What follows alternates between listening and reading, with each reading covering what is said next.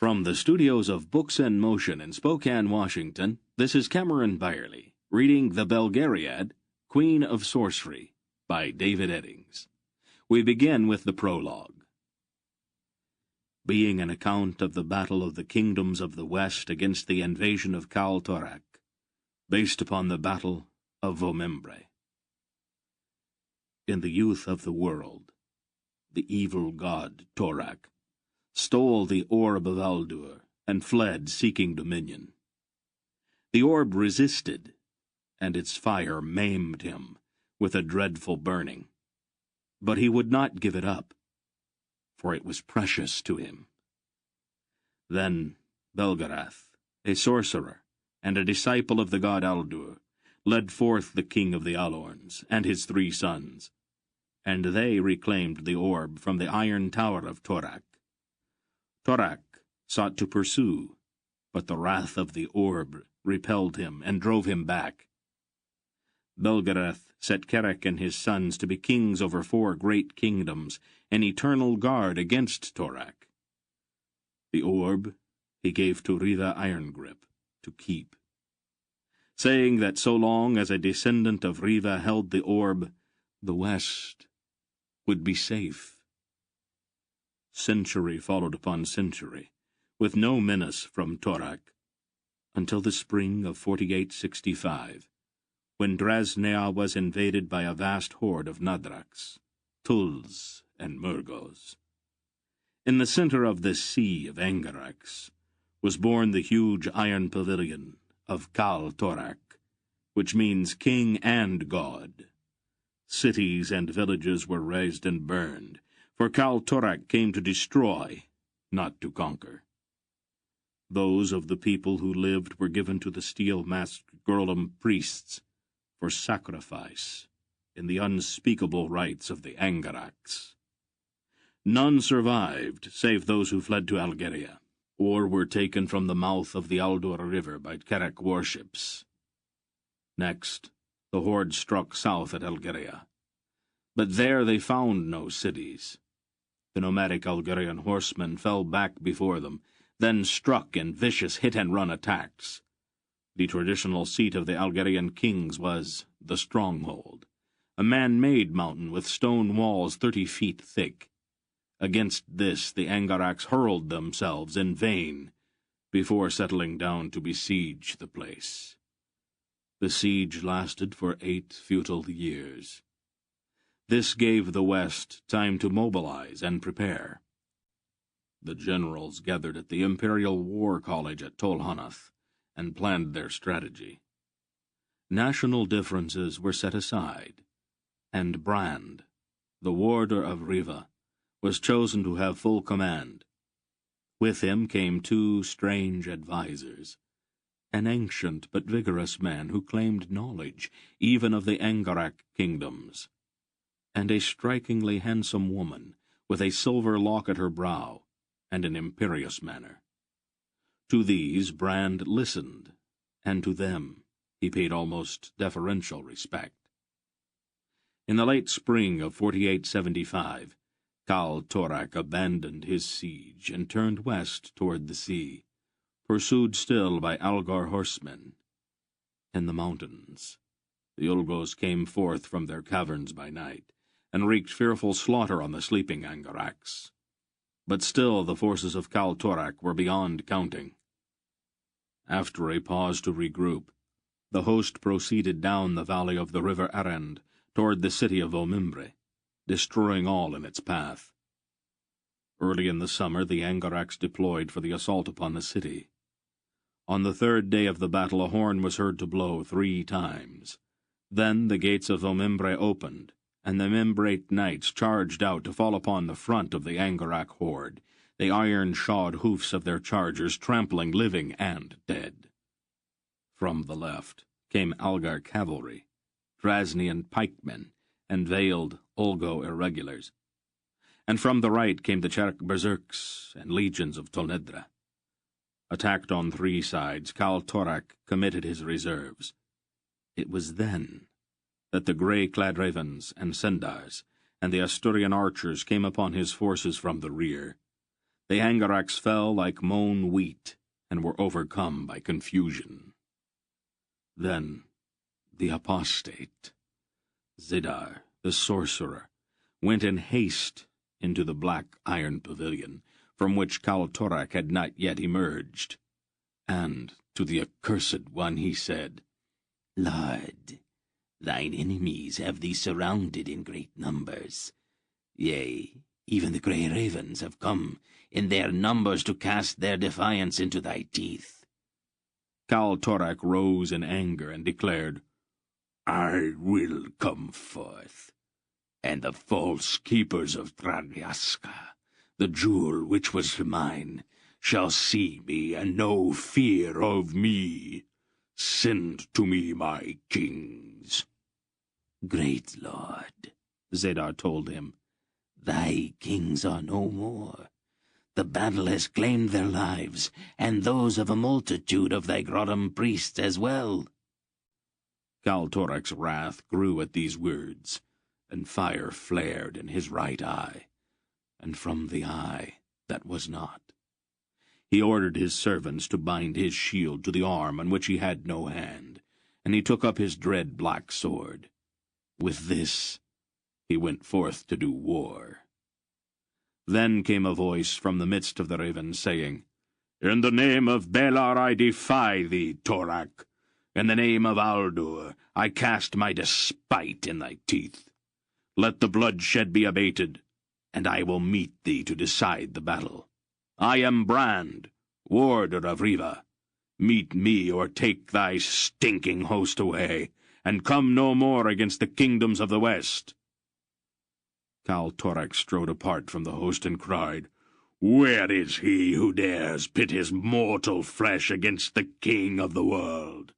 Behold, I am Torak, king of kings and lord of lords. I will destroy this loud-voiced raven. Mine enemies shall perish, and Sragyaska shall again be mine. Brand stood forth. He bore a mighty sword and a shield muffled with cloth. A grizzled wolf marched at his side, and a snowy owl hovered over his head.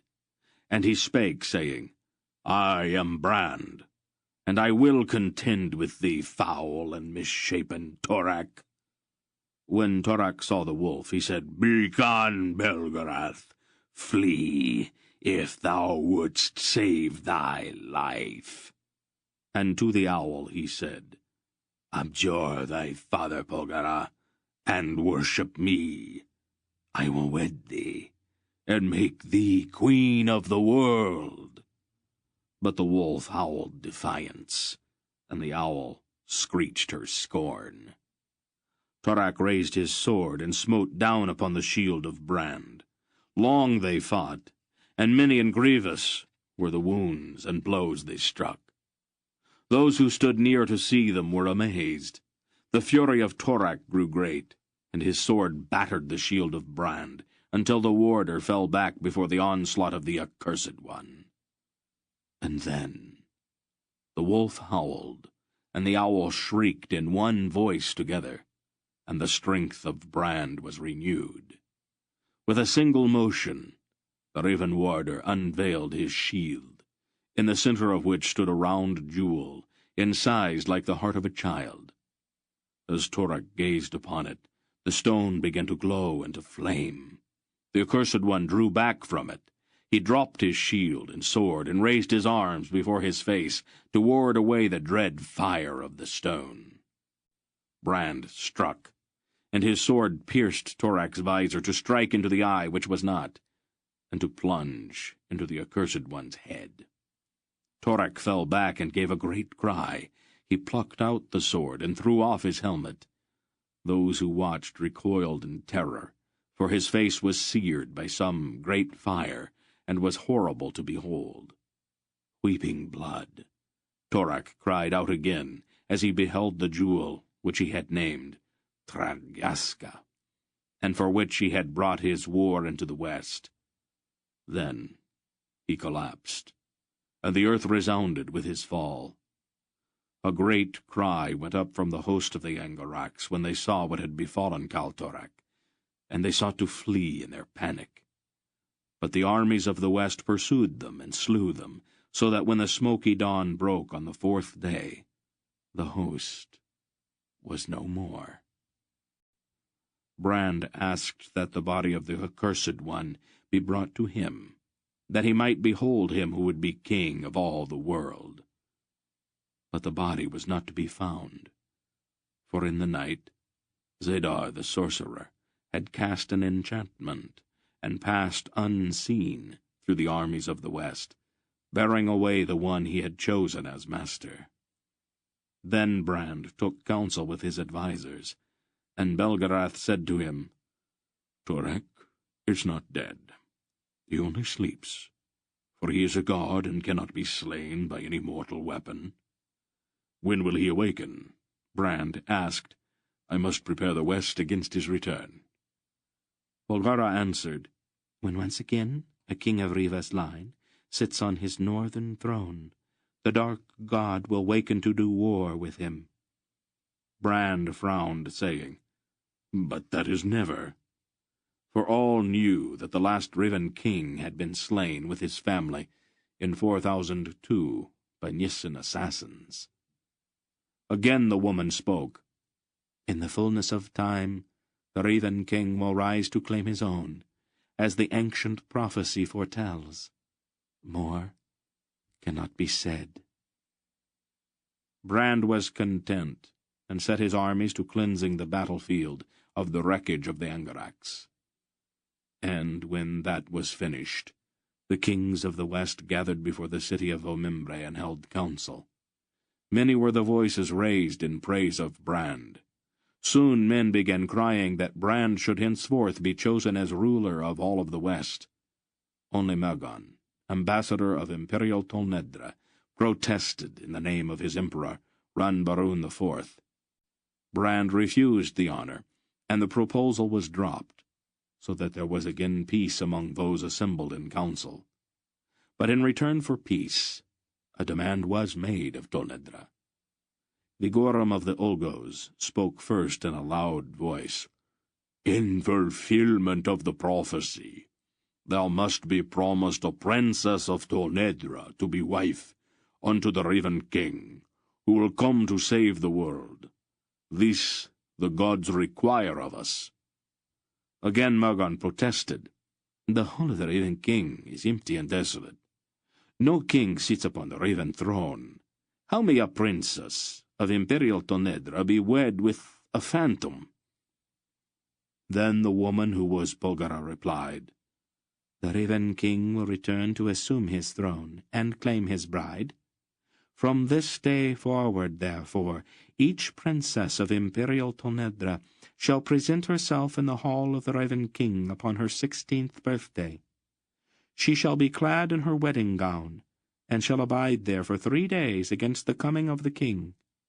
If he comes not to claim her, then she shall be free to return to her father for whatever he may decree for her." Mergon cried out, "All Tolnedra shall rise against this indignity. No, it shall not be." The wise Gorim of the Olgos spoke again. "Tell your emperor that this is the will of the gods. Tell him also that in the day Tolnedra fails in this, the west shall rise against him, and scatter the sons of Nedra to the winds, and pull down the might of the empire, until Imperial Tolnedra is no more." At that, seeing the might of the armies before him, the ambassador submitted to the matter. All then agreed, and were bound to it. When that was done, the nobles of strife-torn Orindia came to Brand, saying, "The king of the Membrates is dead, and the duke of the Asturians also. Who now shall rule us? For 2,000 years has war between Membre and Asturia rent fair Orindia. How may we become one people again?" Brand considered. "Who is heir to the Membrate throne?" "Corodulan is crown prince of the Membrates," the nobles replied. And to whom descends the Asturian line? Maya Serena is the daughter of the Asturian Duke, they told him. Brand said, Bring them to me. And when they were brought before Brand, he said to them, The bloodshed between Membre and Asturia must end. Therefore, it is my will that you be wed to each other, and that the houses which so long have warred shall thus be joined. The two cried against the judgment, for they were filled with ancient enmity, and with pride of their separate lines. But Belgarath took Corodulan aside, and spoke in private with him. And Polgara withdrew Maya Serena to a separate place, and was long in converse with her. No man learned then, or later, what was said to the two young people. But when they returned to where Brand waited, Maya Serena and Corodulan were content that they should be wed. And this was the final act of the council that met after the battle of Vomimbre. Brand spoke to all of the kings and nobles one final time before departing for the north. Much has been wrought here that is good, and shall endure. Behold, we have joined together against the Angaracs, and they have been overthrown. Torak is quelled, and the covenant we have made here among us prepares the west for the day of the prophecy, when the Raven King shall return, and Torak shall wake from his long sleep, to contend again for empire and dominion. All that may be done in this day to prepare for the great and final war has been done. We can do no more. And here, perchance, the wounds of Arindia have been healed, and the strife of more than 2,000 years may see its end. So far as may be, I am content with it all. Hail, then, and farewell. He turned from them, and rode north with the grizzled man, who was Belgarath, and the queenly woman, who was Polgara, by his side. They took ship at Camar in Cinderia, and set sail for Riva. And Brand returned no more to the kingdoms of the west. But of his companions are many tales told, and of that telling, what may be true, and what false, few men may know. Part 1. Arindia. Chapter 1. Wachun was no more.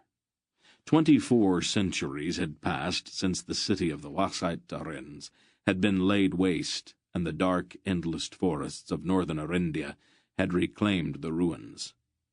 Broken walls had toppled and been swallowed up in the moss and wet brown bracken of the forest floor, and only the shattered stumps of the once proud towers mouldered among the trees and fog to mark the place where Wachun had stood.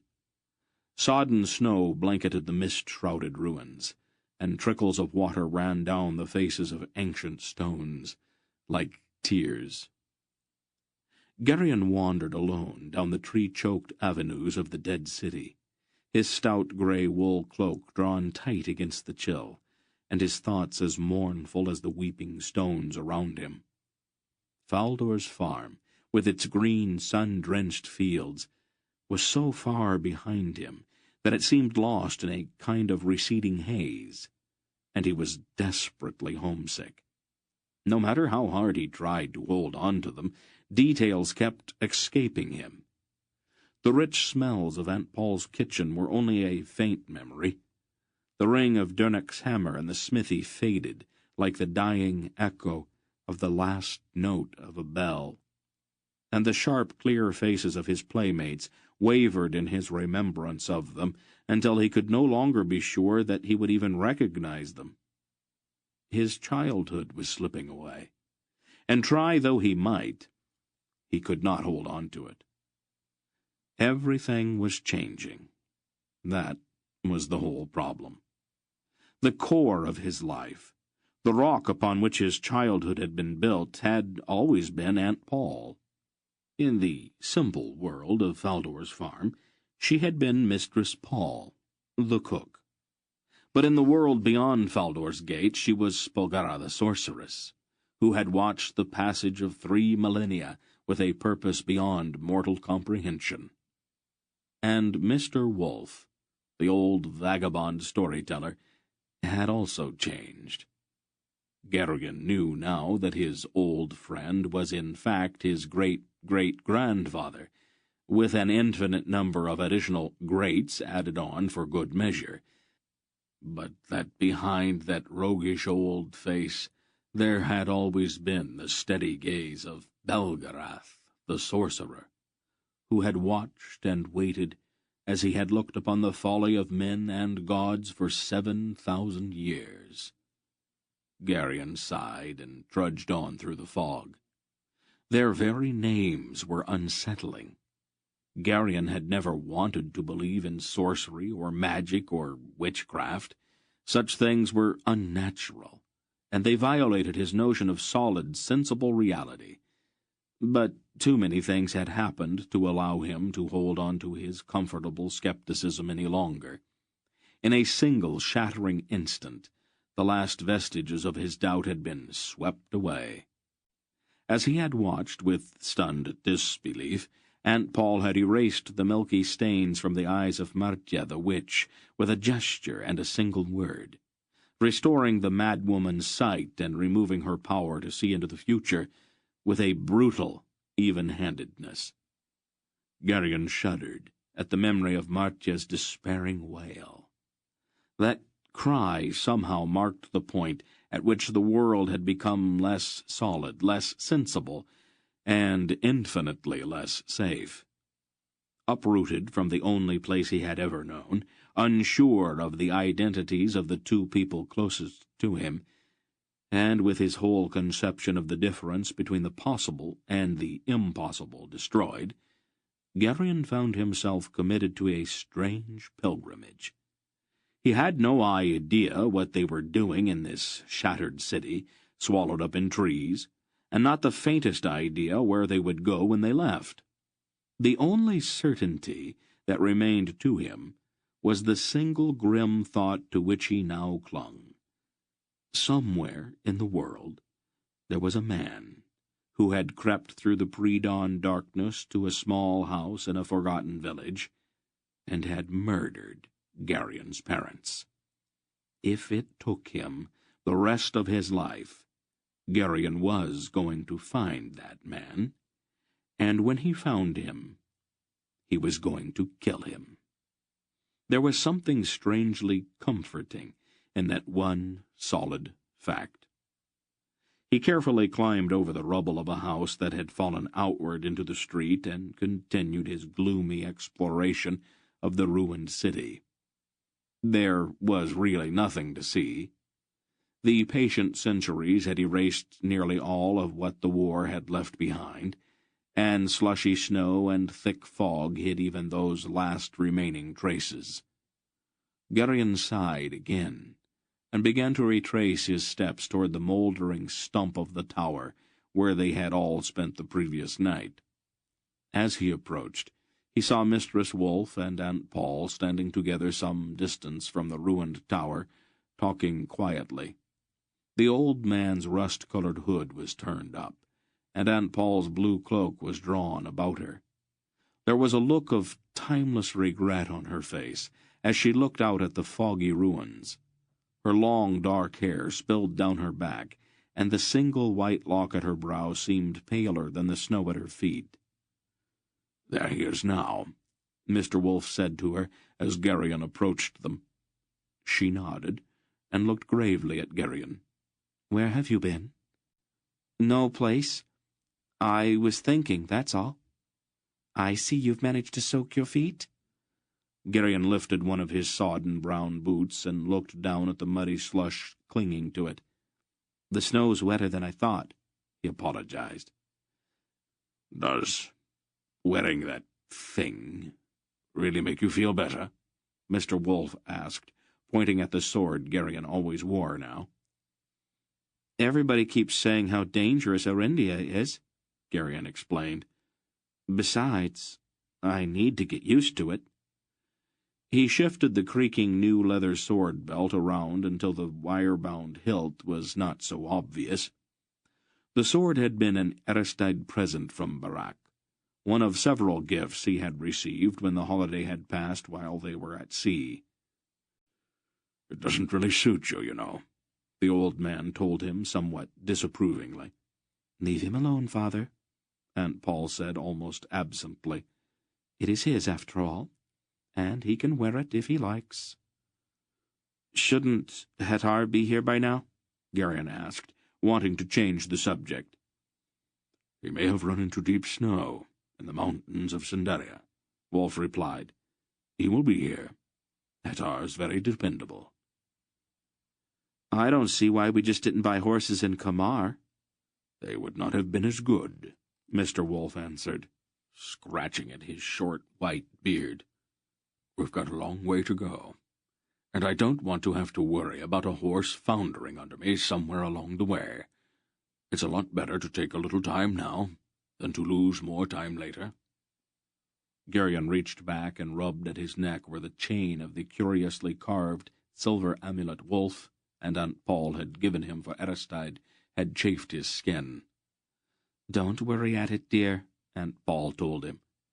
"I wish you'd let me wear it outside my clothes," he complained. "Nobody can see it under my tunic. It has to be next to your skin."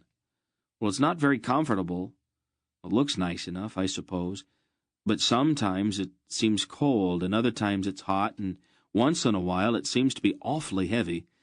The chain keeps rubbing at my neck. I guess I'm not used to ornaments." "It's not entirely an ornament, dear. You'll get used to it in time." Wolf laughed. "Maybe it will make you feel better to know that it took your aunt 10 years to get used to hers. I was forever telling her to put it back on." "I don't know that we need to go into that just now, Father," Aunt Paul answered coolly. "Do you have one, too?" Garion asked the old man, suddenly curious about it. "Of course." "Does it mean something that we all wear them?" "It is a family custom, Garion," Aunt Paul told him, in a tone that ended the discussion. The fog eddied around them as a chill, damp breeze briefly swirled through the ruins. Garion sighed. "I wish Hettar would get here. I'd like to get away from this place. It's like a graveyard." "It was not always this way," Aunt Paul said very quietly. "Well, what was it like?" "I was happy here. The walls were high and the towers soared. We all thought it would last forever."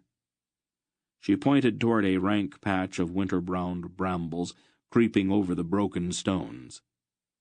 "Over there was a flower-filled garden where ladies in pale yellow dresses used to sit while young men sang to them from beyond the garden wall. The voices of the young men were very sweet, and the ladies would sigh and throw bright red roses over the wall to them, and down that avenue was a marble-paved square where the old men met to talk of forgotten wars and long-gone companions. Beyond that there was a house with a terrace where I used to sit with friends in the evening to watch the stars come out, while a boy brought up chilled fruit, and the nightingales sang as if their hearts were breaking." Her voice drifted off into silence. "But then the Asturians came," she went on, "and there was a different note then.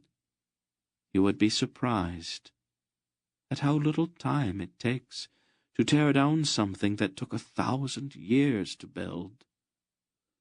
"Don't worry at it, Paul," Wolf told her. "These things happen from time to time.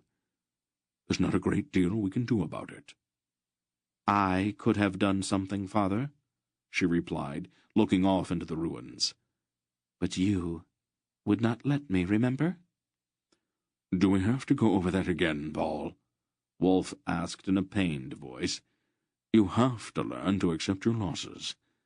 The Wassaiderans were doomed anyway. At best, you would have only been able to stall off the inevitable for a few months. We are not who we are, and what we are, in order to get mixed up in things that don't have any meaning." "So you said before." She looked around at the filmy trees marching away in the fog down the empty streets. "I did not think the trees would come back so fast," she said with a strange little catch in her voice. "I thought they might have waited a little longer." "It's been almost 25 centuries, Paul." "Really? It seems like only last year." "Don't brood about it. It will only make you melancholy. Why don't we go inside? The fog's beginning to make us all a bit moody." Unaccountably, Aunt Paul put her arm around Gerion's shoulders as they turned toward the tower. Her fragrance and the sense of her closeness brought a lump to his throat. The distance that had grown between them in the past few months seemed to vanish at her touch. The chamber in the base of the tower had been built of such massive stones that neither the passage of centuries nor the silent probing tendrils of the tree roots had been able to dislodge them. Great shallow arches supported the low stone ceiling, making the room seem almost like a cave. At the end of the room, opposite the narrow doorway, a wide crack between two of the rough-hewn blocks provided a natural chimney. Dernick had soberly considered the crack the previous evening, when they had arrived cold and wet, and then had quickly constructed a crude but efficient fireplace out of the rubble. "It'll serve," the smith had said. "Not very elegant, perhaps, but good enough for a few days." As Wolfe, Gerion, and Aunt Paul entered the low, cave-like chamber, a good fire crackled in the fireplace, casting a looming shadow among the low arches and radiating a welcome warmth. Dernick, in his brown leather tunic, was stacking firewood along the wall. Barak, huge, red-bearded, and mail-shirted, was polishing his sword. Silk, in an unbleached linen shirt and black leather vest, lounged idly on one of the packs, toying with a pair of dice. "Any sign of Hathor yet?" Barak asked, looking up. "It's a day or so early," Mr. Wolfe replied, going to the fireplace to warm himself. "Why don't you change your boots, Gerion?" Aunt Paul suggested, hanging her blue cloak on one of the pegs Dernick had hammered into a crack in the wall. Gerion lifted his pack down from another peg and began rummaging through it. "Your stockings, too?" "Is the fog lifting at all?" Silk asked Mr. Wolfe. "Not a chance." "If I can persuade you all to move out from in front of the fire, I will see about supper," Aunt Paul told them, suddenly very businesslike. She began setting out a ham, a few loaves of dark peasant bread, a sack of dried peas, and a dozen or so leathery-looking carrots, humming softly to herself as she always did when she was cooking. The next morning, after breakfast, Gerion pulled on a fleece-lined overvest, belted on his sword, and went back out into the fog-muffled ruins to watch for Hathor. It was a task to which he had appointed himself, and he was grateful that none of his friends had seen fit to tell him that it wasn't really necessary. As he trudged through the slush-covered streets toward the broken west gate of the city, he made a conscious effort to avoid the melancholy brooding that had blackened the previous day. Since there was absolutely nothing he could do about his circumstances, chewing on them would only leave a sour taste in his mouth. He was not exactly cheerful when he reached the low piece of wall by the west gate, but he was not precisely gloomy either. The wall offered some protection, but the damp chill still crept through his clothes, and his feet were already cold. He shivered and settled down to wait. There was no point in trying to see any distance in the fog, so he concentrated on listening. His ears began to sort out the sounds in the forest beyond the wall, the drip of water from the trees, the occasional sodden thump of snow sliding from the limbs, and the tapping of a woodpecker working on dead snags several hundred yards away. "That's my cow," a voice said suddenly from somewhere off in the fog. Garyon froze and stood silently, listening. "Keep her in your own pasture, then," another voice replied shortly. "Is that you, Limer?" the first voice asked. "Right, you're all Dutton, aren't you?" "I don't recognize you. How long's it been?" 4 or 5 years, I suppose," Limer judged. "How are things going in your village?" Dutton asked. "We're hungry. The taxes took all our food." "Ours too. We've been eating boiled tree roots." "Haven't tried that yet. We are eating our shoes." "How's your wife?" Dutton asked politely. "She died last year," Limer answered in a flat, unemotional voice. "My lord took our son for a soldier, and he was killed in a battle somewhere. They poured boiling pitch on him. After that my wife stopped eating. Didn't take her long to die." "I'm sorry," Dutton sympathized. "She was very beautiful." "They're both better off," Limer declared. "They aren't cold or hungry any more. Which kind of tree roots have you been eating?" "Oh, birch is the best. Spruce has too much pitch and oak's too tough. You boil some grass with the roots to give them a bit of flavour." "I'll have to try it." "We've got to get back," Dutton said. "My lord's got me clearing trees, and he'll have me flogged if I stay away too long. Maybe I'll see you again sometime." "If we both live." "Goodbye." "Goodbye." The two voices drifted away. Garyon stood quite still for a long time after they were gone, his mind numb with shock and with tears of sympathy standing in his eyes. The worst part of it was the matter-of-fact way in which the two had accepted it all. A terrible anger began to burn in his throat. He wanted suddenly to hit somebody. Then there was another sound off in the fog. Somewhere in the forest nearby, someone was singing.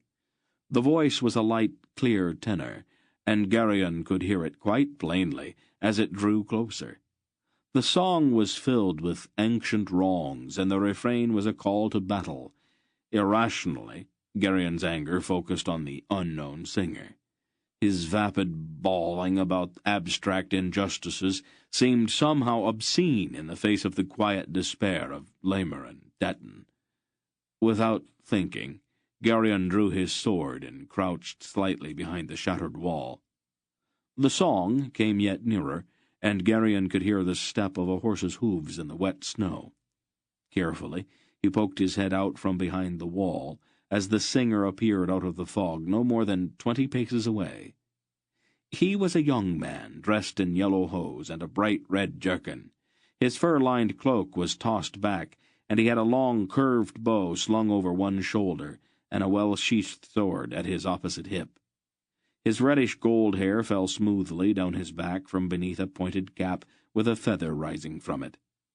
Although his song was grim, and he sang it in a voice throbbing with passion, there was about his youthful face a kind of friendly openness that no amount of scowling could erase.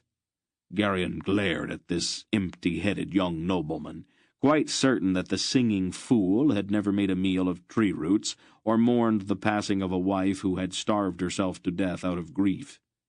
The stranger turned his horse, and, still singing, rode directly toward the broken arch of the gateway beside which Garyon lurked in ambush. Garyon was not normally a belligerent boy, and under other circumstances he might have approached the situation differently. The gaudy young stranger, however, had presented himself at precisely the wrong time. Garyon's quickly devised plan had the advantage of simplicity. Since there was nothing to complicate it, it worked admirably, up to a point. No sooner had the lyric young man passed through the gate than Garyon stepped from his hiding-place, grasped the back of the rider's cloak, and yanked him bodily out of the saddle. With a startled outcry and a wet splat, the stranger landed unceremoniously on his back in the slush at Garyon's feet. The second part of Garyon's plan, however, fell completely apart. Even as he moved in to take the fallen rider prisoner at sword point, the young man rolled, came to his feet, and drew his own sword. seemingly all in one motion. His eyes were snapping with anger, and his sword weaved threateningly.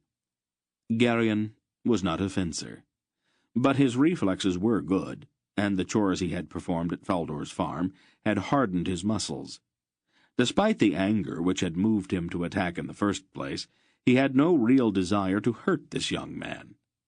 His opponent seemed to be holding his sword lightly, almost negligently, and Geryon thought that a smart blow on the blade might very well knock it out of his hand.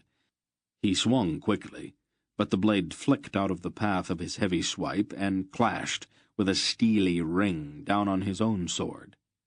Geryon jumped back and made another clumsy swing. The swords rang again. Then the air was filled with clash and scrape and bell-like rattle as the two of them banged and parried and feinted with their blades. It took Geryon only a moment to realize that his opponent was much better at this than he was, but that the young man had ignored several opportunities to strike at him. In spite of himself, he had begun to grin in the excitement of their noisy contest. The stranger's answering grin was open, even friendly. "All right. That's enough of that." It was Mr. Wolfe. The old man was striding toward them with Barak and Silk close on his heels. "Just exactly what do you two think you're doing?" Geryon's opponent, after one startled glance, lowered his sword. "Belgarath," he began. "Leldorin," Wolfe's tone was scathing. "Have you lost what little sense you had to begin with?" Several things clicked into place in Geryon's mind simultaneously as Wolfe turned on him coldly. "Well, Geryon, would you like to explain this?" Geryon instantly decided to try guile. "Grandfather," he said, stressing the word and giving the younger stranger a quick warning look, "you didn't think we were really fighting, did you? Leldorin here was just showing me how you block somebody's sword when he attacks. That's all." "Really?" Wolfe replied skeptically. "Of course," Geryon said, all innocence now.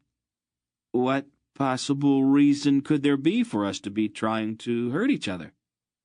Leldorin opened his mouth to speak, but Geryon deliberately stepped on his foot.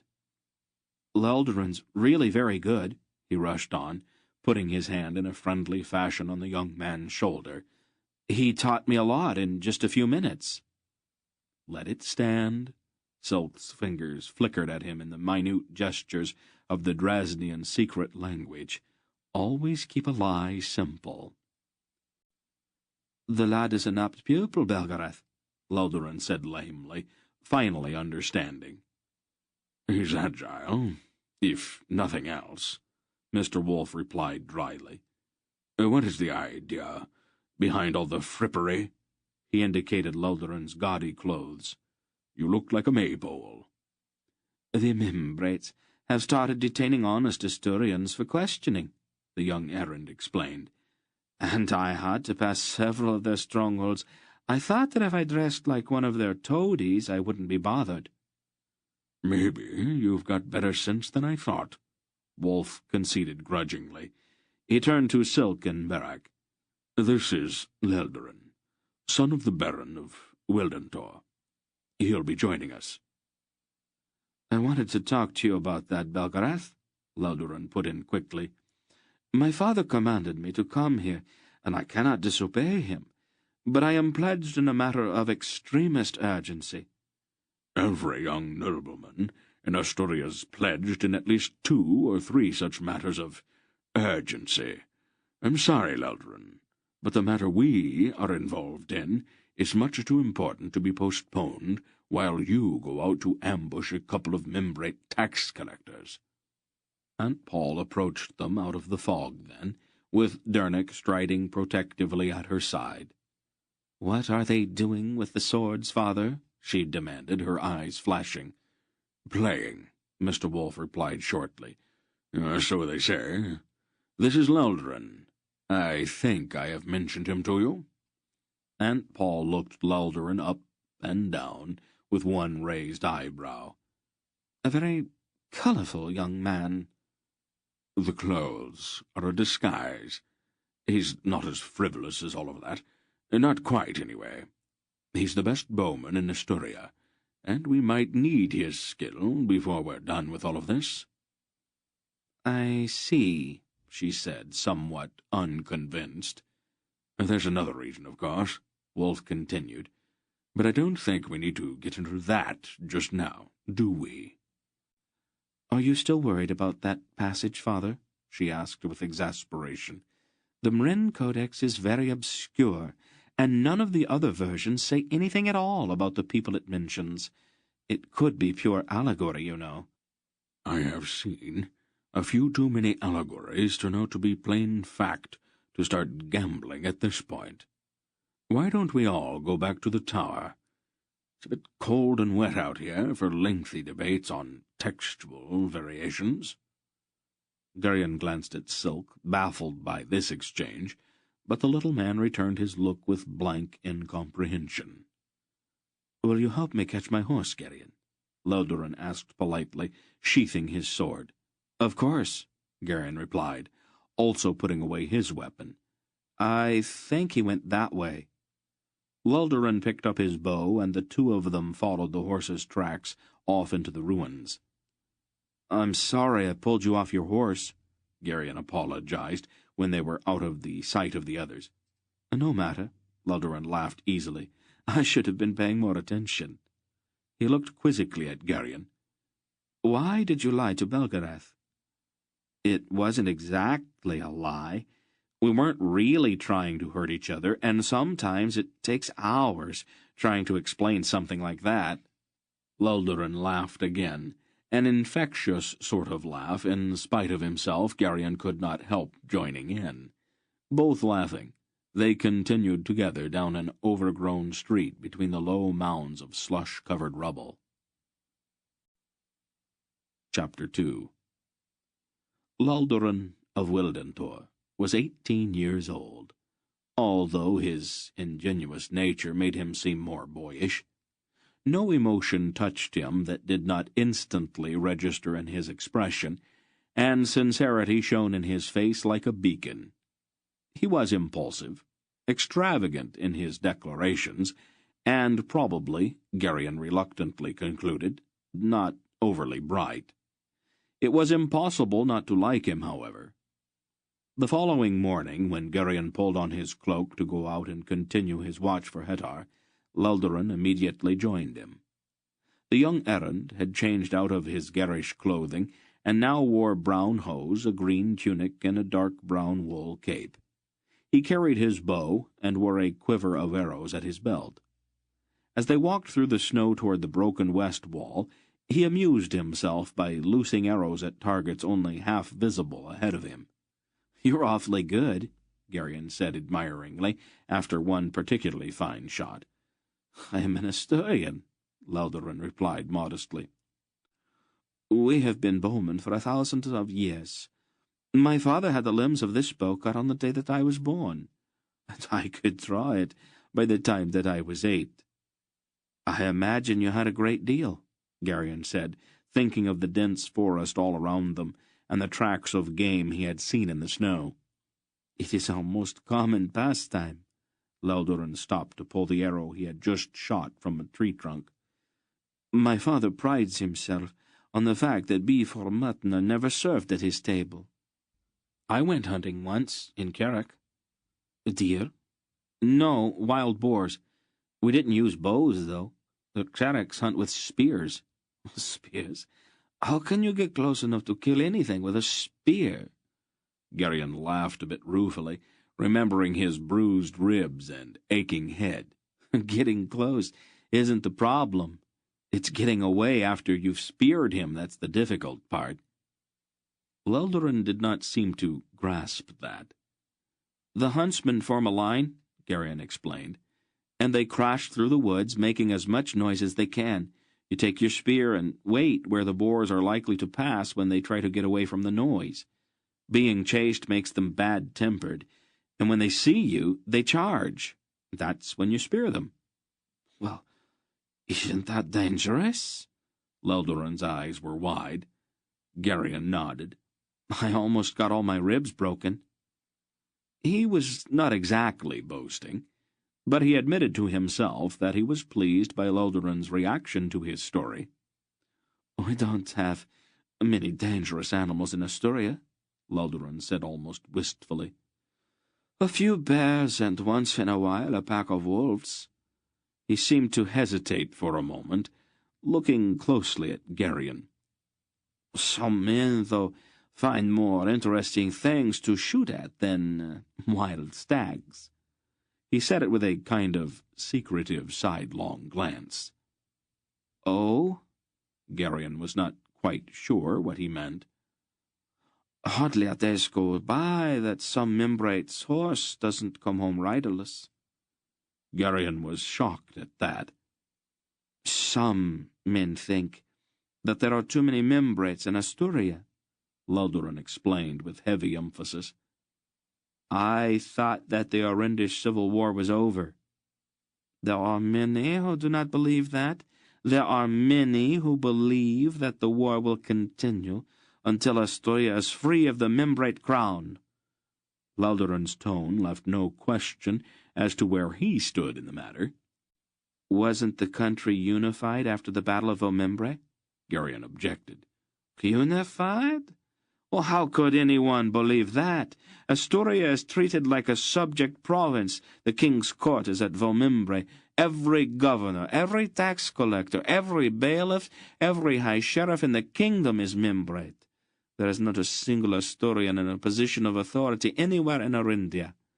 The membrates even refuse to recognize our titles.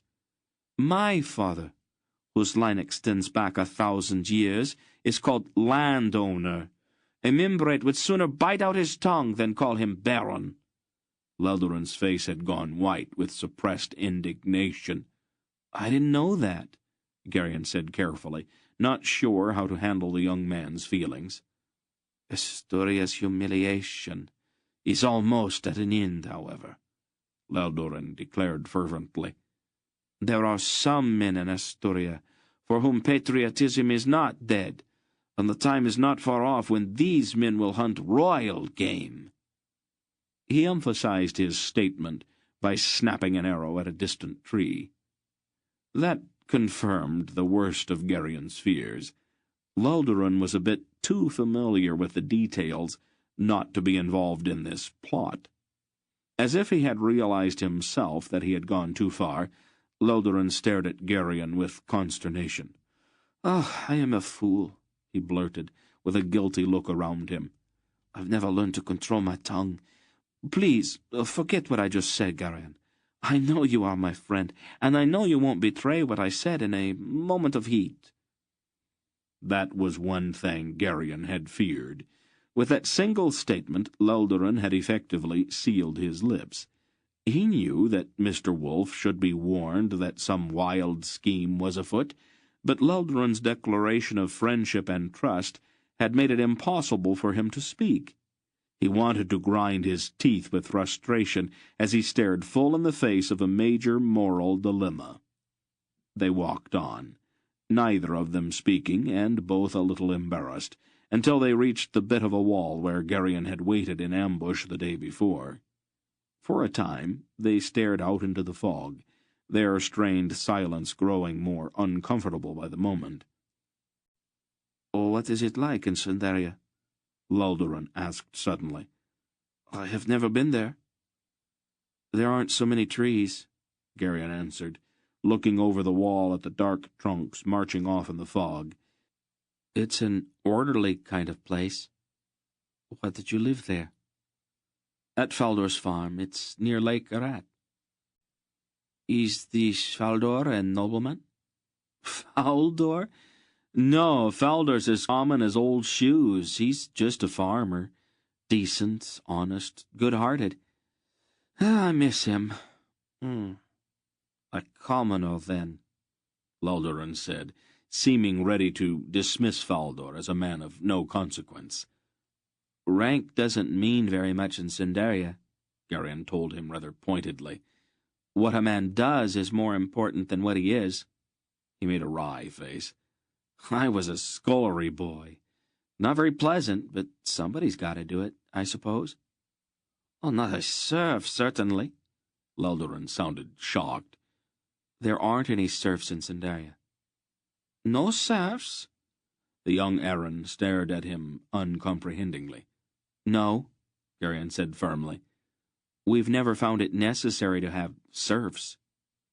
Leldoran's expression clearly showed that he was baffled by the notion. Garion remembered the voices that had come to him out of the fog the day before, but he resisted the urge to say something about serfdom.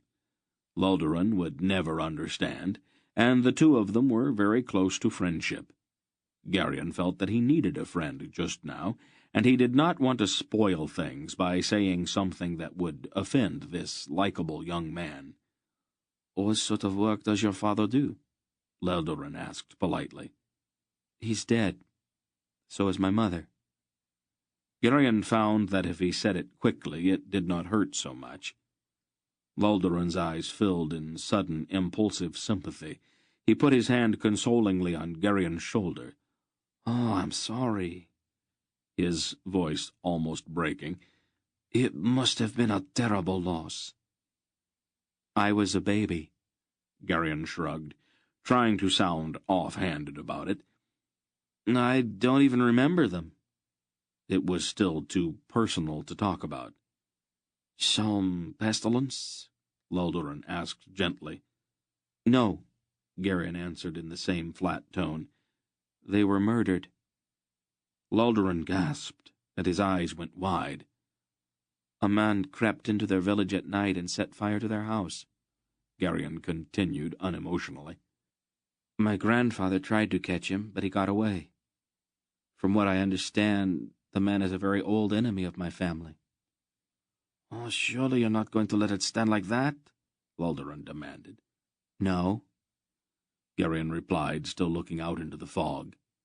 "As soon as I'm old enough, I'm going to find him and kill him."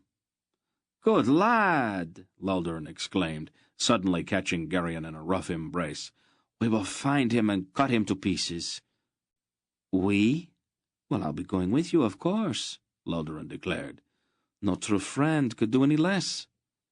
He was obviously speaking on impulse, but just as obviously he was totally sincere. He gripped Garion's hand firmly. "I swear to you, Garion, I will not rest until the murderer of your parents lies dead at your feet." The sudden declaration was so totally predictable that Garion silently berated himself for not keeping his mouth shut. His feelings in the matter were very personal, and he was not really sure he wanted company in his search for his faceless enemy. Another part of his mind, however, rejoiced in Leldoran's impulsive but unquestioning support. He decided to let the subject drop. He knew Leldoran well enough by now to realize that the young man undoubtedly made a dozen devout promises a day, quickly offered in absolute sincerity, and just as quickly forgotten. They talked then of other things, standing close together beside the shattered wall with their dark cloaks drawn tightly around them. Shortly before noon, Garion heard the muffled sound of horses' hooves somewhere out in the forest. A few minutes later, Hettar materialized out of the fog with a dozen wild-looking horses trailing after him. The tall Algar wore a short, fleece-lined leather cape. His boots were mud-spattered and his clothes travel-stained, but otherwise he seemed unaffected by his 2 weeks in the saddle. "Garion," he said gravely, by way of greeting, and Garion and Leldoran stepped out to meet him.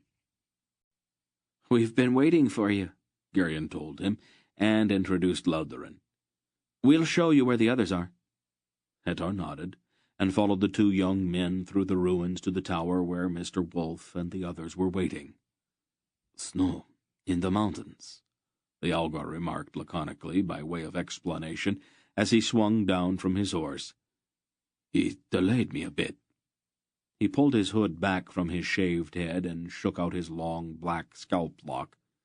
"No harm's been done," Mr. Wolf replied. "Come inside to the fire, and have something to eat. We have got a lot to talk about." Hettar looked at the horses, his tan, weathered face growing strangely blank, as if he were concentrating. The horses all looked back at him, their eyes alert and their ears pointed sharply forward. Then they turned and picked their way off among the trees. "Don't they stray?" Dernick wanted to know. "No," Hettar answered. "I ask them not to." Dernick looked puzzled, but he let it pass. They all went into the tower and sat near the fireplace. Aunt Paul cut dark bread and pale yellow cheese for them while Dernick put more wood on the fire. "Cohag sent word to the clan chiefs," Hettar reported, pulling off his cape. He wore a black, long-sleeved horsehide jacket with steel discs riveted to it to form a kind of flexible armor. "They are gathering at the stronghold for council." He unbelted the curved saber he wore, laid it to one side, and sat near the fire to eat. Wolf nodded. "Is anyone trying to get through to Prolga?" "I sent a troop of my own men to the Gorum before I left," Hettar responded. "They will get through if anyone can." "I hope so," Wolf stated. "The Gorum's an old friend of mine, and I'll need his help before all of this is finished." "Aren't your people afraid of the land of the Ulgos?" Lulduran inquired politely. "I have heard that there are monsters there that feed on the flesh of men." Hettar shrugged. "They stay in their lairs in the winter-time. Besides, they are seldom brave enough to attack a full troop of mounted men." He looked over at Mr. Wolf. "Southern Sindaria is crawling with Murgos. Or did you know that?" "I could have guessed. Did they seem to be looking for anything in particular?" "I do not talk with Murgos," Hettar said shortly. His hooked nose and fierce eyes made him look at that moment like a hawk about to swoop down to the kill. "I'm surprised that you were not delayed even more," Silk bantered. "The whole world knows how you feel about Murgos." "I indulged myself once," Hettar admitted. "I met 2 of them, alone on the highway. It did not take very long." "Two less to worry about, then," Breck grunted with approval. "I think it's time for some plain talk," Mr. Wolf said, brushing crumbs off the front of his tunic. "Most of you have some notion of what we are doing, but I don't want anybody blundering into something by accident. We are after a man named Zedar. He used to be one of my master's disciples. Then he went over to Torak. Early last fall he somehow slipped into the throne room at Riva and stole the Orb of Aldur. We are going to chase him down and get it back." "Isn't he a sorcerer too?" Barak asked, tugging absently at a thick red braid. "That is not the term we use. But yes, he does have a certain amount of that kind of power. We all did. Me, Beltira, and Belkira, Belzedar, all the rest of us. That's one of the things I wanted to warn you about." "You all seem to have the same sort of names," Silk noticed. "Our master changed our names when he took us as disciples. It was a simple change, but it meant a great deal to us." "Wouldn't that mean that your original name was Gareth?" Silk asked, his ferret eyes narrowing shrewdly. Mr. Wolf looked startled and then laughed. "I haven't heard that name for thousands of years. I have been Belgarath for so long that I had almost completely forgotten Gareth. It's probably just as well. Gareth was a troublesome boy, a thief and a liar, among other things." "Some things never change," Aunt Paul observed. "Nobody's perfect," Wolf admitted blandly. "Why did Zedar steal the orb?" Hettar asked, setting aside his plate. "He has always wanted it for himself," the old man replied. "That could be it, but more likely he's trying to take it to Torak. The one who delivers the orb to One Eye is going to be his favorite." "But Torak is dead," Lulduran objected. "The Raven Warder killed him at Vomimbre." "No, Torak is not dead, only asleep. Bran's sword was not the one destined to kill him. Zedar carried him off after the battle, and hid him someplace. Someday he will awaken, probably someday very soon, if I am reading the signs right. We have got to get the orb back before that happens. These Zedar's caused a lot of trouble, Beric rumbled. You should have dealt with him a long time ago. Possibly, Wolf admitted. Why don't you just wave your hand and make him disappear? Beric suggested, making a sort of gesture with his thick fingers. Wolf shook his head. I can't. Not even the gods can do that. Well, we've got some big problems, then, Silk said with a frown. Every Mergo from here to Rakgoska's going to try to stop us from catching Zedar. Not necessarily, Wolf disagreed. Zedar's got the orb, but Tochik commands the Grolums. Tochik? Loldoran asked. The Grolum High Priest. He and Zedar hate each other. I think we can count on him to try to keep Zedar from getting to Torak with the orb. Beric shrugged. What difference does it make? You and Bulgara can use magic if we run into anything difficult, can you not? This ends Disc 1. Please change to Disc 2. You and Bulgara can use magic if we run into anything difficult, can you not? There are limitations on that sort of thing, Wolf said a bit evasively. I don't understand, Beric said, frowning. Mr. Wolf took a deep breath. All right, as long as it's come up, let's go into that too. A sorcery, if that's what you want to call it, is a disruption of the natural order of things. Sometimes it has certain unexpected effects, so you have to be very careful about what you do with it. Not only that, it makes... He frowned then. Well, let's call it a sort of noise. That's not exactly what it is, but it serves well enough to explain. Others with the same abilities can hear the noise. Once Bulgara and I start changing things, every Grolum in the West is going to know exactly where we are and what we are doing. They'll keep piling things in front of us until we're exhausted. It takes almost as much energy to do things that way as it does to do them with your arms and back, Aunt Paul explained. It is very tiring. She sat beside the fire, carefully mending a small tear in one of Gerion's tunics. I didn't know that, Beric admitted. Not many people do. If we have to, Paul and I can take certain steps, Wolf went on. But we can't keep it up forever. And we can't simply make things vanish. I'm sure you can see why. Oh, of course, Silk professed, though his tone indicated that he did not. Everything that exists depends on everything else, Aunt Paul explained quietly. If you were to unmake one thing, it is altogether possible that everything would vanish. The fire popped, and Gerion jumped slightly. The vaulted chamber seemed suddenly dark, and shadows lurked in the corners. That cannot happen, of course, Wolf told them. When you try to unmake something, your will simply recoils on you. If you say, be not, then you are the one who vanishes.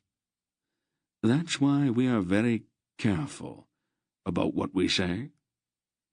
Oh, I can understand why, Silk said, his eyes widening slightly. Most of the things we will encounter can be dealt with by ordinary means. That is the reason we have brought you together. At least, that's one of the reasons. Among you, you will be able to handle most of the things that get in our way. The important thing to remember is that Bulgara and I have to get to Zedar before he can reach Torak with the orb. Zedar has found some way to touch the orb. I don't know how. If he can show Torak how it's done, no power on earth will be able to stop One Eye from becoming king and god over the whole world." They all sat in the ruddy, flickering light of the fire, their faces serious as they considered that possibility. "I think that pretty well covers everything, don't you, Paul?" "I believe so, Father," she replied, smoothing the front of her grey homespun gown. Later, outside the tower, as grey evening crept in among the foggy ruins of Voachun, and the smell of the thick stew Aunt Paul was cooking for supper drifted out to them, Geryon turned to Silk. "Is it all really true?" The small man looked out into the fog. "Let's act as if we believed that it is," he suggested. "Under the circumstances, I think it would be a bad idea to make a mistake." "Are you afraid too, Silk?" Silk sighed. "Yes," he admitted. "But we can behave as if we believed that we aren't, can't we?" "I guess we can try," Geryon said, and the two of them turned to go back into the chamber at the foot of the tower, where the firelight danced on the low stone arches, holding the fog and the chill at bay. Chapter 3. The next morning, Silk came out of the tower wearing a rich maroon doublet and a bag-like black velvet cap cocked jauntily over one ear. "What is all that about?" Aunt Paul asked him. "I chanced to cross an old friend in one of the packs," Silk replied airily. "Redek of Bakhtor by name." "What happened to Ambar of Kartu?" "Oh, Ambar's a good enough fellow, I suppose," Silk said a bit deprecatingly. "But a Murgo named Asherak knows about him, and may have dropped his name in certain quarters. Let's not look for trouble, if we don't have to." "Not a bad disguise," Mr. Wolf agreed. "One more Dresdnian merchant on the Great West Road won't attract any attention, whatever his name." "Please," Silk objected in an injured tone. "The name is very important. You hang the whole disguise on the name." "I don't see any difference," Barak asserted bluntly. "There is all the difference in the world. Surely you can see that Ambar's a vagabond with very little regard for ethics, while Redek's a man of substance, whose word is as good in all the commercial centers of the West. Besides, Redek's always accompanied by servants." "Servants?" One of Aunt Paul's eyebrows shot up. "Oh, just for the sake of disguise," Silk assured her quickly. "You, of course, could never be a servant, Lady Pulgara." "Oh, thank you.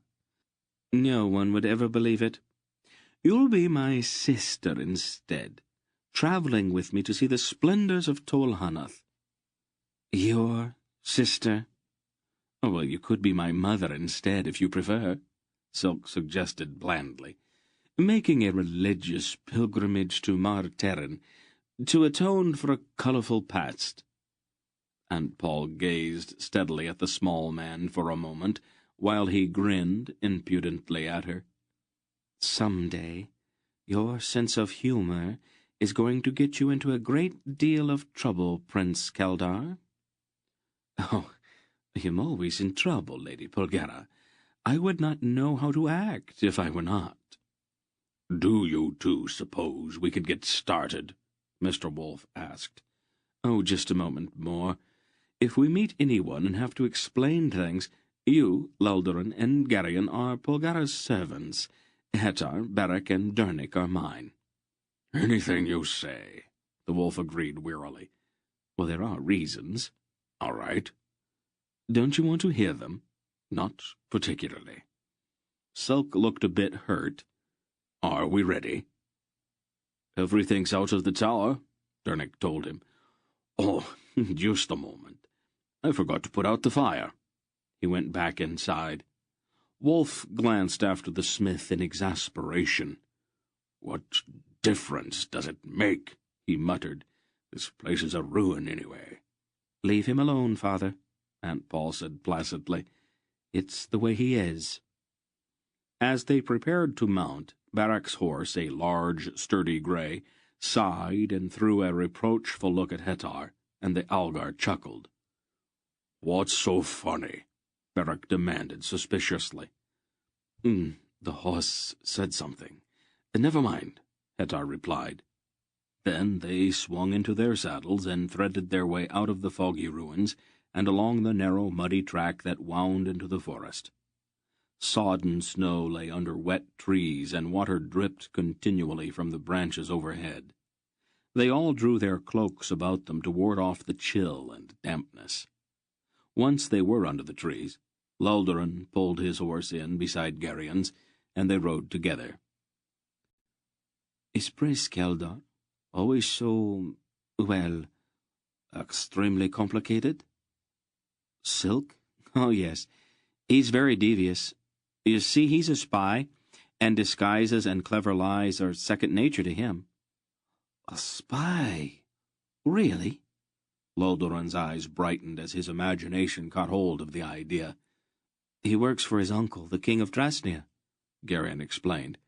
"From what I understand, the Drasnians have been at this sort of thing for centuries." "We've got to stop and pick up the rest of the packs," Silk was reminding Mr. Wolf. "I have not forgotten." "Packs?" Loldoran asked. "Silk picked up some wool, cloth, and kamar," Garion told him. "He said it would give us a legitimate reason to be on the highway. We hid them in a cave when we left the road to come to Vovachun." "He thinks of everything, doesn't he?" "He tries. We're lucky to have him with us." "Maybe we could have him show us a few things about disguises," Loldoran suggested brightly. "It might be very useful when we go looking for your enemy." Garion had thought that Loldoran had forgotten his impulsive pledge. The young Aran's mind seemed too flighty to keep hold of one idea for very long, but he saw now that Loldoran only seemed to forget things. The prospect of a serious search for his parents' murderer, with this young enthusiast adding embellishments and improvisations at every turn, began to present itself alarmingly. By mid-morning, after they had picked up Silk's packs and lashed them to the backs of the spare horses, they were back out onto the Great West Road, the Tolnedran highway running through the heart of the forest. They rode south at a loping canter that ate up the miles. They passed a heavily burdened serf, clothed in scraps and pieces of sackcloth, tied on with bits of string. The serf's face was gaunt, and he was very thin under his dirty rags. He stepped off of the road and stared at them with apprehension until they had passed. Garion felt a sudden stab of compassion. He briefly remembered Lamer and Detton, and he wondered what would finally happen to them. It seemed important for some reason. "Is it really necessary to keep them so poor?" he demanded of Loldoran, unable to hold it in any longer. "Who?" Loldoran asked, looking around. "That serf." Loldoran glanced back over his shoulder at the ragged man. "You didn't even see him," Garion accused. Loldoran shrugged. "There are so many." "And they all dress in rags and live on the edge of starvation?" "Membrate taxes," Loldoran replied, as if that explained everything. "You seem to have always had enough to eat." "I am not a serf, Garion," Loldoran answered patiently. "The poorest people always suffer the most. It is the way the world is." "It doesn't have to be." "You just don't understand." "No, and I never will." "Naturally not," Loldoran said with infuriating complacency. "You are not errandish." Garion clenched his teeth to hold back the obvious reply. By late afternoon, they had covered 10 leagues, and the snow had largely disappeared from the roadside. "Shouldn't we start to give some thought to where we're going to spend the night, Father?" Aunt Paul suggested. Mr. Wolf scratched thoughtfully at his beard as he squinted at the shadows hovering in the trees around them. "I have an uncle who lives not far from here," Loldoran offered. "Count Reldigan. I am sure that he will be glad to give us shelter." Thin? Mr. Wolf asked. Dark hair? It is grey now, Lilderin replied. Do you know him? I have not seen him for 20 years, Wolf told him. As I recall, he used to be quite a hothead. Uncle Reldigan? You must have him confused with somebody else, Belgarath. Maybe. How far is it to his house? No more than a league and a half away. Let's go see him, then, Wolf decided. Lilderin shook his reins and moved into the lead to show them the way. How are you and your friend getting along? Silk asked, falling in beside Garion. Fine, I suppose, Garion replied, not quite sure how the rat-faced little man intended the question. It seems to be a little hard to explain things to him, though. That is only natural. He is an errand, after all. Garion quickly came to Lilderin's defense. He's honest and very brave. Yes, they all are, and that is part of the problem. I like him. Oh, so do I, Garion, but that does not keep me from realizing the truth about him. If you're trying to say something, why don't you just go ahead and say it? All right, I will. Do not let friendship get the better of your good sense. Orindia is a very dangerous place, and errands tend to blunder into disasters quite regularly. Don't let your exuberant young companion drag you into something that's none of your business. Silk's look was direct, and Garion realized that the little man was quite serious. I'll be careful, he promised. I knew that I could count on you, Silk said gravely. Are you making fun of me? Would I do that, Garion? Silk asked mockingly. Then he laughed, and they rode on together through the gloomy afternoon. The grey stone house of Count Reldigan was about a mile back in the forest from the highway, and it stood in the centre of a clearing that extended beyond bowshot in every direction. Although it had no wall, it had somehow the look of a fort. The windows facing out were narrow and covered with iron gratings. Strong turrets, surmounted by battlements, stood at each corner, and the gate, which opened into the central courtyard of the house, was made of whole tree trunks, squared off and strapped together with iron bands. Garion stared at the brooding pile as they approached in the rapidly fading light. There was a kind of haughty ugliness about the house, a grim solidity that seemed to defy the world. "It's not a very pleasant-looking sort of place, is it?" he said to Silk. "Asturian architecture is a reflection of their society. A strong house isn't a bad idea in a country where neighborhood disputes sometimes get out of hand." "Are they also afraid of each other?" "Just cautious, Garion, just cautious." Lilderin dismounted before the heavy gate and spoke to someone on the other side through a small grill. There was finally a rattling of chains and the grinding sound of heavy iron-shod bars sliding back. "I would not make any quick moves once we are inside," Silk advised quietly. "There will probably be archers watching us." Garion looked at him sharply. "A quaint custom of the region," Silk informed him. They rode into a cobblestoned courtyard and dismounted. Count Reldigan, when he appeared, was a tall, thin man with iron-grey hair and a beard who walked with the aid of a stout cane. He wore a rich green doublet and black hose. Despite the fact that he was in his own house, he carried a sword at his side. He limped heavily down a broad flight of stairs from the house to greet them. "Uncle," Lilderin said, bowing respectfully. "Nephew," the Count replied in polite acknowledgment. "My friends and I have found ourselves in the vicinity," Lilderin stated. "We thought we might impose on you for the night." "You are always welcome, nephew," Reldigan answered with a kind of grave formality. "Have you dined yet?" "No, uncle."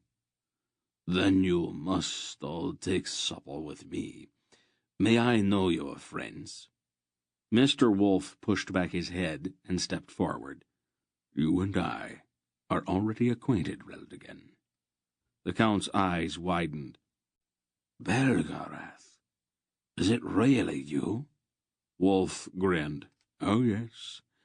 I'm still wandering about the world, stirring up mischief. Reldigan laughed then, and grasped Wolf's upper arm warmly. Come inside, all of you. Let us not stand about in the cold. He turned and limped up the steps toward the house. What happened to your leg? Wolf asked him. An arrow in the knee, the Count shrugged. The result of an old disagreement, long since forgotten. As I recall, you used to get involved in quite a few of those. I thought for a while that you intended to go through life with your sword half drawn. I was an excitable youth, the Count admitted, opening the broad door at the top of the steps. He led them down a long hallway to a room of imposing size with a large blazing fireplace at each end. Great curving stone arches supported the ceiling. The floor was of polished black stone, scattered with fur rugs, and the walls, arches, and ceiling were whitewashed in gleaming contrast. Heavy carved chairs of dark brown wood set here and there, and a great table with an iron candelabra in its center stood near the fireplace at one end. A dozen or so leather-bound books were scattered on its polished surface. Books, Reldigan? Mr. Wolf said in amazement, as he and the others removed their cloaks and gave them to the servants, who immediately appeared. You have mellowed, my friend? The Count smiled at the old man's remark. I'm forgetting my manners, Wolf apologized. My daughter, Polgara. Paul, this is Count Reldigan, an old friend. Milady, the Count acknowledged with an exquisite bow. My house is honored. Aunt Paul was about to reply when two young men burst into the room, arguing heatedly. You're an idiot, Barentine, the first, a dark-haired youth in a scarlet doublet, snapped. It may please thee to think so, Tarasin, the second, a stout young man with pale curly hair and wearing a green and yellow-striped tunic, replied. But whether it pleases thee or not, Asturia's future is in Membrite hands. Thy rancorous denouncements and so furious rhetoric shall not alter that fact. Don't thee me, or thou me, Barentine, the dark-haired one sneered. Your imitation Membrite courtesy turns my stomach. Gentlemen, that is enough, Count Reldigan said sharply, rapping his cane on the stone floor. If you two are going to insist on discussing politics, I'll have you separated, forcibly, if necessary. The two young men scowled at each other and then stalked off to opposite sides of the room. My son, Torasin, the Count admitted apologetically, indicating the dark-haired youth. And his cousin Barentine, son of my late wife's brother. They have been wrangling like this for 2 weeks now. I had to take their swords away from them the day after Barentine arrived. Political discussion is good for the blood, my lord, Silk observed. Especially in the winter. The heat keeps the veins from clogging up. The Count chuckled at the little man's remark. Prince Keldar, of the royal house of Drasnia, Mr. Wolf introduced Silk. Your Highness, the Count responded, bowing. Silk winced slightly. Oh, please, my lord, I have spent a lifetime running from that mode of address, and I am sure that my connection with the royal family embarrasses my uncle almost as much as it embarrasses me. The Count laughed again with easy good nature.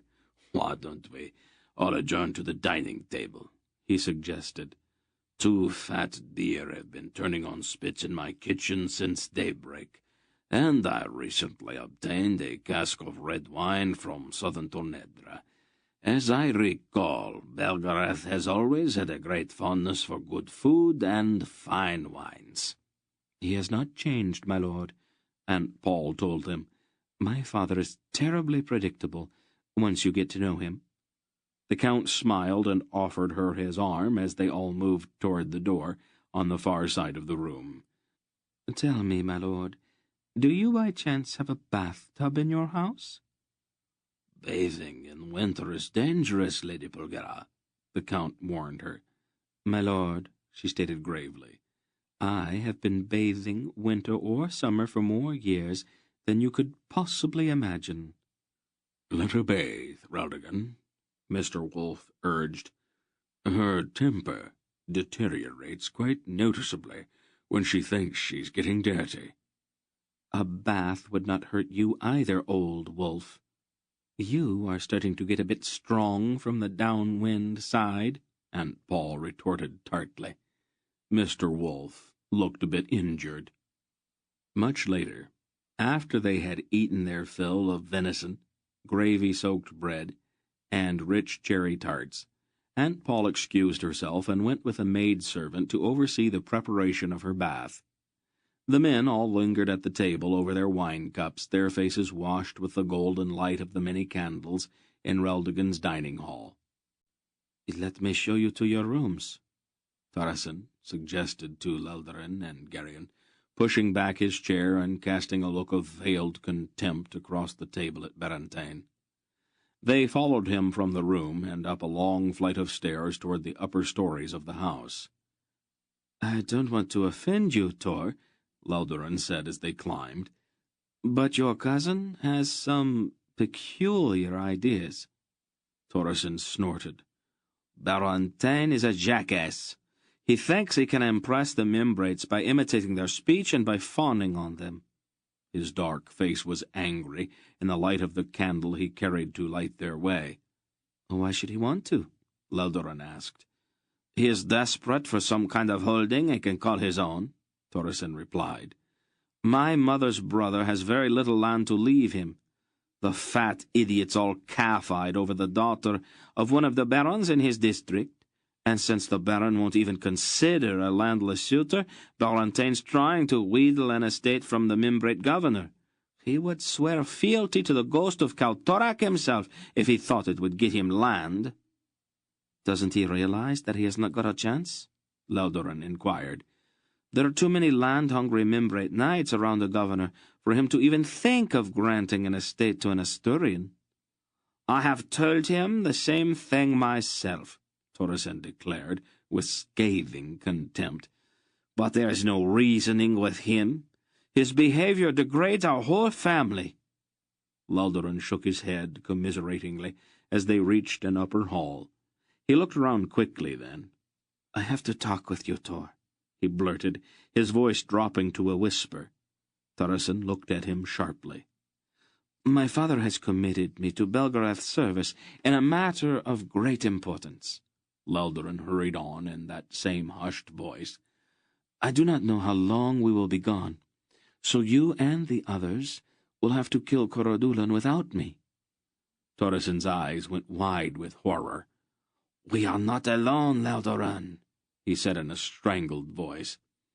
I'll go down to the other end of the hall, Geryon said quickly. No, Leldarin replied firmly, taking hold of Geryon's arm. Geryon is my friend, Tor. I have no secrets from him. Leldarin, please. I'm not Asturian. I'm not even an errand. I don't want to know what you're planning. But you will know, Geryon, as proof of my trust in you, Leldarin declared. Next summer, when Corodulan journeys to the ruined city of Oaster to hold court there for the 6 weeks that maintain the fiction of Erendish unity, we are going to ambush him on the highway. Leldarin, Thorasin gasped, his face turning white. But Leldarin was already plunging on. It won't be just a simple ambush, Geryon. This will be a master stroke at Membrae's heart. We are going to ambush him in the uniforms of Tolnedran legionnaires and cut him down with Tolnedran swords. Our attack will force Membrae to declare war on the Tolnedran Empire, and Tolnedra will crush Membrae like an eggshell. Membrae will be destroyed, and Asturia will be free. Natchak will have you killed for this, Neldarin, Thorasin cried. We have all been sworn to secrecy on a blood oath. Tell the Murgo that I spit on his oath, Leldarin said hotly. What need have Asturian patriots for a Murgo henchman? He is providing us with gold, you blockhead! Torreson raged, almost beside himself. We need his good red gold to buy the uniforms, the swords, and to strengthen the backbones of some of our weaker friends. I don't need weaklings with me, Laldurin said intensely. A patriot does what he does for the love of his country, not for Angarak gold. Garion's mind was moving quickly now. His moment of stunned amazement had passed. There was a man in Cleric, he recalled. The Earl of Yarvik. He also took Murgo gold and plotted to kill a king. The two stared at him blankly.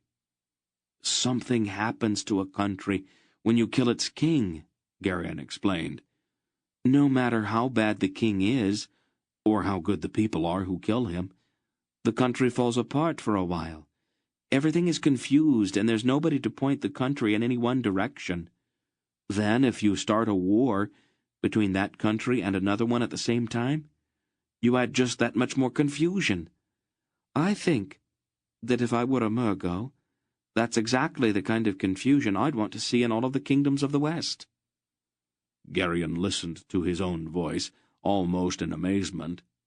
There was a dry, dispassionate quality in it that he instantly recognized. From the time of his earliest memories, that voice had always been there, inside his mind, occupying some quiet, hidden corner, telling him when he was wrong or foolish. But the voice had never actively interfered before in his dealings with other people.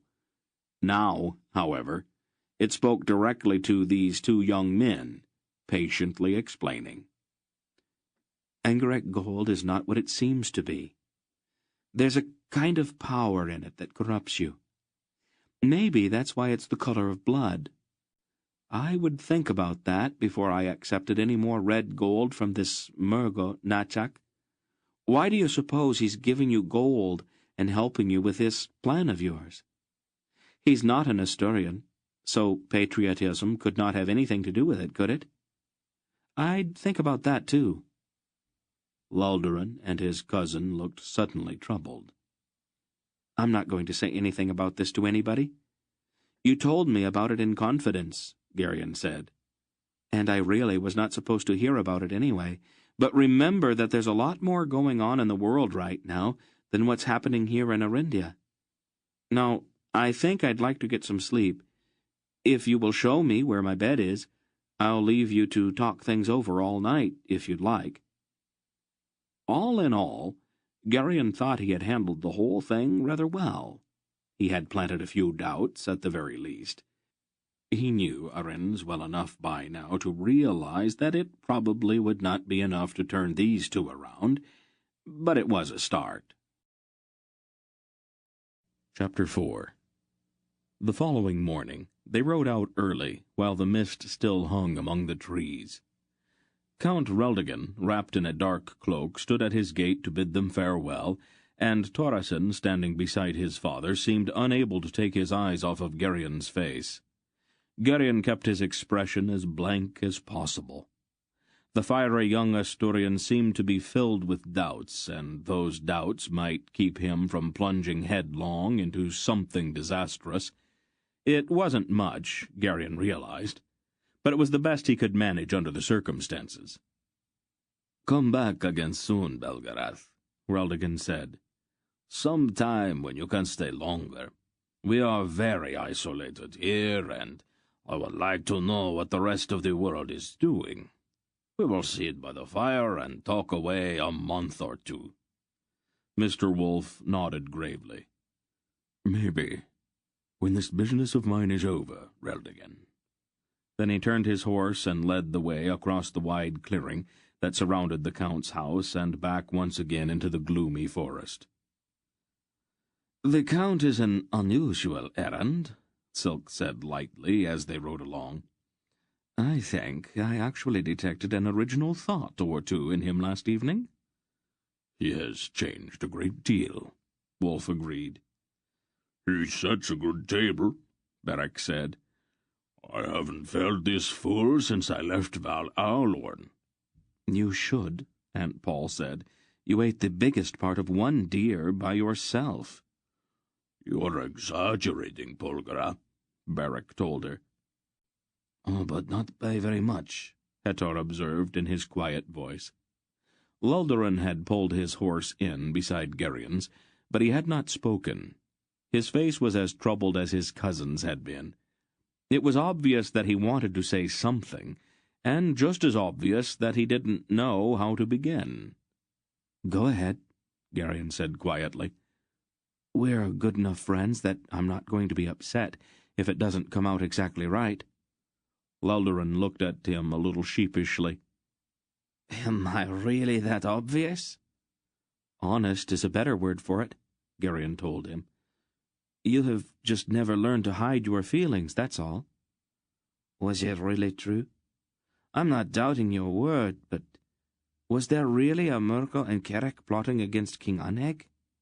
"Ask Silk," Gerion suggested, "or Barak or Hetor, any of them. We were all there." "Nachak is not like that, though," Leldoran said quickly, defensively. "Can you be sure? The plan was his in the first place, wasn't it? How did you happen to meet him?" "We had all gone down to the Great Fair, Torreson, me, several of the others. We bought some things from a Murgo merchant, and Tor made a few remarks about Mimbrates. You know how Tor is. The merchant said that he knew somebody we might be interested in meeting, and he introduced us to Nachak. The more we talked with him, the more sympathetic he seemed to become to the way we all feel. Naturally. He told us what the king is planning. You wouldn't believe it." "Probably not." Luldaran gave him a quick, troubled look. "He is going to break up our estates and give them to landless Mimbrate nobles." He said it accusingly. "Did you verify that with anybody but Nachak?" "Well, how could we? The Mimbrates would not admit it if we confronted them with it. But it's the kind of thing that the Mimbrates would do." "So you've only got Nachak's word for it, right? How did this plan of yours come up?" "Nachak said that if he were an Asturian, he would not let anybody take his land. But he said that it would be too late to try to stop them when they came with knights and soldiers. He said that if he were doing it, he would strike before they were ready, and that he would do it in such a way that the Mimbrites would not know who had done it. That's when he suggested the Tolnedran uniforms." "When did he start giving you money?" "I'm not sure. Tor handled that part of it." "Did he ever say why he was giving you this money?" "He said it was out of friendship." "Didn't that seem a little odd?" "Well, I would give someone money out of friendship," Luldaran protested. "You are an Asturian," Gerion told him. "You would give somebody your life out of friendship. Nachak's a Murgo. And I have never heard that they were all that generous. What it comes down to, then, is that a stranger tells you that the king's planning to take your land. Then he gives you a plan to kill the king and start a war with Tolnedra. And to make sure you succeed with his plan, he gives you the money. Is that about it?" Luldaran nodded mutely, his eyes stricken. "Weren't any of you just the least bit suspicious?" Luldaran seemed almost about to cry. "But it is such a good plan," he burst out finally. "It could not help but succeed." "And that's what makes it so dangerous," Gerion replied. "Oh, Gerion, what am I going to do?" Luldaran's voice was anguished now. "I don't think there's anything you can do right now. Maybe later, after we've had time to think about it, we'll come up with something. If we can't, we can always tell my grandfather about it. He'll think of a way to stop it." "Oh, we can't tell anybody. We are pledged to silence," Luldaran reminded him. "We might have to break that pledge," Gerion said somewhat reluctantly. "I don't see that either of us owes that Murko anything. But it's going to have to be up to you, Luldaran. I won't say anything to anybody without your permission." You decide, Laldoran pleaded then. I cannot do it, Geryon. You are going to have to. I'm sure that if you think about it, you'll see why. They reached the Great West Road, then, and Beric led them south at a brisk trot, cutting off the possibility of further discussion.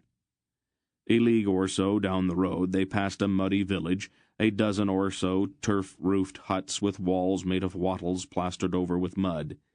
The fields around the village were dotted with tree stumps, and a few scrawny cows grazed near the edge of the forest. Geryon could not control his indignation as he looked at the misery implicit in the crude collection of hovels. "Laldoran!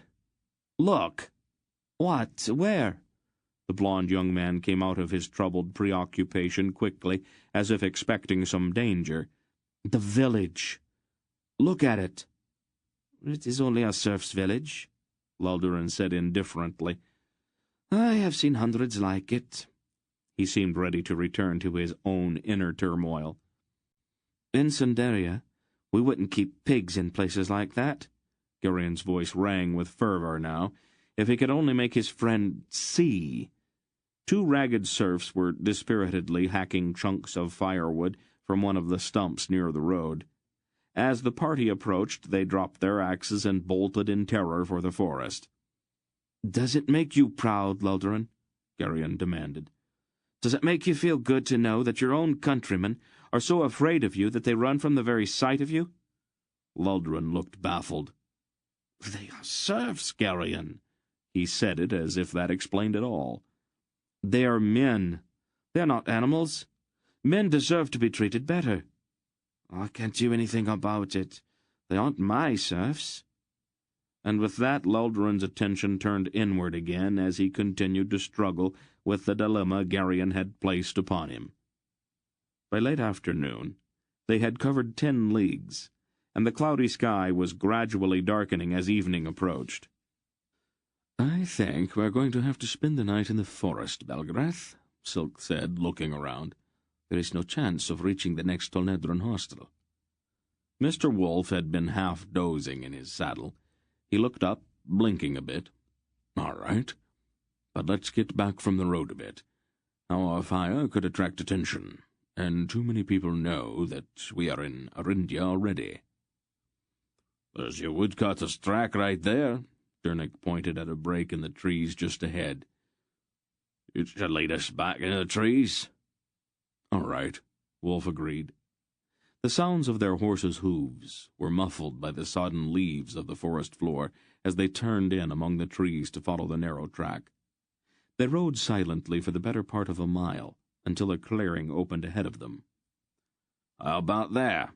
Dernick asked. He indicated a brook trickling softly over mossy stones on one side of the clearing. "It will do," Wolfe agreed. "We're going to need shelter," the smith observed. "I bought tents in Kamar," Silk told him. "They're in the packs." "That was foresighted of you," Aunt Paul complimented him. "I have been in Arindia before, my lady. I am familiar with the weather." "Geryon and I will go get wood for the fire, then," Dernick said, climbing down from his horse and untying his axe from his saddle. "I'll help you," Laldoran offered, his face still troubled. Dernick nodded and led the way off into the trees. The woods were soaked, but the smith seemed to know almost instinctively where to find dry fuel. They worked quickly in the lowering twilight, and soon had 3 large bundles of limbs and faggots. They returned to the clearing where Silk and the others were erecting several dun-colored tents. Dernick dropped his wood and cleared a space for the fire with his foot. Then he knelt and began striking sparks with his knife from a piece of flint into a wad of dry tinder that he always carried. In a short time he had a small fire going, and Aunt Paul set out her pots beside it, humming softly to herself. Hettar came back from tending the horses, and they all stood watching Aunt Paul preparing a supper from the stores that Count Reldigan had pressed on them before they had left his house that morning. After they had eaten, they sat around the fire talking quietly. "How far have we come today?" Dernick asked. 12 leagues, Hettar estimated. "How much farther do we have to go to get out of this forest?" It is 80 leagues from Clemar to the central plain, Leldarin replied. Dernick sighed. A week or more. I'd hoped that it'd be only a few days. I know what you mean, Dernick, Beric agreed. It is gloomy under all these trees. The horses picketed near the brook stirred uneasily. Hettar rose to his feet. Something wrong? Beric asked, also rising. There shouldn't be, Hettar started, and then he stopped. Back, he snapped. Away from the fire. The horses say there are men out there, many with weapons. He jumped back from the fire, drawing his saber. Leldarin took one startled look at him and bolted for one of the tents. Gerion's sudden disappointment in his friend was almost like a blow to the stomach. An arrow buzzed into the light and shattered on Beric's mail shirt.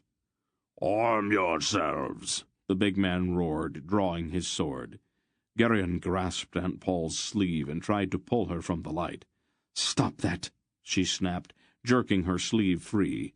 Another arrow whizzed out of the foggy woods. Aunt Paul flicked her hand as if brushing away a fly, and muttered a single word.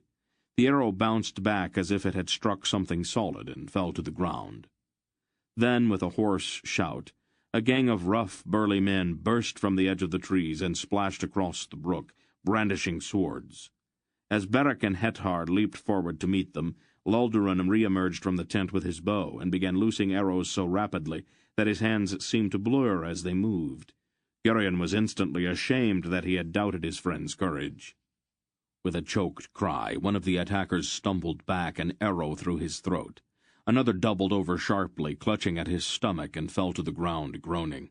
A third, quite young, and with a pale, downy beard on his cheeks, dropped heavily and sat plucking at the feathers on the shaft protruding from his chest. He sat with a bewildered expression on his boyish face.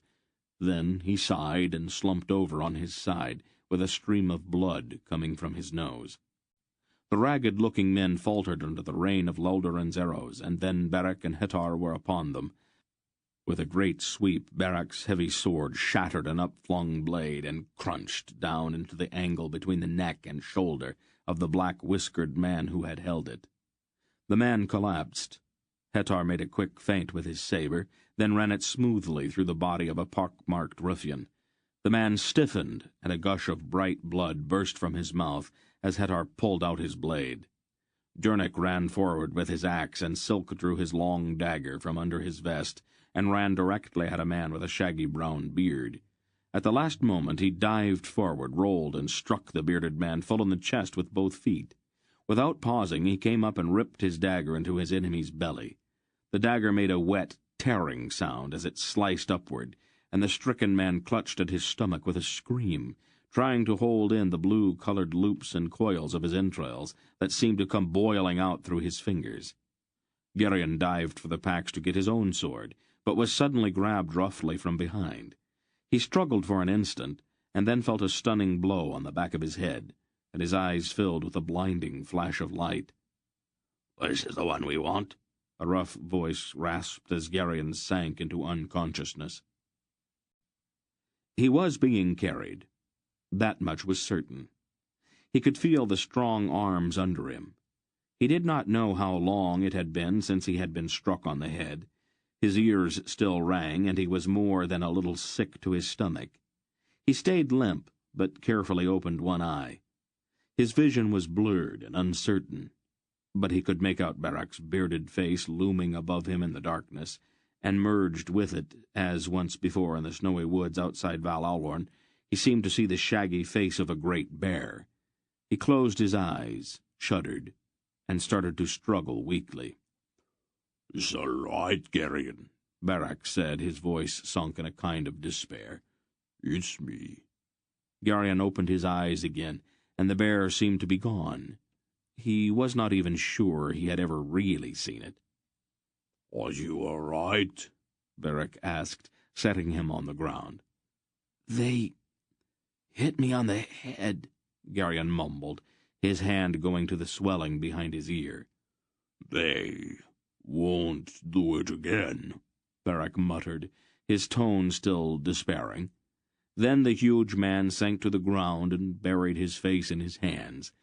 It was dark and difficult to see, but it looked as if Barak's shoulders were shaking with a kind of terrible suppressed grief, a soundless, wrenching series of convulsive sobs. "Where are we?" Geryon asked, looking around into the darkness. Barak coughed and wiped at his face.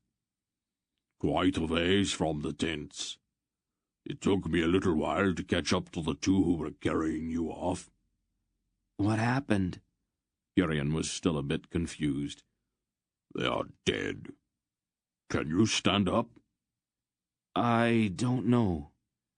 Geryon tried to get up, but a wave of giddiness swept over him, and his stomach churned.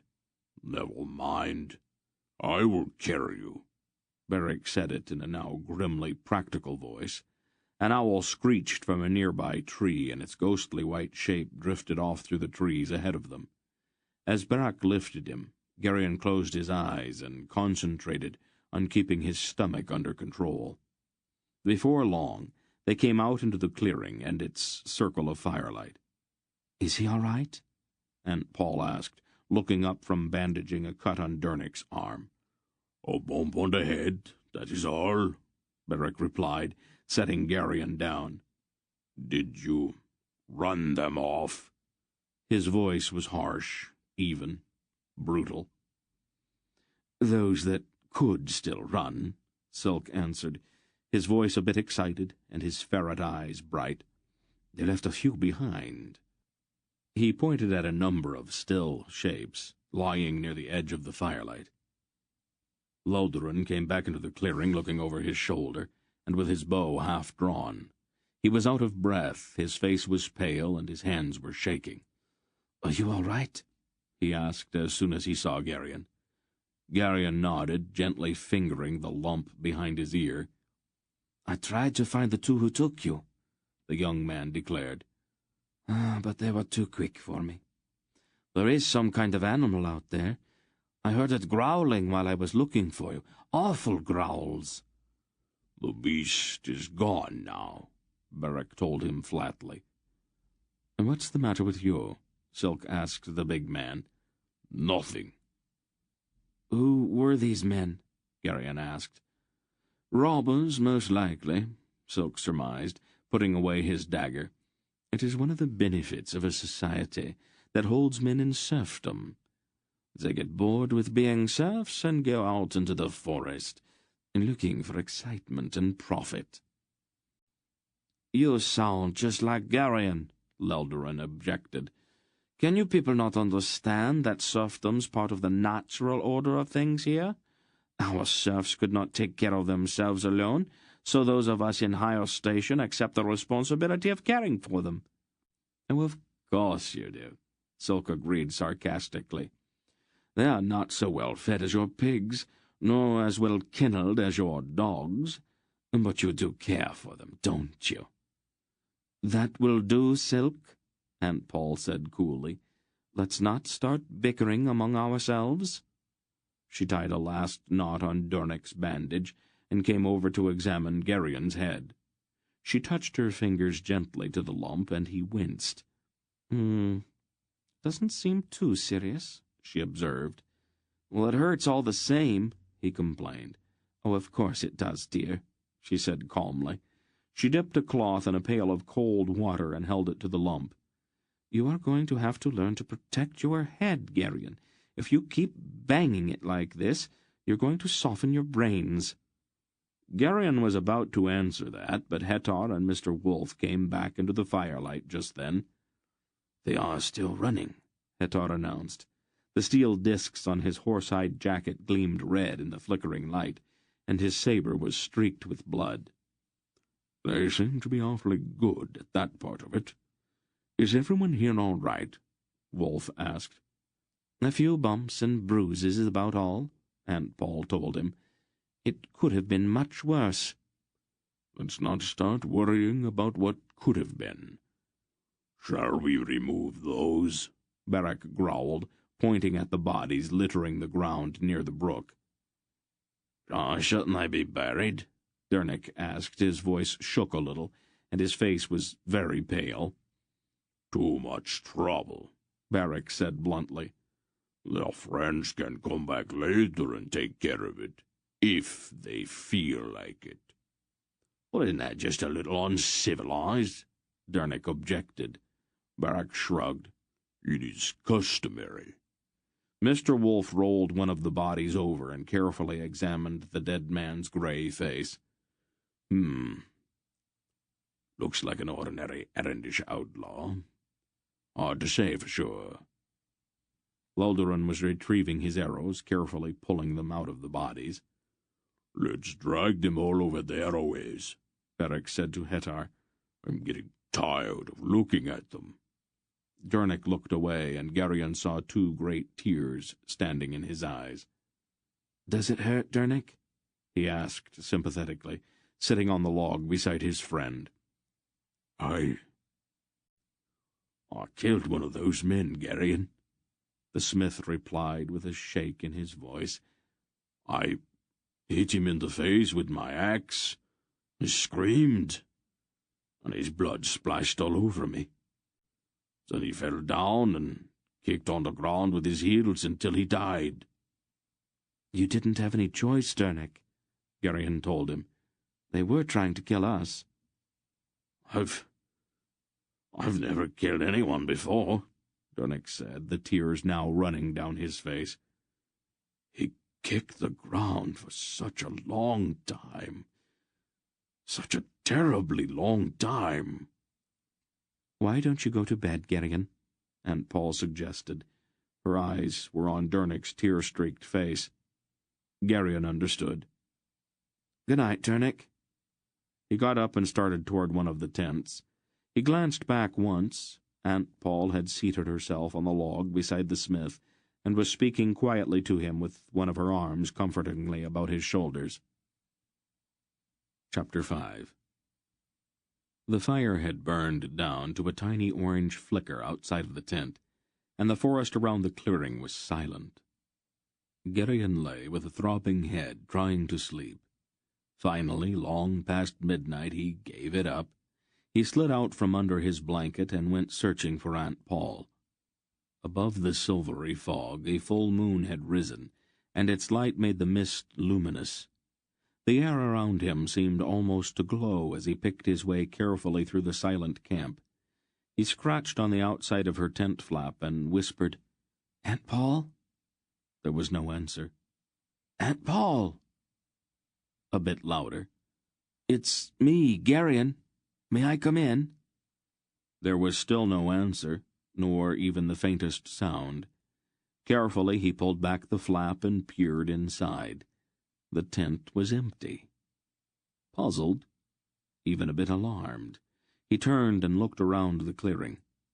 Hettar stood watch not far from the picketed horses, his hawk face turned toward the foggy forest, and his cape drawn about him. Geryon hesitated a moment and then stepped quietly behind the tents. He angled down through the trees and the filmy, luminous fog toward the brook, thinking that if he bathed his aching head in the cold water, it might help. He was about 50 yards from the tents when he saw a faint movement among the trees ahead. He stopped. A huge gray wolf padded out of the fog and stopped in the center of a small open space among the trees. Geryon drew in his breath sharply and froze beside a large twisted oak. The wolf sat down on the damp leaves as if he were waiting for something. The glowing fog illuminated details Geryon would not have been able to see on an ordinary night. The wolf's ruff and his shoulders were silvery, and his muzzle was shot with gray. He carried his age with enormous dignity, and his yellow eyes seemed calm and very wise somehow. Geryon stood absolutely still. He knew the slightest sound would instantly reach the sharp ears of the wolf, but it was more than that.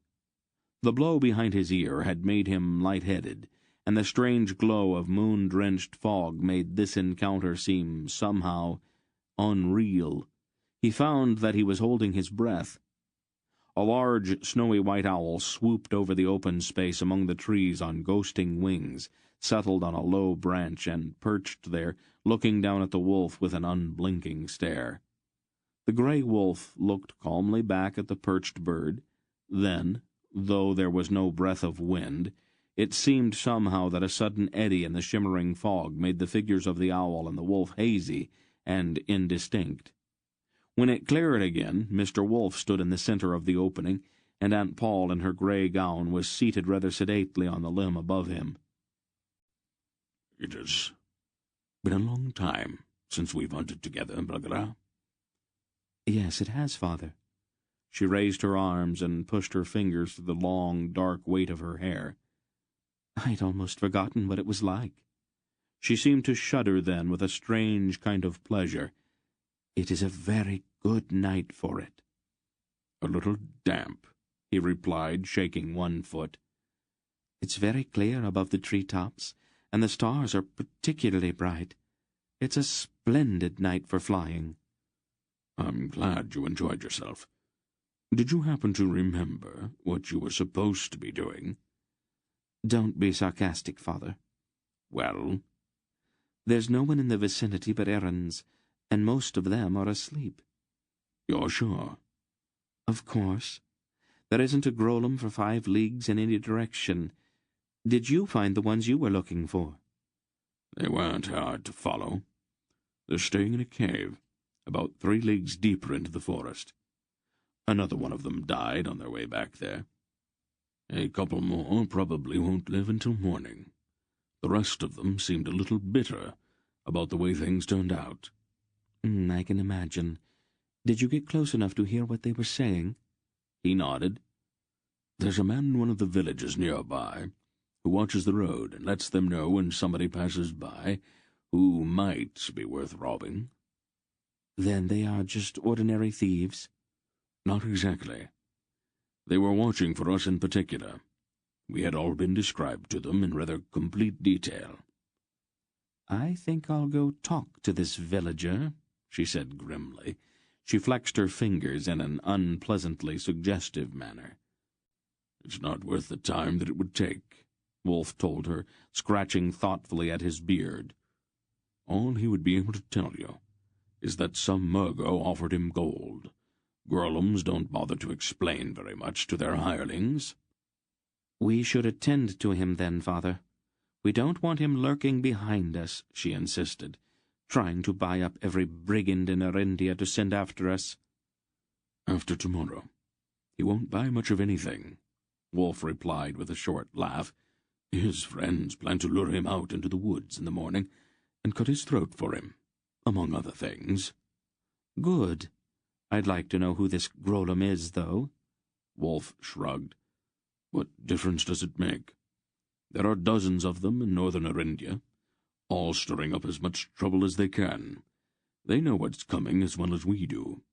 We can't expect them to just sit back and let us pass." "Shouldn't we put a stop to it?" "We don't have the time. It takes forever to explain things to errands.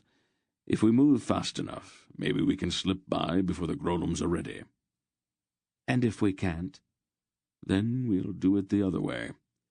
I have got to get to Zadar before he crosses into Talmogos.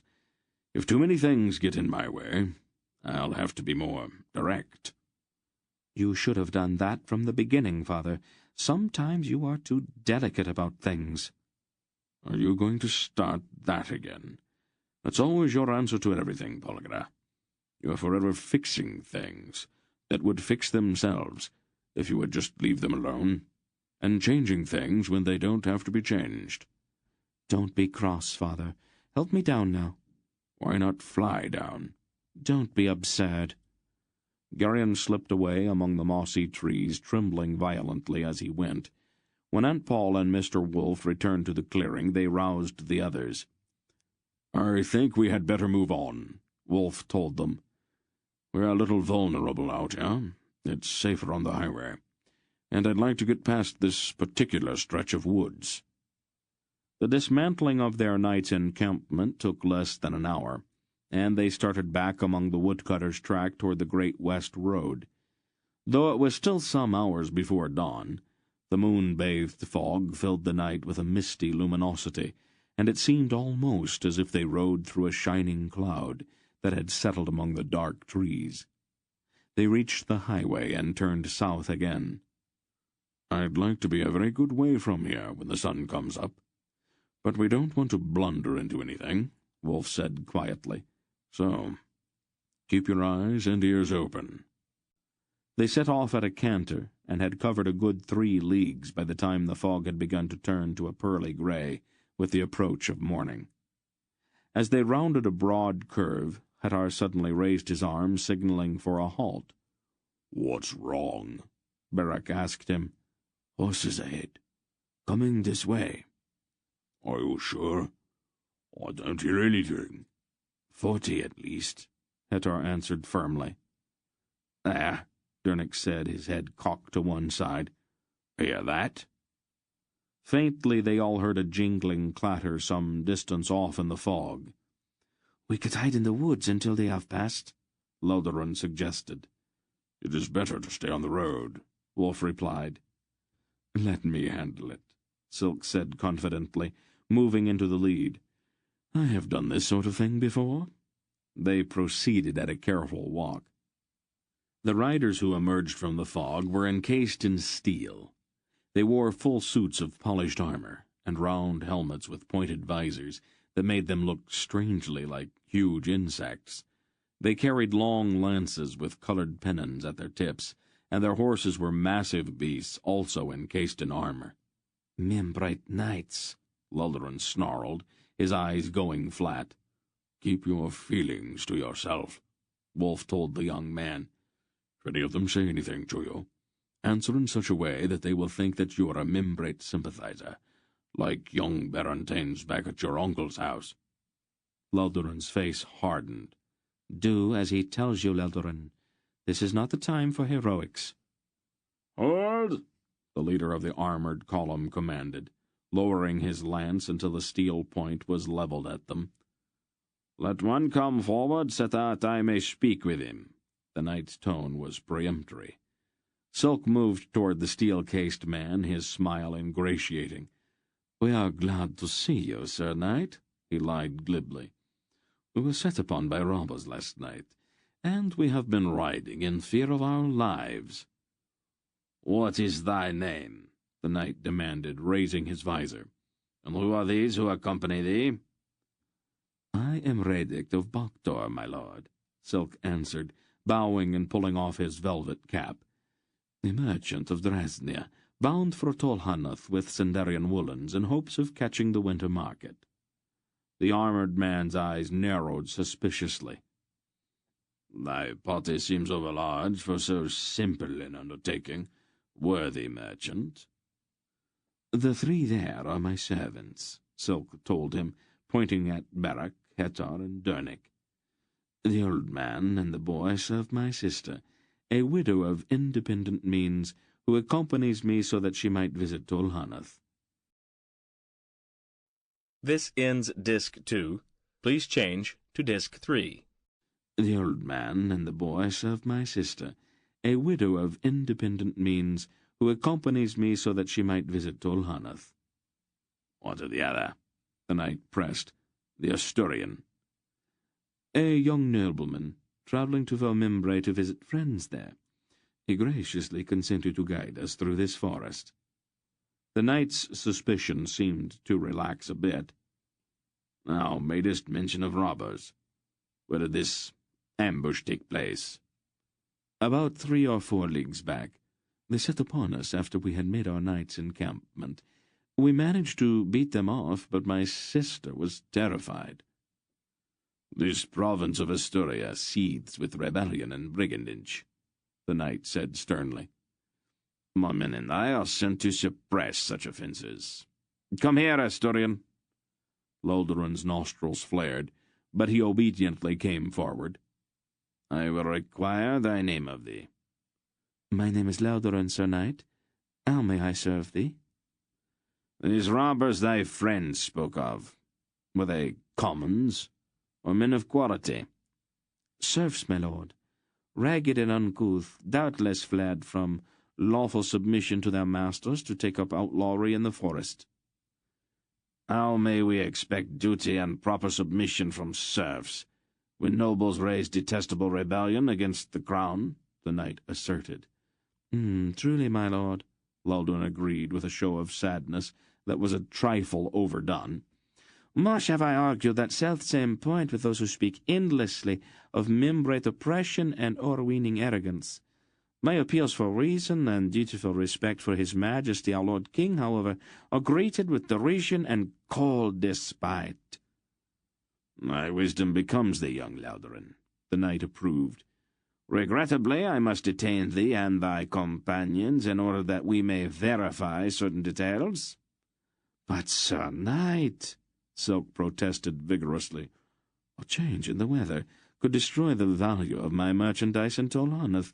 I pray you, don't delay me. I regret the necessity, good merchant. But Asturia is filled with dissemblers and plotters. I can permit none to pass without meticulous examination. There was a stir at the rear of the membrate column. In single file, resplendent in burnished breastplates, plumed helmets, and crimson capes, 100 Tonedran legionnaires rode slowly along the flank of the armoured knights. What seems to be the problem here? The legion commander, a lean, leather-faced man of 40 or so, asked politely as he stopped not far from Silk's horse. We do not require the assistance of the legions in this matter, the knight said coldly. Our orders are from Vomimbre. We were sent to help restore order in Asturia, and we were questioning these travellers to that end. I have great respect for order, Sir Knight, the tall Nedrin replied, but the security of the highway is my responsibility. He looked inquiringly at Silk. I am Radek of Boktor, Captain, Silk told him, a Drazdian merchant bound for Tolhanath. I have documents if you wish to see them. Documents are easily forged, the knight declared. So they are, the Tolnedran agreed. But to save time, I make it a practice to accept all documents at face value. A Drazdian merchant with goods in his packs has a legitimate reason to be on the Imperial Highway, Sir Knight. There is no reason to detain him, is there? We seek to stamp out banditry and rebellion, the knight asserted hotly. Well then, stamp away, the captain said, but off the highway, if you don't mind. By treaty, the Imperial Highway is Tonedran territory. What you do once you are 50 yards back in the trees is your affair. What happens on this road is mine. I am certain that no true membrate knight would want to humiliate his king by violating a solemn agreement between the Erendish crown and the Emperor of Tonedra, would he? The knight looked at him helplessly. I think that you should proceed, good merchant, the Tolnedran told Silk. I know that all Tolhanath awaits your arrival breathlessly. Silk grinned at him and bowed floridly in his saddle. Then he gestured to the others, and they all rode slowly past the fuming membrate knight. After they had passed, the legionnaires closed ranks across the highway, effectively cutting off any pursuit. Good man there, Beric said. I don't think much of Tornedrans ordinarily, but that one is different. Let's move right along, Mr. Wolf said. I'd rather not have those knights doubling back on us after the Tornedrans leave. They pushed their horses into a gallop and rode on, leaving the knights behind arguing heatedly with the legion commander in the middle of the road. They stayed that night at a thick-walled Tolnedran hostel, and for perhaps the first time in his life Geryon bathed without the insistence or even the suggestion of his aunt. Though he had not had the chance to become directly involved in the fight in the clearing the night before, he felt somehow as if he were spattered with blood, or worse. He had not before realized how grotesquely men could be mutilated in close fighting. Watching a living man disemboweled or brained had filled him with a kind of deep shame that the ultimate inner secrets of the human body could be so grossly exposed. He felt unclean. He removed his clothing in the chilly bathhouse and, even without thinking, the silver amulet Mr. Wolf and Aunt Paul had given him, and then he entered the steaming tub, where he scrubbed at his skin with a coarse brush and strong soap, much harder than even the most meticulous obsession with personal cleanliness would have required. For the next several days, they moved southward at a steady pace, stopping each night at the evenly spaced Tolnedran hostels, where the presence of the hard-faced legionnaires was a continual reminder that all of the might of Imperial Tolnedra guaranteed the safety of travelers who sought refuge there. On the 6th day after the fight in the forest, however, Luldaran's horse pulled up lame. Dernek and Hetar, under Aunt Paul's supervision, spent several hours brewing poultices over a small fire by the roadside and applying steaming compresses to the animal's leg, while Wolf fumed at the delay. By the time the horse was fit to continue, they all realized that there was no chance to reach the next hostel before dark. "Well, old Wolf," Aunt Paul said after they had remounted, "what now? Do we ride on at night, or do we try to take shelter in the forest again?" "I haven't decided," Wolf answered shortly. "If I remember right, there is a village not far ahead," Luldaran, now mounted on an Algar horse, stated. "It is a poor place, but I think it has an inn. Of sorts." "Oh, that sounds ominous," Silk said. "What exactly do you mean by 'of sorts'?" "The lord of this demesne is notoriously greedy. His taxes are crushing, and his people have little left for themselves. The inn is not so good." "We'll have to chance it," Wolf decided, and led them off at a brisk trot. As they approached the village, the heavy clouds began to clear off, and the sun broke through wanly. The village was even worse than Luldaran's description had led them to believe. A half-dozen ragged beggars stood in the mud on the outskirts, their hands held out imploringly and their voices shrill. The houses were nothing more than rude hovels oozing smoke from the pitiful fires within. Scrawny pigs rooted in the muddy streets, and the stench of the place was awful. A funeral procession slogged through the mud toward the burial ground on the other side of the village. The corpse, carried on a board, was wrapped in a ragged brown blanket, and the richly robed and cowled priests of Khaldan, the Erendish god, chanted an age-old hymn that had much to do with war and vengeance, but little to do with comfort. The widow, a whimpering infant at her breast, followed the body, her face blank and her eyes dead. The inn smelled of stale beer and half-rotten food. A fire had destroyed one end of the common room, charring and blackening the low-beamed ceiling. The gaping hole in the burned wall was curtained off with a sheet of rotting canvas. The fire pit in the center of the room smoked, and the hard-faced innkeeper was surly. For supper he offered only bowls of watery gruel, a mixture of barley and turnips. "Oh, charming," Silk said sardonically, pushing away his untouched bowl. "I am a bit surprised at you, Luldaran. Your passion for correcting wrongs seems to have overlooked this place. Might I suggest that your next crusade include a visit to the lord of this domain? His hanging seems long overdue." "I had not realized that it was so bad," Luldaran replied in a subdued voice. He looked around as if seeing certain things for the first time. A kind of sick horror began to show itself in his transparent face.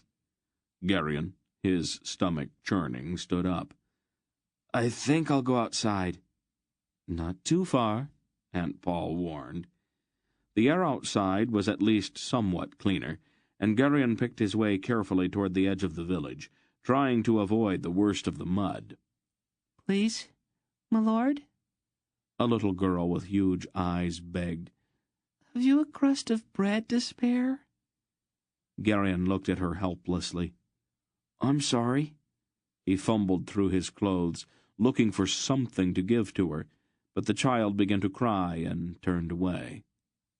In the stump-dotted field beyond the stinking streets, a ragged boy about Geryon's own age was playing a wooden flute as he watched a few scrubby cows.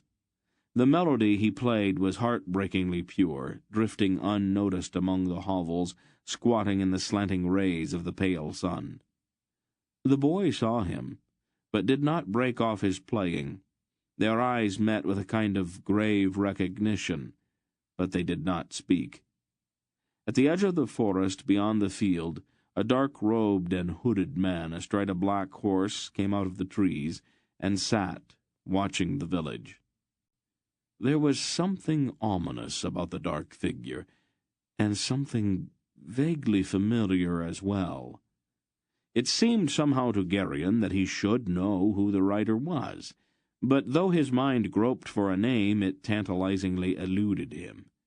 He looked at the figure at the edge of the woods for a very long time, noticing without even being aware of it that though the horse and rider stood in the full light of the setting sun, there was no shadow behind them. Deep in his mind, something tried to shriek at him, but all bemused, he merely watched. He would not say anything to Aunt Paul or the others about the figure at the edge of the woods, because there was nothing to say. As soon as he turned his back, he would forget. The light began to fade, and because he had begun to shiver, he turned to go back to the inn, with the aching song of the boy's flute soaring toward the sky above him. Chapter 6. Despite the promise of the brief sunset, the next day dawned cold and murky, with a chill drizzle that wreathed down among the trees and made the entire forest sodden and gloomy. They left the inn early and soon entered a part of the wood that seemed more darkly foreboding than even the ominous stretches through which they had previously passed. The trees here were enormous, and many vast gnarled oaks lifted their bare limbs among the dark firs and spruces. The forest floor was covered with a kind of grey moss that looked diseased and unwholesome. Lulderon had spoken little that morning, and Geryon assumed that his friend was still struggling with the problem of Nachak's scheme. The young Asturian rode along, wrapped in his heavy green cloak, his reddish-gold hair damp and dispirited-looking in the steady drizzle. Geryon pulled in beside his friend, and they rode silently for a while. "What's troubling you, Lulderon?" he asked finally. "I think that all my life I have been blind, Geryon," Lulderon replied. "Oh? In what way?" Geryon said it carefully, hoping that his friend had finally decided to tell Mr. Wolfe everything. "I saw only Membray's oppression of Asturia. I never saw our own oppression of our own people." "I've been trying to tell you that," Geryon pointed out. "What made you see it finally?" "That village where we stayed last night," Lulderon explained. "I have never seen so poor and mean a place, or people crushed into such hopeless misery. How can they bear it?" "Do they have any choice?" "Well, my father at least looks after the people on his land," the young man asserted defensively. "No one goes hungry or without shelter. But those people, they're treated worse than animals. I've always been proud of my station, but now it makes me ashamed." Tears actually stood in his eyes now. Geryon was not sure how to deal with his friend's sudden awakening. On the one hand, he was glad that Lulderon had finally seen what had always been obvious, but on the other, he was more than a little afraid of what this newfound perception might cause his mercurial companion to leap into. "I will renounce my rank," Lulderon declared suddenly, as if he had been listening to Geryon's thoughts. "And when I return from this quest, I'll go among the serfs and share their lives, their sorrows." "What good will that do? How would your suffering in any way make theirs less?" Lulderon looked up sharply, a half-dozen emotions chasing each other across his open face. Finally he smiled, but there was determination in his blue eyes. "Yeah, you are right, of course. You always are. It's amazing how you can always see directly to the heart of a problem, Geryon." "Just what have you got in mind?" Geryon asked a little apprehensively. I will lead them in a revolt. I will sweep across Orindia with an army of serfs at my back." His voice rang as his imagination fired with the idea. Geryon groaned. "Why is that always your answer to everything, Lolderon?" he demanded. "In the first place, the serfs don't have any weapons, and they don't know how to fight. No matter how hard you talk, you'd never get them to follow you. In the second place, if they did, every nobleman in Orindia would join ranks against you. They'd butcher your army, and afterward things would be 10 times worse. In the third place, you'd just be starting another civil war, and that's exactly what the Murgos want." Lolderon blinked several times as Geryon's words sank in. His face gradually grew mournful again. "I had not thought of that," he confessed. "I didn't think you had. You're going to keep making these mistakes as long as you keep carrying your brain in the same scabbard with your sword, Lolderon." Lolderon flushed at that, and then he laughed ruefully. "That is a pointed way of putting it, Geryon," he said reproachfully. "I'm sorry," Geryon apologized quickly. "Maybe I should have said it another way." "No," Lolderon told him. "I'm an errand. I tend to miss things if they are not said directly." "Well, it's not that you're stupid, Lolderon," Geryon protested. "That's a mistake everyone makes. Arens aren't stupid. They're just impulsive." "All this was more than just impulsiveness," Lolderon insisted sadly, gesturing out at the damp moss lying under the trees. "This what?" Geryon asked, looking around. "This is the last stretch of forest before we come out on the plains of central Arendia. It is the natural boundary between Mimbra and Asturia." "The woods look all the same as the rest," Geryon observed, looking around. "Not really," Lolderon said somberly. "This was the favorite ground for ambush. The floor of this forest is carpeted with old bones. Look there," he pointed. At first it seemed to Geryon that what his friend indicated was merely a pair of twisted sticks protruding from the moss, with the twigs at their ends entangled in a scrubby bush. Then, with revulsion, he realized that they were the greenish bones of a human arm. The fingers clutched at the bush in a last convulsive agony. Outraged, he demanded, "Why didn't they bury him?" "It would take 1,000 men, 1,000 years, to gather all the bones that lie here and commit them to the earth," Lolderon intoned morbidly. "Whole generations of Arendia rest here. Mimbrait, Glassite, Asturian. All lie where they fell, and the moss blankets their endless slumber." Geryon shuddered, and pulled his eyes away from the mute appeal of that lone arm rising from the sea of moss on the floor of the forest.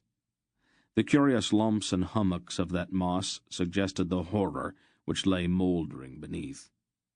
As he raised his eyes, he realized that the uneven surface extended as far as he could see. "How long until we reach the plain?" he asked in a hushed voice. 2 days, probably." 2 days? And it's all like this?" Lolderon nodded. "Why?" Geryon's tone was harsher, more accusing than he had intended.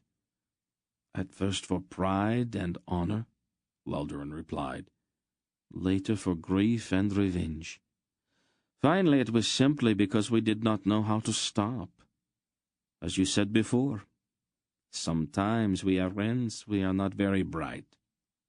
"But always brave," Geryon answered quickly. "Oh, yes," Lolderon admitted. "Always brave. It is our national curse."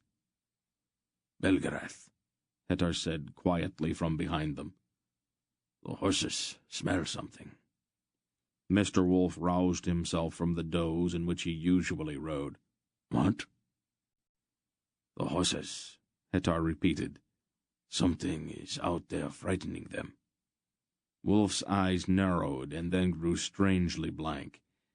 After a moment he drew in a sharp breath with a muttered curse. "Elgroths," he swore. "What's an Elgroth?" Dernick asked. "A non-human, somewhat distantly related to trolls," "I saw the troll once," Beric said. "A big ugly thing with claws and fangs." "Will they attack us?" Dernick asked. "Almost certainly." Wolf's voice was tense. "Hetar, you're going to have to keep the horses under control. We don't dare get separated." "Where did they come from?" Loldoran asked. "There aren't any monsters in this forest?" "They came down up to the mountains of Olgo. Sometimes they do so when they're hungry," Wolf answered. "They don't leave survivors to report their presence." "You had better do something, Father," Aunt Paul said. "They're all around us." Loldoran looked quickly around as if getting his bearings. "We are not far from Elrond's Tor. We might be able to hold them off if we get there." "Elrond's Tor?" Beric said. He had already drawn his heavy sword. "It is a high hillock covered with boulders," Loldoran explained. "It's almost like a fort. Edgar held it for a month against a Mimbret army." "Sounds promising," Silk said. "It would get us out of the trees, at least." He looked nervously around at the forest looming about them in drizzling rain. "Let's try for it," Wolf decided. "They haven't worked themselves up to the point of attacking yet, and the rain's confusing their sense of smell." A strange barking sound came from back in the forest. "Is that them?" Garion asked, his voice sounding shrill in his own ears. "They're calling to each other," Wolf told him. "Some of them have seen us. Let's pick up the pace a bit, but don't start running until we see the Tor." They nudged their nervous horses into a trot and moved steadily along the muddy road as it began to climb toward the top of a low ridge. "Half a league," Loldoran said tensely. "Half a league and we should see the Tor." The horses were difficult to hold in, and their eyes rolled wildly at the surrounding woods. Garion felt his heart pounding and his mouth was suddenly dry. It started to rain a bit harder. He caught a movement out of the corner of his eye and looked quickly. A man-like figure was loping along parallel to the road about 100 paces back in the forest. It ran half-crouched, its hands touching the ground. It seemed to be a loathsome gray color. "Over there!" Garion cried. "I saw him," Beric growled. "Not quite as big as a troll."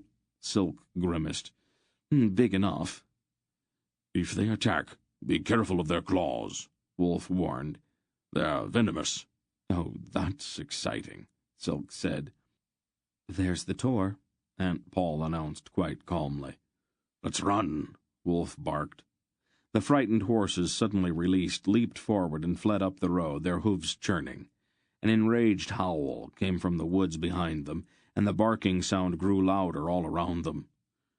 "We're going to make it," Dernick shouted in encouragement. But suddenly a half-dozen snarling Algroths were in the road in front of them, their arms spread wide and their mouths gaping hideously. They were huge, with ape-like arms and claws instead of fingers. Their faces were goatish, surrounded by short, sharp-pointed horns, and they had long, yellow fangs. Their gray skin was scaly and reptilian. The horses screamed and one reared, trying to bolt. Garion clung to his saddle with one hand and fought the reins with the other.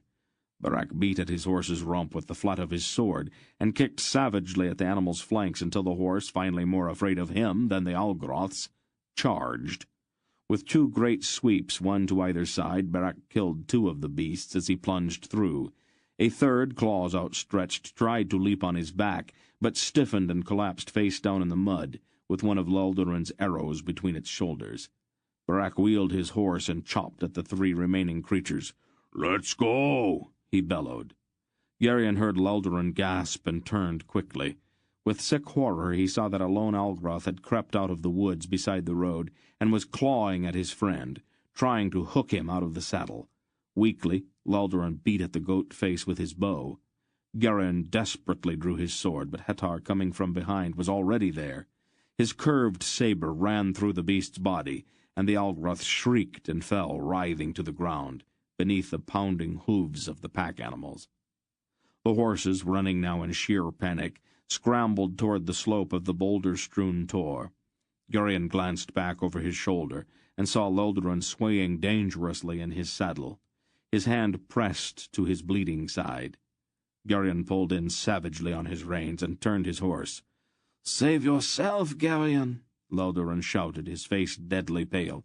"No!" Geryon sheathed his sword, pulled in beside his friend and took his arm, steadying him in the saddle. Together they galloped toward the tor, with Geryon straining to hold the injured young man. The tor was a great jumble of earth and stone thrusting up above the tallest trees around it. Their horses scrambled and clattered up the side among the wet boulders. When they reached the small, flat area at the top of the tor where the pack animals huddled together, trembling in the rain, Geryon slid out of his saddle in time to catch Lolderin, who toppled slowly to one side. "Over here," Aunt Paul called sharply. She was pulling her small bundle of herbs and bandages out of one of the packs. "Dernick, I'll need a fire at once." Dernick looked around helplessly at the few scraps of wood lying in the rain at the top of the tor. "I'll try," he said doubtfully. Lalderin's breathing was shallow and very fast. His face was still a deadly white, and his legs would not hold him. Geryon held him up, a sick fear in the pit of his stomach. Hettar took the wounded man's other arm, and between them they half-carried him to where Aunt Paul knelt, opening her bundle. "I have to get the poison out immediately," she told them. "Geryon, give me your knife." Geryon drew his dagger and handed it to her. Swiftly she ripped open Lalderin's brown tunic along his side, revealing the savage wounds the Algaroth's claws had made. "This will hurt. Hold him." Geryon and Hettar took hold of Lalderin's arms and legs, holding him down. Aunt Paul took a deep breath and then deftly sliced open each of the puffy wounds. Blood spurted and Lolderin screamed once, then he fainted. "Hettar," Barak shouted from atop a boulder near the edge of the slope. "We need you." "Go," Aunt Paul told the hawk-faced Alga. "We can handle this now. Geryon, you stay here." She was crushing some dried leaves and sprinkling the fragments into the bleeding wounds. "The fire, Dernick," she ordered. "It won't start, Mistress Paul," Dernick replied helplessly. "It's too wet." She looked quickly at the pile of sodden wood the smith had gathered. Her eyes narrowed, and she made a quick gesture. Geryon's ears rang strangely, and there was a sudden hissing. A cloud of steam burst from the wood, and then crackling flames curled up from the sticks.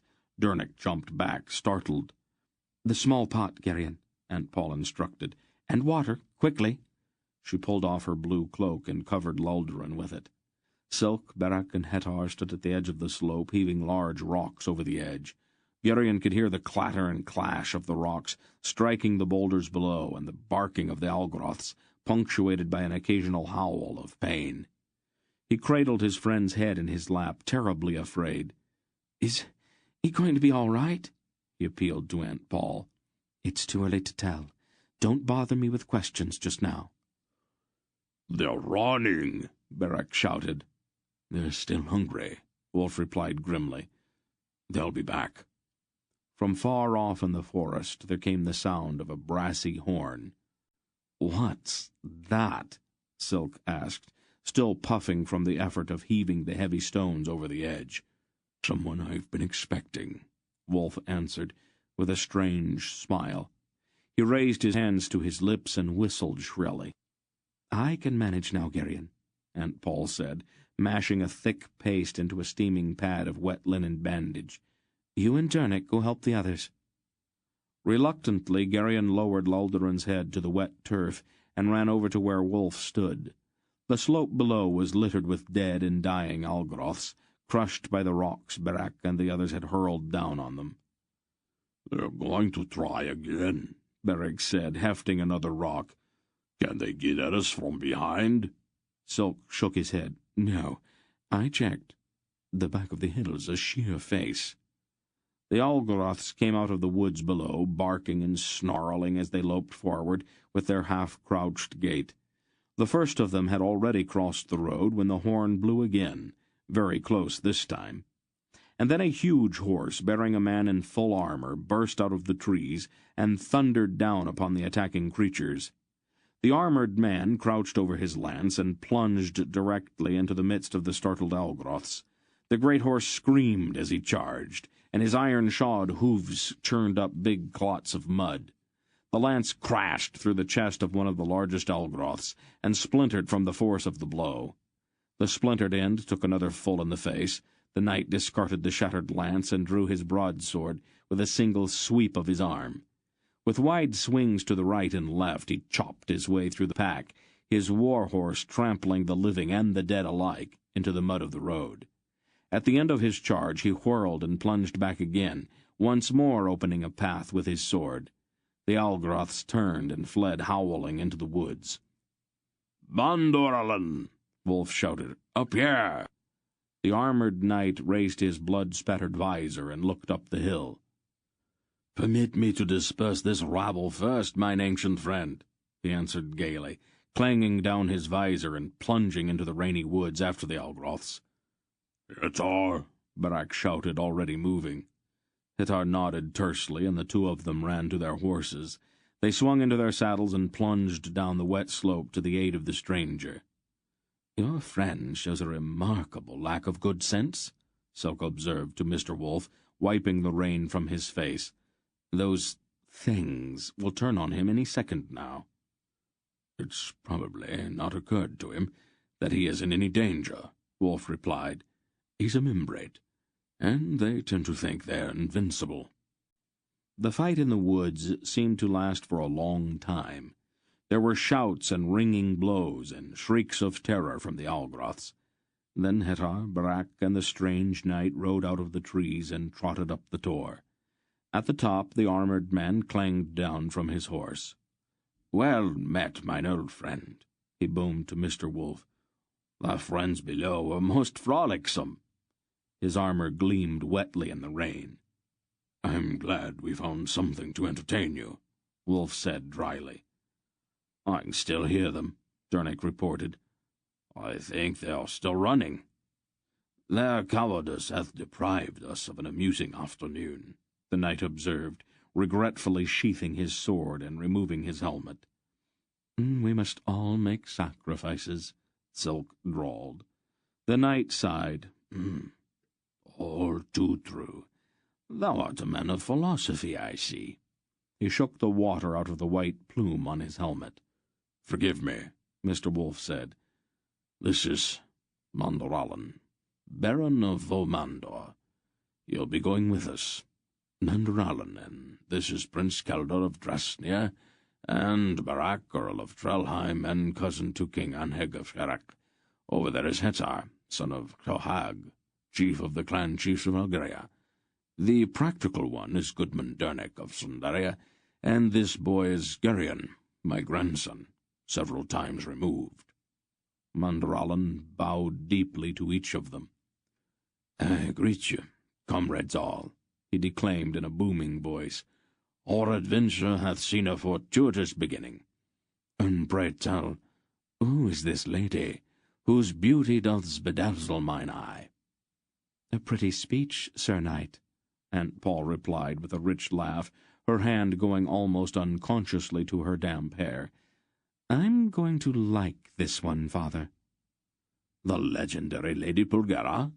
Mandorallan asked. "My life has now seen its crown."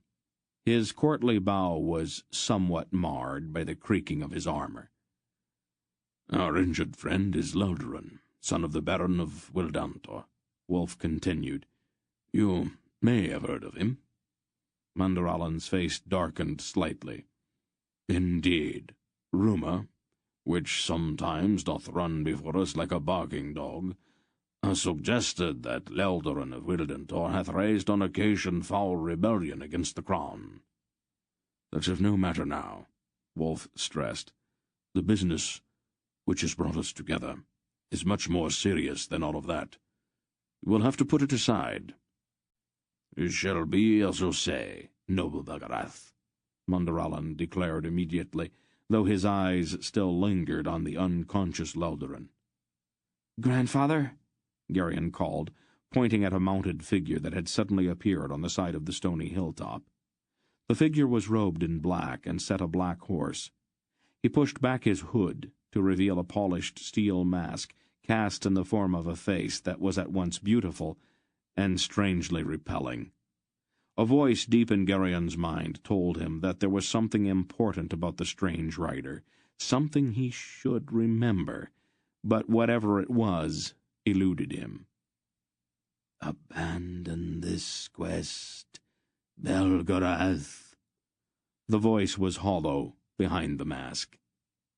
"You know me better than that, Kamdar," Mr. Wolf said calmly, quite obviously recognizing the rider. "Was this childishness with the Algroths your idea?" "And you should know me better than that," the figure retorted derisively. "When I come against you, you can expect things to be a bit more serious. For now, there are enough underlings about to delay you. That's all we really need. Once Zedar has carried Kragaska to my master, you can try your power against the might and will of Torak, if you'd like." "Are you running errands for Zedar, then?" "I run no man's errands," the figure replied with a heavy contempt. The rider seemed solid, as real as any of them standing on the hilltop, but Gerion could see the filmy drizzle striking the rocks directly beneath the horse and man. Whatever the figure was, the rain was falling right through it. "Why are you here, then, Kamdar?" Wolf demanded. "Let's call it curiosity, Belgrath. I wanted to see for myself how you would manage to translate the prophecy into everyday terms." The figure looked around at the others on the hilltop. "Clever," it said with a certain grudging admiration. "Where did you find them all?" "I didn't have to find them, Kamdar," Wolf answered. "They have been there all along. If any part of the prophecy is valid, then it all has to be valid, doesn't it? There is no contrivance involved at all. Each one has come down to me through more generations than you can imagine." The figure seemed to hiss with a sharp intake of its breath. "It isn't complete yet, old man." "It will be, Kamdar," Wolf replied confidently. "I have already seen to that." "Which one is the one who will live twice?" the figure asked suddenly. Wolf smiled coldly, but did not answer. "Hail, my queen," the figure said mockingly then to Aunt Paul. "Grolam courtesy always leaves me quite cold," she returned with a frosty look. "I am not your queen, Kamdar." "You will be, Balgara. My master said that you are to become his wife when he comes into his kingdom. You will be queen of all the world." "Well, then that puts you at a bit of a disadvantage, doesn't it, Kamdar?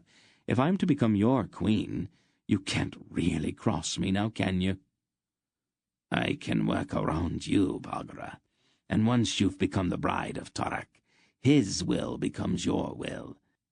I am sure you won't hold any grudges at this point." "I think we have had enough of this, Kamdar," Mr. Wolf said. "Your conversation's beginning to bore me. You can have your shadow back now." He waved his hand negligently, as if brushing away a troublesome fly. "Go," he commanded. Once again Gerion felt that strange surge and that hollow roaring in his mind. The horseman vanished. "You didn't destroy him, did you?" Silk gasped in a shocked voice. "No," Mr. Wolf told him. "It was all just an illusion. It's a childish trick the Grolams find impressive. A shadow can be projected over quite some distance if you want to take the trouble. All I did was send his shadow back to him." He grinned suddenly with a slight twist to his lips. "Of course I selected a somewhat indirect route. It may take a few days to make the trip. It won't actually hurt him, but it's going to make him a bit uncomfortable, and extremely conspicuous." "A most unseemly spectre," Mandoralin observed.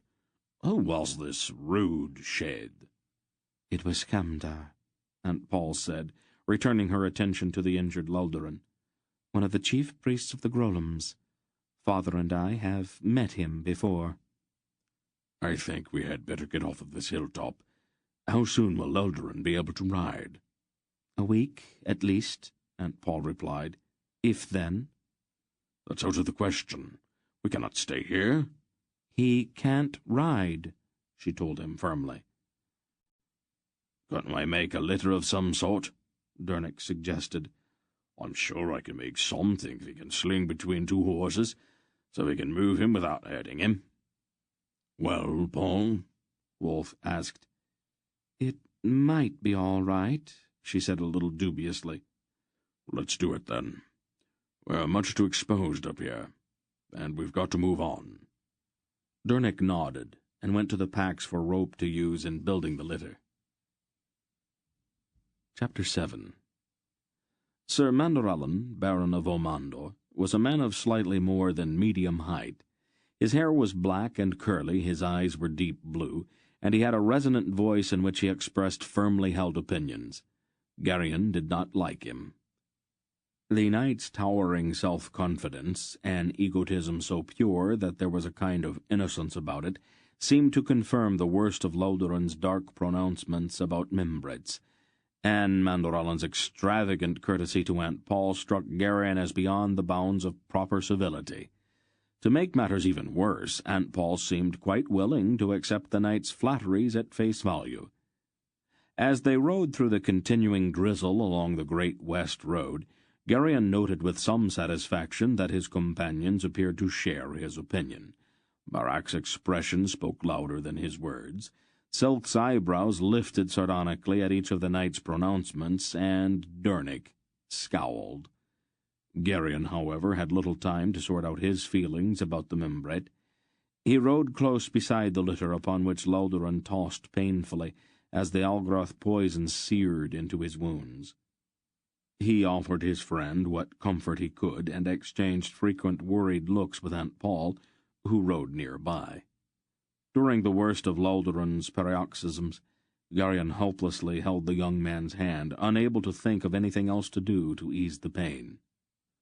"Bear thine infirmity with fortitude, good youth," Mandoralin cheerfully advised the injured Asturian after a particularly bad bout that left Loldoran gasping and moaning.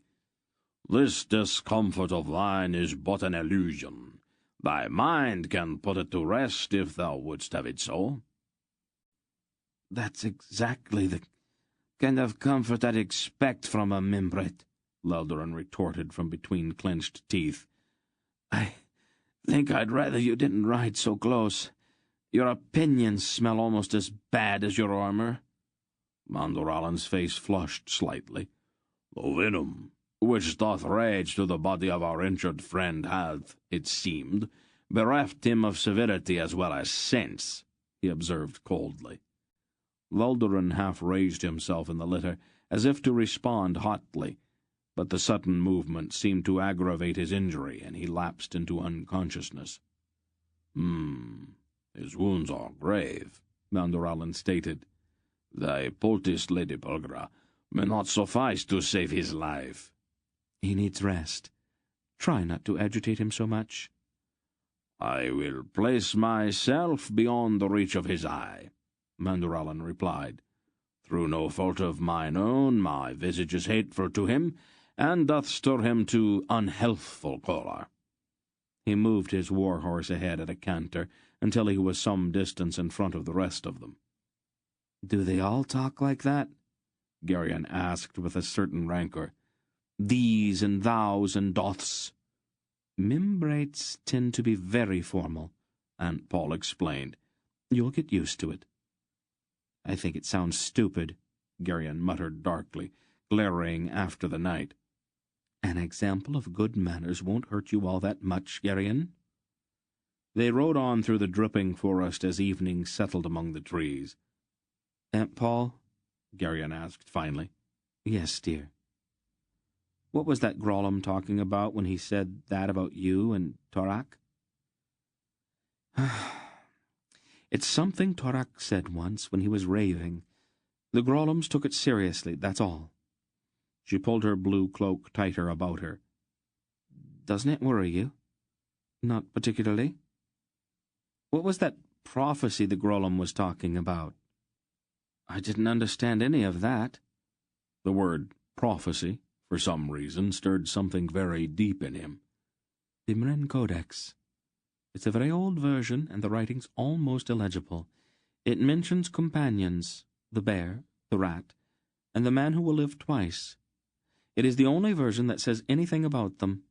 Nobody knows for certain that it really means anything. Grandfather thinks it does, doesn't he? Your grandfather has a number of curious notions. Old things impress him, probably because he's so old himself. Geryon was going to ask her about this prophecy that seemed to exist in more than one version, but Loldoran moaned then, and they both immediately turned to him. They arrived shortly thereafter at a Tolnedran hostel with thick whitewashed walls and a red tile roof. Aunt Paul saw to it that Loldoran was placed in a warm room, and she spent the night sitting by his bed caring for him. Geryon padded worriedly down the dark hallway in his stockinged feet a half-dozen times before morning to check on his friend, but there seemed to be no change. By daybreak the rain had let up. They started out in the greyish dawn with Mandorallan, still riding some distance ahead of them until they reached at last the edge of the dark forest and saw before them the vast open expanse of the Erendish central plain, dun-coloured and sere in the last few weeks of winter. The knight stopped there and waited for them to join him, his face sombre. "What's the trouble?" Silk asked him.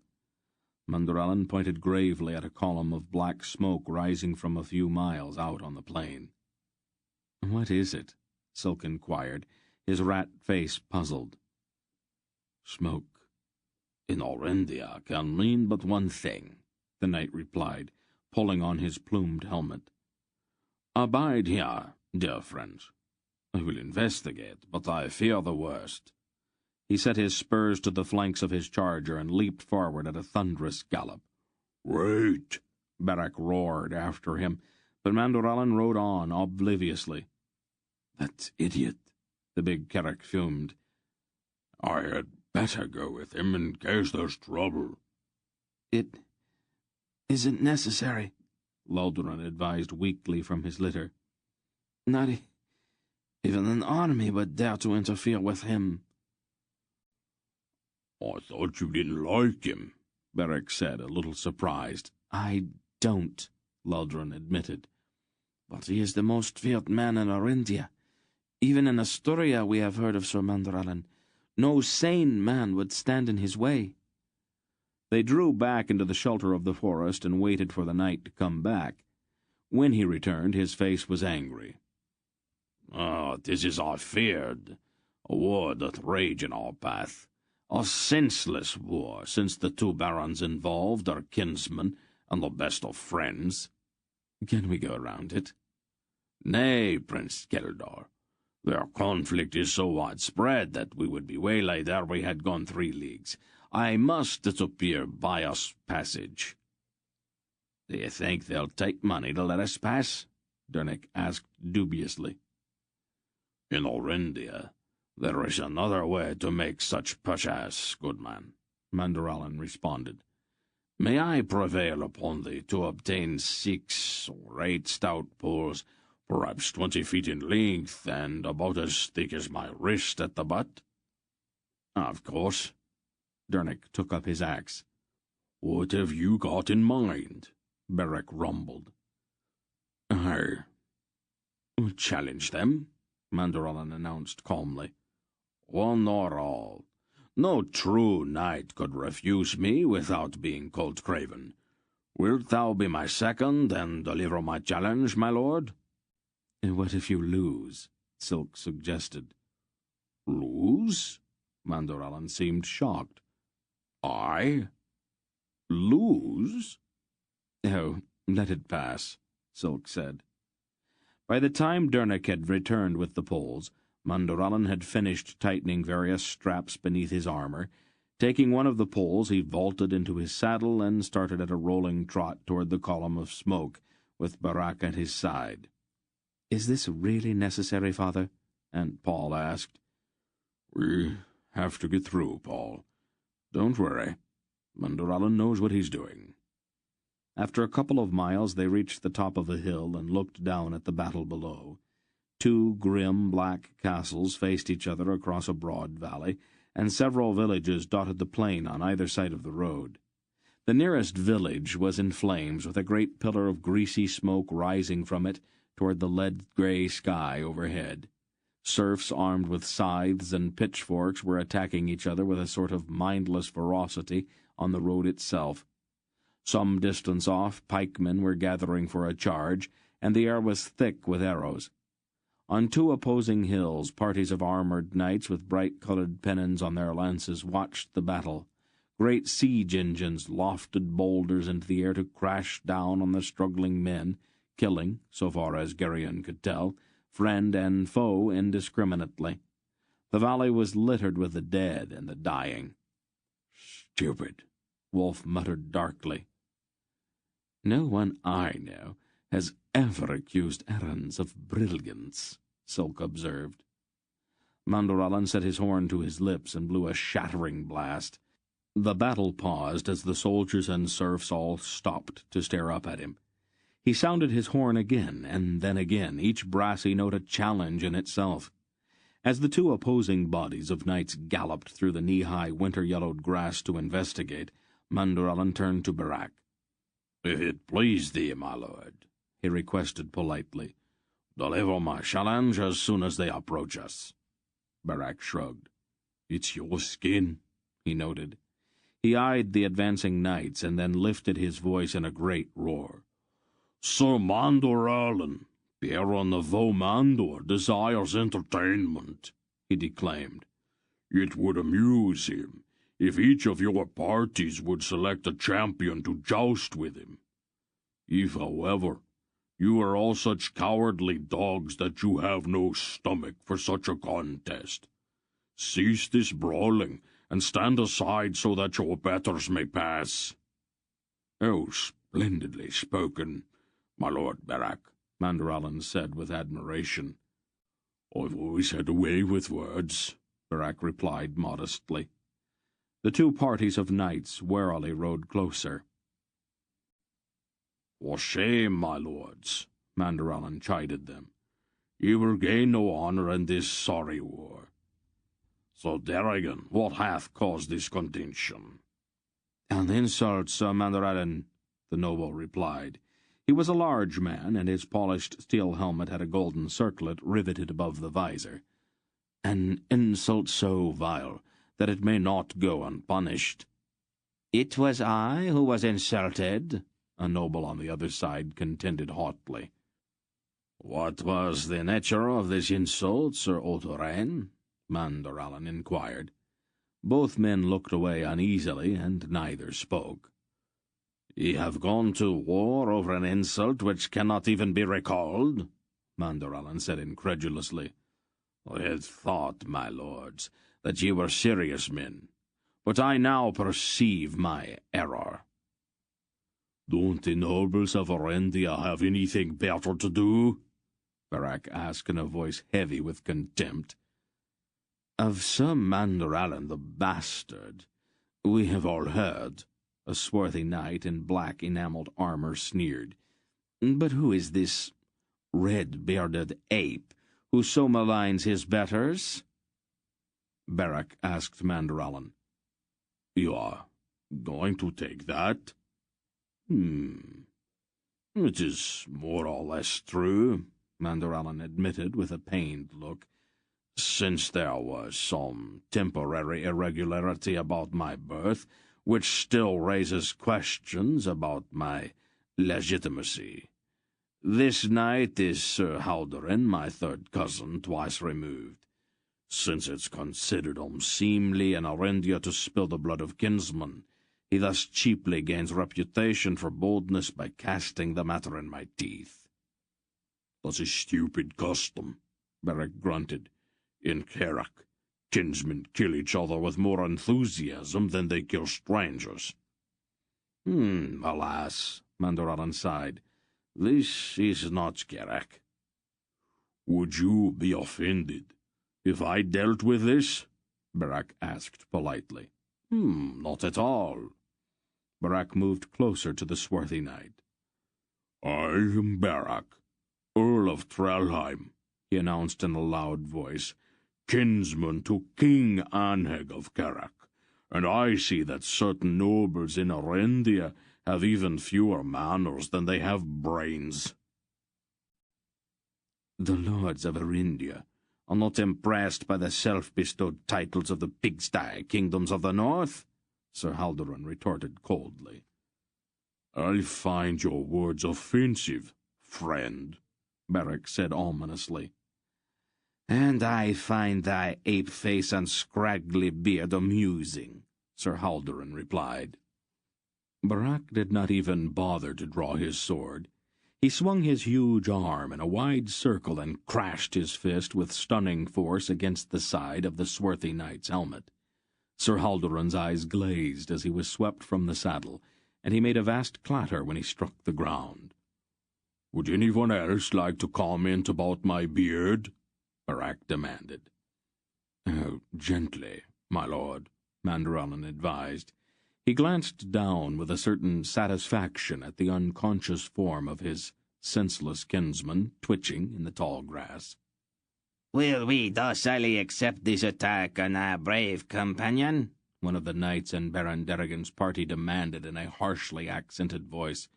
Kill them all. He reached for his sword. On the instant thy sword leaves its sheath, thou art a dead man, Sir Knight, Mandaralan coolly advised him. The knight's hand froze on his sword hilt. For shame, my lords, Mandaralan continued accusingly. Surely ye know that by courtesy and common usage, my challenge, until it is answered, guarantees my safety and that of my companions. Choose your champions or withdraw. I tire of all of this and presently will become irritable. The two parties of knights pulled back some distance to confer, and several men-at-arms came to the hilltop to pick up Sir Haldoran. That one who was going to draw his sword was a Murgo, Geryon said quietly. I noticed that, Hetar murmured, his dark eyes glittering. Are they coming back? Dernick warned. I will joust thee, Sir Mandaralan, Baron Derrigan as he approached.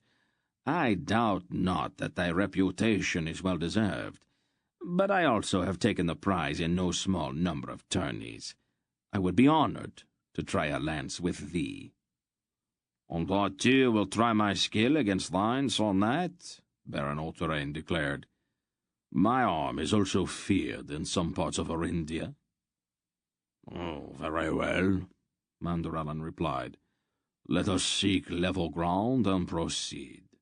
The day wears on, and my companions and I have business to the south. They all rode down the hill to the field below, where the two groups of knights drew up on either side of a course which had been quickly trampled out in the high yellow grass. Darajan galloped to the far end, turned, and sat waiting, his blunted lance resting in his stirrup. Thy courage becomes thee, my lord, Mandaralan called, taking up one of the poles Dernick had cut. I shall try not to injure thee too greatly. Art thou prepared to meet my charge? I am, the Baron replied, lowering his visor. Mandaralan clapped down his visor, lowered his lance, and set his spurs to his war-horse. It's probably inappropriate under the circumstances, Silk murmured, but I can't help wishing that our overbearing friend could suffer some humiliating defeat. Mr. Wolf gave him a withering look. Forget it. Is he that good? Silk asked wistfully. Watch, Wolf told him. The two knights met in the center of the course with a resounding crash, and their lances both shattered at the stunning impact, littering the trampled grass with splinters. They thundered past each other, turned, and rode back, each to his original starting place. Darajan, Geryon noticed, swayed somewhat in the saddle as he rode. The knights charged again, and their fresh lances also shattered. Dernick said thoughtfully, "I should have cut more poles." But Baron Darajan swayed even more as he rode back this time, and on the third charge his faltering lance glanced off Mandorallan's shield. Mandorallan's lance, however, struck true, and the Baron was hurled from his saddle by the force of their meeting. Mandorallan reined in his charger and looked down at him. "Art thou able to continue, my lord?" he asked politely. Darajan staggered to his feet. "I do not yield," he gasped, drawing his sword. "Splendid," Mandorallan replied. "I feared that I might have done thee harm." He slid out of his saddle, drew his sword, and swung directly at Darajan's head. The blow glanced off the Baron's hastily raised shield, and Mandorallan swung again without pause. Darajan managed one or two feeble swings before Mandorallan's broadsword caught him full on the side of the helmet. He spun once and collapsed face down on the earth. "My lord?" Mandorallan inquired solicitously. He reached down, rolled over his fallen opponent, and opened the dinted visor of the Baron's helmet. "Art thou unwell, my lord? Dost thou wish to continue?" He did not reply. Blood ran freely from his nose, and his eyes were rolled back in his head. His face was blue, and the right side of his body quivered spasmodically. Since this brave knight is unable to speak for himself, I declare him vanquished." He looked around, his broadsword still in his hand. "Would any here gainsay my words?" There was a vast silence. "Will some few then remove him from the field?" Mandorallan suggested. "His injuries do not appear grave. A few months in bed should make him whole again." He turned to Baron Ultoren, whose face had grown visibly pale. "Well, my lord, shall we proceed?" he said cheerfully. "My companions and I are impatient to continue our journey." Sir Ultoren was thrown to the ground on the first charge, and broke his leg as he fell. "Ill luck, my lord," Mandorallan observed, approaching on foot with his drawn sword. "Dost thou yield?" "I cannot stand," Ultoren said from between clenched teeth. "I have no choice but to yield." "And I and my companions may continue our journey?" "You may freely depart," the man on the ground replied painfully. "Not just yet," a harsh voice interrupted. The armored Murgo pushed his horse through the crowd of other mounted knights until he was directly in front of Mandorallan. "I thought he might decide to interfere," Aunt Paul said quietly. She dismounted and stepped out onto the hoof-churned course. "Move out of the way, Mandorallan," she told the knight. "Nay, my lady," Mandorallan protested. Wolf barked sharply. "Move, Mandorallan." Mandorallan looked startled and stepped aside. "Well, Grolum," Aunt Paul challenged, pushing back her hood. The mounted man's eyes widened as he saw the white lock in her hair, and then he raised his hand almost despairingly, muttering rapidly under his breath. Once again Geryon felt that strange surge, and the hollow roaring filled his mind. For an instant Aunt Paul's figure seemed surrounded by a kind of greenish light. She waved her hand indifferently, and the light disappeared. "You must be out of practice," she told him. "Would you like to try again?" The Grolum raised both hands this time, but got no further. Maneuvering his horse carefully behind the armored man, Dernick had closed on him. With both hands he raised his axe and smashed it down directly on top of the Grolum's helmet. This ends Disc 3. Please change to Disc 4. With both hands he raised his axe and smashed it down directly on top of the Grolum's helmet. "Dernick!" Aunt Paul shouted. "Get away!" But the smith, his face set grimly, swung again, and the Grollam slid senseless from his saddle with a crash. "You fool!" Aunt Paul raged. "What do you think you are doing?" "He was attacking you, Mistress Paul," Dernick explained, his eyes still hot. "Get down off that horse." He slid down. "Do you have any idea how dangerous that was? He could have killed you." "I will protect you, Mistress Paul," Dernick replied stubbornly. "I'm not a warrior or a magician, but I won't let anybody try to hurt you." Her eyes widened in surprise for an instant, then narrowed, then softened. Geryon, who had known her from childhood, recognized her rapid changes of emotion. Without warning, she suddenly embraced the startled Dernick. "You great, clumsy, dear fool! Never do that again! Never! You almost made my heart stop." Geryon looked away with a strange lump in his throat and saw the brief, sly smile that flickered across Mr. Wolfe's face. A peculiar change had come over the knights lining the sides of the course. Several of them were looking around with amazed expressions of men who had just been roused from some terrible dream. Others seemed suddenly lost in thought. Sir Ultherain struggled to rise. "Nay, my lord," Mandorlan told him, pressing him gently back down. "Thou wilt do thyself injury." "What have we done?" the Baron groaned, his face anguished.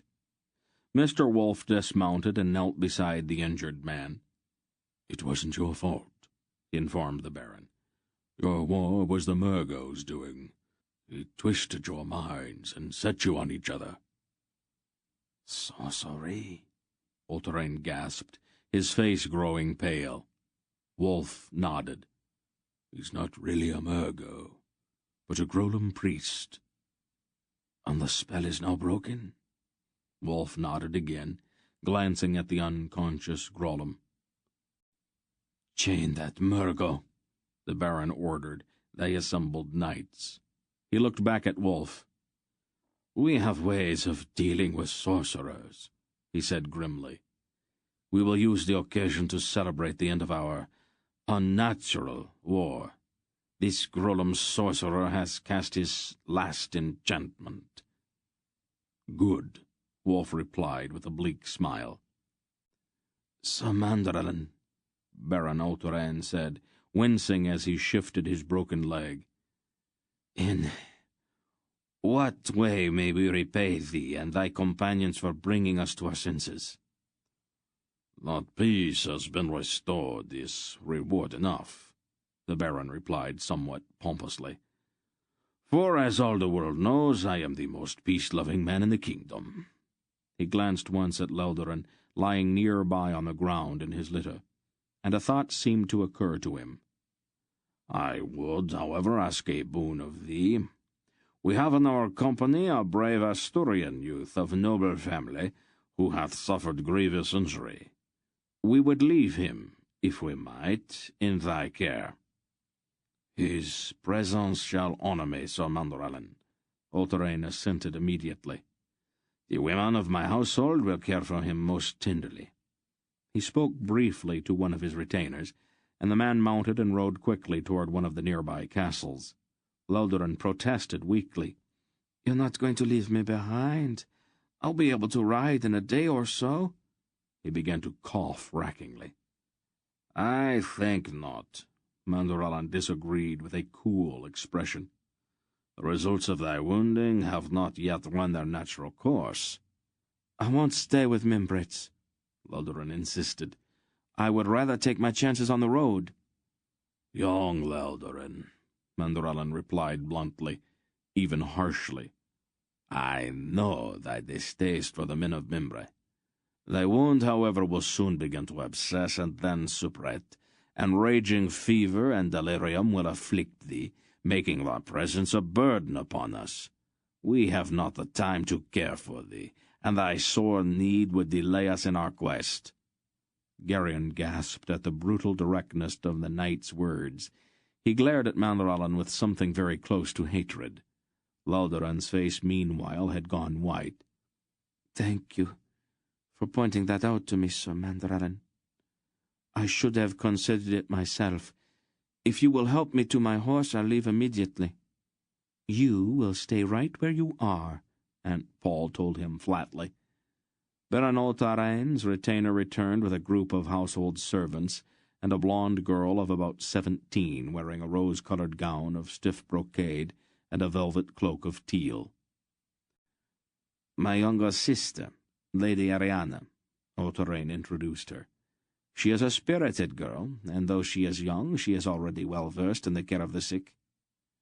"I won't trouble her for long, my lord," Laldoran declared. "I will be returning to Astoria within a week." Lady Ariana laid a professional hand to his forehead. "Nay, good youth. Thy visit, I think, will be protracted." "I'll leave within the week," Laldoran repeated stubbornly. She shrugged. "As it pleases thee. I expect that my brother will be able to spare some few servants to follow after thee, to provide thee that decent burial which, if I misjudged not, thou wilt require before thou hast gone 10 leagues. Laldoran blinked. Aunt Paul took Lady Ariana to one side and spoke with her at some length, giving her a small packet of herbs and certain instructions. Laldoran motioned to Geryon, and Geryon went to him immediately and knelt beside the litter. "So it ends," the young man murmured.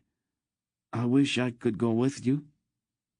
"You'll be well in no time at all," Geryon assured him, knowing that it was not true.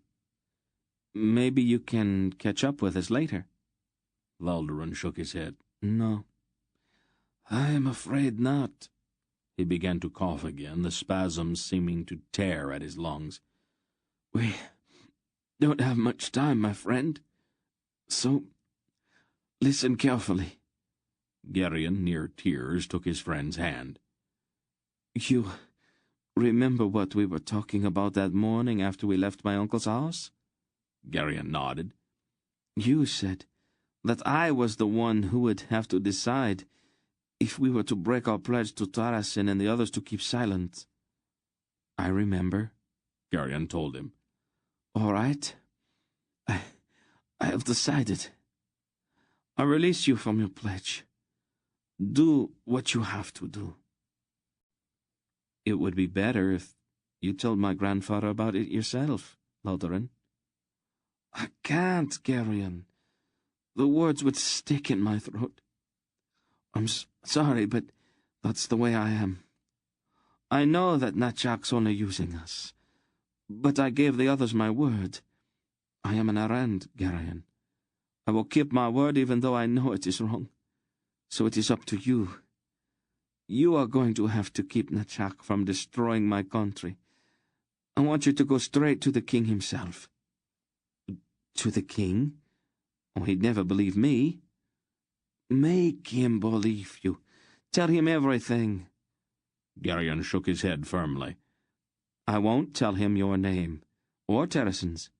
You know what he'd do to you if I did." "We do not matter," Laldoran insisted, coughing again. "I'll tell him about Nachak," Geryon said stubbornly, "but not about you. Where do I tell him to find this Murgo?" "He will know," Laldoran replied, his voice very weak now. "Nachak's the ambassador to the court at Vomimbre. He is the personal representative of Taurogas, king of the Murgos." Geryon was stunned at the implications of that. "He has got all the gold from the bottomless mines of Taumurgos at his command. The plot he gave my friends and me could just be one of a dozen or more, all aimed at destroying our India. You have got to stop him, Geryon. Promise me." The pale young man's eyes were feverish, and his grip on Geryon's hand was tightening. "I'll stop him, Laldoran. I don't know how yet, but one way or another I will stop him." Laldoran sank weakly back on the litter, his strength seeming to run out as if the necessity for extracting that promise had been the only thing sustaining him. "Goodbye, Laldoran," Geryon said softly, his eyes filling with tears. Goodbye, my friend, Lolderin barely more than whispered. Then his eyes closed, and the hand gripping Gerion's went limp. Gerion stared at him with a dreadful fear, until he saw the faint flutter of his pulse in the hollow of his throat. Lolderin was still alive, if only barely. Gerion tenderly put down his friend's hand, and pulled the rough grey blanket up around his shoulders. Then he stood up and walked quickly away with tears running down his cheeks. The rest of the farewells were brief, and they remounted and rode at a trot toward the Great West Road. There were a few cheers from the serfs and pikemen as they passed, but in the distance there was another sound. The women from the villages had come out to search for their men among the bodies littering the field, and their wails and shrieks mocked the cheers. With deliberate purpose, Gerion pushed his horse forward until he drew in beside Mandorallan. "I have something to say to you," he said hotly. "You're not going to like it, but I don't really care." "Oh?" the knight replied mildly. "I think the way you talked to Lolderin back there was cruel and disgusting.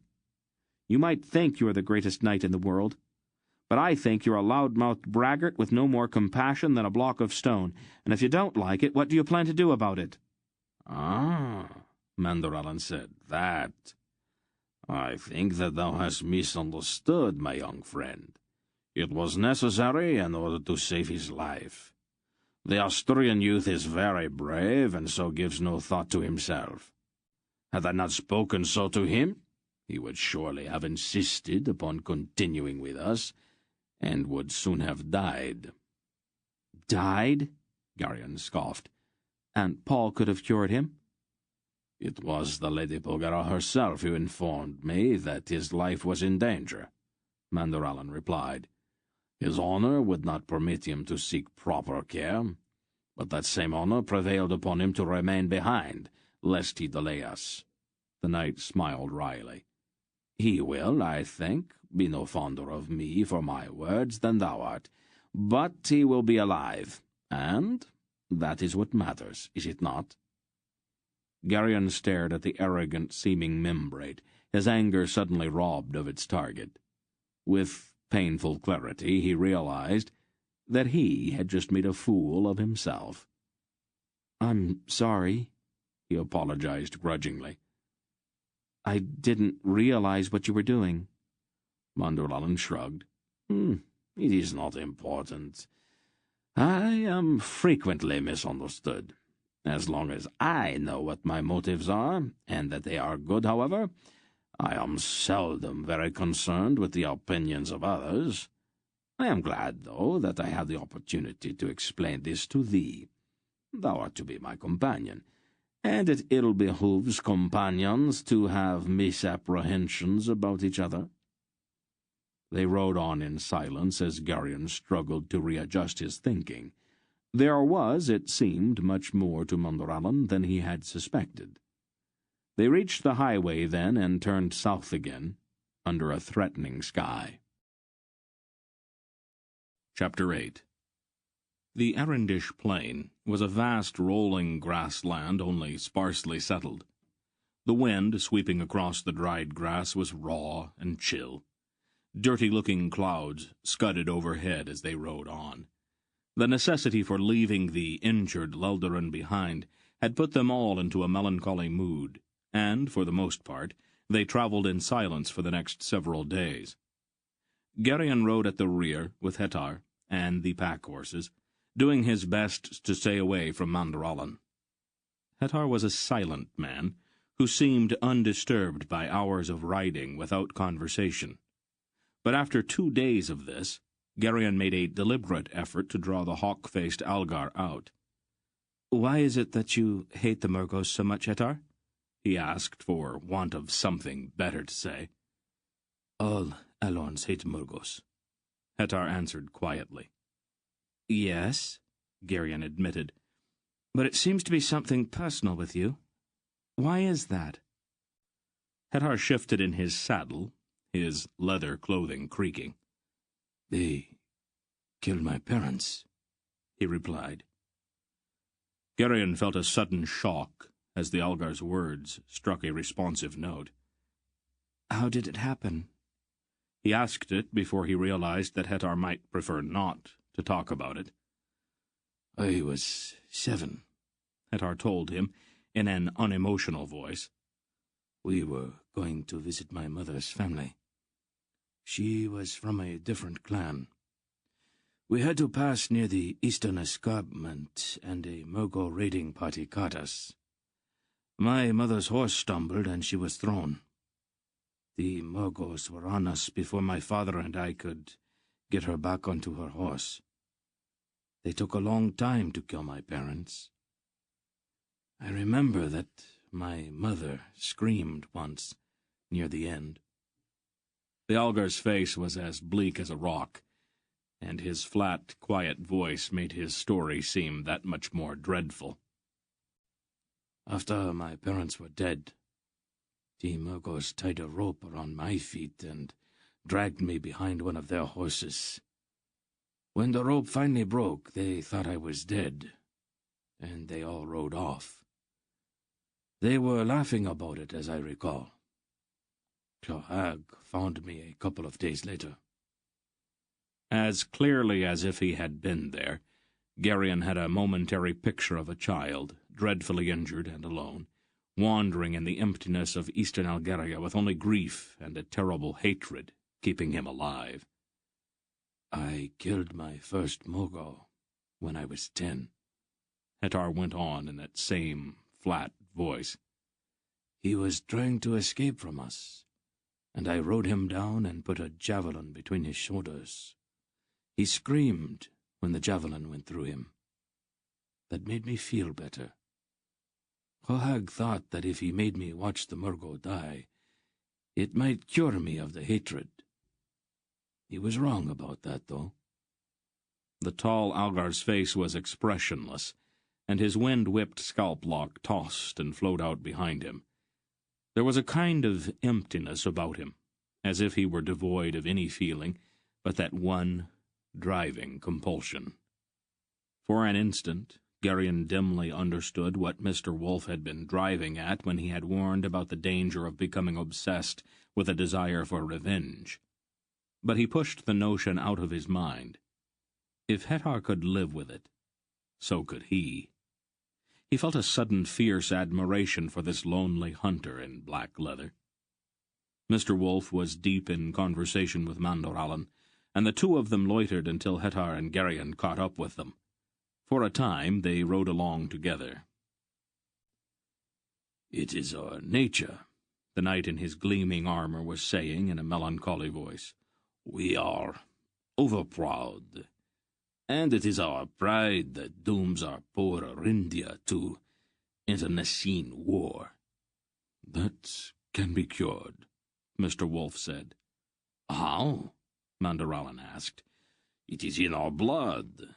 I myself am the most peaceful of men, but even I am subject to our national disease. Moreover, our divisions are too great, too buried in our history, and our souls to be purged away. The peace will not last, my friend. Even now Asturian arrows sing in the forests, seeking Membre targets, and Membre, in reprisal, burns Asturian houses and butchers the hostages. War is inevitable, I fear." "No," Wolfe disagreed. "It's not." "But how may it be prevented?" Mandor Allen demanded. "Who can cure our insanity?" "I will, if I have to," Wolfe told him quietly, pushing back his grey hood.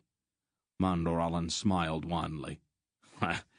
I appreciate thy good intentions, Belgarath, but that is impossible, even for thee." "Nothing is actually impossible, Mandor Allen," Wolfe answered in a matter-of-fact voice. "Most of the time, I prefer not to interfere with other people's amusements.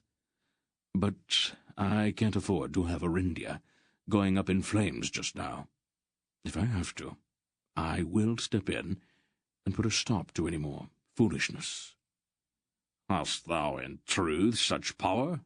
Manderallen asked somewhat wistfully, as if he could not quite bring himself to believe it.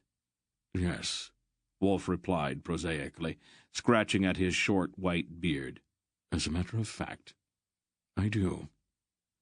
Manderallen's face grew troubled, even a bit awed, at the old man's quiet statement, and Geryon found his grandfather's declaration profoundly disturbing. If Wolf could actually stop a war single-handedly, he would have no difficulty at all thwarting Geryon's own plans for revenge. It was something else to worry about. Then Silk rode back toward them. "The Great Fair's just ahead," the rat-faced man announced. "Do we want to stop, or should we go around it?" "We might as well stop. It's almost evening, and we need some supplies," Wolf decided. "The horses could use some rest too," Hetar said. "They are starting to complain." "You should have told me," Wolf said, glancing back at the pack train. "They are not really in bad shape yet," Hetar informed him, "but they are starting to feel sorry for themselves. They are exaggerating, of course, but a little rest would not hurt them." "Exaggerating?" Silk sounded shocked. "You don't mean to say that horses can actually lie, do you?" Hetar shrugged. "Of course. They lie all the time. They are very good at it." For a moment Silk looked outraged at the thought, and then he suddenly laughed. "Somehow that restores my faith in the order of the universe," he declared. Wolf looked pained. "Silk," he said pointedly, "you are a very evil man. Did you know that?" "Oh, one does one's best," Silk replied mockingly. The Erendish Fair lay at the intersection of the Great West Road and the mountain track leading down out of Ogoland. It was a vast collection of blue, red, and yellow tents, and broad-striped pavilions, stretching for a league or more in every direction. It appeared like a brightly hued city in the midst of the dun-colored plain, and its brilliant pennons snapped bravely in the endless wind under a lowering sky. "I hope I'll have time to do some business," Silk said, as they rode down a long hill toward the fair. The little man's sharp nose was twitching now. "I'm starting to get out of practice." A half-dozen mud-smeared beggars crouched miserably beside the road, their hands outstretched. Manderallen paused and scattered some coins among them. "You shouldn't encourage them," Barak growled. "Charity is both a duty and a privilege, my Lord Barak," Manderallen replied. "Why don't they build houses here?" Geryon asked Silk, as they approached the central part of the fair. "Oh, nobody stays here that long," Silk explained. "The fair is always here, but the population is very fluid. Besides, buildings are taxed. Tents are not." Many of the merchants who came out of their tents to watch the party pass seemed to know Silk, and some of them greeted him warily, suspicion plainly written on their faces. Barak observed dryly, "I see that your reputation's preceded you, Silk." Silk shrugged. The price of fame." "Isn't there some danger that somebody will recognize you as that other merchant?" Dernick asked. "The one the Murgos are looking for?" "You mean Ambar? Oh, it's not very likely. Ambar does not come to our India very often, and he and Redek don't look a bit alike." "But they're the same man," Dernick objected. "They're both you." "Ah," Silk said, raising a finger. "You and I both know that, but they do not. To you I always look like myself, but to others I look quite different." Dernick looked profoundly skeptical. "Redek, old friend," a bald Drasnian merchant called from a nearby tent. "Delvor," Silk replied delightedly. "I haven't seen you in years." "You look prosperous," the bald man observed. "Oh, getting by," Silk responded modestly. "What are you dealing in now?" "I've got a few Malorian carpets," Delvor told him. "Some of the local nobles are interested, but they don't like the price." His hands, however, were already speaking of other matters. Your uncle sent out word that we were to help you if necessary. Do you need anything? What are you carrying in your packs? He asked aloud. Sindarian woolens, Sulk answered, and a few other odds and ends. Have you seen any Murgos here at the fair? The hands continued flying. One, but he left for Vomimbre a week ago. There are some Nadraks on the far side of the fair, though. They're a long way from home, Sulk gestured. Are they really in business? Delvor answered. It's hard to say. Can you put us up for a day or so? I'm sure we can work out something, Delvor replied with a sly twinkle in his eyes and a flick in his hands. Sulk's fingers betrayed his shock at the suggestion. Business is business, after all, Delvor gestured. You must come aside, he said aloud. Take a cup of wine, have some supper. We have years of catching up to do. We'd be delighted, Sulk returned somewhat sourly. Could it be that you've met your match, Prince Keldar? Aunt Paul inquired softly, with a faint smile, as the little man helped her down from her horse in front of Delvor's brightly striped pavilion. Delvor? Hardly. He's been trying to get even with me for years, ever since a ploy of mine and your Gorak cost him a fortune. I'll let him think he's got me for a while, though. It will make him feel good, and I will enjoy it that much more when I pull the rug out from under him. She laughed. You're incorrigible. He winked back at her. The interior of Delvor's main pavilion was ruddy in the light of several glowing braziers that put out a welcome warmth. The floor was covered with a deep blue carpet, and large red cushions were scattered here and there to sit upon. Once they were inside, Sulk quickly made the introductions. I am honored, Ancient One, Delvor murmured, bowing deeply to Mr. Wolf and then to Aunt Paul. What can I do to help? Wolf replied, Right now, we need information more than anything. He pulled off his heavy cloak. We ran into a Grolem stirring up trouble a few days north of here. Can you nose about and find out what's happening between here and Vomimbre? I'd like to avoid any more neighborhood squabbles, if possible. I will make the inquiries, Delvor promised. I'll be moving around too, Sulk said. Between us, Delvor and I should be able to sift out most of the loose information in the fair. Wolf looked at him inquiringly. Radek of Boktor never passes up a chance to do business, the little man explained, just a bit too quickly. It would look very strange if he stayed in Delvor's tent. I see, Wolf said. We wouldn't want anything to spoil our disguise now, would we? Sulk asked innocently. His long nose, however, was twitching even more violently. Wolf surrendered. All right, but don't get exotic. I don't want a crowd of outraged customers outside this tent in the morning howling for your head. Delvor's porters took the packs from the spare horses, and one of them showed Hetar the way to the horse pens on the outskirts of the fair. Sulk began rummaging through the packs. A myriad of small, expensive items began to pile up on Delvor's carpet, as Sulk's quick hands dipped into the corners and folds of the wool cloth.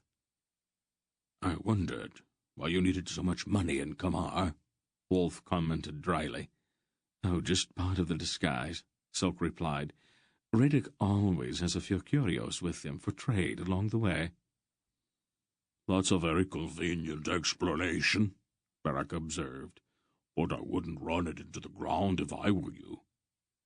If I can't double our old friend's money in the next hour, I'll retire permanently, Sulk promised. Oh, I almost forgot. I'll need Geryon to act as a porter for me. Radek always has at least one porter. Try not to corrupt him too much, Aunt Paul said. Sulk bowed extravagantly and set his black velvet cap at a jaunty angle.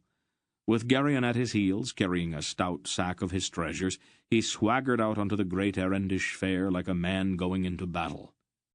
A fat Tolnedran, 3/10 down the way, proved troublesome, and succeeded in getting a jeweled dagger away from Silk for only 3 times what it was worth.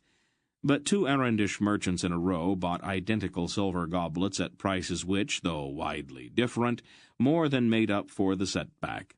"I love to deal with errands," Silk gloated as they moved on down the muddy streets between the pavilions. The sly little Drasnian moved through the fair, wreaking havoc as he went.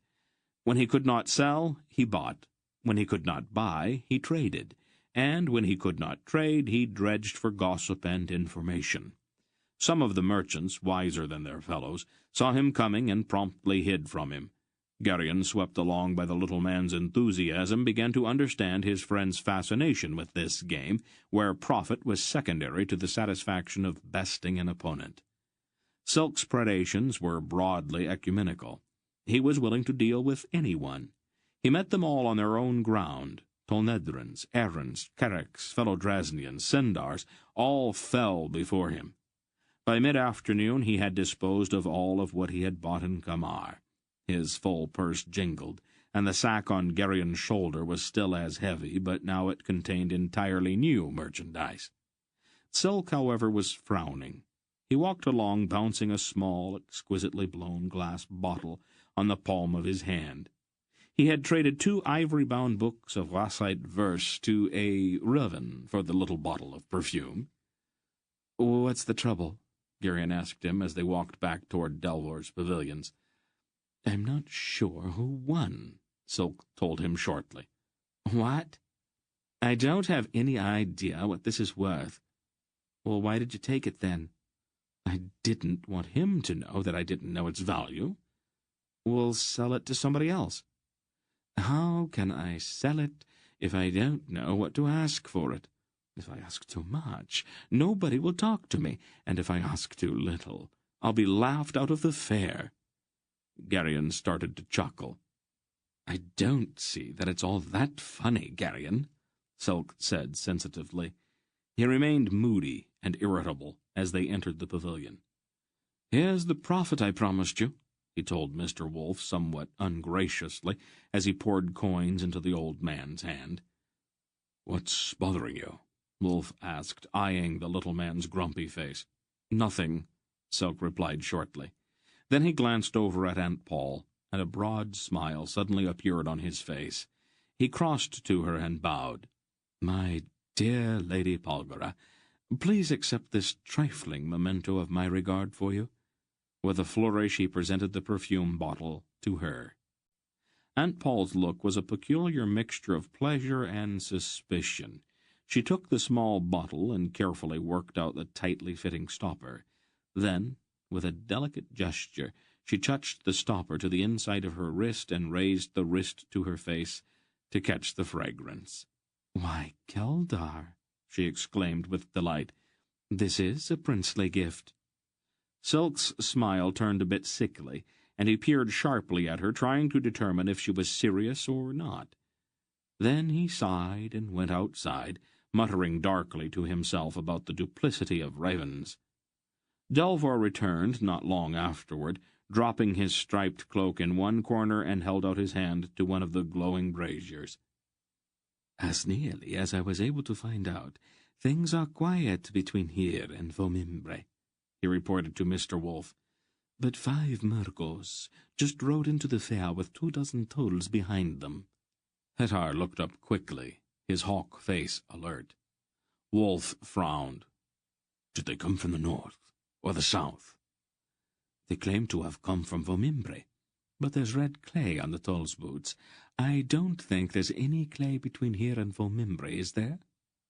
"None," Mondorallen declared firmly. "The only clay in the region is to the north." Wolfe nodded. "Get Silk back inside," he told Barak. Barak went to the tent flap. "Couldn't it just be coincidence?" Dernek wondered. "I don't think we want to take that chance," Wolfe answered. "We'll wait until the fair settles down for the night, and then slip away." Silk came back inside, and he and Delvor spoke together briefly. "It won't take the Murgos long to find out we've been here," Barak rumbled, tugging thoughtfully at his red beard. Then we'll have them dogging our heels every step of the way from here to Vomimbre. Wouldn't it simplify things if Hetor, Mandoralin, and I go pick a fight with them? 5 dead Murgles aren't going to follow anybody. Hetar nodded with a certain dreadful eagerness. I don't know if that would set too well with the Tonedran legionnaires who police the fair, Silk drawled. Policemen seem to worry about unexplained bodies.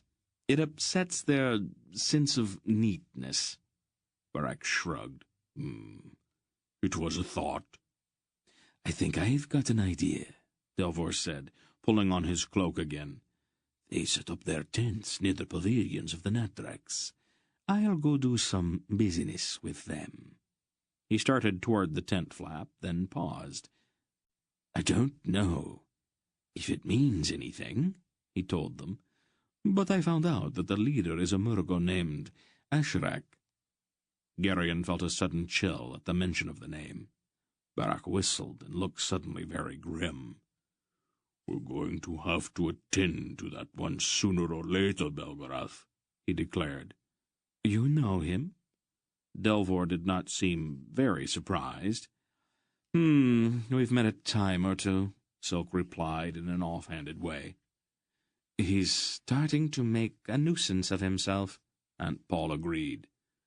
I'll get started, Delvor said.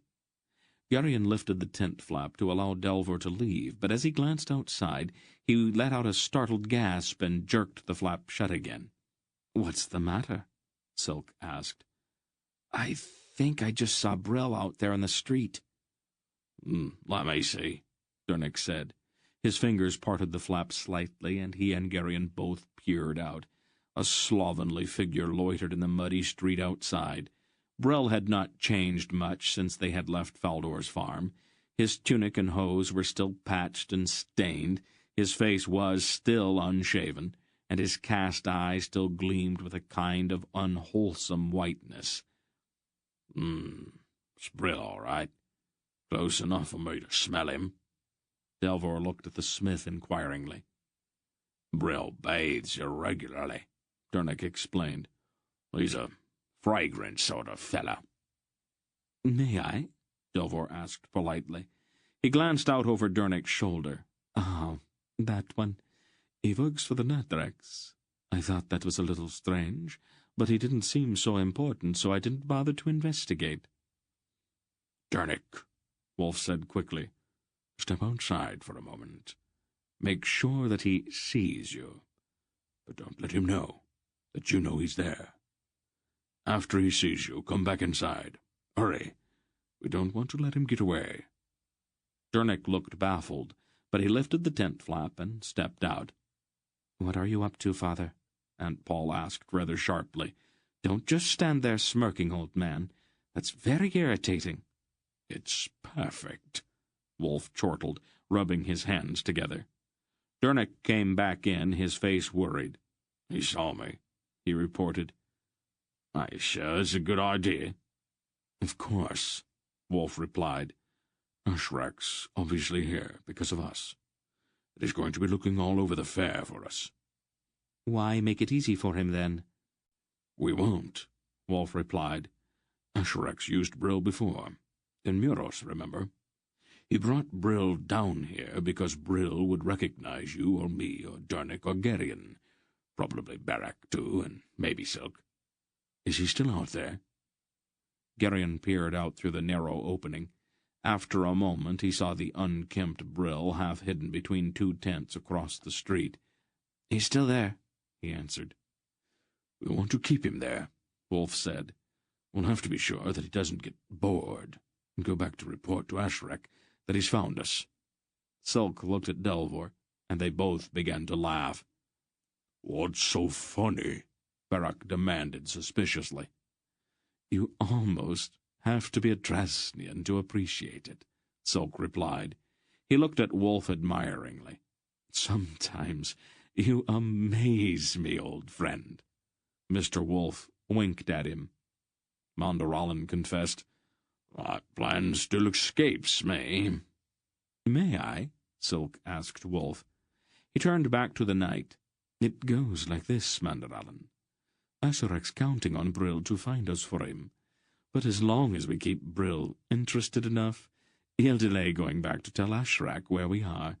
We've captured Asherak's eyes, and that puts him at quite a disadvantage. Manderallen then asked, But will this curious Sindar not follow us as soon as we leave the tent? When we ride from the fair, the Murkos will be immediately behind us. The back wall of the tent is only canvas, Manderallen, Silk pointed out gently. With a sharp knife, you can make as many doors in it as you like. Delver winced slightly, then sighed. I'll go see the Murkos, he said. I think I can delay them even more. Dernick and I will go out with you, Silk told his bald friend. You go one way, we'll go another. Brill will follow us, and we can lead him back here. Delver nodded, and the three of them went out. Barak asked sourly, Isn't this all unnecessarily complicated? Brill doesn't know Hathor. Why not just have Hathor slip out the back, circle around behind him, and stick a knife between his ribs?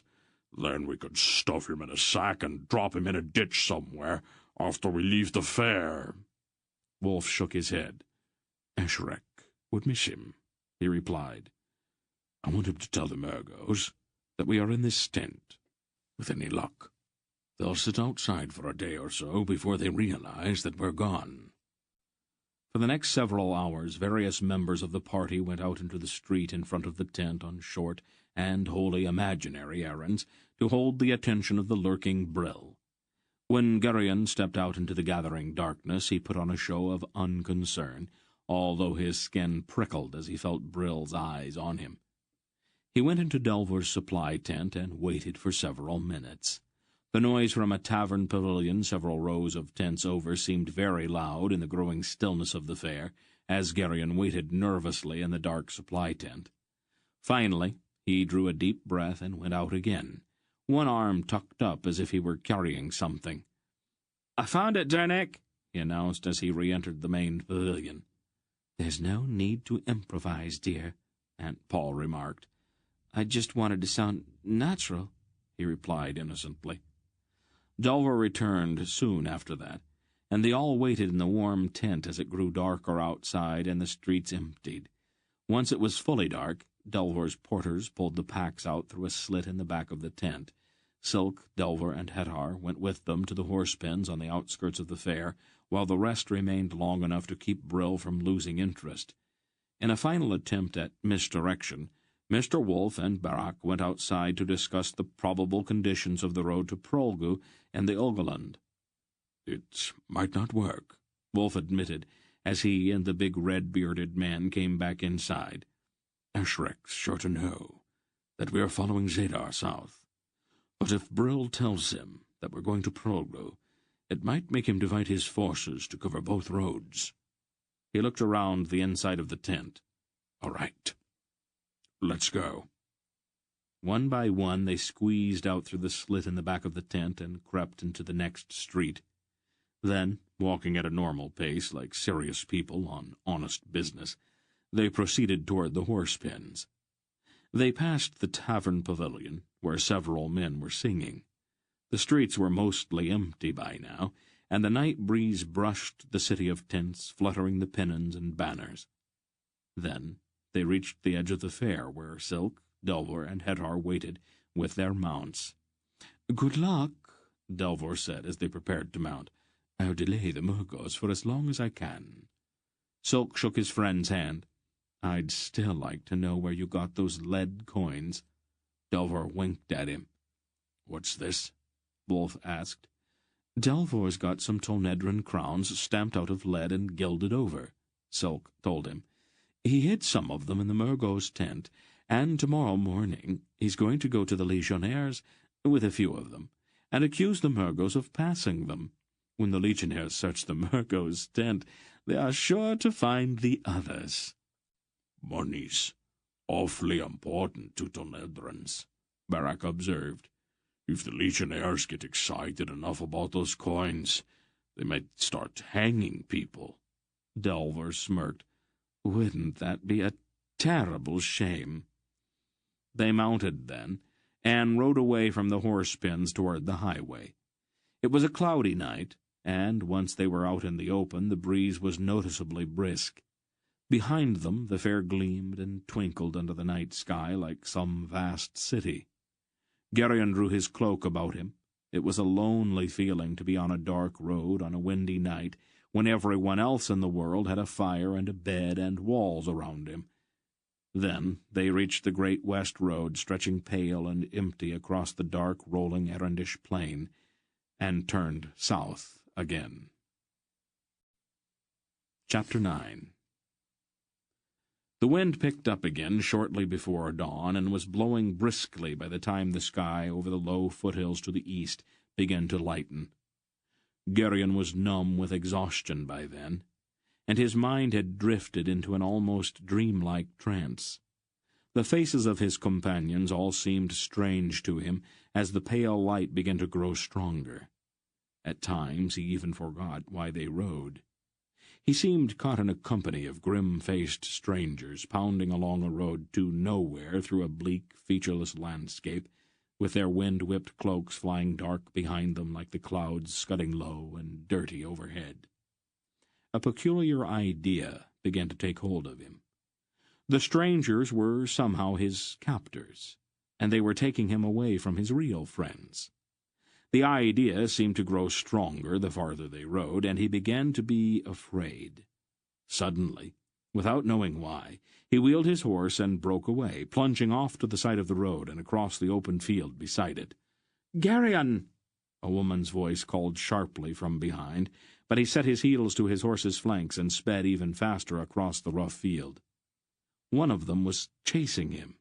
A frightening man in black leather with a shaved head and a dark lock at his crown, flowing behind him in the wind. In a panic, Geryon kicked at his horse, trying to make the beast run even faster, but the fearsome rider behind him closed the gap quickly and seized the reins from his hands. "What are you doing?" he demanded harshly. Geryon stared at him, unable to answer. Then the woman in the blue cloak was there, and the others not far behind her. She dismounted quickly and stood looking at him with a stern face.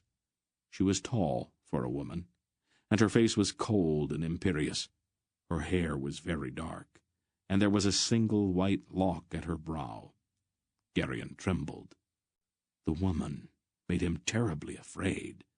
"Get down off that horse," she commanded. "Gently, Paul," a silvery-haired old man with an evil face said. A huge, red-bearded giant rode closer, threatening, and Geryon, almost sobbing with fright, slid down from the horse.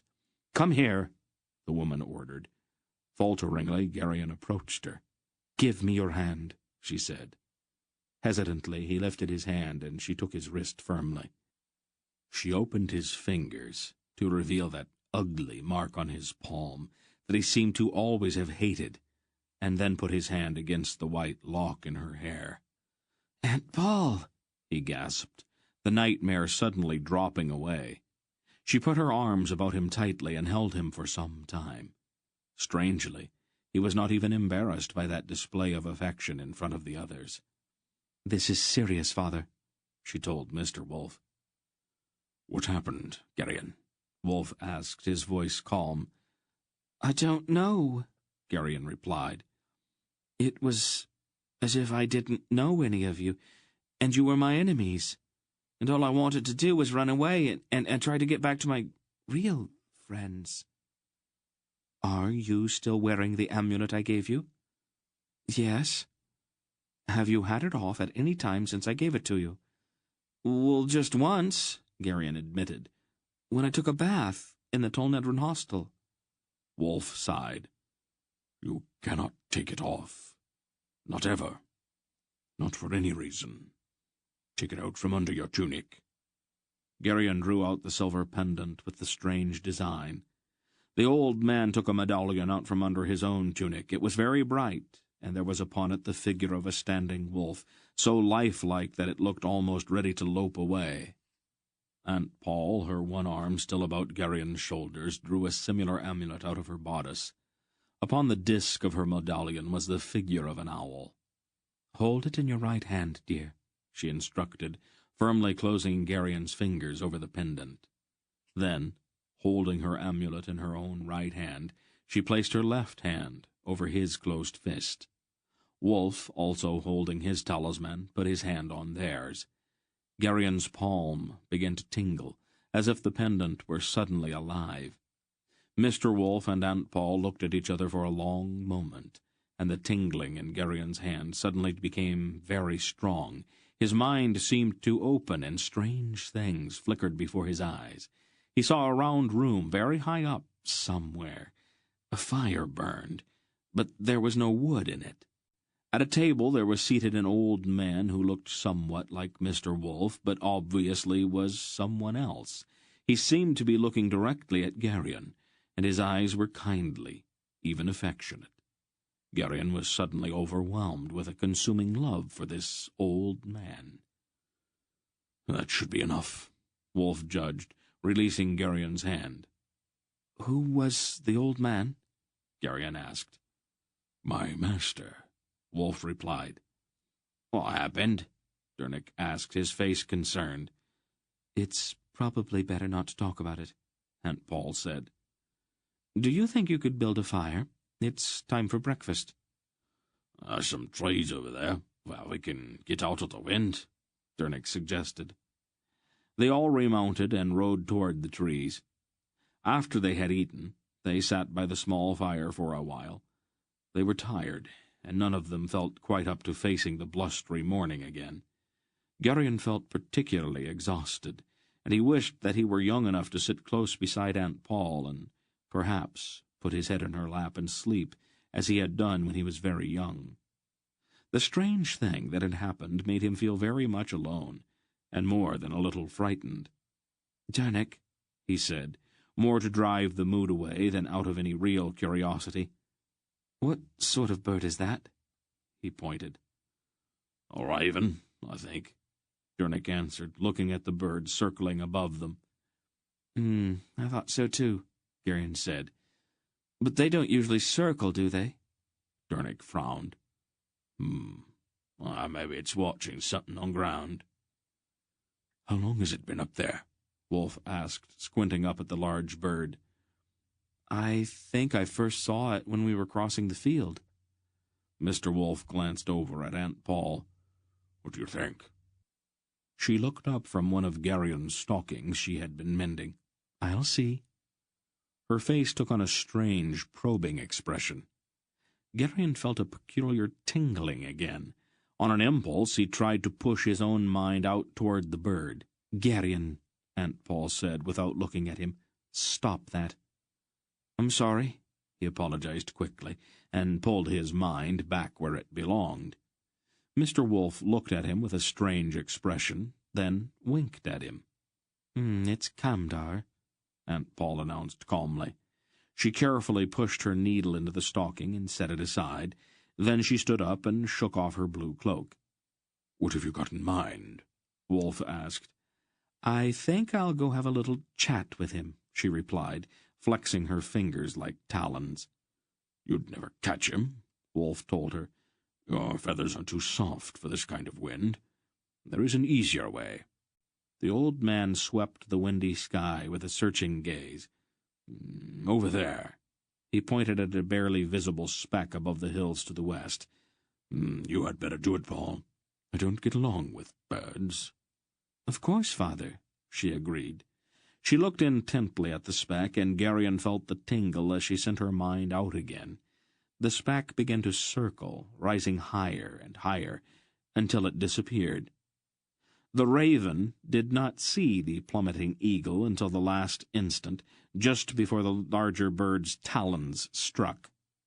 There was a sudden puff of black feathers, and the raven, screeching with fright, flapped wildly away with the eagle in hot pursuit.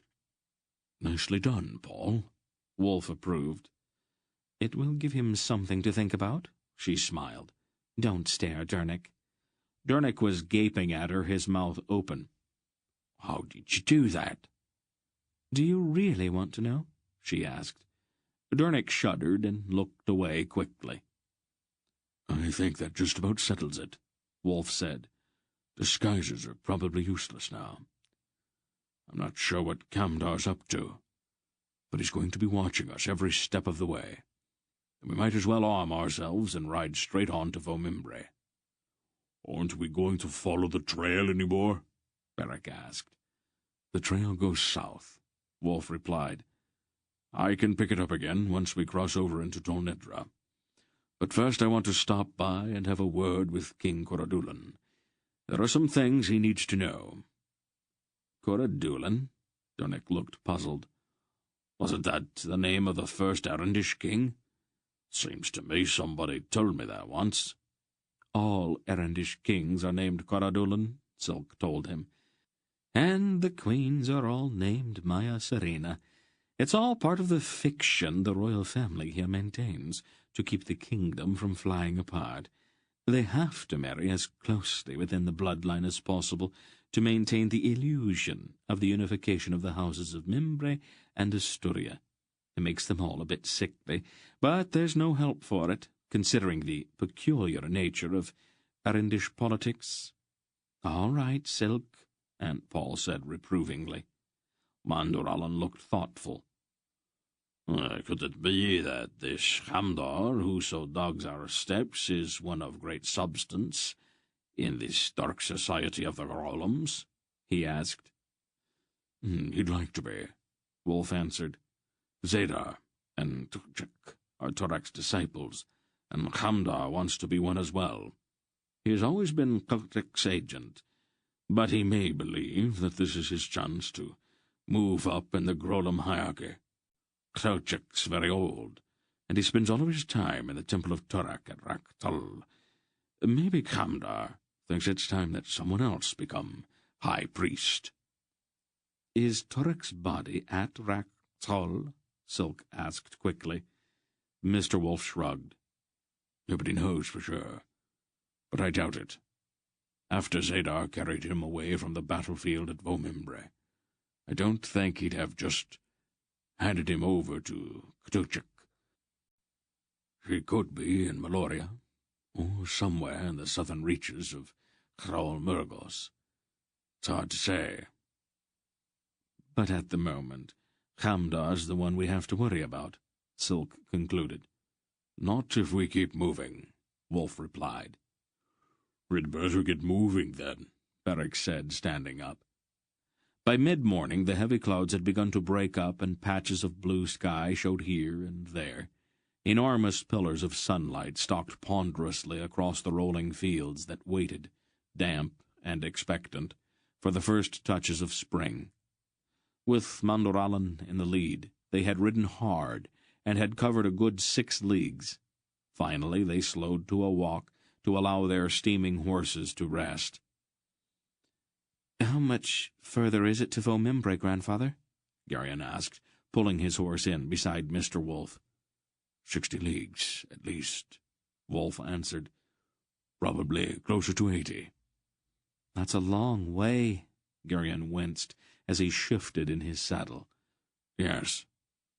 "I'm sorry I ran away like that back there," Garion apologized. "It wasn't your fault. Kamdar was playing games." "But why did he pick me? Couldn't he have done the same thing to Dernick or Beric?" Mr. Wolf looked at him. "You are younger, more susceptible." "That's not really it, is it?" Garion accused. "No," Wolf admitted, "not really. But it is an answer of sorts." "This is another one of those things you aren't going to tell me, isn't it?" I suppose you could say that," Wolf answered blandly. Garion sulked about that for a while, but Mr. Wolf rode on, seemingly unconcerned by the boy's reproachful silence. They stopped that night at a Tolnedran hostel, which, like all of them, was plain, adequate, and expensive. The next morning the sky had cleared, except for billowy patches of white clouds scampering before the brisk wind. The sight of the sun made them all feel better, and there was even some bantering between Silk and Barak as they rode along, something Geryon had not heard in all of the weeks they had spent travelling under the gloomy skies of northern Arindia. Mandoralin, however, scarcely spoke that morning, and his face grew more sombre with each passing mile. He was not wearing his armor, but instead a mail suit and a deep blue surcoat.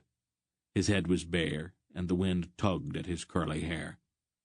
On a nearby hilltop, a bleak-looking castle brooded down at them as they passed, its grim walls high and haughty-looking. Mandoralin seemed to avoid looking at it, and his face became even more melancholy. Geryon found it difficult to make up his mind about Mandoralin.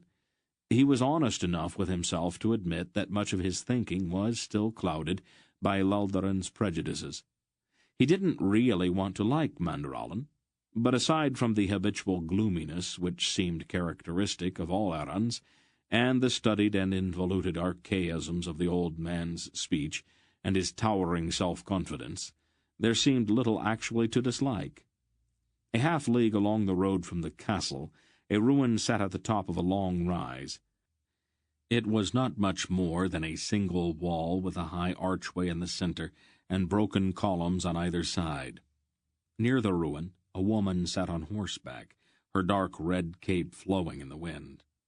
Without a word, almost without seeming to think about it, Mandoralin turned his war-horse from the road and cantered up the rise toward the woman, who watched his approach without any seeming surprise, but also with no particular pleasure.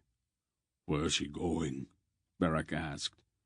"She's an acquaintance of his," Mr. Wolfe said dryly. "Are we supposed to wait for them?" "He can catch up with us." Mandoralin had stopped his horse near the woman and dismounted. He bowed to her and held out his hands to help her down from her horse. They walked together toward the ruin, not touching, but walking very close to each other. They stopped beneath the archway and talked. Behind the ruin, clouds raced in the windy sky, and their enormous shadows swept uncaring across the mournful fields of Arindia. "We should have taken a different route. I wasn't thinking, I guess," Wolfe said. "Is there some problem?" Dernick asked. "Nothing unusual. "In Arindia," Wolfe answered. "I suppose it is my fault. Sometimes I forget the kinds of things that can happen to young people." "Don't be cryptic, Father," Aunt Paul told him. "It's very irritating. Is this something we should know about?" Wolfe shrugged. It isn't any secret. Half of Arindia knows about it. A whole generation of Erendish virgins cry themselves to sleep every night over it." "Father," Aunt Paul snapped exasperatedly. "Right," Wolfe said. "When Mandoralin was about Geryon's age, he showed a great deal of promise. Strong, courageous, not too bright. The qualities that make a good knight. His father asked me for advice, and I made arrangements for the young man to live, for a while, with the Baron of Voebor. That's his castle back there. The Baron had an enormous reputation, and he provided Mandoralin with the kind of instruction he needed. Mandoralin and the Baron became almost like father and son, since the Baron was quite a bit older. Everything was going along fine until the Baron got married. His bride, however, was much younger, about Mandoralin's age." "I think I see where this is going," Dernick remarked disapprovingly. "Not exactly," Wolfe disagreed. "After the honeymoon, the Baron returned to his customary nightly pursuits, and left a very bored young lady wandering around his castle. It is a situation with all kinds of interesting possibilities. Anyway, Mandoralin and the lady exchanged glances, then words, the usual sort of thing." "It happens in Cinderia, too," Dernick observed. "I'm sure the name we have for it's very different from the one they use here." His tone was becoming critical, even offended. "You're jumping to conclusions, Dernick," Wolfe told him. "Things never went any further. It might have been better if they had. Adultery isn't really all that serious, and in time they'd have gotten bored with it. But since they both loved and respected the Baron too much to dishonor him, Mandoralin left the castle before things could get out of hand. Now they both suffer in silence. Oh, it's all very touching, but it seems like a waste of time to me. Of course I am older. You are older than everyone, Father, Aunt Paul said. You didn't have to say that, Paul. Silk laughed sardonically. I am glad to see that our stupendous friend at least has the bad taste to fall in love with another man's wife. His nobility was beginning to get rather cloying. The little man's expression had that bitter self-mocking cast to it Gerion had first seen in Valalorn, when they had spoken with Queen Porin. Does Baron know about it? Dernick asked. Naturally, Wolf replied. That's the part that makes the errands get all mushy inside about it. There was a knight once, stupider than most errands, who made a bad joke about it. The Baron promptly challenged him and ran a lance through him during the duel.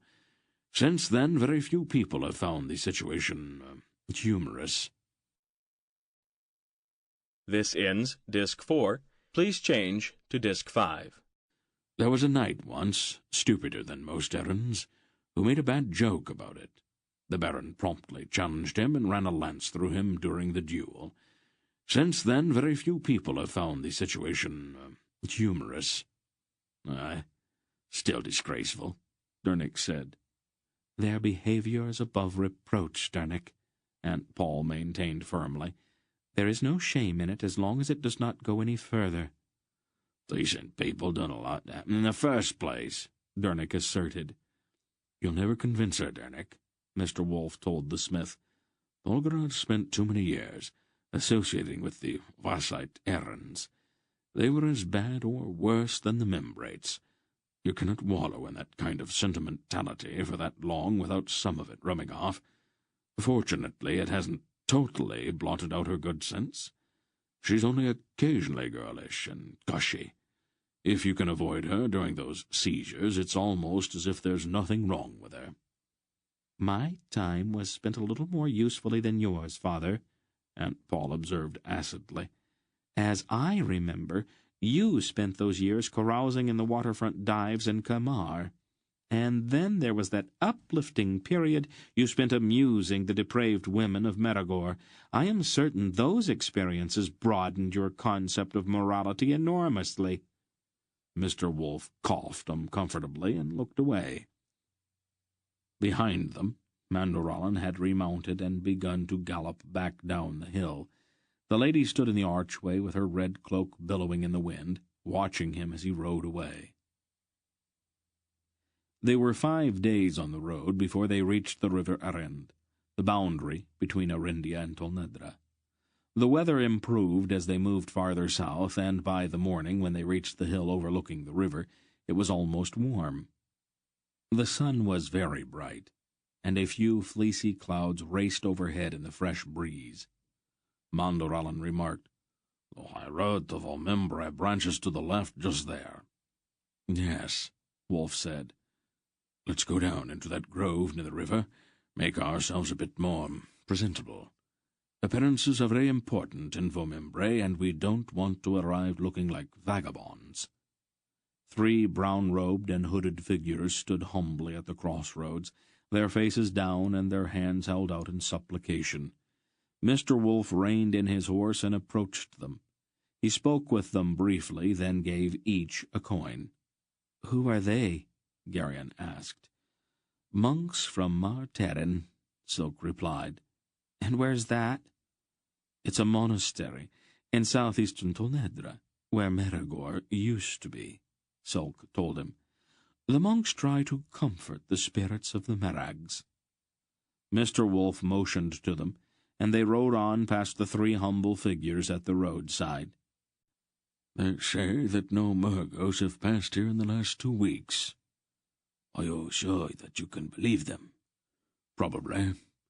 The monks won't lie to anybody." Then they'll tell anybody who comes by that we have passed here? Wolf nodded. They'll answer any question anyone puts to them. That's an unsavory habit, Beric grunted darkly. Mr. Wolf shrugged and led the way among the trees beside the river. This ought to do, he decided, dismounting in a grassy glade. He waited while the others climbed down from their horses. All right, he told them. We're going to Vomimbre. I want you all to be careful about what you say while we're there. Membrates are very touchy, and the slightest word could be taken as an insult. Aunt Paul interrupted. I think you should wear the white robe Thorak gave you, Father. Please, Paul, Wolf said. I'm trying to explain something. I heard you, Father, she said, pulling open one of the packs. You tend to belabor things too much. She held up the white robe and looked at it critically. You should have folded it more carefully. You've wrinkled it. I am not going to wear that thing. Yes, you are, Father. We might have to argue about it for an hour or two, but you'll wind up wearing it in the end anyway. Why not just save yourself all of the time and aggravation? It's silly. Lots of things are silly, Father. I know the errands better than you do. You'll get more respect if you look the part. Mandaralan and Hetar and Barak will wear their armor. Dernik and Silk and Geryon can wear the doublets Thorak gave them in Sindar. I'll be wearing my blue gown, and you will wear the white robe. I insist, Father. You what? Now, listen here, Bulgara. Be still, Father, she said absently, examining Geryon's blue doublet. Wolf's face darkened, and his eyes bulged dangerously. Was there something else? She asked with a level gaze. Mr. Wolf let it drop. He's as wise as they say he is, Silk observed. An hour later they were on the high road to Vomimbre, under a sunny sky. Mandaralan, once again in full armor and with a blue and silver pennon streaming from the tip of his lance, led the way, with Barak in his gleaming mail shirt and black bearskin cape riding immediately behind him. At Aunt Paul's insistence, the big Kerach had combed the tangles out of his red beard and even rebraided his hair. Mr. Wolf, in his white robe, rode sourly, muttering to himself, and Aunt Paul set her horse demurely at his side in a short fur-lined cape and with a blue satin headdress surmounting the heavy mass of her dark hair. Geryon and Dernik were ill at ease in their finery, but Silk wore his doublet and black velvet cap with a kind of exuberant flair. Hatar's sole concession to formality had been the replacement of a ring of beaten silver for the leather thong, which usually caught in his scalp lock. The serfs and even the occasional knight they encountered along the way stood aside and saluted respectfully. The day was warm, the road was good, and their horses were strong. By mid-afternoon they crested a high hill, overlooking the plain which sloped down to the gates of Vomimbre. Chapter 10. The city of the Membrate Arons reared almost like a mountain beside the sparkling river. Its thick, high walls were surmounted by massive battlements, and great towers and slender spires with bright banners at their tips rose within the walls, gleaming golden in the afternoon sun. "Behold, Vomimbre," Mandaralan proclaimed with pride, "Queen of cities. Upon that rock the tide of Angarak crashed and recoiled and crashed again. Upon this field they met their ruin. The soul and pride of Orindia doth reside within that fortress, and the power of the Dark One may not prevail against it." "We have been here before, Mandaralan," Mr. Wolf said sourly. "Don't be impolite, Father," Aunt Paul said to the old man. Then she turned to Mandaralan, and to Geryon's amazement she spoke in an idiom he had never heard from her lips before. "Wilt thou, Sir Knight, convey us presently into the palace of thy king? We must needs take counsel with him in matters of gravest urgency." She delivered this without the least trace of self-consciousness, as if the archaic formality came quite naturally to her. Forasmuch as thou art the mightiest living knight, we place ourselves under the protection of thy arm. Mandurallan, after a startled instant, slid with a crash from his war-horse and sank to his knees before her. "My Lady Polgara," he replied in a voice throbbing with respect, with reverence even, "I accept thy charge, and will convey thee safely unto King Coradulan. Should any man question thy paramount right to the king's attention, I shall prove his folly upon his body." Aunt Paul smiled at him encouragingly, and he vaulted into the saddle with a clang and led the way at a rolling trot, his whole bearing seething with a willingness to do battle. "What was that all about?" Wolfe asked. Mandurallan needed something to take his mind off of his troubles, she replied. He has been out of sorts for the last few days. As they drew closer to the city, Geryon could see the scars on the great walls where heavy stones from the Angarak catapults had struck the unyielding rock. The battlements high above were chipped and pitted from the impact of showers of steel-tipped arrows. The stone archway that led into the city revealed the incredible thickness of the walls, and the iron-bound gate was massive. They clattered through the archway and into the narrow, crooked streets. The people they passed seemed for the most part to be commoners, who quickly moved aside. The faces of the men in dun-colored tunics and the women in patched dresses were dull and uncurious. "They don't seem very interested in us," Geryon commented quietly to Dernick. "I don't think the ordinary people and the gentry pay much attention to each other here," Dernick replied. "They live side by side, but they don't know anything about each other. Maybe that is what's wrong with Arendia." Geryon nodded soberly. Although the commoners were indifferent, the nobles at the palace seemed afire with curiosity. Word of the party's entrance into the city apparently had raced ahead of them through the narrow streets, and the windows and parapets of the palace were alive with people in brightly coloured clothes. "Abate thy pace, Sir Knight," a tall man with dark hair and beard wearing a black velvet surcoat over his polished mail called down from the parapet to Mandurallan as they clattered into the broad plaza before the palace. "Lift thy visor, so I may know thee." Mandurallan stopped in amazement before the closed gate and raised his visor. "What discourtesy is this?" he demanded.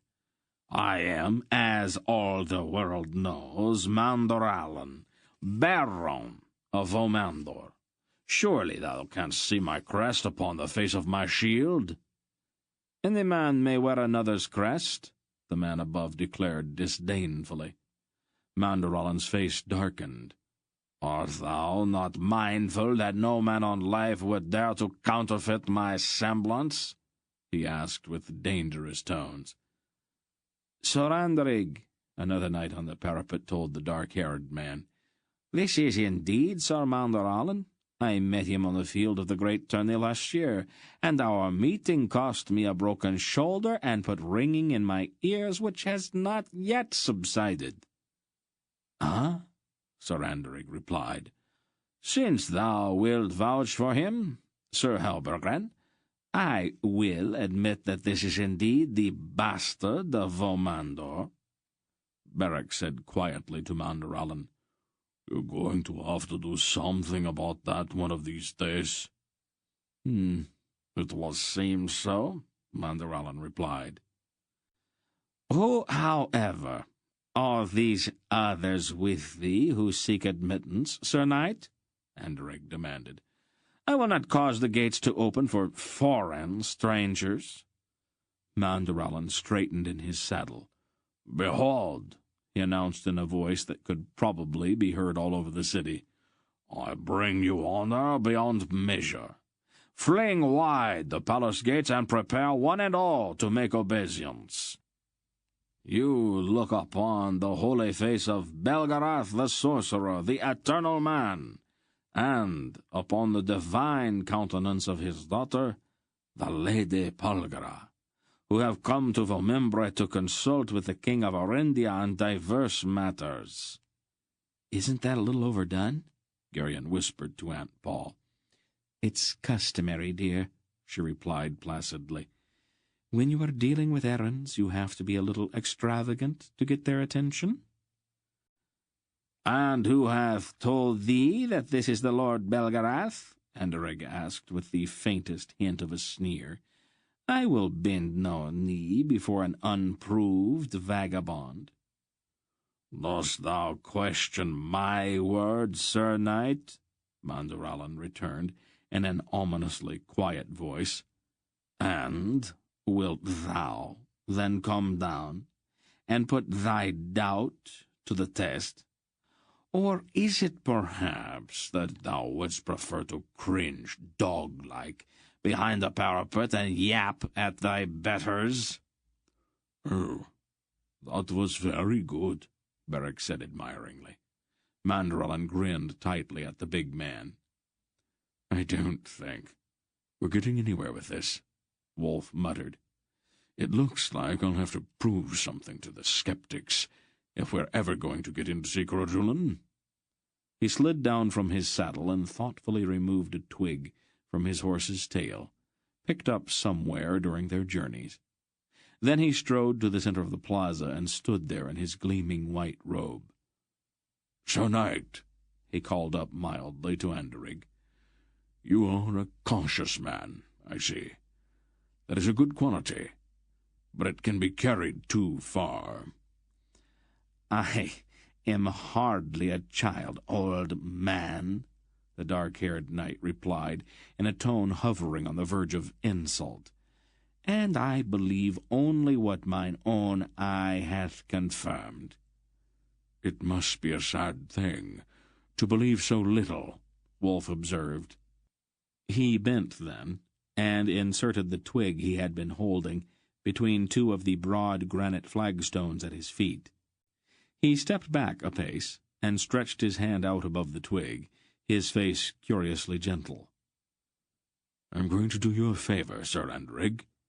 I am going to restore your faith. Watch closely." And then he spoke a single soft word that Geryon could not quite hear, but which set off the now familiar surge and a faint roaring sound. At first, nothing seemed to be happening. Then the two flagstones began to buckle upward with a grinding sound as the twig grew visibly thicker and began to reach up toward Mr. Wolf's outstretched hand.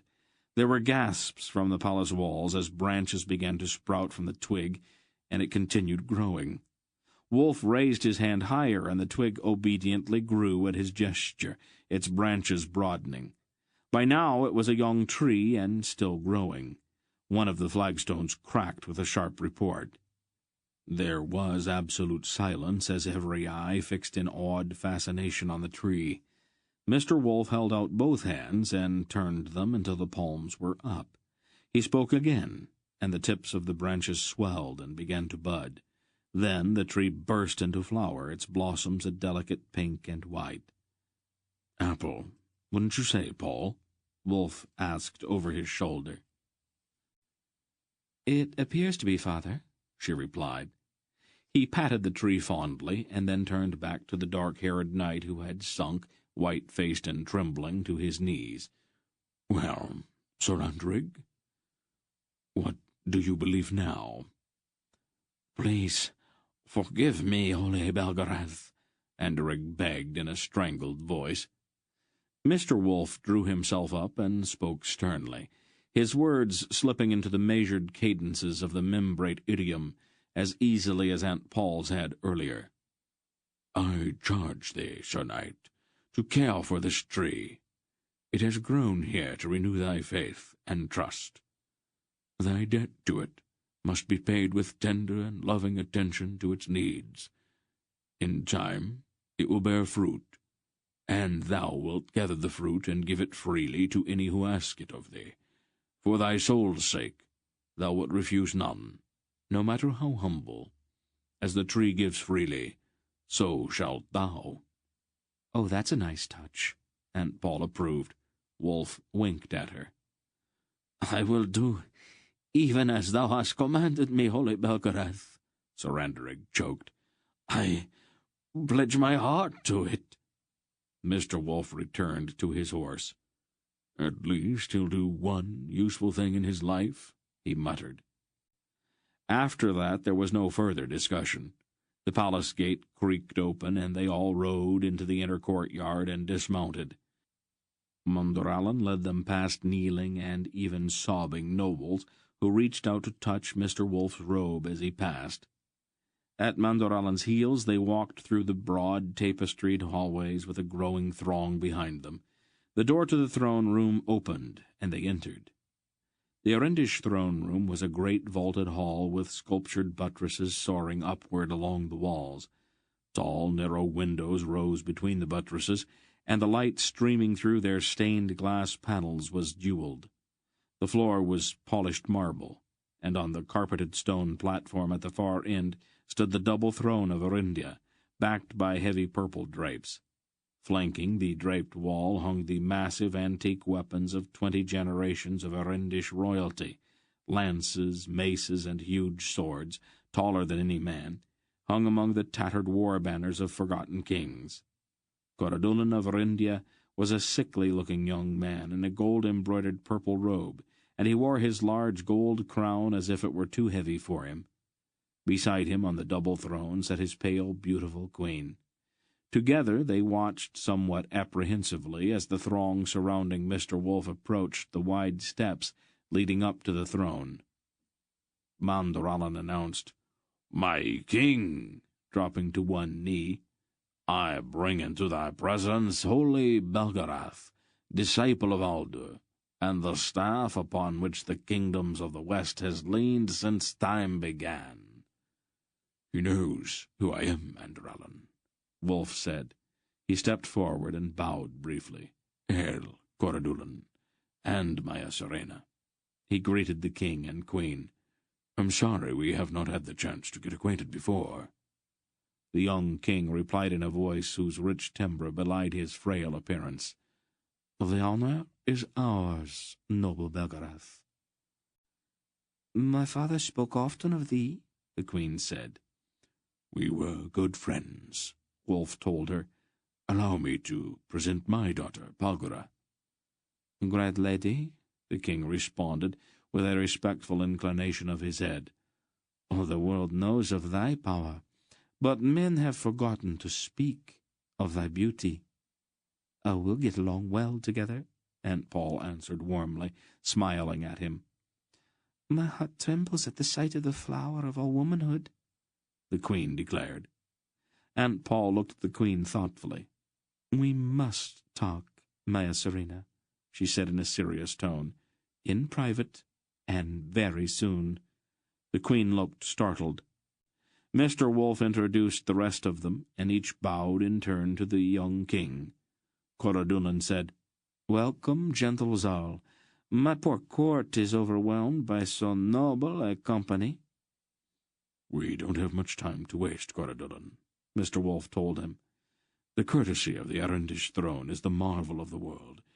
I don't want to offend you and your lovely queen by cutting short those stately observances which so ornament your court. But I have certain news which I have to present to you in private. The matter is of extreme urgency." "Then I am at thine immediate disposal," the king replied, rising from his throne. "Forgive us, dear friends," he said to the assembled nobles, "but this ancient friend of our kingly line has information which must be imparted to our ears alone with utmost urgency. I pray thee, let us go apart for a little space of time to receive this instruction. We shall return presently." "Bogra," Mr. Wolf said. "Oh, go ahead, father," she replied. "Just now I have to speak with Maya Serena about something that is very important to her." "Can't it wait?" "No, father, it cannot." And with that she took the queen's arm, and the two left. Mr. Wolf stared after her for a moment, then shrugged, and he and Coradulan also left the throne room. An almost shocked silence followed their departure. "Most unseemly," an old courtier with wispy white hair disapproved. "Unnecessary haste, my lord," Mandoralin informed him. "As the revered Belgarath has intimated, our mission is the hinge-pin of the survival of all of the kingdoms of the West. Our ancient foe may soon be abroad again. It will not be long, I fear, ere the Membrite Knights will again stand the brunt of titanic war." "Blessed, then, be the tongue which brings the news," the white-haired old man declared. "I had feared that I had seen my last battle, and would die abed in my dotage. I thank great Caldan that I still have my vigour, and that my prowess is undiminished by the passage of a mere 80 years. Garion drew off by himself to one side of the room to wrestle with a problem. Events had swept him into King Coradulan's court before he had had the time to prepare himself for an unpleasant duty. He had given his word to Loldoran to bring certain things to the king's attention, but he did not have the faintest idea how to begin. The exaggerated formality of the Arendish court intimidated him. This was not at all like the rough, good-natured court of King Anheg in Val Alhorn, or the almost homey court of King Fulrak in Sindar. This was Vomimbre, and the prospect of blurting out news of the wild scheme of a group of Asturian firebrands, as he had blurted out the news of the Earl Yarvik and Kerrick, now seemed utterly out of the question. Suddenly, the thought of that previous event struck him forcibly. The situation then was so similar to this one that it seemed all at once like some elaborate game. The moves on the board were almost identical, and in each case he had been placed in the uncomfortable position of being required to block that last crucial move, where a king would die and a kingdom would collapse. He felt oddly powerless, as if his entire life were in the fingers of two faceless players, maneuvering pieces in the same patterns on some vast board, in a game that, for all he knew, had lasted for eternity. There was no question about what had to be done. The players, however, seemed content to leave it up to him to come up with a way to do it. King Coradulan appeared shaken when he returned to the throne-room with Mr. Wolfe a half-hour later, and he controlled his expression with obvious difficulty. "Forgive me, gentles all," he apologized, "but I have had disturbing news. For the present time, however, let us put aside our cares and celebrate this historic visit. Summon musicians and command that a banquet be made ready." There was a stir near the door, and a black-robed man entered with 6 Membrite knights in full armor following him closely, their eyes narrow with suspicion and their hands on their sword hilts, as if daring anyone to bar their leader's path. As the robed man strode nearer, Garion saw his angular eyes and scarred cheeks. The man was a Murgo. Barak put a firm hand on Hetar's arm. The Murgo had obviously dressed in haste, and he seemed slightly breathless from his hurried trip to the throne-room. "Your Majesty," he rasped, bowing deeply to Coradulan. "I have just been advised that visitors have arrived at thy court, and have made haste here to greet them in the name of my king, Tower Urgas." Coradulan's face grew cold. "I do not recall summoning thee, Nachak." "It is then as I had feared," the Murgo replied. "These messengers have spoken ill of my race, seeking to dissever the friendship which doth exist between the thrones of Arindia and of Cathal Murgos. I am chagrined to find that thou hast given ear to slanders without offering me opportunity to reply. Is this just, August Majesty?" "Who is this?" Mr. Wolfe asked Coradulan. "Nachak," the king replied, "the ambassador of Cathal Murgos. Shall I introduce thee to him, ancient one?" "That won't be necessary," Mr. Wolfe answered bleakly. "Every Murgle alive knows who I am. Mothers in Solmurgos frighten their children into obedience by mentioning my name." But I am not a child, old man, Nechek sneered. I am not afraid of you. That could be a serious failing, Sulk observed. The Murgo's name had struck Geryon almost like a blow. As he looked at the scarred face of the man who had so misled Leldarin and his friends, he realized that the players had once again moved their pieces into that last crucial position, and that who would win and who would lose once again depended entirely on him. What lies have you told the king? Nechek was demanding of Mr. Wolf. No lies, Nechek. Just the truth. That should be enough. I protest, your majesty, Nechek appealed to the king. I protest in the strongest manner possible. All the world knows of his hatred for my people. How can you allow him to poison your mind against us? Sulk commented slyly. He forgot the these and thous that time. He's excited, Barak replied. Murgos get clumsy when they are excited. It is one of their shortcomings. Elons, Nechek spat. That's right, Murgo, Barak said coldly. He was still holding Hetar's arm. Nechek looked at them, and then his eyes widened as he seemed to see Hetar for the first time. He recoiled from the Algar's hate-filled stare, and his half-dozen knights closed protectively around him. Your Majesty, he rasped, I know that man to be Hetar of Elgaria, a known murderer. I demand that you arrest him. Demands, Nechek? The king asked with a dangerous glint in his eyes. Thou wilt present demands to me in my own court? Forgive me, your Majesty, Nechek apologized quickly.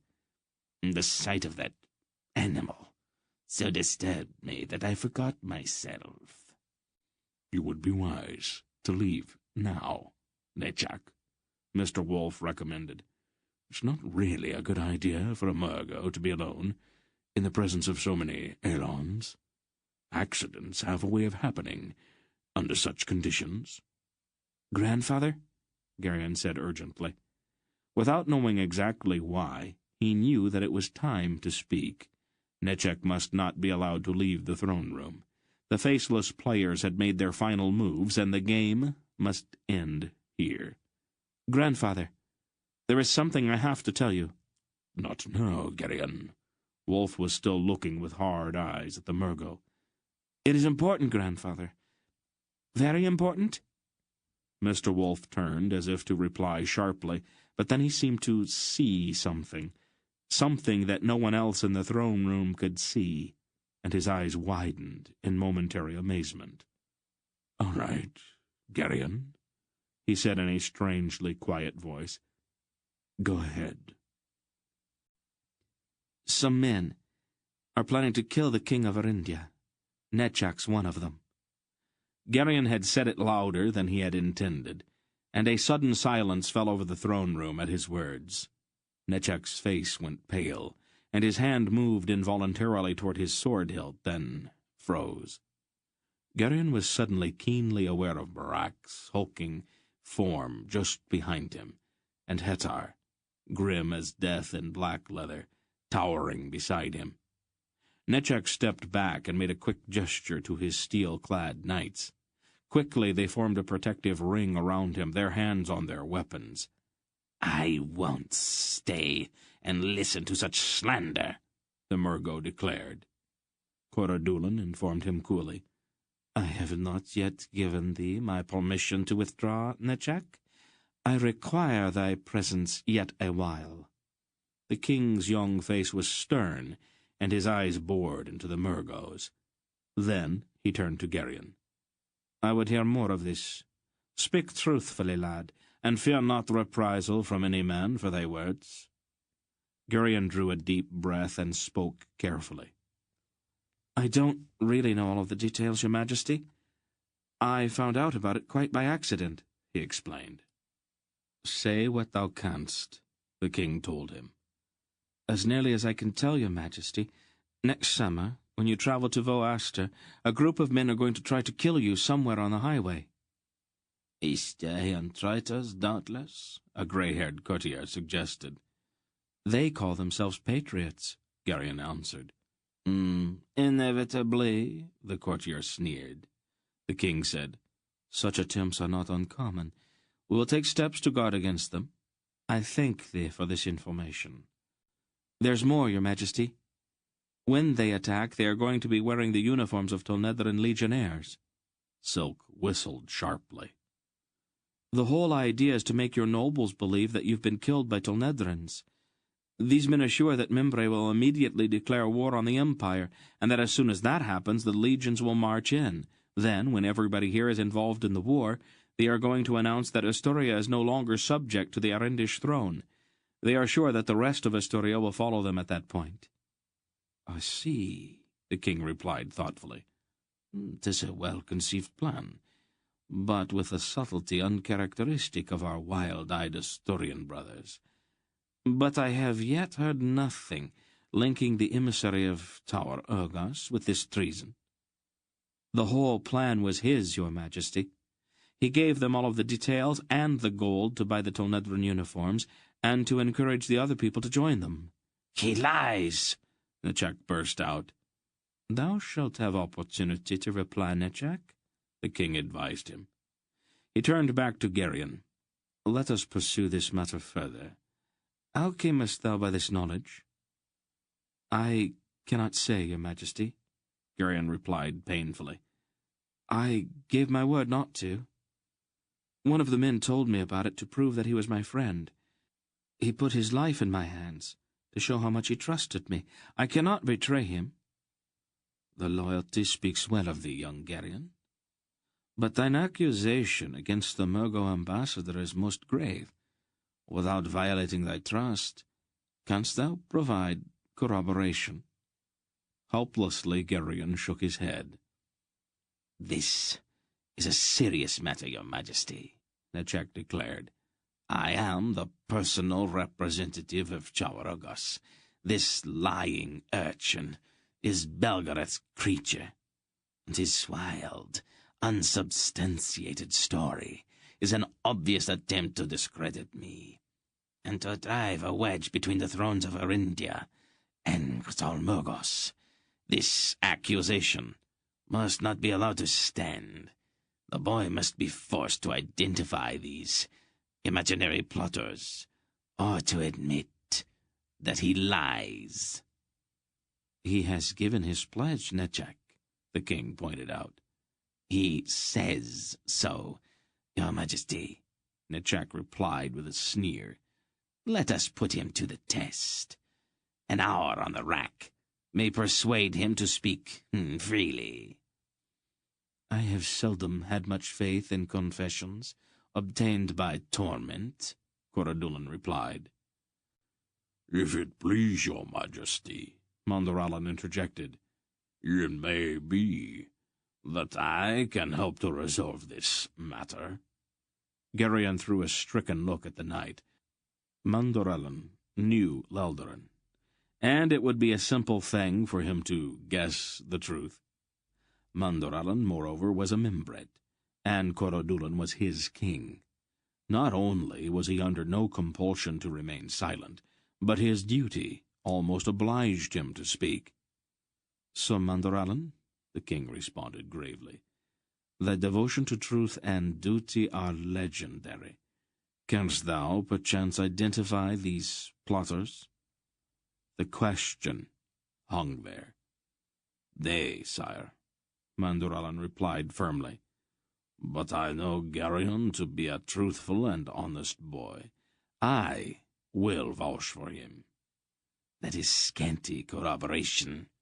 I declare that he lies. So where does that leave us?" "The lad is my companion," Mondorallan said. "I will not be the instrument of breaking his pledge, since his honor is as dear to me as mine own. By our law, however, a cause incapable of proof may be decided by trial at arms." I will champion this boy. I declare before this company that this Nechak is a foul villain, who hath joined with divers others to slay my king." He pulled off his steel gauntlet and tossed it to the floor.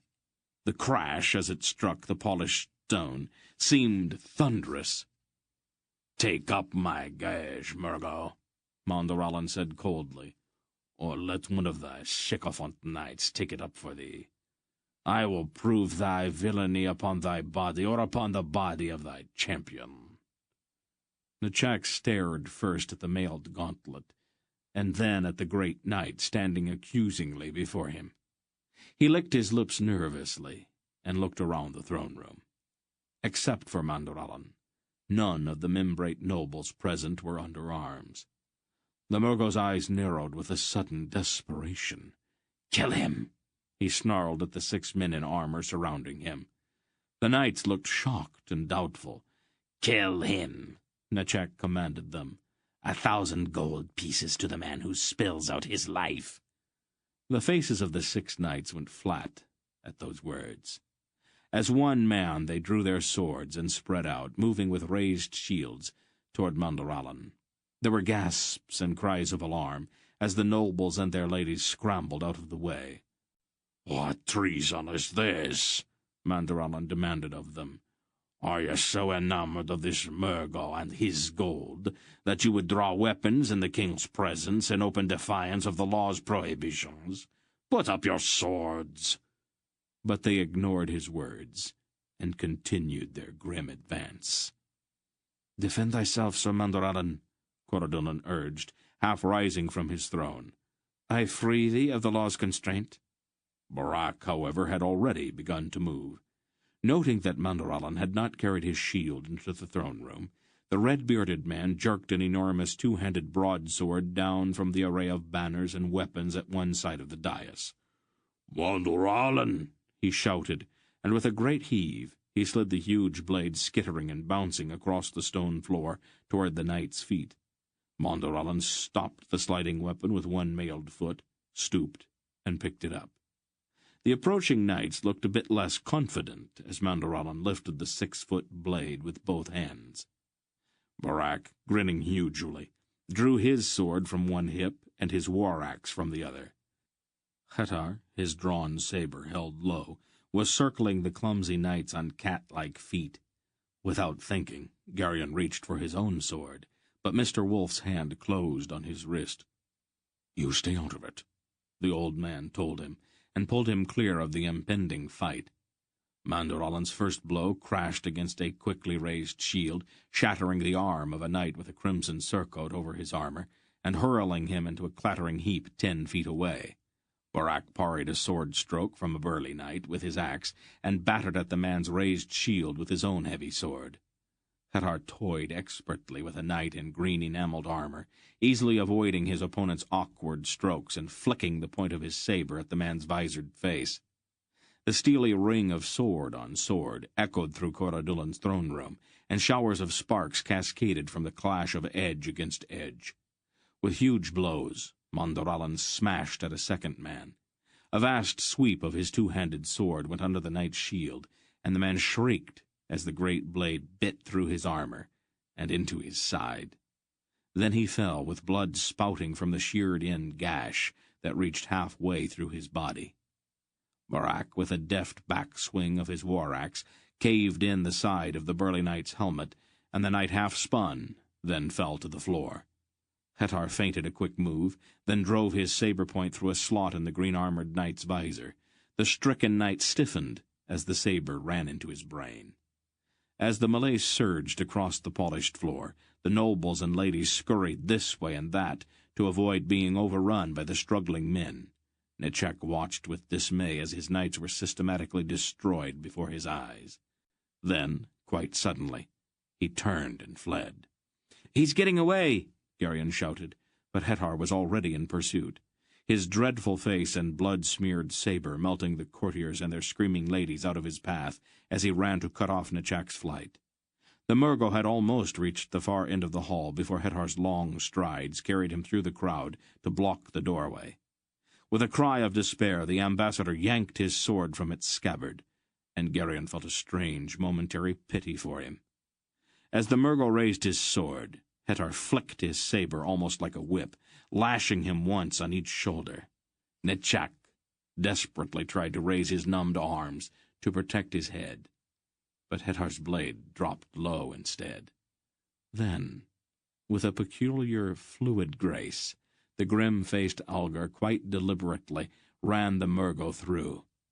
Geryon saw the saber blade come out between Nechak's shoulders, angling sharply upward. The ambassador gasped, dropped his sword, and gripped Hettar's wrist with both hands.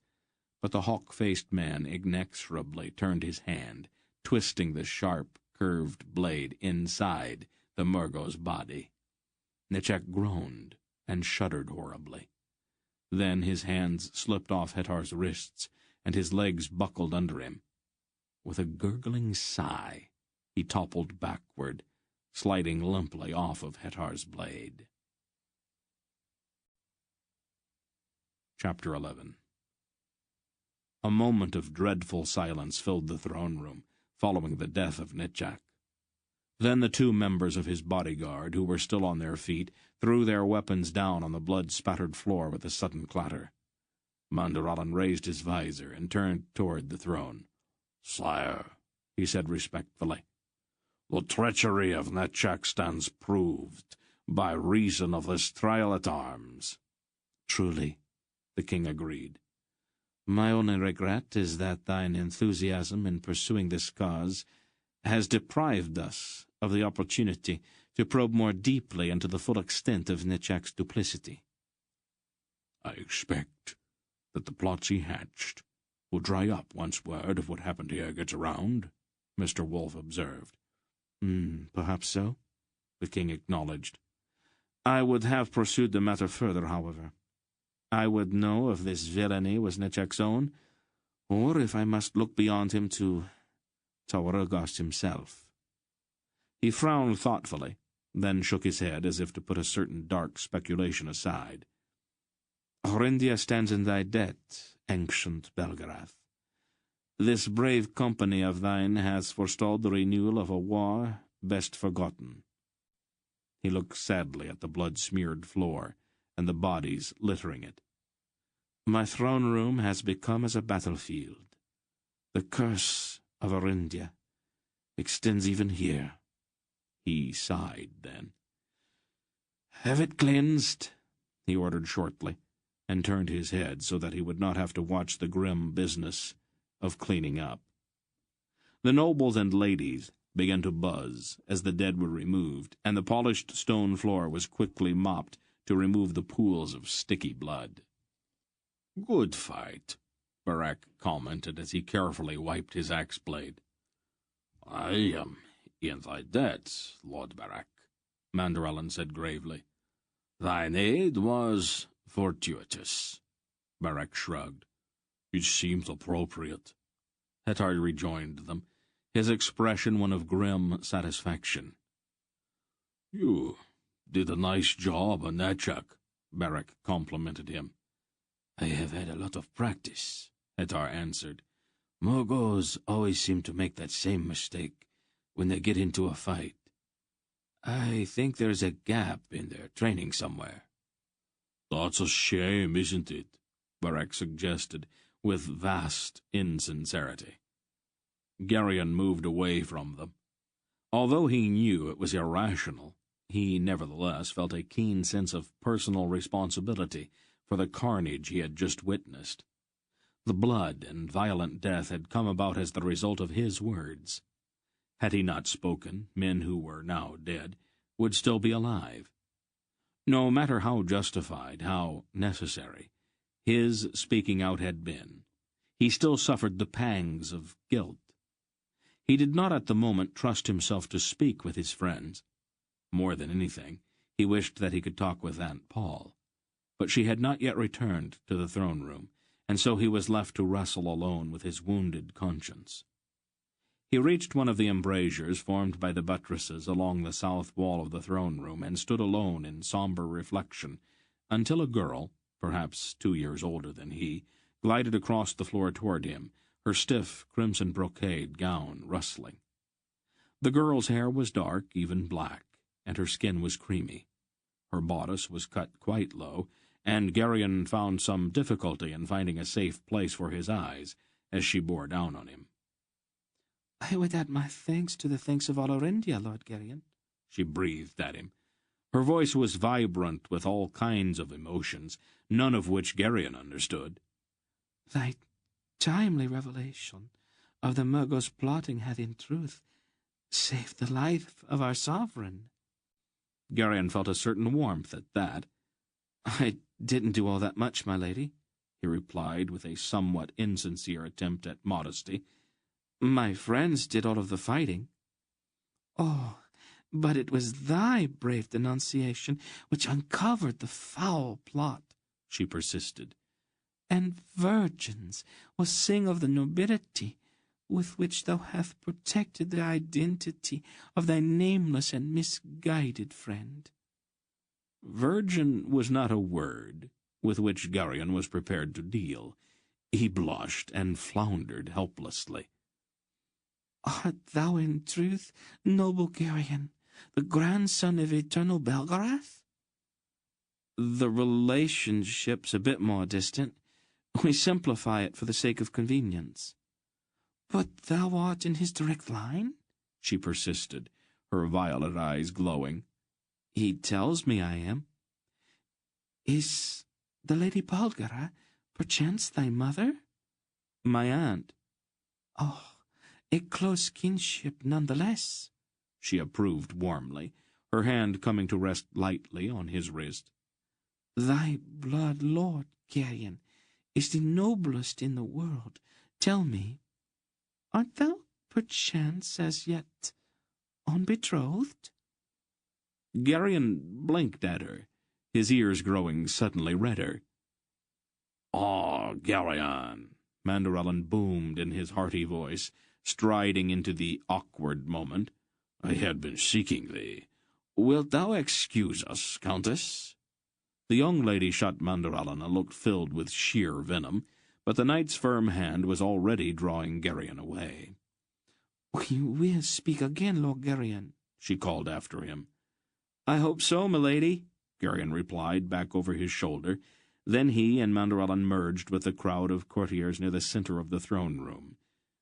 "I wanted to thank you, Manderellen," Geryon said finally, struggling with it a little. For what, lad?" "You knew whom I was protecting when I told the king about Natchak, didn't you?" "Naturally," the knight replied in a rather offhand way. "You could have told the king.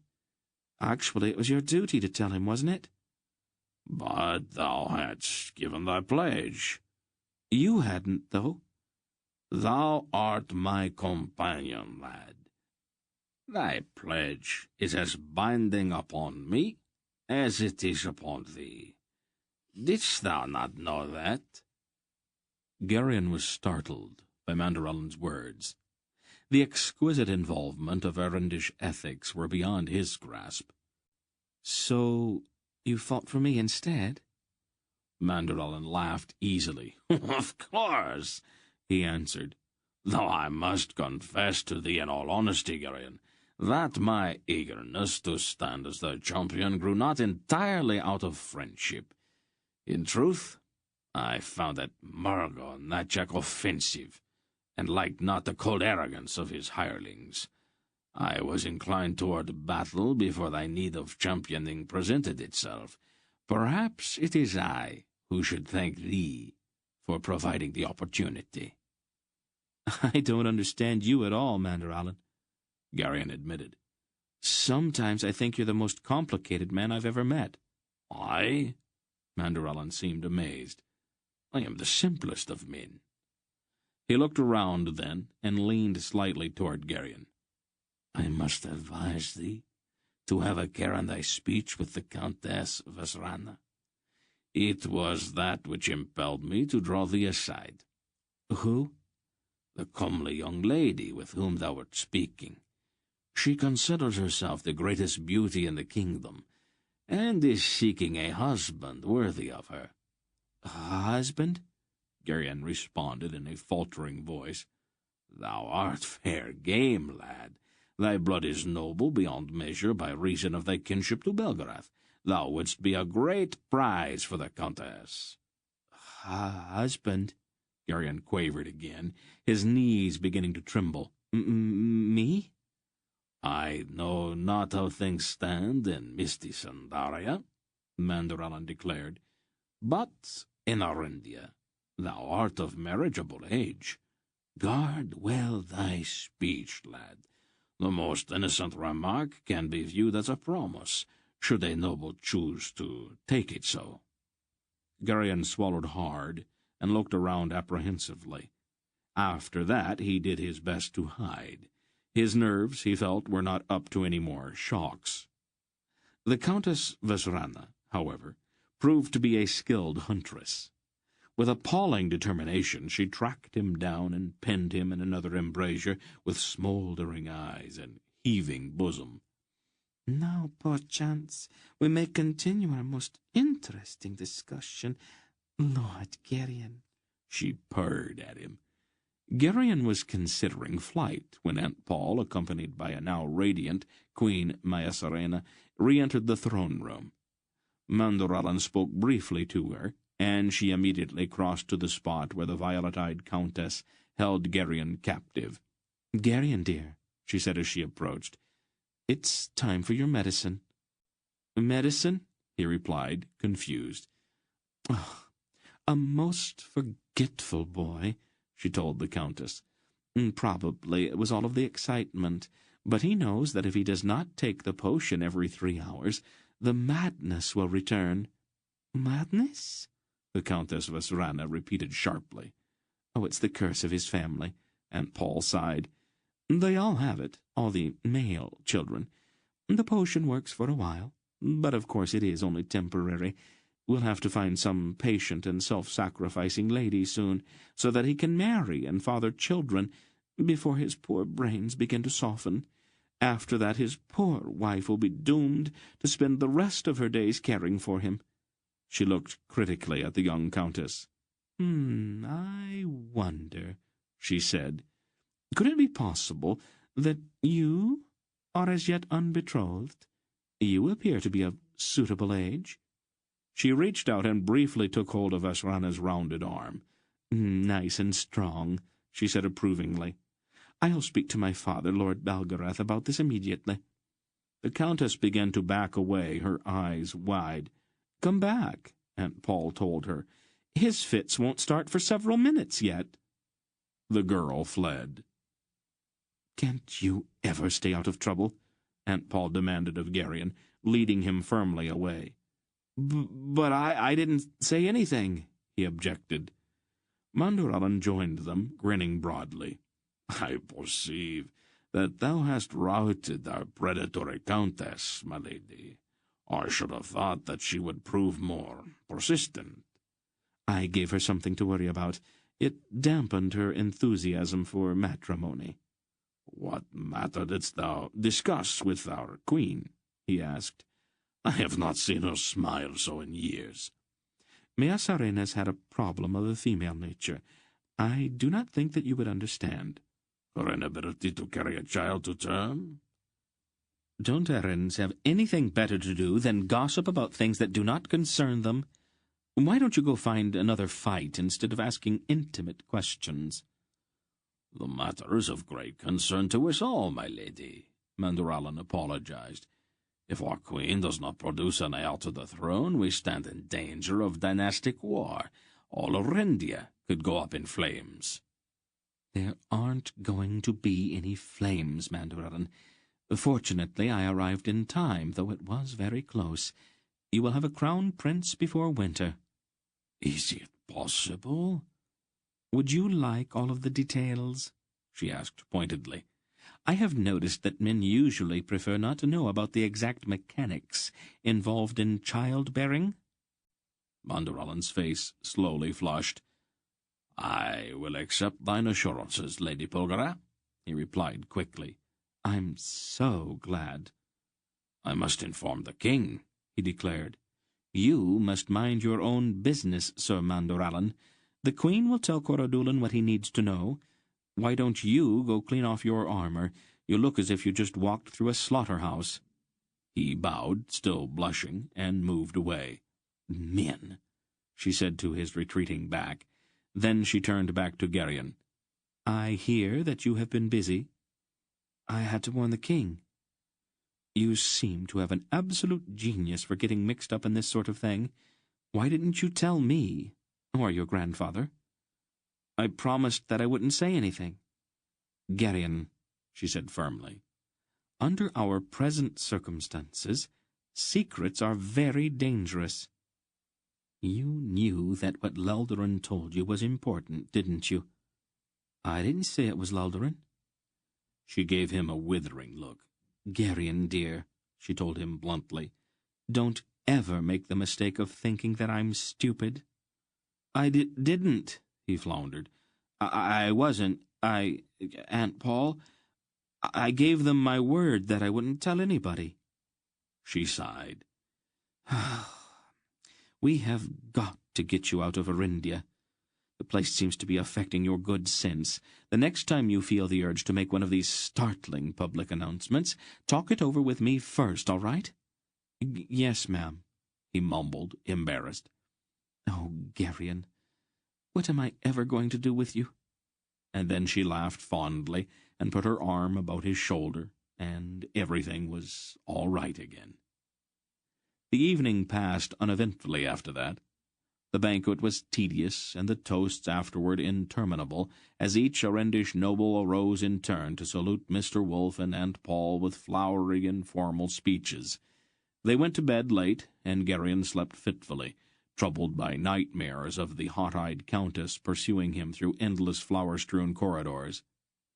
They were up early the next morning, and, after breakfast, Aunt Paul and Mr. Wolfe spoke privately with the King and Queen again.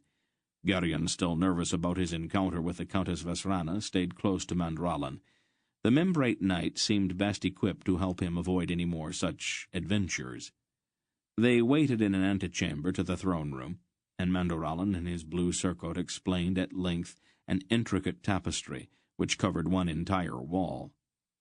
About mid-morning, Sir Anderig, the dark-haired knight Mr. Wolfe had ordered to spend his days caring for the tree in the plaza, came looking for Mandralan.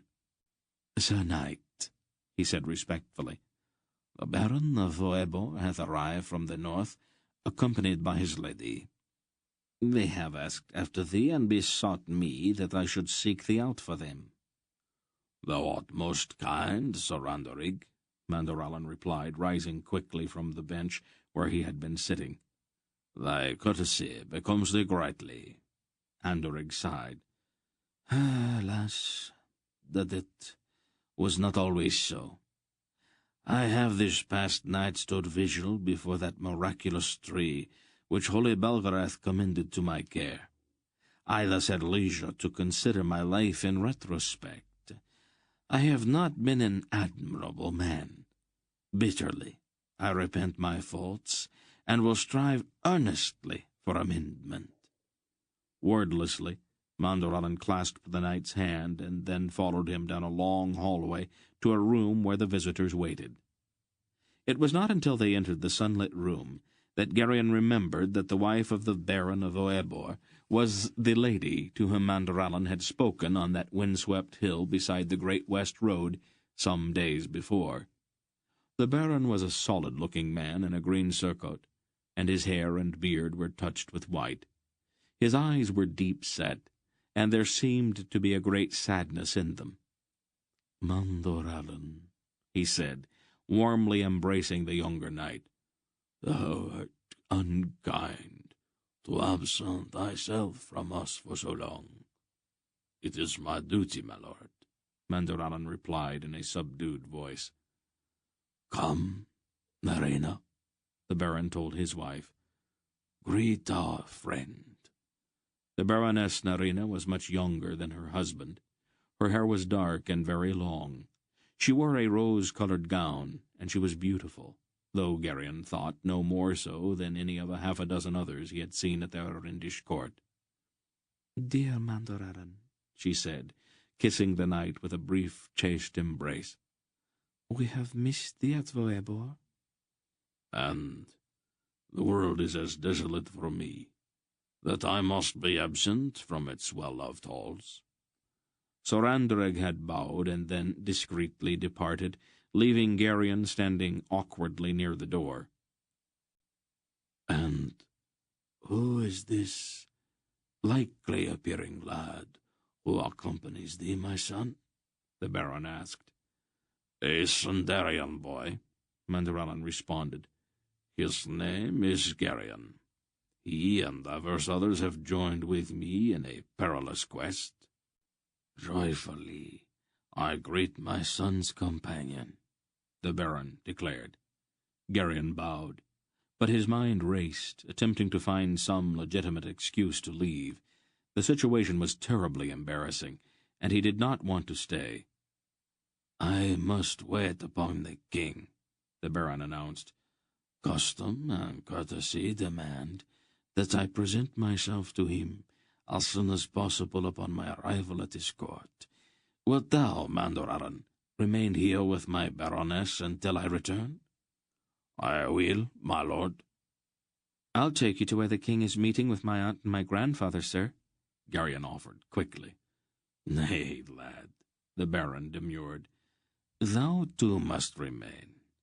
Though I have no cause for anxiety, knowing full well the fidelity of my wife and my dearest friend, idle tongues would make scandal were they left together unattended.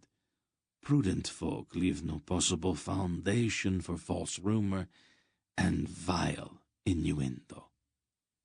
I'll stay then, sir, Geryon replied quickly. Good lad, the Baron approved. Then, with eyes that seemed somehow haunted, he quietly left the room. Mandurallan asked Nerina, Wilt thou sit, my lady? Pointing to a sculptured bench near the window. I will, she said. Our journey was fatiguing. It is a long way from Voebor, Mandurallan agreed, sitting on another bench. Dost thou and my lord find the roads passable? Perhaps not yet so dry as to make travel enjoyable, she told him. They spoke at some length about roads and weather, sitting not far from each other, but not so close that anyone chancing to pass by the open door could have mistaken their conversation for anything less than innocent. Their eyes, however, spoke more intimately. Geryon, painfully embarrassed, stood looking out a window, carefully choosing one that kept him in full view of the door. As the conversation progressed, there were increasingly long pauses, and Geryon cringed inwardly at each agonizing silence. This ends Disc 5.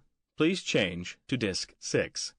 There were increasingly long pauses, and Geryon cringed inwardly at each agonizing silence, afraid that either Mandurallan or the Lady Nerina might, in the extremity of their hopeless love, cross that unspoken boundary and blurt the one word, phrase, or sentence which would cause restraint and honor to crumble and turn their lives into disaster. And yet, a certain part of his mind wished that the word or phrase or sentence might be spoken, that their love could flame, however briefly.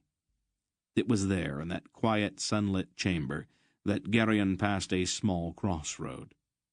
The prejudice against Mandurallan that Laudron's unthinking partisanship had instilled in him finally shattered and fell away. He felt a surge of feeling, not pity, for they would not have accepted pity, but compassion rather.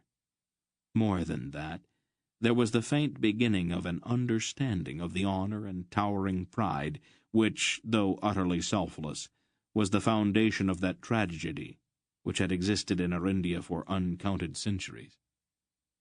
For perhaps half an hour, Mandurallan and the Lady Nerina sat, speaking hardly at all now, their eyes lost in each other, while Geryon, near to tears, stood his enforced watch over them.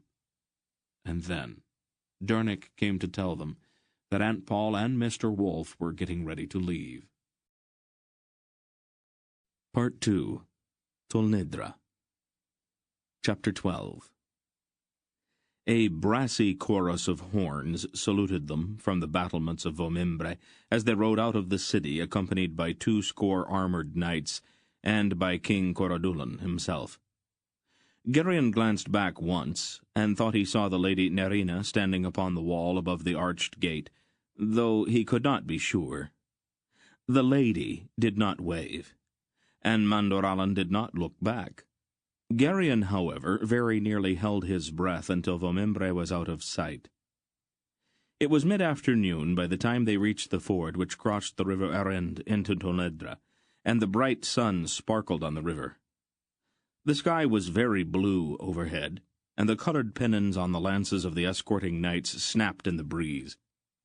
Gerion felt a desperate urgency, an almost unbearable necessity to cross the river and leave Arindia and the terrible things that had happened there behind. "Hail and farewell, Holy Belgarath," Coradulan said at the water's edge. "I will, as thou hast advised me, begin my preparations. Arindia will be ready. I pledge my life to it." "And I'll keep you advised of our progress from time to time," Mr. Wolfe said. "I will also examine the activities of the Murgos within my kingdom," Coradulan said. "If what thou hast told me should prove true, as I doubt not that it shall, then I will expel them from Arindia. I will seek them out, one and all, and hurry them out of the land. I will make their lives a burden and an affliction to them for sowing discord and contention among my subjects." Wolfe grinned at him.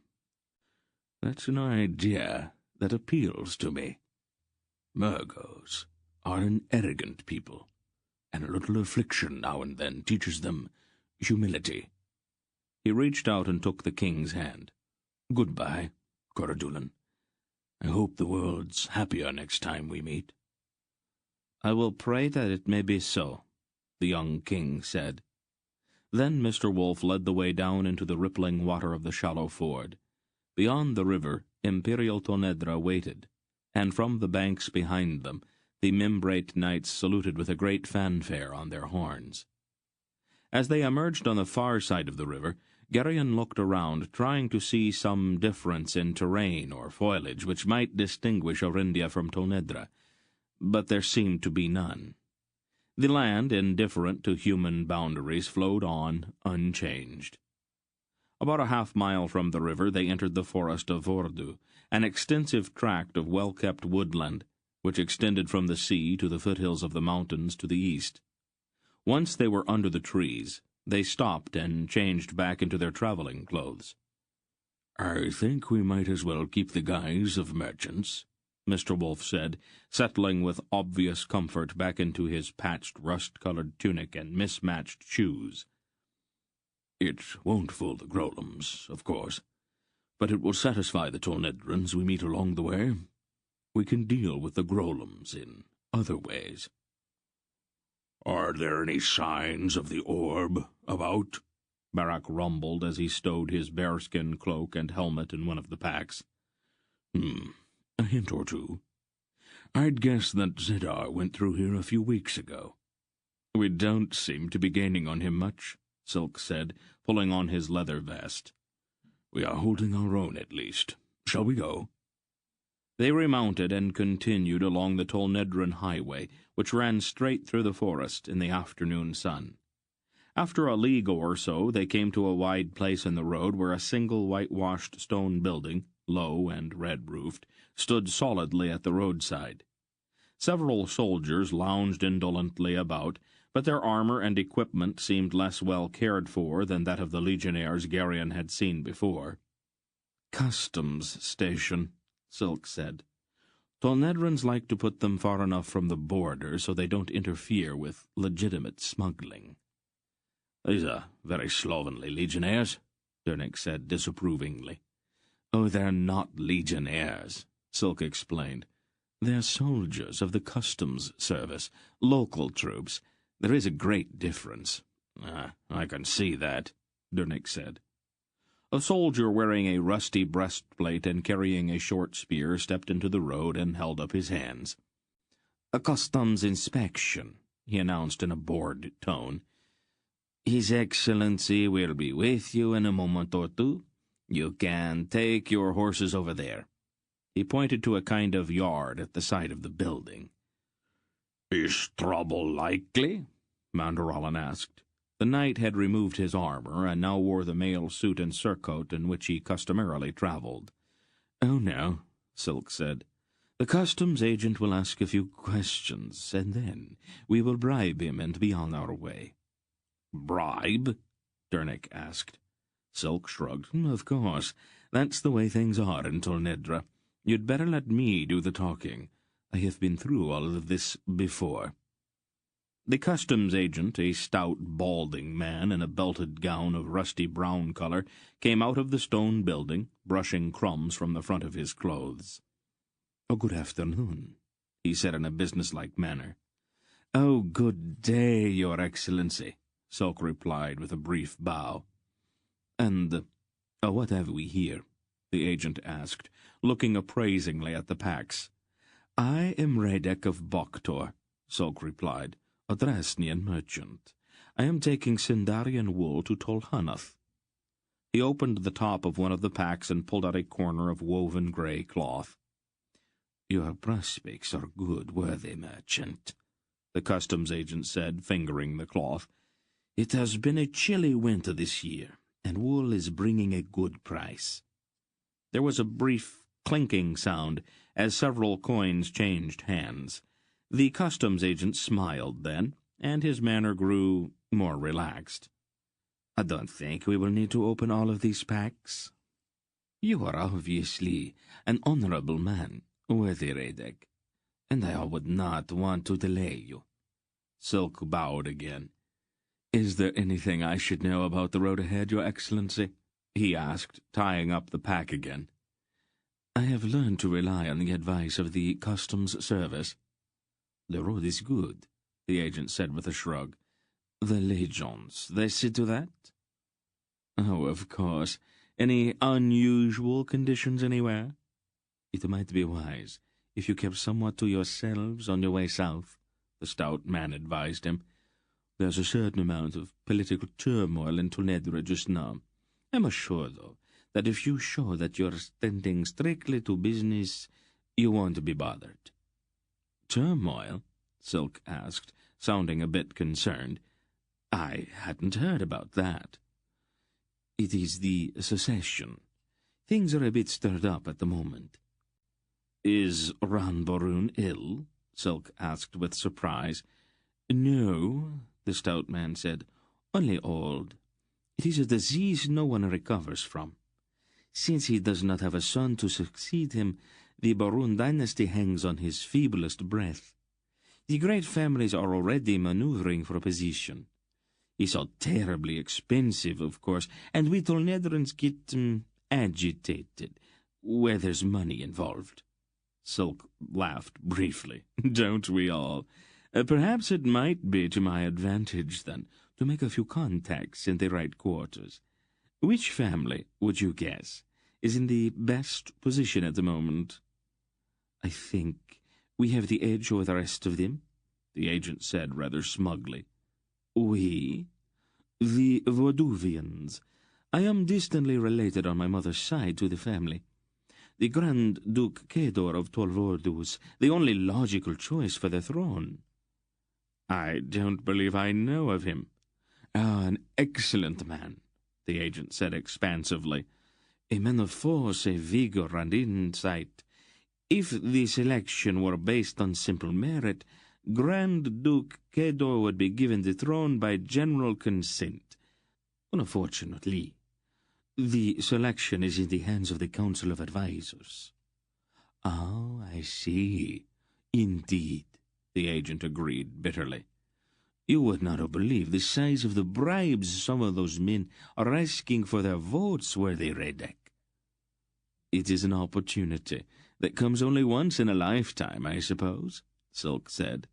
"Oh, don't begrudge any man the right to decent, reasonable bribes," the stout agent complained. But some of these men on the council have gone mad with greed. No matter what position I get in the new government, it is going to take me years to recoup what I've already been obliged to contribute. It is the same all over Tonedra. Decent men are being driven to the wall by taxes and all of these emergency subscriptions. You don't dare let a list go by that does not have your name on it, and there is a new list out every day. The expense is making everyone desperate. They're killing each other in the streets of Tolhanath. Is it that bad? Silk asked. Oh, it is worse than you can imagine, the customs man said. The Horbites don't have the kind of money it takes to conduct a political campaign, so they have started to poison off council members. We spend millions buying a vote, and the next day a man turns black in the face and falls over dead. Then we have to raise more millions to buy up his successor. They're absolutely destroying me. I don't have the right kind of nurse for politics. That's terrible, Silk sympathized. If Ron Baroon would only die, the Tolnedran complained desperately. We are in control now, but the Honoths are richer than we are. If they unite behind one candidate, they will be able to buy the throne right out from under us, and all the while Ron Baroon sits in the palace doting on that little monster he calls his daughter, and with so many guards around that we cannot persuade even the bravest assassin to make an attempt on him. Sometimes I think he intends to live forever. Patience, Excellency. The more we suffer, the greater the reward in the end. The Tolnedran sighed. Well, then I will be very rich some day. But I have kept you long enough, worthy Radek.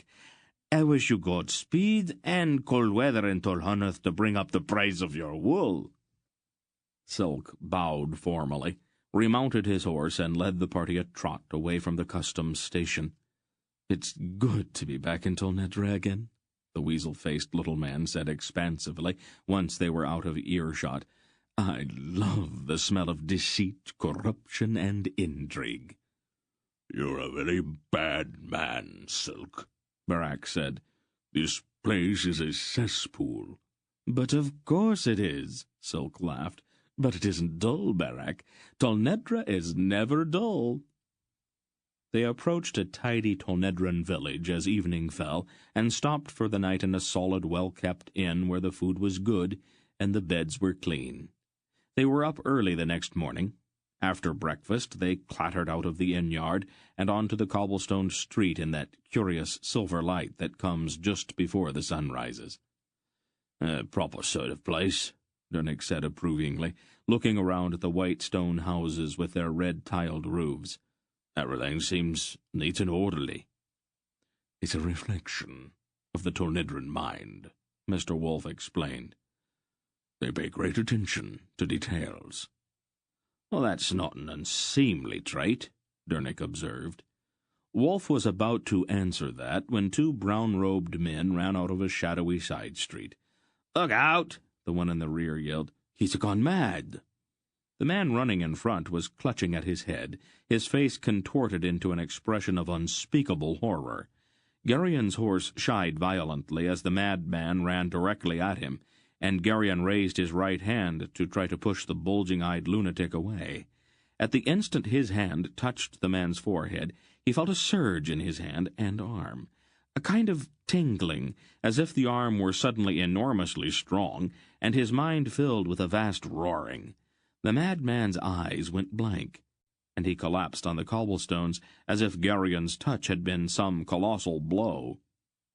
Then Barak nudged his horse between Gerion and the fallen man. "What's this all about?" he demanded of the second-robed man who ran up, gasping for breath. "We're from Monterey," the man answered. "Brother Ober, he could not stand the ghosts any more. So I was given permission to bring him home until his sanity returned." He knelt over the fallen man. "You did not have to hit him so hard," he accused. "But I didn't," Gerion protested. "I only touched him. I think he fainted." "You must have hit him," the monk said. "Look at this mark on his face." An ugly red welt stood on the unconscious man's forehead. "Gerion," Aunt Paul said. "Can you do exactly what I tell you to do, without asking any questions?" Geryon nodded. "I think so." "Get down off of your horse.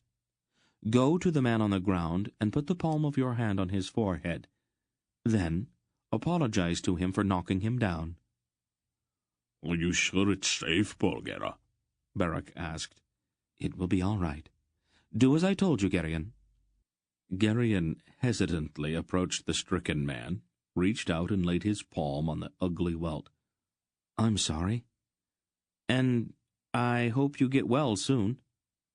There was a surge in his arm again, but quite different from the first one. The madman's eyes cleared, and he blinked. "Where am I? What happened?" His voice sounded very normal, and the welt on his forehead was gone. "It's all right now," Geryon told him, not knowing exactly why he said it. "You've been sick, but you're better now." "Come along, Geryon," Aunt Paul said. "His friend can care for him now." Geryon went back to his horse, his thoughts churning. "It is a miracle," the second monk exclaimed. "Oh, hardly that," Aunt Paul said. "The blow restored your friend's mind, that's all. It happens sometimes." But she and Mr. Wolfe exchanged a long glance that said quite plainly that something else had happened, something unexpected. They rode on, leaving the two monks in the middle of the street. "What happened?" Dernick asked, a stunned look on his face. Mr. Wolfe shrugged. "Bulgara had to use Geryon," he said. "There wasn't time to do it any other way." Dernick looked unconvinced. "We don't do it often," Wolfe explained. "It's a little cumbersome to go through someone else like that, but sometimes we don't have any choice." "But Geryon healed him," Dernick objected. "It has to come from the same hand as the blow, Dernick," Aunt Paul said. "Please don't ask so many questions." The dry awareness in Geryon's mind, however, refused to accept any of their explanations. It told him that nothing had come from outside. With a troubled face, he studied the silvery mark on his palm. It seemed different for some reason. "Don't think about it, dear," Aunt Paul said quietly as they left the village and rode south along the highway. "It's nothing to worry about. I'll explain it later." Then, to the caroling of birds that greeted the rising sun, she reached across and firmly closed his hand with her fingers. Chapter 13. It took them 3 days to pass through the forest of Vordu. Geryon, remembering the dangers of the Erendish forest, was apprehensive at first, and watched the shadows beneath the trees nervously. But after a day or so, with nothing out of the ordinary occurring, he began to relax. Mr. Wolfe, however, seemed to grow increasingly irritable as they rode south. "They're planning something, but I wish they'd get on with it. I hate to ride with one eye over my shoulder every step of the way." Geryon had little opportunity along the way to speak with Aunt Paul about what had happened to the crazy monk from Mar Terran. It seemed almost as if she were deliberately avoiding him. When he finally did manage to ride briefly beside her and question her about the incident, her answers were vague and did little to quiet his unease about the whole affair. It was the middle of the morning on the 3rd day when they emerged from the trees and rode out into the open farmland. Unlike the Erendish plain, where vast tracts of land seemed to lie fallow, the ground here was extensively cultivated, and low stone walls surrounded each field.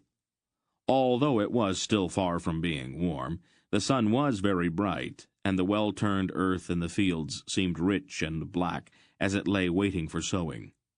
The highway was broad and straight, and they encountered frequent travelers along the way. Greetings between the party and these travelers were restrained but polite, and Geryon began to feel more at ease. This country appeared to be much too civilized for the kind of dangers they had encountered in Arindia. About mid-afternoon, They rode into a sizable town where merchants in variously colored mantles called to them from booths and stalls which lined the streets, imploring them to stop and look at the merchandise. "Oh, they sound almost desperate," Durnick said. Tall Nedrans hate to see a customer get away. They're greedy, Silk told him. Ahead in a small square, a disturbance suddenly broke out. A half-dozen slovenly, unshaven soldiers had accosted an arrogant-looking man in a green mantle. "Stand aside, I say," the arrogant man protested sharply. We just want a word or two with you, Limbor, one of the soldiers said, with an evil-looking leer. He was a lean man with a long scar down one side of his face. What an idiot, a passerby observed with a callous laugh. Limbor's gotten so important that he doesn't think he has to take any precautions. "Is he being arrested, friend?" Durnick inquired politely. Only temporarily, the passerby said dryly. "What are they going to do with him, then?" Durnick asked. The usual. "Oh, and what's the usual?" "Watch and see. The fool should have known better than to come out with his bodyguards." The soldiers had surrounded the man in the green mantle, and two of them took hold of his arms roughly. "Let me go," Limbor protested. "What do you think you are doing?" "Just get along quietly, then, Limbor," the scar-faced soldier ordered. "It'll be a lot easier that way." They began pulling him toward a narrow alleyway. "Help!" Limbor shouted, desperately trying to struggle. One of the soldiers smashed the captive in the mouth with his fist, and they pulled him into the alley. There was a single short scream, and the sounds of a brief scuffle. There were other sounds as well, a few grunts, and the grating sound of steel on bone, then a long, sighing moan. A wide rivulet of bright blood trickled out of the mouth of the alley and ran into the gutter. A minute or so later, the soldiers came back out into the square, grinning and wiping their swords. "We've got to do something," Geryon said, sick with outrage and horror. "No," Silk said bluntly.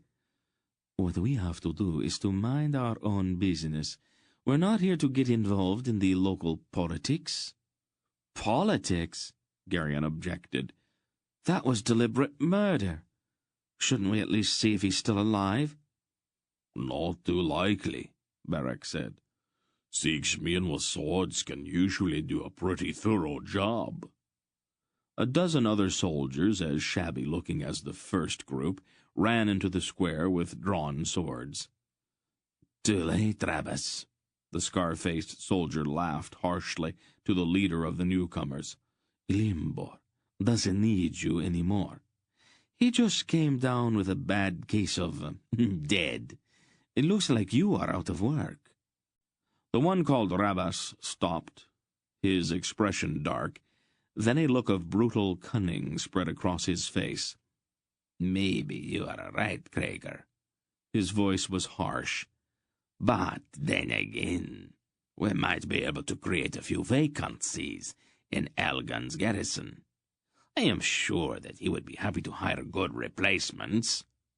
He began to move forward again, his short sword swinging in a low, dangerous arc. Then there came the sound of a jingling trot, and 20 legionnaires in a double column came into the square, their feet striking the cobblestones in unison. They carried short lances, and they stopped between the two groups of soldiers. Each column turned to face one group, their lances leveled. The breastplates of the legionnaires were brightly burnished, and their equipment was spotless. "All right, Travis. Krager, that is enough," the sergeant in charge said sharply.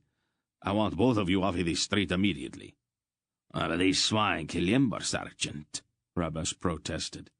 "That's too bad," the sergeant said without much sympathy. "Now, clear the streets. There is not going to be any brawling while I am on duty." Rabas demanded in return. "Aren't you going to do something?" "I am," the legionnaire said. "I am clearing the street. Now get out of here." Sullenly, Rabas turned and led his men out of the square. "That goes for you too, Krager," the sergeant ordered. "Of course, Sergeant," Krager said with an oily smirk. We were just leaving anyway. A crowd had gathered, and there were several boos as the legionnaires herded the sloppy-looking soldiers out of the square. The sergeant looked around, his face dangerous, and the boos died immediately. Dernick hissed sharply. "Over there, far side that square," he said to Wolfe in a hoarse whisper. "Isn't that Brill?" "Again?" Wolfe's voice held exasperation. "How does he keep getting ahead of us like this?" "Let's find out what he's up to," Silk suggested, his eyes bright. "He would recognize any of us if we tried to follow him," Barack warned. "Oh, leave that to me," Silk said, sliding out of his saddle. "Did he see us?" Garyon asked. "I don't think so. He's talking to those men over there," said Dernick. "He isn't looking this way." "There's an inn near the south end of town," Silk said, quickly pulling off his vest and tying it to the saddle. "I'll meet you there in an hour or so." Then the little man turned and disappeared into the crowd. "Get down off your horses," Mr. Wolfe ordered tersely. "We'll lead them." They all dismounted and led their mounts slowly around the edge of the square, staying close to the buildings and keeping the animals between themselves and Brill as much as possible. Garyon glanced once up the narrow alleyway where Krager and his men had dragged the protesting Limbor. He shuddered and looked away quickly. A green-mantled heap lay in a grimy corner, and there was blood splashed thickly on the walls and the filthy cobblestones in the alley. After they had moved out of the square, they found the entire town seething with excitement, and in some cases consternation. "Limbor, you say?" An ashen-faced merchant in a blue mantle exclaimed to another shaken man. "Impossible!" "My brother just talked to a man who was there," the second merchant said. 48 of Elgon's soldiers attacked him in the street. They cut him down right in front of the crowd. "What's it going to happen to us?" the first man asked in a shaking voice. "I don't know about you, but I am going to hide. Now that Limbor's dead, Elgon's soldiers are probably going to try to kill us all. But they would not dare. Who is going to stop them now? I am going home." "Why did we listen to Limbor?" the first merchant wailed. "We could have stayed out of this whole business."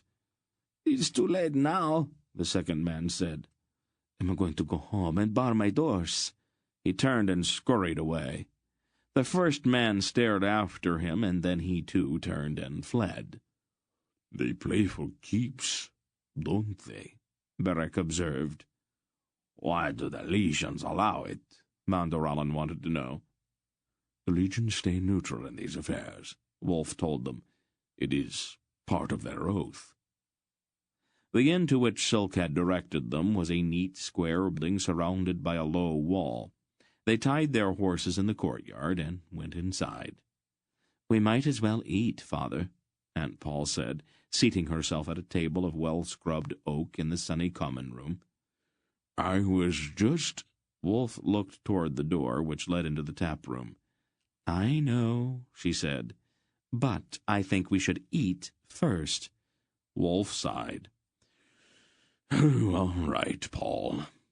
The serving man brought them a platter of smoking cutlets and heavy slabs of brown bread soaked in butter. Garyon's stomach was still a bit shaky after what he had witnessed in the square, but the smell of the cutlets soon overcame that. They had nearly finished eating when a shabby-looking little man in a linen shirt, leather apron, and a ragged hat came in and plunked himself unceremoniously at the end of their table. His face looked vaguely familiar somehow. "Wine," he bawled at the serving man, "and food." He squinted around in the golden light streaming through the yellow glass windows of the common room. "There are other tables, friend," Mandorallan said coldly. But I like this one," the stranger said. He peered at each of them in turn, and then he suddenly laughed. Garyon stared in amazement as the man's face relaxed, the muscles seeming to shift under his skin back into their normal position. It was Silk. "How did you do that?" Barak asked, startled. Silk grinned at him and then reached up to massage his cheeks with his fingertips. "Concentration, Barak. Concentration and lots of practice. It makes my jaws ache a bit, though." "Useful skill, I would imagine. Under the right circumstances," Hetar said blandly. "Particularly for a spy," Barak said. Silk bowed mockingly. "Where'd you get those clothes?" Dernick asked. "I stole them," Silk shrugged, peeling off the apron. "So, what is Brill doing here?" Wolf asked. "Oh, stirring up trouble. Same as always," Silk replied. "He's telling people that a Murgo named Asherek is offering a reward for any information about us. Oh, he describes you quite well, old friend. Not very flatteringly, but quite well. I expect we will have to deal with this Asherek before long," Aunt Paul said. "He is beginning to irritate me." "Oh, there's another thing," Silk started on one of the cutlets. "Brill's telling everyone that Garyon is Asherek's son, and that we've stolen him, and that Asherek's offering a huge reward for his return." "Garyon?" Aunt Paul asked sharply. Silk nodded. The kind of money he's talking about is bound to make everyone in Tolnedra keep his eyes open." He reached for a piece of bread. Garyon felt a sharp pang of anxiety. "Why me?" "It would delay us," Wolf said. "Asherek, whoever he is, knows that Pogera would stop to look for you. So would the rest of us, most likely. That would give Zadar time to get away."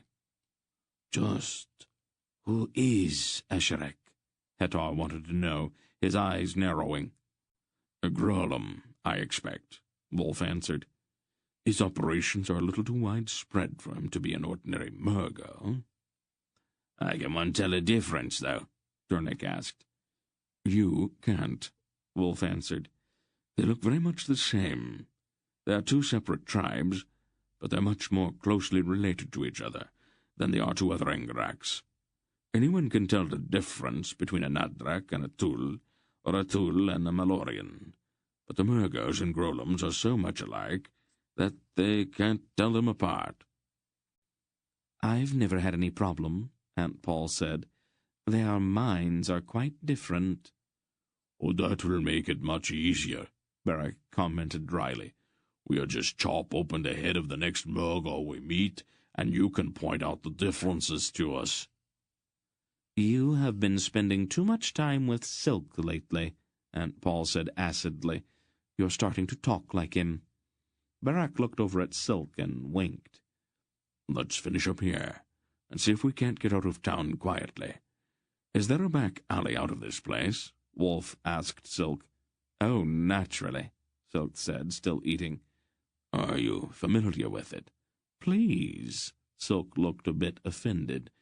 "Of course I'm familiar with it." Let it pass," Wolf said. The alleyway Silk led them through was narrow, deserted, and smelled quite bad, but it brought them to the town's south gate, and they were soon on the highway again. "A little distance would not hurt at this point," Wolf said. He thumped his heels to his horse's flanks and started off at a gallop. They rode until well after dark. The moon, looking swollen and unhealthy, rose slowly above the horizon and filled the night with a pale light that seemed to leach away all traces of color. Wolf finally pulled to a stop. "There's really no point in riding all night. Let's move off of the road and get a few hours' sleep now. We will start out again early. I would like to stay ahead of Brill this time, if we can." "Over there?" Dernick suggested, pointing at a small copse of trees looming black in the moonlight not far from the road. It will do," Wolf decided. "I don't think we'll need a fire." They led the horses in among the trees and pulled their blankets out of their packs. The moonlight filtered in among the trees and dappled the leaf-strewn ground. Garyon found a fairly level place with his feet rolled up in his blankets, and after squirming around a bit, he fell soundly asleep. He awoke suddenly, his eyes dazzled by the light of a half-dozen torches. A heavy foot was pushed down on his chest, and the point of a sword was set firmly, uncomfortably, against his throat. "Nobody move," a harsh voice ordered. "We will kill anybody who moves." Geryon stiffened in panic, and the sword point at his throat dug in sharply. He rolled his head from side to side, and saw that all of his friends were being held down in the same way. Durnick, who had been standing guard, was held by two rough-looking soldiers, and a piece of rag was stuffed in his mouth. "What does this mean?" Silk demanded of the soldiers. "You'll find out," the one in charge rasped. "Get to their weapons." As he gestured, Geryon saw that a finger was missing from his right hand. "There's a mistake here," Silk said. "I'm Radek of Boktor, a merchant, and my friends and I haven't done anything wrong." "Get on your feet," the three-fingered soldier ordered, ignoring the little man's objections. "If any one of you tries to get away, we will kill all of the rest." Silk rose and crammed on his cap. "You are going to regret this, Captain. I've got powerful friends here in Tolnedra." The soldier shrugged. "That doesn't mean anything to me. I take my orders from Count Drevor. He told me to bring you in." "All right.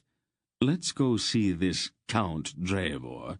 We'll get this cleared up right now, and there is no need for waving your swords around.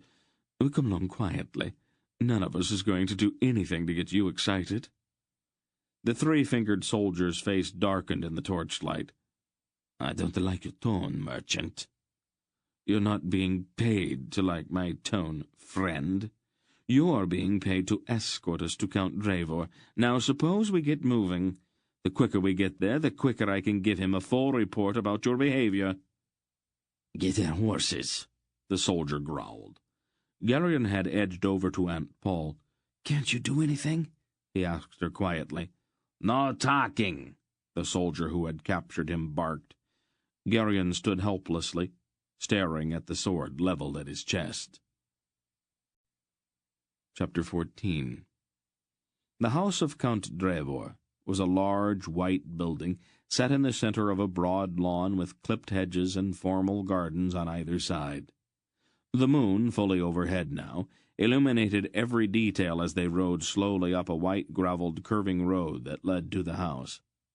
The soldiers ordered them to dismount in the courtyard between the house and the garden on the west side of the house, and they were hustled inside and down a long hallway to a heavy polished door. Count Drevor was a thin, vague-looking man with deep pouches under his eyes, and he sprawled in a chair in the center of a richly furnished room. He looked up with a pleasant, almost dreamy smile on his face as they entered. His mantle was a pale rose color, with silver trim at the hem and around the sleeves to indicate his rank. It was badly wrinkled and none too clean. "And who are these guests?" he asked, his voice slurred and barely audible. "The prisoners, my lord," the three-fingered soldier explained. "These are the ones you ordered arrested." "Did I order someone arrested?" the Count asked, his voice still slurred. "What a remarkable thing for me to do. I hope that I have not inconvenienced you, my friends." "We were a bit surprised, that's all," Silk said carefully. "I wonder why I did that," the Count pondered. "I must have had a reason. I never do anything without a reason. What has you done wrong?" "We have not done anything wrong, my lord," Silk assured him. "Then why would I have you arrested? There must be some sort of mistake." "That's what we thought, my lord." "Well, I am glad that's all cleared up," the Count said happily. "May I offer you some dinner, perhaps?" "We've already eaten, my lord." "Oh," the Count's face fell with disappointment. "I have so few visitors." "Perhaps your steward, this May I remember the reason these people were detained, my lord? The three-fingered soldier suggested. Yes, of course, the Count said. Why didn't I think of it? It remembers everything. Please, send for him at once. Yes, my lord. The soldier bowed and jerked his head curtly at one of his men. Count Drevor dreamily began playing with one of the folds of his mantle, humming tunelessly as they waited. After a few moments, a door at the end of the room opened, and a man in an iridescent and intricately embroidered robe entered. His face was grossly sensual, and his head was shaved. You sent for me, my lord. His rasping voice was almost a hiss. Ah, it is, Count Drevor said happily. How good of you to join us. It's my pleasure to serve you, my lord, the steward said with a sinuous bow. I was so wondering why I asked these friends to stop by, the Count said. I seem to have forgotten. Do you by any chance recall? It is just a small matter, my lord, the steward answered. I can easily handle it for you. You need your rest. You mustn't overtire yourself, you know. The Count passed a hand across his face. Now that you mention it, I do feel a little bit fatigued. It is, perhaps you can entertain our guests while I rest a bit.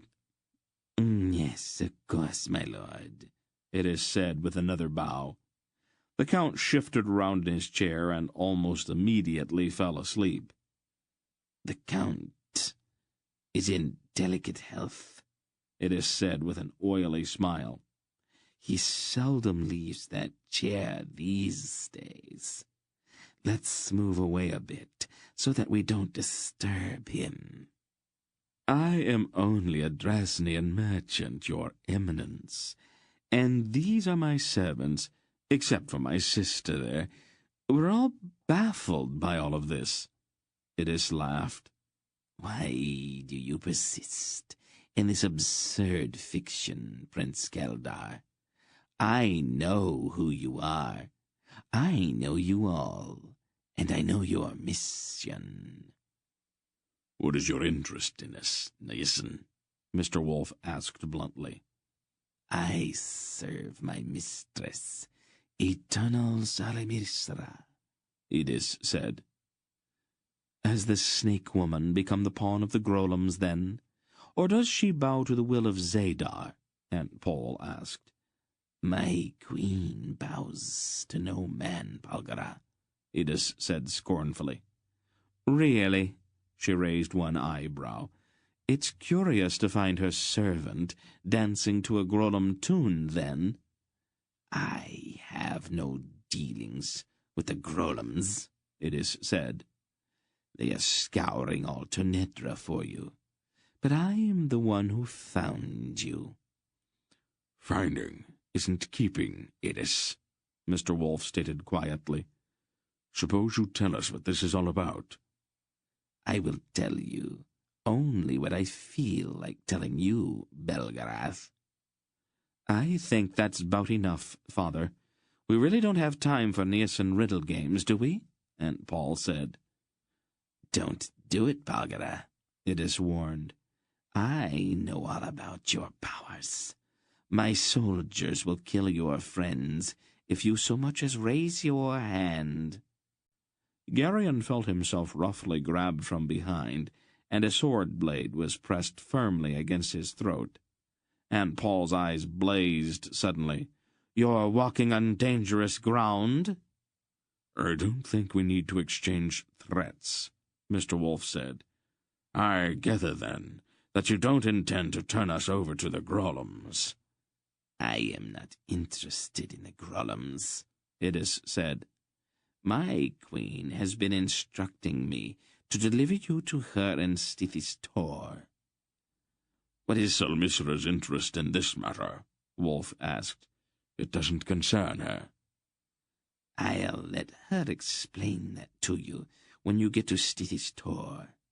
In the meantime, there are a few things I will require you to tell me. I think that thou wilt have scant success in that, Mandorellan said stiffly. It is not our practice to discuss private matters with unwholesome strangers. And I think you're wrong, my dear Baron, Idis replied with a cold smile.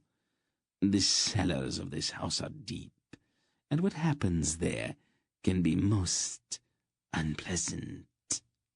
I have servants highly skilled in applying certain exquisitely persuasive torments. I do not fear thy torments, Nathan, Mandorellan said contemptuously. No, I don't imagine you do. Fear requires imagination, and you Arryns aren't bright enough to be imaginative. The torments, however, will wear down your will and provide entertainment for my servants. Good torturers are hard to find, and they grow sullen if they aren't allowed to practice. I'm sure you understand. Later, after you have all had the chance to visit with them a time or two, we'll try something else. Yes, abounds with roots and leaves and curious little berries with strange properties. Oddly enough, most men prefer the rack or the wheel to my little concoctions. Idis laughed then, a brutal sound with no mirth. We'll discuss all of this further after I have the Count settled for the night. For right now, the guards will take you downstairs to the places that I have prepared for you all. Count Drevor roused himself and looked around dreamily. Are friends departing so soon? He asked. Yes, my lord, Idis told him.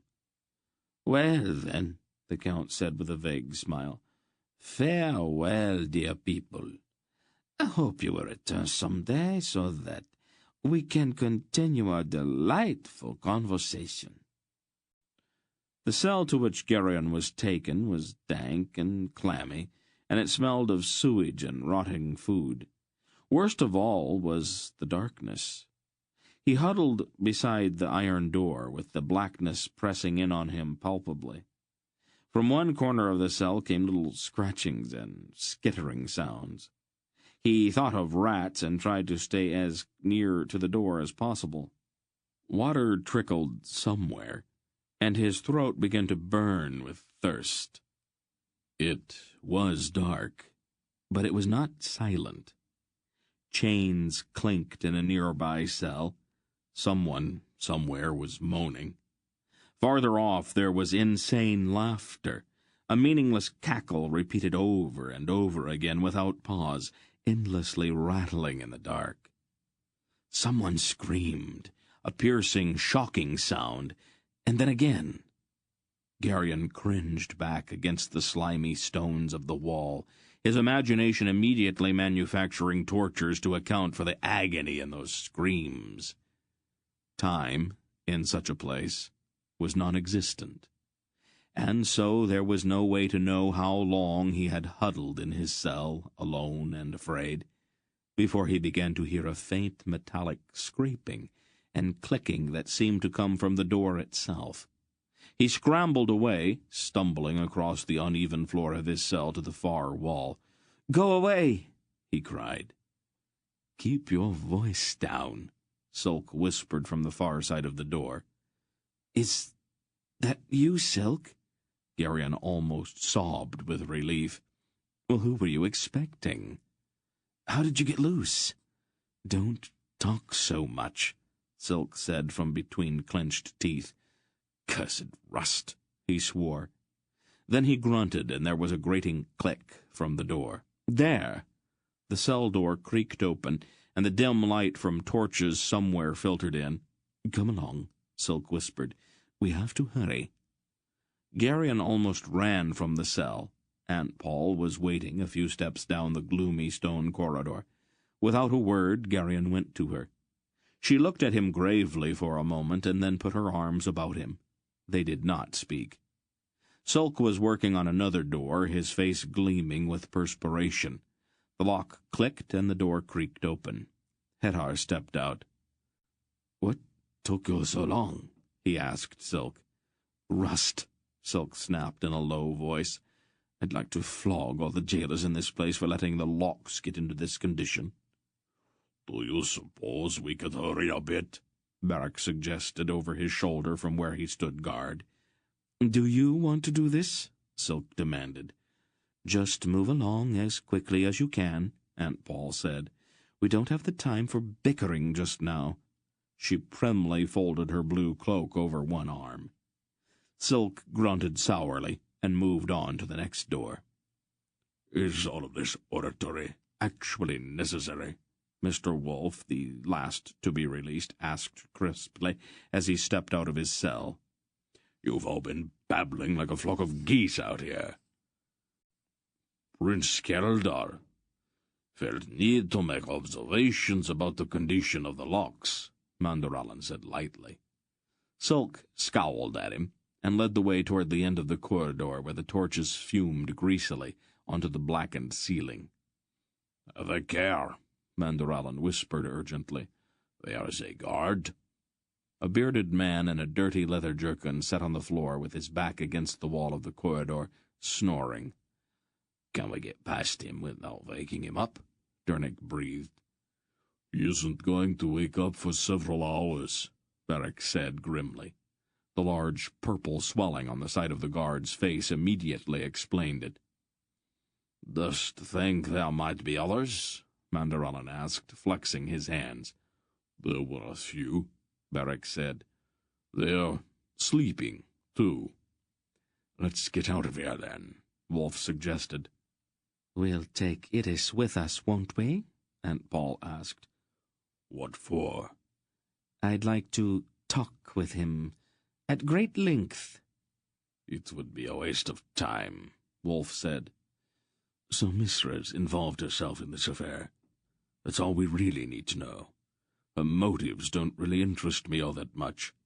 Let's just get out of here as quietly as we can." They crept past the snoring guard, turned a corner, and moved softly down another corridor. "Did he die?" A voice, shockingly loud, asked from behind a barred door that emitted a smoky red light. "No," another voice said, "only fainted. You pulled too hard on the lever. You have to keep the pressure steady. Otherwise they faint and you have to start over." "That's a lot harder than I thought," the first voice complained. "You're doing fine," the second voice said. "The rack's always tricky. Just remember to keep a steady pressure and not to jerk the lever. They usually die if you pull their arms out of the sockets." Aunt Paul's face went rigid, and her eyes blazed briefly. She made a small gesture and whispered something. A brief, hushed sound murmured in Garion's mind. "You know," the first voice said rather faintly, "suddenly, I don't feel so good." "Now that you mention it, I don't either," the second voice agreed. "Did that meat we had for supper taste all right to you?" "It seemed all right." There was a long pause. "I really don't feel good at all." They tiptoed past the barred door, and Garion carefully avoided looking in. At the end of the corridor was a stout oak door bound with iron. Silk ran his fingers around the handle. "It is locked from the outside," he whispered. "Someone is coming," Hettar warned. There was the tramp of heavy feet on the stone stairs beyond the door, the murmur of voices, and a harsh laugh. Wolf turned quickly to the door of a nearby cell. He touched his fingers to the rusty iron lock, and it clicked smoothly. "In here," he whispered. They all crowded into the cell, and Wolf pulled the door shut behind them. "When we have got some leisure, I want to talk to you about that," Silk said. You were having such a good time with the locks that I didn't want to interfere. Wolf smiled blandly. Now listen. We're going to have to deal with these men before they find out that our cells are empty and rouse the whole house. We can do that, Barak said confidently. They waited. Opening the door, Dernick whispered. How many are there? Manderallen asked. I can't tell. 8, Aunt Paul said firmly. All right, Barak decided. We'll let them pass and then jump on them from behind. A scream or two won't matter much in a place like this. But let's put them down quickly. They waited tensely in the darkness of the cell. Edith says it doesn't matter. If some of them die under the questioning, one of the men outside said. The only ones we have to keep alive are the old man, the woman, and the boy. Let us kill the big one with the red whiskers, then, another suggested. He looks like he might be troublesome, and he's probably too stupid to know anything useful. I want that one, Barak whispered. The men in the corridor passed their cell. Let's go, Barak said. It was a short, ugly fight. They swarmed over the startled jailers in a savage rush. 3 were down before the others fully realized what was happening. One made a startled outcry, dodged past the fight, and ran back toward the stairs. Without thinking, Geryon dove in front of the running man. Then he rolled, tangling the man's feet and tripping him up. The guard fell, started to rise, then sagged back down in a limp heap as Silk neatly kicked him just below the ear. "Are you all right?" Silk asked. Geryon squirmed out from under the unconscious jailer and scrambled to his feet, but the fight was nearly over. Dernick was pounding a stout man's head against the wall, and Barak was driving his fist into another's face. Manderallen was strangling a third, and Hettar stalked a fourth, his hands out. The wide-eyed man cried out once, just as Hettar's hands closed on him. The tall Algar straightened, spun about, and slammed the man into the stone wall with terrific force. There was the grating sound of bones breaking, and the man went limp. "Nice little fight," Barak said, rubbing his knuckles. "Entertaining," Hettar agreed, letting the limp body slide to the floor. "Are you about through?" Silk demanded hoarsely from the door by the stairs. "Almost," Barak said. "Need any help, Dernick?" Dernick lifted the stout man's chin and examined the vacant eyes critically. Then he prudently banged the jailer's head against the wall once more and let him fall. "Shall we go?" Hettar suggested. Might as well," Barak agreed, surveying the littered corridor. "The door's unlocked at the top of the stairs," Silk said as they joined him, "and the hallway's empty beyond it. The house seems to be asleep, but let's be quiet." They followed him silently up the stairs. He paused briefly at the door. "Wait here a moment," he whispered. Then he disappeared, his feet making absolutely no sound. After what seemed a long time, he returned with the weapons the soldiers had taken from them. "I thought we might need these." Geryon felt much better after he had belted on his sword. "Let's go," Silk said, and led them to the end of the hall and around a corner. "I think I'd like some of the green, Edith." Count Drevor's voice came from behind a partially open door.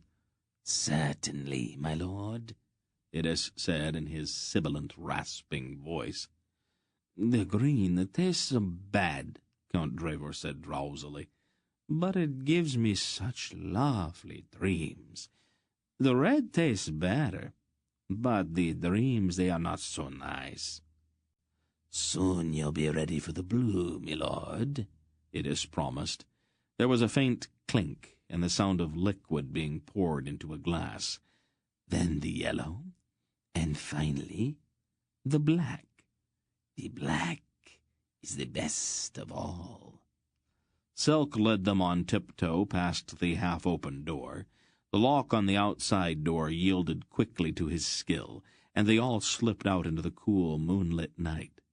The stars twinkled overhead, and the air was sweet. "I'll go get the horses," Hettar said. "Go with him, Manderallen. We'll wait over there," Wolf said. He pointed at the shadowy garden.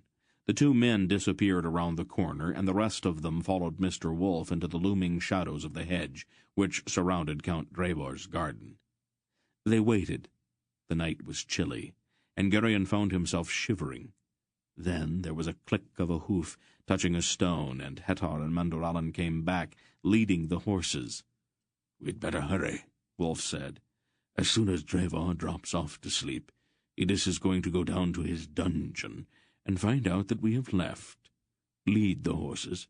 Let's get away from the house before we start making any noise." They went down through the moonlit garden with the horses trailing along after them until they emerged on the open lawn beyond. They mounted carefully. "We had better hurry," Aunt Paul suggested, glancing back at the house. "I bought us a little time before we left," Thuk said with a short laugh. "How did you manage that?" Beric asked. "When I went to get our weapons, I also set fire to the kitchen," Sulk smirked. "That will keep their attention for a bit." A tendril of smoke rose from the back of the house. "Very clever," Aunt Paul said, with a certain grudging admiration. "Why, thank you, my lady." Sulk made a mocking little bow. Mr. Wolf chuckled and led them away at an easy trot.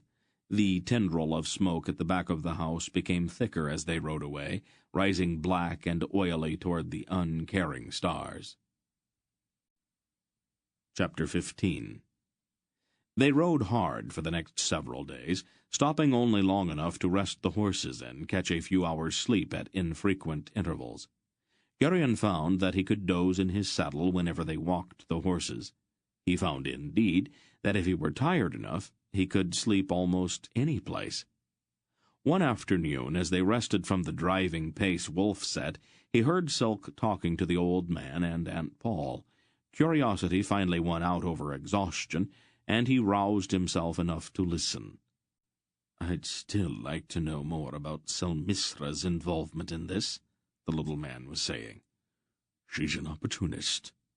Any time there's turmoil, she tries to turn it to her own advantage." "That means we'll have to dodge Nielsen's as well as Murgo's." Gurion opened his eyes. "Why do they call her Eternal Selmisra?" he asked Aunt Paul. "Is she very old?" "No," Aunt Paul answered. "The queens of Nyssa are always named Selmisra, that's all." "Do you know this particular one?" "I don't have to," she told him. "They are always exactly the same. They all look alike and act alike. If you know one, you know them all." "She's going to be terribly disappointed with Idis," Silk observed, grinning. "I imagine that Idis has taken some quiet, painless way out by now," Wolf said. "Selmisra grows a bit excessive when she's irritated." "Is she so cruel, then?" Gurion wanted to know. "Not cruel exactly," Wolf explained. "Nielsen's admire serpents. If you annoy a snake, he'll bite you. He's a simple creature, but very logical. Once he bites you, he doesn't hold any further grudges." "Do we have to talk about snakes?" Silk asked in a pained voice. "I think the horses are rested now," Hettar said from behind them. "We can go now."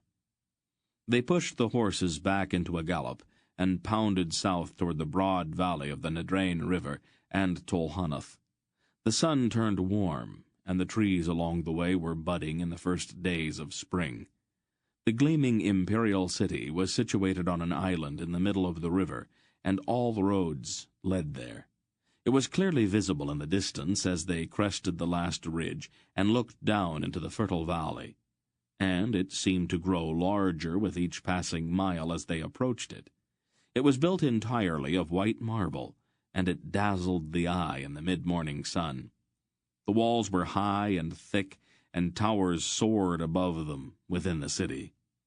A bridge arched gracefully across the rippled face of Nadrain to the bronze expanse of the north gate, where a glittering detachment of legionnaires marched perpetual guard. Silk pulled on his conservative cloak and cap and drew himself up. This ends Disc 6. Please change to Disc 7. Silk pulled on his conservative cloak and cap and drew himself up, his face assuming that sober, businesslike expression that meant that he was undergoing a private internal transition that seemed to make him almost believe himself that he was the Draznian merchant whose identity he assumed. "Your business in Tolhanath?" one of the legionnaires asked politely. "I am Redek of Bakhtor," Silk said, with that preoccupied air of a man whose mind was on business.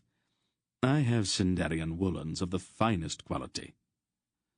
"You probably want to talk with the steward of the central market, then," the legionnaire suggested. "Thank you," Silk nodded, and led them through the gate into the broad and crowded streets beyond. "I think I'd better stop by the palace and have a talk with Ran Baroon," Mr. Wolf said. "The Baroons aren't the easiest emperors to deal with, but they are the most intelligent. I shouldn't have too much trouble convincing him that the situation is serious."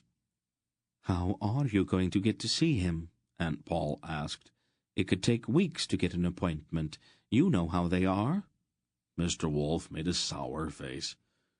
"I suppose I could make a ceremonial visit of it," he said as they pushed their horses through the crowd. "And announce your presence to the whole city?" "Do I have any choice? I have to nail down the Tonedrins. We cannot afford to have them neutral." "Could I make a suggestion?" Barak asked. "I'll listen to anything at this point. Why don't we go see Greneg? He's the Terek ambassador here in Tolhanath.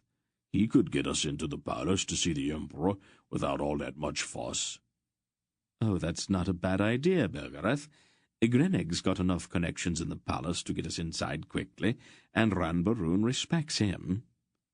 "That only leaves the problem of getting in to see the ambassador," Dernek said as they stopped to let a heavy wagon pass onto a side street. "He's my cousin," Barak said. "He and Anheg and I used to play together when we were children." The big man looked around. "He's supposed to have a house near the garrison of the 3rd Imperial Legion. I suppose we could ask somebody the way." "Oh, that won't be necessary," Silk said. "I know where it is." I should have known," Barak grinned at him. "We can go through the North Marketplace. The garrison's located near the main wharves on the downstream end of the island." "Lead the way," Wolf told him. "I don't want to waste too much time here." The streets of Tolhanath teemed with people from all over the world. Draznians and Rivans rubbed elbows with Nissans and Tuls. There was a sprinkling of Nadraks in the crowd, and, to Garion's eye, a disproportionate number of Murgos. Aunt Paul rode close beside Hetar, talking quietly to him, and frequently laying her hand lightly on his sword-arm. The lean Algar's eyes burned, and his nostrils flared dangerously each time he saw a scarred Murgo face.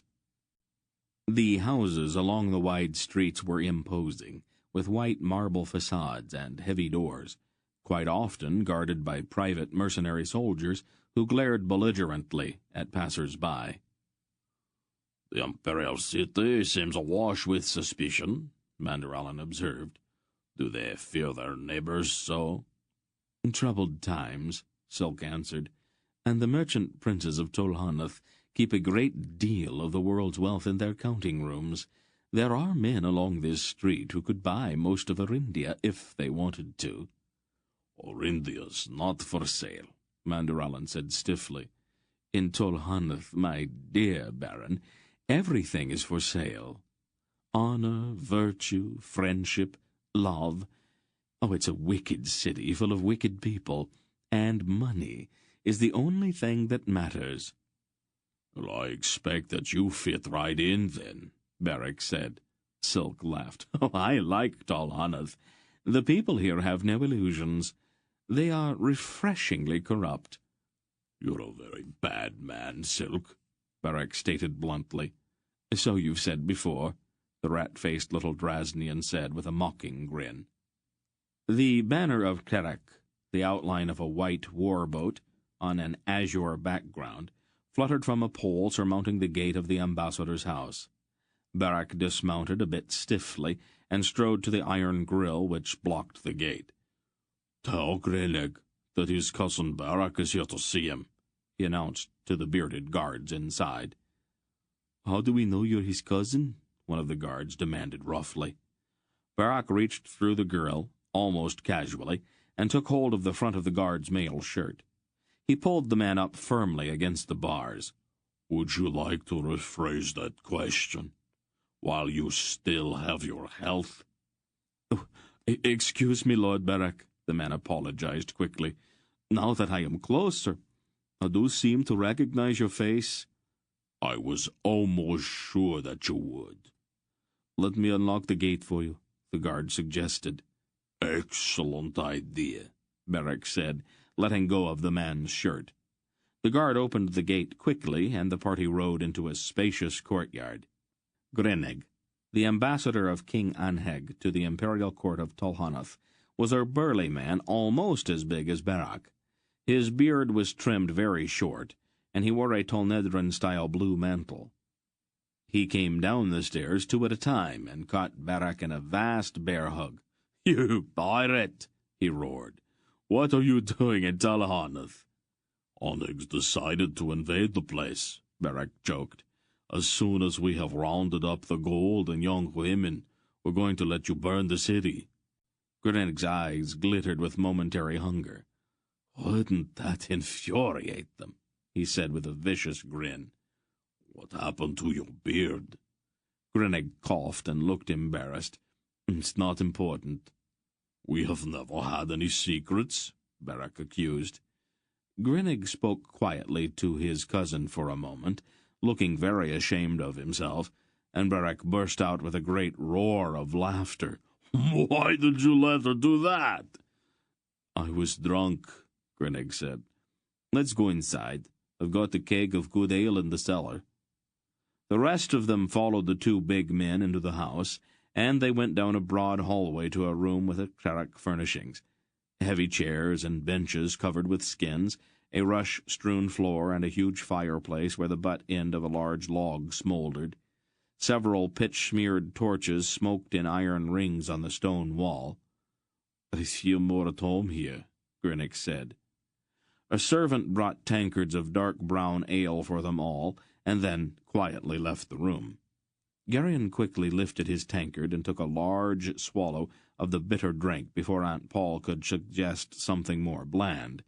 She watched him without comment, her eyes expressionless. Greneg sprawled in a large hand-hewn chair with a bearskin tossed over it. "Why are you really in Tolhanath, Barak?" "Greneg," Barak said seriously, "this is Belgarath. I am sure that you have heard of him." The ambassador's eyes widened, and he inclined his head. "My house is yours," he said respectfully. "Can you get me in to see Ranbaroon?" Mr. Wolf asked, sitting on a rough bench near the fireplace. "Without any difficulty." "Good.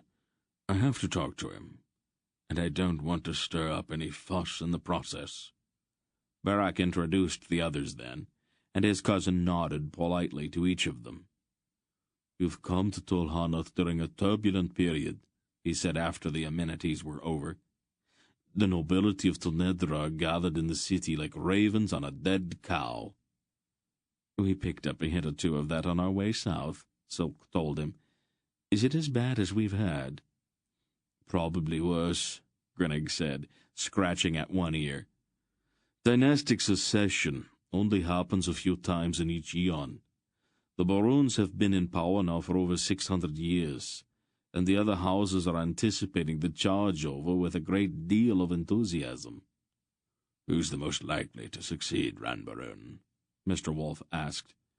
"Right at the moment, the best bet would probably be the Grand Duke Kedor of Tolvoadu," Greneg answered. "He seems to have more money than the rest. The Honaths are richer, of course, but they've got 7 candidates, and their wealth is spread out a little too thin. The other families aren't really in the running. The Boruns don't have anyone suitable, and no one takes the Ranites seriously. Geryon carefully set his tankard on the floor beside the stool that he was sitting on. The bitter ale did not really taste that good, and he felt vaguely cheated somehow. The half-tankard he had drunk made his ears quite warm, though, and the end of his nose seemed a little numb. A Vorduvian we met said that the Horbites are using poison, Silk said. They all are. Grinnick wore a slightly disgusted look. The Horbites are just a little more obvious about it, that's all. If Ran Borun dies tomorrow, though, Kador will be the next emperor. Mr. Wolf frowned. I've never had much success dealing with the Vorduvians. They don't really have imperial stature. The old emperor's still in pretty fair health, Grinnig said. If he hangs on for another year or two, the Honoths will probably fall into line behind one candidate, whichever one survives, and then they'll be able to bring all of their money to bear on the situation. These things take time, though. The candidates themselves are staying out of town for the most part, and they're all being extremely careful, so the assassins are having a great deal of difficulty reaching them. He laughed then, taking a long drink of ale. They are funny people. Can we go to the palace now? Mr. Wolf asked. We'll want to change clothes first, Aunt Paul said firmly. Again, Bulgara? Wolf gave her a long, suffering look. Just do it, Father. I won't let you embarrass us by wearing rags to the palace. I'm not going to wear that robe again. The old man's voice was stubborn. No, she said. It wouldn't be suitable. I am sure the ambassador can lend you a mantle. You won't be quite so obvious that way. Whatever. Whatever you say, anyway, Paul. Wolf sighed, giving up. After they had changed, Grennig formed up his honor guard, a grim-looking group of Cherok warriors, and they were escorted along the broad avenues of Tolhonoth toward the palace. Geryon, all bemused by the opulence of the city and feeling just a trifle giddy from the effects of the half-tankard of ale he had drunk, rode quietly beside Silk, trying not to gawk at the huge buildings or the richly dressed Tonedrons strolling with grave decorum in the noonday sun. Chapter 16. The imperial palace sat on a high hill in the center of Tolhonoth. It consisted not of one building, but rather was a complex of many large and small, all built of marble and surrounded by gardens and lawns where cypress trees cast a pleasing shade. The entire compound was enclosed by a high wall, surmounted by statues spaced at intervals along its top. The legionnaires at the palace gate recognized the Cherok ambassador and sent immediately for one of the emperor's chamberlains, a gray-haired official in a brown mantle. I need to see Ran Barun, Lord Morin, Grinnig told him as they all dismounted in a marble courtyard just inside the palace gate. It's a matter of urgency. Of course, Lord Grinnig, the gray-haired man assented. His Imperial Majesty is always delighted to speak with the personal envoy of King Aneg. Unfortunately, His Majesty is resting just now. I should be able to get you in to see him sometime this afternoon, tomorrow morning at the latest. This won't wait, Morin. We have to see the Emperor immediately. You had better go to wake him up. Lord Morin looked surprised. It can't be that urgent, he suggested chidingly. I'm afraid so, Grinnig said. Morin pursed his lips thoughtfully as he looked at each member of the party. You know me well enough to realize that I wouldn't ask this lightly, Morin, Grinnig said. Morin sighed. I am trusting you a great deal, Grinnig. All right, then, come along. Ask your soldiers to wait. Grinnig made a curt gesture to his guards, and the party followed Lord Morin through a broad courtyard to a columned gallery that ran along one of the buildings. How's he been? Grinnig asked, as they walked along the shady gallery. His health is still good, Morin answered, but his temper's been deteriorating lately. The Baroons have been resigning their posts in flocks and returning to Tol Baroon. That seems prudent under the circumstances, Grinnig said. I suspect that a certain number of fatalities are likely to accompany the secession. Probably so, Morin agreed. But His Majesty finds it a bit distressing to be abandoned by members of his own family.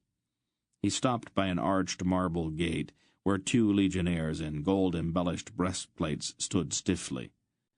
Please, leave your weapons here. His Majesty is sensitive about such things. I am sure that you can understand. Of course, Grinnig said, pulling a heavy sword out from under his mantle and leaning it against the wall. They all followed his example, and Lord Morin's eyes flickered slightly with surprise when Silk removed 3 different daggers from various places beneath his garments. Formidable equipment. The Chamberlain's hands flicked in the gestures of the secret language. Troubled times, Silk's fingers explained deprecatingly. Lord Morin smiled faintly and led them through the gate into the garden beyond. The lawn in the garden was neatly manicured. There were softly splashing fountains, and the rose bushes were well pruned. Fruit trees that seemed to be very old were budding, almost ready to burst into bloom in the warm sun. Sparrows bickered over nesting sites on the twisted limbs. Grinnig and the others followed Morin along a curving marble walk toward the center of the garden. Ran Baroon the 23rd, Emperor of Tolnedra, was a small, elderly man, quite bald, and dressed in a gold-colored mantle. He lounged in a heavy chair beneath a budding grape arbor, feeding small seeds to a bright canary perched on the arm of his chair. The emperor had a little beak-like nose and bright, inquisitive eyes. "I said I wanted to be left alone, Morin," he said in a testy voice, looking up from his canary. "A million apologies, Your Majesty," Lord Morin explained, bowing deeply. "Lord Grinnig, the ambassador of Skerek, wishes to present you a matter of gravest urgency. He convinced me that it simply could not wait." The Emperor looked sharply at Grinnig. His eyes grew sly, almost malicious. "I see that your beard's beginning to grow back, Grinnig." Grinnig's face flushed slowly. "I should have known that Your Majesty would have heard of my little misfortune." "I know everything that happens in Tol Hanath, Lord Grinnig," the Emperor snapped, "even if all my cousins and nephews are running like rats out of a burning house. I still have a few faithful people around me. Whatever possessed you to take up with that Nadrak woman? I thought you Elons despised Engrax." Grinnig coughed awkwardly and glanced quickly at Aunt Paul. "It was a kind of joke, Your Majesty. I thought it might embarrass the Nadrak ambassador. And his wife is, after all, a handsome-looking woman. I didn't know she kept a pair of scissors under her bed." "She keeps your beard in a little gold box, you know," the Emperor smirked. "And she shows it to all of her friends." "She's an evil woman," Grinnig said mournfully. And who are these?"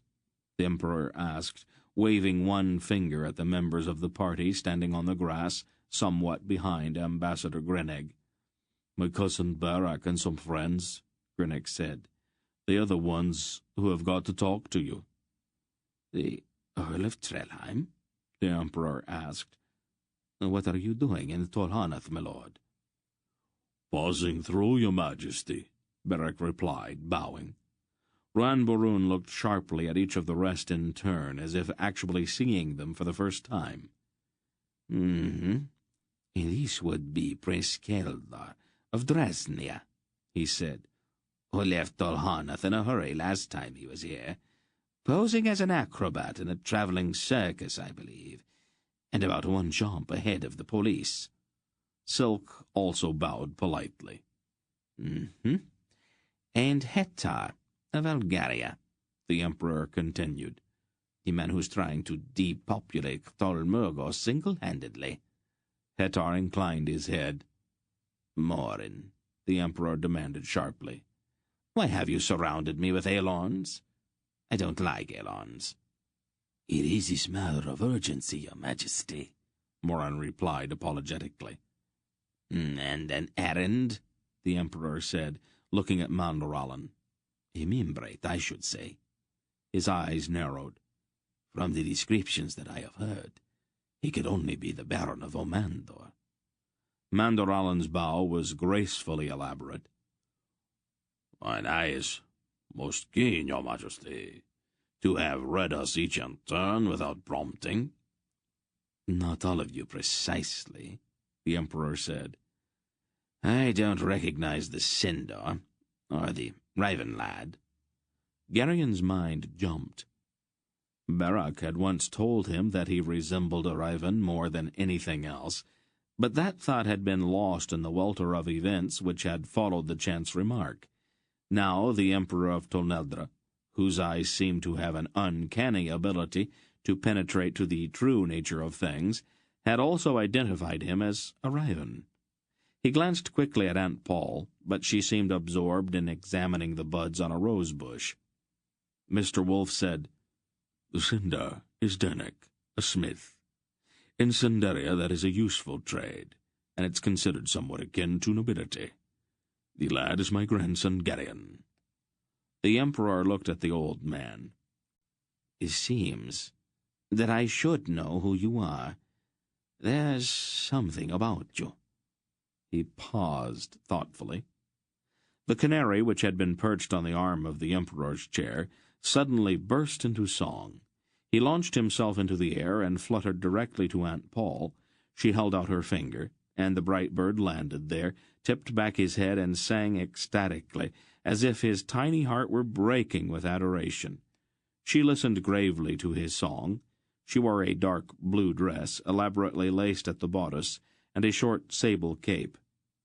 "What are you doing with my canary?" the Emperor demanded. "Listening," she said. "How did you get him to sing? I've been trying to coax him into song for months." "You didn't take him seriously enough." "Who is this woman?" the Emperor asked. My daughter, Pagra, Mr. Wolfe said. She has a particularly keen understanding of birds. The Emperor laughed suddenly, a harshly skeptical laugh. "Oh, come now. You really don't expect me to accept that, do you?" Wolfe looked at him gravely. Are you really sure you don't know me, Ranbaron? He asked mildly. The pale green mantle Grenig had lent him made him look almost like a Tolnedran. Almost, but not quite. It's a clever ruse, the Emperor said. You look the part, and so does she. But I'm not a child. I gave up fairy tales a long time ago. That's a pity. I'd guessed that your life's been a little empty since then. Wolfe looked around at the manicured garden with the servants and the fountains and the members of the Emperor's personal guard posted unobtrusively here and there among the flower beds. Even with all of this, Ranbaron, a life without any wonder left in it is flat and stale. His voice was a little sad. I think that perhaps you gave up too much. Morin, Ranbaron demanded peremptorily. Send for Zeril. We settle this immediately. At once, Your Majesty, Morin said, and beckoned to one of the servants. May I have my canary back? The Emperor asked Aunt Paul rather plaintively. Of course. She moved across the grass toward the chair, stepping slowly to avoid startling the trilling little bird. Sometimes I wonder what they are saying when they sing, Ranbaron said. Right now he's telling me about the day he learned to fly, Aunt Paul said. That is a very important day for a bird. She reached out her hand, and the canary hopped onto the Emperor's finger, still singing, and with its bright eye cocked toward Ranbaroon's face. "That's an amusing conceit, I suppose." The little old man smiled, staring out at the sunlight sparkling on the water in one of the fountains. "But I'm afraid I don't have time for that kind of thing. Right now, the whole nation is holding its breath in anticipation of my death. They all seem to think that the greatest thing I can do for Tonedra is to die immediately. Some of them have even gone to the trouble of trying to help me along. We caught 4 assassins inside the palace grounds just last week.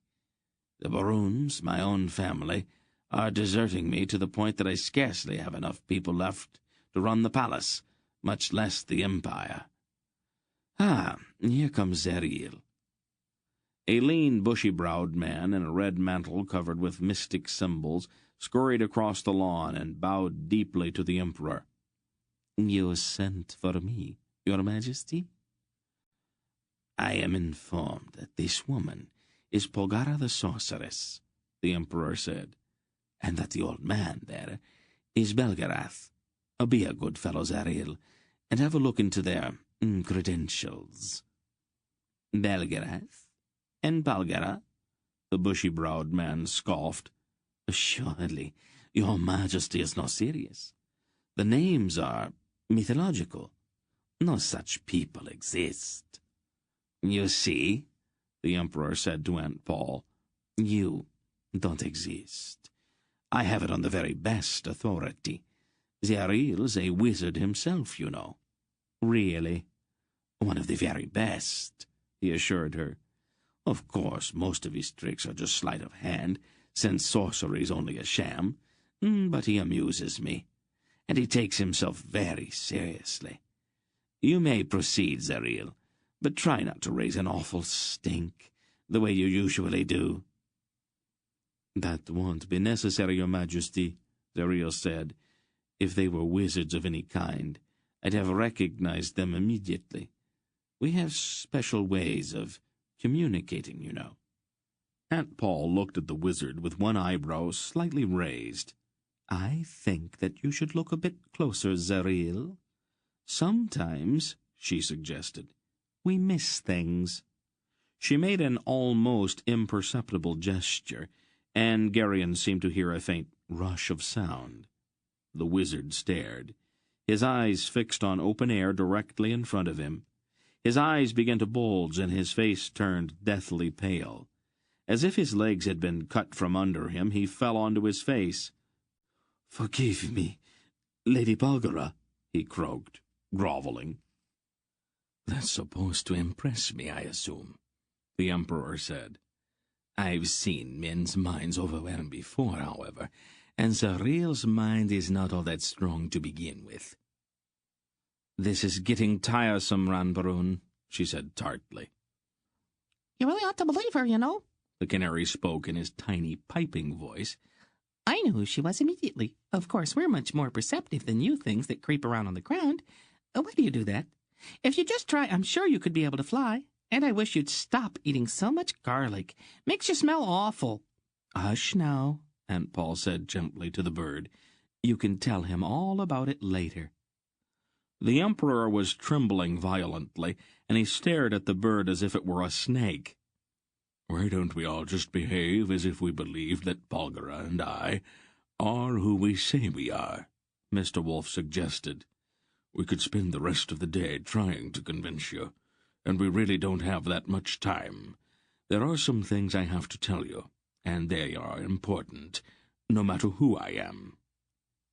"I think that I can accept that," Ranbaroon said, still trembling and staring at the now silent canary.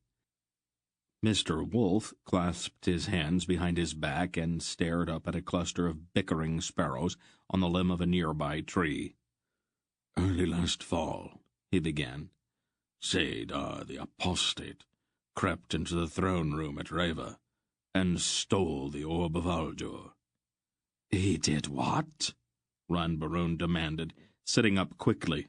"How?" "We don't know," Wolf answered. When I catch up with him, maybe I'll ask him. I am sure, however, that you can see the importance of the event. Obviously, the Emperor replied. The Elons and the Sindars are quietly preparing for war, Wolf told him. war? Ranbaroon asked in a shocked voice. With whom? The Angaraks, of course. And what has Zadar got to do with the Angaraks? He could be acting on his own, couldn't he? Surely you're not that simple, Aunt Paul remarked. You forget yourself, lady, Ranbaroon said stiffly. Where's Zadar now? He went through Tolhunath about 2 weeks ago, Wolf replied. If he can get across the border into one of the Angarak kingdoms before I can stop him, the Alons will march. And Orindia are with them, Mandaralan said firmly. King Coradulan has also been advised. You'll tell the world apart, the Emperor protested. Perhaps, Wolf admitted. But we cannot let Zadar get to Torak with the orb. I'll send emissaries at once. This has to be headed off before it gets out of hand. It's a little late for that, Barak said grimly. Anheg and the others are not in any mood for Tornedran diplomacy right now. Your people have a bad reputation in the north, Your Majesty, Silk pointed out. They always seem to have a few trade agreements up their sleeves. Every time Tornedra mediates a dispute, it seems to cost a great deal. I don't think we can afford your good offices any more. A cloud passed in front of the sun, and the garden seemed suddenly chilly in its shadow. This is being blown out of all proportion, the Emperor protested. The Alons and the Angaraks have been squabbling over that worthless stone for thousands of years. You've been waiting for the chance to fall on each other, and now you have got an excuse. Well, enjoy yourselves. Tornedra is not going to get involved as long as I am her Emperor. You're not going to be able to sit on one side in this, Ranbaroon, Aunt Paul said. And why not? The orb doesn't concern me one way or the other. Go ahead and destroy each other if you want. Tornedra will still be here when it is all over. I doubt it, Wolf told him. Your empire's crawling with Murgos. They could overrun you in a week. They are honest merchants, here on honest business. Murgos don't have honest business, Aunt Paul told him. Every Murgo in Tornedra is here because he was sent by the Grolam High Priest. That is an exaggeration, Ranbaroon said stubbornly. The whole world knows that you and your father have an obsessive hatred of all Angaraks, but times have changed. Khtal Murgos is still ruled from Rakhtal, Wolf said, and Ktochak is master there. Ktochak has not changed, even if the world has. The merchants from Rakgoska might seem civilized to you, but they all jump when Ktochak whistles, and Ktochak's the disciple of Torak. Torak is dead. Really? Have you seen his grave? Have you opened the grave and seen his bones? My empire is very expensive to run, the Emperor said, and I need the revenue the Murgos bring me. I have got agents in Rakgoska and all along the South Caravan route, so I would know if the Murgos were getting ready for any kind of move against me. I am just a little suspicious that all of this might be the result of some internal contention within the Brotherhood of Sorcerers. You people have your own motives, and I am not going to let you use my empire as a pawn in your power struggles. And if the Angaraks win, Aunt Paul said, how do you plan to deal with Torak? I am not afraid of Torak. Have you ever met him? Wolf asked. Obviously not. Listen, Belgarath, you and your daughter have not been friendly to Tornedra. You treated us like a defeated enemy after Vomimbre. Your information's interesting, and I will consider it in its proper perspective. But Tonedran policy is not dominated by Alon preconceptions. Our economy relies heavily on trade along the South Caravan route. I am not going to disrupt my empire simply because you happen to dislike Murgos. You are a fool, then, Wolf said bluntly.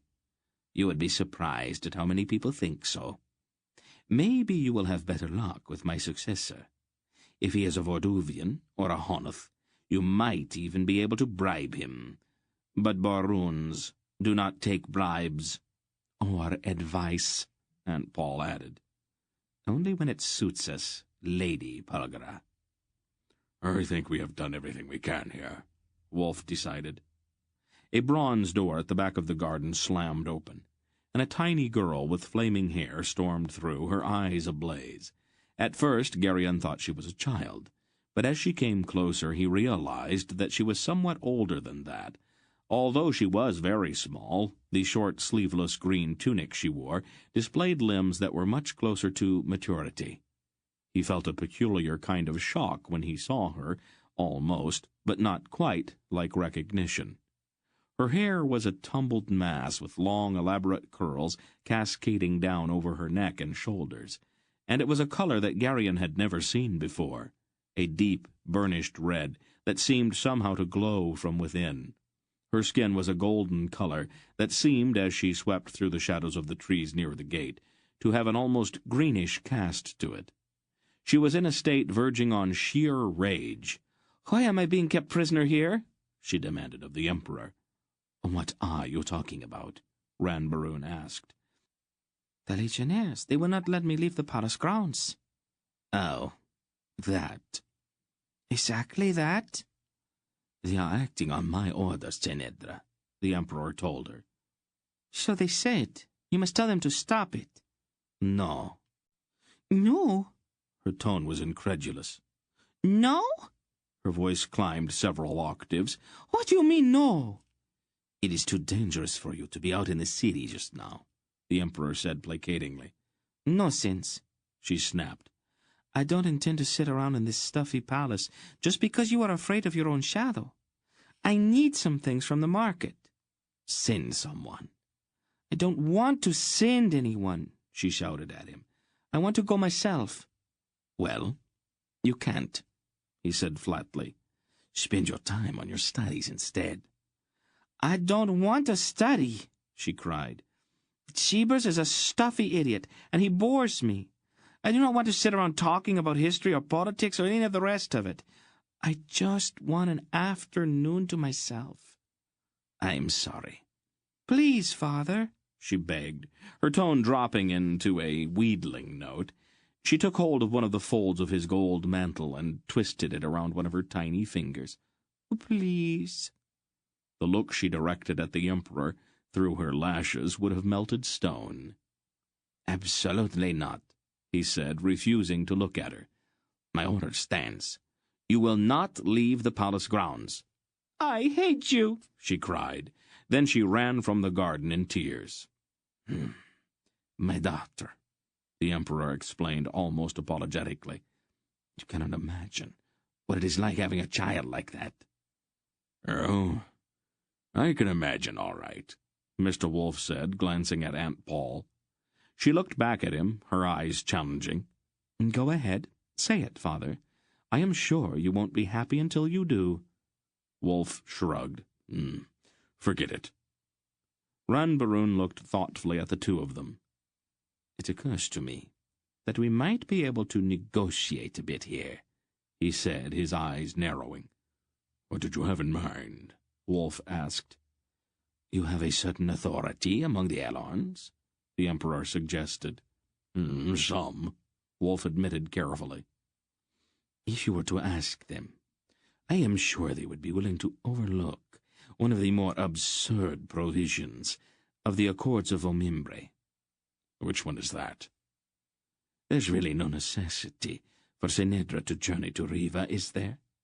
I am the last emperor of the Barun dynasty, and when I die, she won't be an imperial princess anymore." Under the circumstances, I would say that the requirement does not really apply to her. It's nonsense anyway. The line of the Raven King became extinct 1,300 years ago, so there isn't going to be any bridegroom waiting for her in the Hall of the Raven King. As you have seen, Tolnedra is a very dangerous place just now. St. Endra's 16th birthday is only a year or so off, and the date is well known. If I have to send her to Riva, half of the assassins in the Empire are going to be lurking outside the palace gates, waiting for her to come out. I would rather not take that kind of risk. If you could see your way clear to speak to the Alons, I might be able to make a few concessions regarding the Murgos, restrictions on their numbers, closed areas, that sort of thing. No, Ranbarun, Aunt Paul said flatly. Tolnedra will go to Riva. You have failed to understand that the accords are only a formality. If your daughter is the one destined to become the bride of the Raven King, no force on earth can prevent her from being in that throne room at Riva on the appointed day. My father's recommendations about the Murgos are only suggestions for your own good. What you choose to do about the matter is your affair. I think we have just about exhausted the possibilities of this conversation, the Emperor stated coldly. Two important-looking officials came into the garden and spoke briefly to Lord Moran. Your Majesty, the grey-haired chamberlain said deferentially, the Minister of Trade wanted to inform you that he has reached an excellent agreement with the trade deputation from Rakgoska. The gentlemen from Ktomogos were most accommodating. I am delighted to hear it, Ranbarun said, throwing a meaningful look at Mr. Wolfe. The contingent from Rakgoska would like to pay their respects before they leave, Moran added. By all means, the Emperor said. I'll be delighted to receive them here. Moran turned and nodded shortly to the two officials near the gate. The officials turned and spoke to someone outside, and the gate swung open. 5 Murgos strode into the garden. Their coarse black robes were hooded, but the hoods were thrown back. The front of their robes were unclasped, and the chain-mail shirts they all wore gleamed in the sunlight. The Murgo in front was a bit taller than the others, and his bearing indicated that he was the leader of the deputation. A welter of images and partial memories flooded Gerion's mind as he looked at the scar-faced enemy he had known all of his life. The strange pull of the silent, hidden linkage between them touched him. It was Asherak. Something brushed Gerion's mind, tentative only, not the powerful force that the Murgo had directed him in the dim hallway in Anheg's palace at Valalorn. The amulet under his tunic became very cold, and yet seemed to burn at the same time. Your Imperial Majesty, Asherak said, striding forward with a cold smile. We are honored to be admitted into your august presence. He bowed, his mail shirt clinking. Horak was holding Hetar's right arm firmly, and Mandaralan moved and took the other. I am overjoyed to see you again, worthy Asherak, the Emperor said. I am told that an agreement has been reached. Beneficial to both sides, Your Majesty. The best kind of agreement, Ranbarun approved. Tor Urgas, King of the Murgos, sends greetings, Asherak said. His Majesty feels most keenly the desirability of cementing relations between Ktor-Murgos and Tonitra. He hopes that one day he may call your Imperial Majesty brother. We respect the peaceful intentions and legendary wisdom of Taurogos. The Emperor smiled with a certain smugness. Asherak looked around, his black eyes flat. Well, Ambar, he said to Silk, your fortunes seem to have improved since we met last in Mingan's counting room in Darin. Silk spread his hands in an innocent-looking gesture. The gods have been kind. Most of them, anyway. Asherak smiled briefly. You know each other? The Emperor asked, a bit surprised. Oh, we've met, Your Majesty, Silk admitted. In another kingdom, Asherak added. He looked directly then at Mr. Wolf. Belgarath, he said politely, with a brief nod. Kamdar, the old man replied. You're looking well. Thank you. It seems that I am the only stranger here, the Emperor said. Kamdar and I have known each other for a very long time, Mr. Wolf told him. He glanced at the Murgo with a faintly malicious twinkle in his eyes. I see that you have managed to recover from your recent indisposition. Asherak's face flickered with annoyance, and he looked quickly at his shadow on the grass as if for reassurance. Geryon remembered what Wolf had said atop the tor after the attack of the Algroths, something about a shadow returning by an indirect route. For some reason, the information that Asherak the Murgo and Kamdar the Grolem were the same man did not particularly surprise him. Like a complex melody that had been faintly out of tune, the sudden merging of the two seemed right, somehow. The knowledge clicked in his mind like a key in a lock. Someday you will have to show me how you did that, Asherak was saying. I found the experience interesting. My horse had hysterics, however. My apologies to your horse. Why is it that I feel as if I am missing about half of this conversation? Ran Baroon asked. Oh, forgive us, Your Majesty, Asherak said. Ancient Belgarath and I are renewing an old enmity. We have seldom had the opportunity to speak to each other with any degree of civility. He turned and bowed politely to Aunt Paul. Milady Pulgera, you are as beautiful as ever. He eyed her with a deliberately suggestive stare. You haven't changed much either, Kamdar. Her tone was mild, even bland, but Geryon, who knew her so well, recognized immediately the deadly insult she had just delivered to the Grolem. Charming, Asherak said with a faint smile. This is better than a play, the Emperor cried delightedly. You people are actually dripping with malice. I wish I had the opportunity to see the first act. The first act was very long, Your Majesty, Asherak said, and quite often tedious. As you may have noticed, Belgarath sometimes gets carried away with his own cleverness. I'm certain I'll be able to make up for that, Mr. Wolf told him with a slight smile. I promise you that the last act will be extremely short, Kamdar. Threats, old man? I thought we had agreed to be civilized. I can't recall when we have ever agreed on anything, Wolf said. He turned toward the Emperor. I think we will leave now, Ran Baroon. With your permission, of course. Of course, the Emperor replied. I am pleased to have met you, though I still don't believe in you naturally. My skepticism, however, is theological, not personal. I'm glad of that, Wolf said, and quite suddenly he grinned impishly at the Emperor. Ran Baroon laughed. I look forward to our next meeting, Belgarath, Asherak said. I wouldn't, if I were you, Wolf advised him, then turned and led the way out of the Emperor's garden.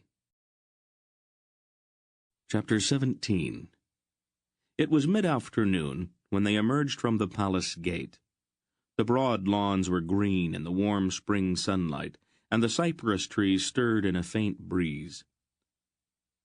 I don't think we want to stay in Tol Honeth too much longer, Wolf said. "You will leave now, then?" Manderallen asked. There's something I have to do first, Wolf replied, squinting into the morning sunlight. Barak and his cousin will come along with me. The rest of you, go on back to Grinnig's house and wait there. We'll stop by the Central Market on our way, Aunt Paul told him. There are a few things that I need. This is not a shopping expedition, Paul. The Grolums already know that we are here, Father, so there is no point in creeping about like sneak thieves, now is there? He sighed. All right, Paul. I knew you'd see it my way. Mr. Wolf shook his head helplessly and rode off with Barak and Grennig. The rest of them rode down the hill from the palace toward the gleaming city below. The streets at the foot of the hill were broad and lined on either side by magnificent houses, each almost a palace in itself. The rich and the noble, Silk said. In Tol Honnoth, the closer you live to the palace, the more important you are. "'Tis oft-times thus, Prince Keldar," Manderallen observed. "Wealth and position sometimes need the reassurance of proximity to the seat of power. By ostentation and propinquity to the throne, small men are able to avoid facing their own inadequacy." I couldn't have said it better myself. The central marketplace of Tol Honnoth was a vast square, filled with bright-coloured booths and stalls where a significant portion of the goods of the world were on display. Aunt Paul dismounted, left her horse with one of the Kerrick guards, and moved busily from booth to booth, buying, it appeared, almost everything in sight. Silk's face blanched often at her purchases, since he was paying for them. "Can't you talk to her?" the small man pleaded with Geryon. "She's destroying me." "What makes you think she'd listen to me?" Geryon asked. "Well, you could at least try," Silk said desperately. 3 richly mantled men stood near the center of the market, arguing heatedly. "You are mad, Haldor," one of them, a thin man with a snub nose, said agitatedly. "The Huns would strip the Empire for their own profit." His face was flushed, and his eyes bulged dangerously. "Would Kedor of the Vorduvians be any better?" the stout man named Haldor demanded. "You're the one who's mad, Radan. If we put Kedor on the throne, he'll grind us all underfoot. There's such a thing as being too imperial." "Well, how dare you?" Radan almost screamed at him, his perspiring face growing darker. "Grand Duke Kedor is the only possible choice. I would vote for him, even if he had not paid me." He flung his arms about wildly, and his tongue seemed to stumble over his words. "Kedor's a pig," Haldor said flatly, carefully watching Radan as if gauging the impact of his words. "An arrogant, brutal pig with no more right to the throne than a mongrel dog. His great-grandfather bought his way into the House of Vordu, and I would sooner open a vein than bow to the offspring of a sneak thief from the docks of Tol Vordu." Radan's eyes almost started from his head at Haldor's calculated insults. He opened his mouth several times as if trying to speak, but his tongue seemed frozen with fury. His face turned purple, and he clawed at the air in front of him. Then his body stiffened and began to arch backward. Haldor watched him with an almost clinical detachment. With a strangled cry, Radan toppled back onto the cobblestones, his arms and legs thrashing violently. His eyes rolled back in his head, and he began to foam at the mouth as his convulsions became more violent. He began to bang his head on the stones, and his twitching fingers clutched at his throat. "Amazing potency," the third mantled man said to Haldor. "Where did you find it?" "A friend of mine recently made a voyage to Stithis Tor," Haldor said, watching Radan's convulsions with interest. Beautiful part of it is that it is completely harmless unless one gets excited. Radan would not drink the wine until I tasted it first to prove that it was safe." "You've got the same poison in your own stomach?" the other man asked with astonishment. "Oh, I am quite safe. My emotions never get the best of me." Radan's convulsions had grown weaker. His heels beat at the stones with a rapid pattering sound. Then he stiffened, gave a long, gurgling sigh, and died. I don't suppose you've got any of the drug left, do you? Haldor's friend asked thoughtfully. I would be willing to pay quite a bit for something like that.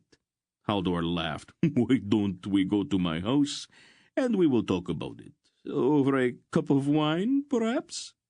The other man threw him a startled glance. Then he laughed too, although a bit nervously. The two of them turned and walked away, leaving the dead man sprawled on the stones. Geryon stared in horror at them, and then at the black-faced corpse lying so grotesquely twisted in the center of the marketplace. The Tolnedrons near the body seemed to ignore its existence. "Why doesn't somebody do something?" he demanded. "They are afraid," Silk said. "If they show any concern, they might be mistaken for partisans. Politics here in Tolhanath are taken very seriously." "Why shouldn't someone notify the authorities?" Dernick suggested, his face pale and his voice shaking. "Oh, I'm sure it's already been taken care of," Silk said. "Let's not stand around staring. I don't think we want to get involved in this sort of thing." Aunt Paul came back to where they were standing. The two Carrick warriors from Grinnig's house who had been accompanying her were loaded down with bundles, and both of them looked a little bit sheepish about it. "What are you doing?" she asked Silk. "We were just watching a bit of Tolnedron politics in action," Silk said, pointing at the dead man in the center of the square. "Poison?" she asked, noting Radan's contorted limbs.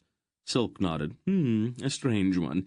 It doesn't seem to work unless the victim gets excited." "That's she said with a grim nod. "You've heard of it before?" Silk seemed surprised. She nodded. "Yes, it's quite rare. Very expensive. I did not think the Nielsens would be willing to sell any of it." "I think we should move away from here," Hetar suggested. "There's a squad of legionnaires coming, and they might want to question any witnesses." "Oh, good idea," Silk said, and led them toward the far side of the marketplace. Near the row of houses that marked the edge of the square, 8 burly men carried a heavily veiled litter. As the litter approached, a slender, jeweled hand reached languidly out from behind the veil and touched one of the porters on the shoulder. The 8 men stopped immediately and set the litter down. "Silk," a woman's voice called from within the litter, "what are you doing back in Tolhanath?" "Bethra?" Silk said. "Is that you?" The veil was drawn back, revealing a lushly endowed woman lounging on a crimson satin cushion inside the litter. Her dark hair was elaborately curled with strings of pearls woven into her tresses. Her pink silken gown clung to her body, and golden rings and bracelets clasped her arms and fingers. Her face was breathtakingly beautiful, and her long-lashed eyes were wicked. There was about her a kind of over-ripeness, an almost overpowering sense of self-indulgent corruption. For some reason, Geryon felt himself blushing furiously. "I thought you'd still be running," she said archly to Silk. "The men I sent after you were very professional." Silk bowed with an ironic little flourish. "Oh, they were quite good, Bethra," he agreed with a wry grin. "Not quite good enough, but very good, actually. I hope you didn't need them any more." "Yes, I always wondered why they didn't come back," she laughed. "I should have known, of course. I hope you didn't take it personally." "Oh, certainly not, Bethra. It's just part of the profession, after all." "I knew you'd understand. I had to get rid of you. You were disrupting my entire plan." Silk grinned wickedly. "I know. And after all you had to go through to set it up, and with the Tullish ambassador, no less." She made a disgusted face. "Whatever happened to him?" "He went swimming in the Nadrain." "I didn't know that Tulls swam all that well." "Oh, they don't. Particularly not with large rocks tied to their feet. After you'd destroyed the whole thing, I didn't really need him any more. And there were some things I didn't want him mentioning in certain quarters? You always were prudent, Bethra.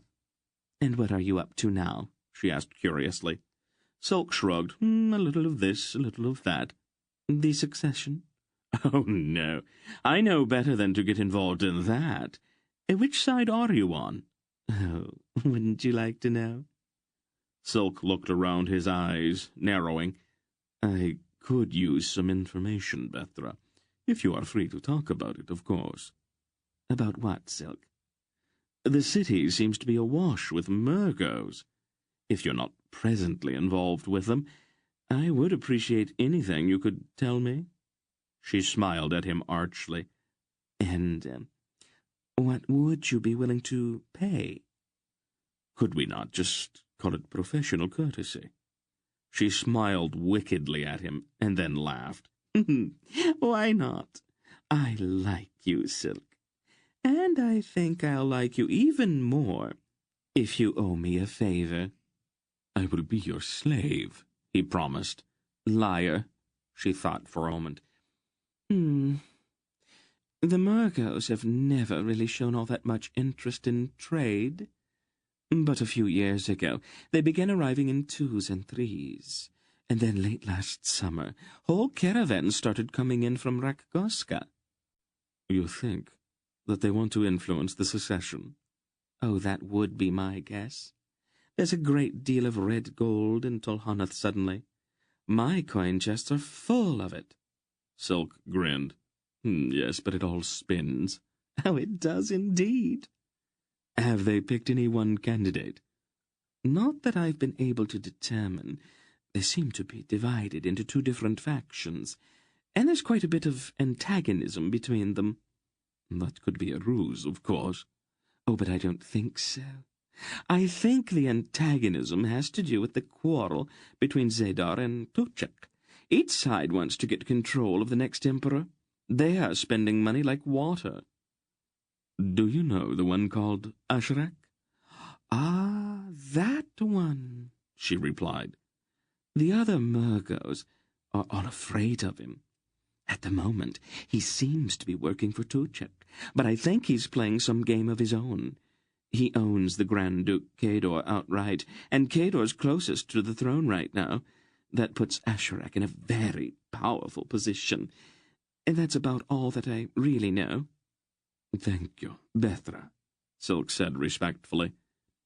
Are you planning to stay in Tolhanath for long? Unfortunately, no. Oh, pity. I was hoping you might be able to come by for a visit. We could talk over old times. I don't have many close friends anymore, or dear enemies like you. Silk laughed dryly. Yes, I wonder why. I don't imagine that I could swim much better than the Tulish ambassador did. You are a dangerous woman, Bethra. Oh, in more ways than one, she admitted, stretching languidly. But your life's not really in any danger from me, Silk. Not any more. It was not my life that I was worried about. Silk grinned at her. Yes, that's another matter, of course, she admitted. Don't forget, you owe me a favor. I hunger for the opportunity to repay the debt, he said impudently. You are impossible, she laughed, and then gestured to her porters. They lifted her litter to their shoulders. Goodbye, Silk. Goodbye, Bethra, he replied with a deep bow. Absolutely disgusting, Dernick said in a voice strangled with outrage as the porters marched away with the litter. Why is a woman like that even permitted to stay in the city? Bethra? Silk asked in surprise. Why, she's the most brilliant and fascinating woman in Tolhanath. Men come from all over the world just for an hour or two with her. For a price, of course, Dernick said. Oh, don't misunderstand her, Dernick, Silk told him. Her conversation's probably more valuable than... He coughed slightly with a quick glance at Aunt Paul. Really? Dernick questioned, in a voice heavy with sarcasm. Silk laughed. Nick, I love you like a brother. But you are a terrible prude. Do you know that? Leave him alone, Silk, Aunt Paul said firmly. I like him exactly the way he is. Oh, but I'm only trying to improve him, Lady Bulgara, Silk explained innocently. Barak is right about you, Prince Kaldar. You are a very bad man. Yes, it's all in the line of duty. I sacrifice my more delicate feelings for the sake of my country. Of course. Surely you don't imagine that I enjoy that sort of thing. Why don't we just let it drop? She suggested. Grenag, Barak, and Mr. Wolf returned to Grenag's house not long after the others had arrived. Well, Aunt Paul asked Wolf, as the old man came into the room where they had been waiting. He went south, Wolf said. South? He didn't turn east toward Krolmurgost's? No. He's probably trying to avoid a meeting with Tujik's people. He'll look for a quiet place to slip across the border. Either that or he's headed for Nyissa. Perhaps he's made some arrangements with Salmisra. We will have to follow him to find out. I met an old friend in the marketplace, Silk said from the chair in which he lounged. She tells me that Asherak's been involved in the politics of succession. It appears that he's managed to buy the Grand Duke of Vordu. If the Vorduvians get the throne, Asherak's going to have Tonedra in the palm of his hand. Mr. Wolf scratched thoughtfully at his beard. We're going to have to do something about him, sooner or later. He is beginning to make me just a little tired. We could stop over for a day or so, Aunt Paul suggested. Attend to it once and for all. No. It's probably best not to do that sort of thing here in the city. The business is likely to be a bit noisy, and Tonedrans get excited about things that they cannot understand. I am sure he'll give us an opportunity later, in some less populated place. Do we leave now, then? Let's wait until morning. We'll probably be followed, but if the streets are empty, it'll make things a little more difficult for them. This ends Disc 7. Please change to Disc 8. We'll probably be followed, but if the streets are empty, it'll make things a little more difficult for them. Talk to my cook, then, Grinnig said. Least I can do is send you on your way with a good meal to help you face the road. Then, of course, there's still that barrel of ale to be dealt with. Mr. Wolf smiled broadly at that, and then caught Aunt Paul's reproving frown. It would only go flat, Paul, he explained. Once it's broached, you have to drink it up fairly quickly. It would be a shame to waste it, wouldn't it? Chapter 18. They left Grenig's house before dawn the next morning, dressed once more in their travelling clothes.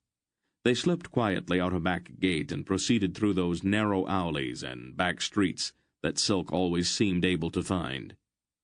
The sky to the east was beginning to lighten when they reached the massive bronze gate on the south end of the island.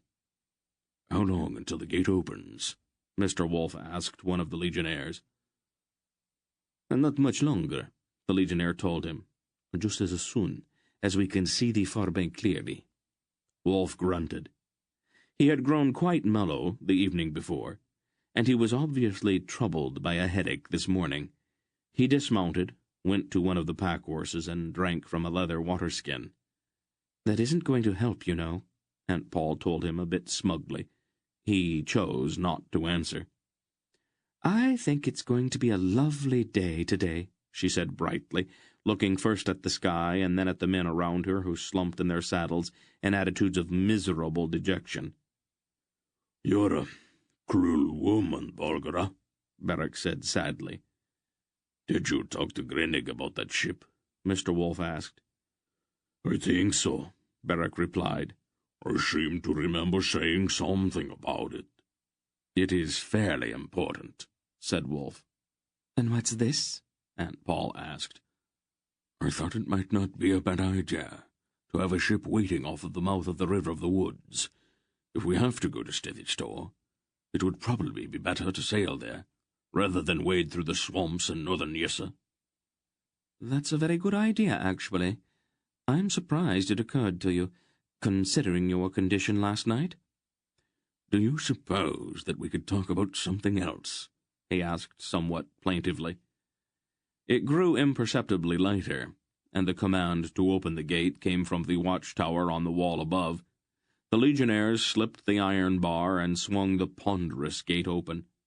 With Mandorallan at his side, Silk led them out through the thick portal and across the bridge that spanned the dark waters of the Nedrain. By noon they were 8 leagues south of Tolhunath, and Mr. Wolfe had somewhat regained his composure, though his eyes still seemed a bit sensitive to the bright spring sunlight. He winced now and then when a bird sang a bit too near. "Either's coming up behind," Hitar said. "How many?" Beric wanted to know. 2. "Ordinary travellers, perhaps," Aunt Paul said. The 2 figures on horseback appeared from around a bend behind them and stopped. They spoke together for a moment, and then came on, their bearing somewhat cautious. They were a peculiar pair. The man wore a green Tolnedran mantle, a garment not really suited for riding. His forehead was quite high, and his hair was carefully combed to conceal his encroaching baldness. He was very skinny, and his ears stuck out from the side of his head like flaps. His companion appeared to be a child, dressed in a hooded travelling cloak, and with a kerchief across her face to keep out the dust. "Good day to you," the skinny man greeted them politely as the pair drew alongside. "Hello," Silk returned. "Warm for so early in the year, isn't it?" the Tolnedran said. "Yes, we noticed that." "I wonder, do you have a bit of water that you could spare?" "Of course," Silk said. He looked at Geryon and gestured toward the pack animals. Geryon dropped back and unhooked a leather waterskin from one of the packs. The stranger removed the wooden stopper and carefully wiped the mouth of the skin. He offered the bag to his companion. She removed her kerchief and looked at the skin with an expression of perplexity. "Like this, your, milady?" the man explained, taking the skin back, raising it in both hands, and drinking. "I see," the girl said. Geryon looked at her more closely. The voice was familiar for some reason, and there was something about her face. She was not a child, though she was very small, and there was a kind of self-indulged petulance about her tiny face. Geryon was almost certain he had seen her somewhere before. The Tolnedran handed the waterskin back to her, and she drank, making a small face at the resinous taste. Her hair was a purplish black, and there were faint dark smears on the collar of her travelling cloak that indicated the color was not natural. "Thank you, Jeepers," she said after she had drunk. "And I thank you, sir," she said to Silk. Geryon's eyes narrowed as a dreadful suspicion began to grow in his mind. "Are you going far?" the skinny man asked Silk. "Quite a ways. I am Redek of Boktor, a Dresnian merchant, and I am bound to the south with Sandarian woolens. This break in the weather destroyed the market in Tolhunath, so I thought I would try Tolrain. It is in the mountains, and it is probably still cold there." "You're taking the wrong road, then," the stranger said. "The road to Tolrain lies off to the east." "I have had trouble on that road," Silk said glibly. "Robbers, you know. I thought it would be safer to go through Tolbarun." "What a coincidence," the skinny man told him. "My pupil and I are bound for Tolbarun ourselves." "Yes," Silk admitted. "Quite a coincidence." "Perhaps we could ride along together." Silk looked doubtful. "Oh, I don't see any reason why not," Aunt Paul decided before he could refuse. "You're a most kind, gracious lady," the stranger said. "I am Master Jeebers, Fellow of the Imperial Society, a tutor by profession. Perhaps you have heard of me?" "I can't really say so," Silk told him, "although That's not too remarkable, since we are strangers here in Tolnedra. Jeebers looked a bit disappointed. I suppose that is true. This is my pupil, Lady Sherelle. Her father's a Grand Master merchant, the Baron Reldan. I am accompanying her to Tolbaroon, where she's to visit relatives. Geryon knew that it was not true. The tutor's name had confirmed his suspicions. They rode several miles farther, with Jeebers babbling animatedly at Silk. He spoke endlessly about his learning and continually prefaced his remarks with references to important people who seemed to rely on his judgment. Although he was tiresome, he appeared to be quite harmless. His pupil rode beside Aunt Paul, saying very little. I think it's time we stopped for a bite to eat, Aunt Paul announced. Would you and your pupil care to join us, Master Jeebers? We have plenty. I am quite overcome by your generosity, the tutor said. We would be delighted. They stopped the horses near a small bridge that crossed a brook and led them into the shade of a thick clump of willows not far from the road. Durnick built a fire, and Aunt Paul began to unload her pots and kettles. Master Jeeber's pupil sat in her saddle until the tutor quickly stepped over to help her down. She looked at the slightly marshy ground near the brook unenthusiastically. Then she glanced imperiously at Geryon. You, boy, she called. Fetch me a cup of fresh water. The brook's right there, he told her, pointing. She stared at him in amazement. But the ground is all muddy, she objected. It does seem that way, doesn't it? He admitted, and then quite deliberately turned his back on her and went over to help his aunt. Aunt Paul, he said after several moments of debating with himself. Yes, dear. I don't think the Lady Sherelle's who she says she is. Oh? I'm not completely positive, but I think she's the Princess Chenedra, the one who came into the garden when we were at the palace. Yes, dear, I know. You know? Well, of course.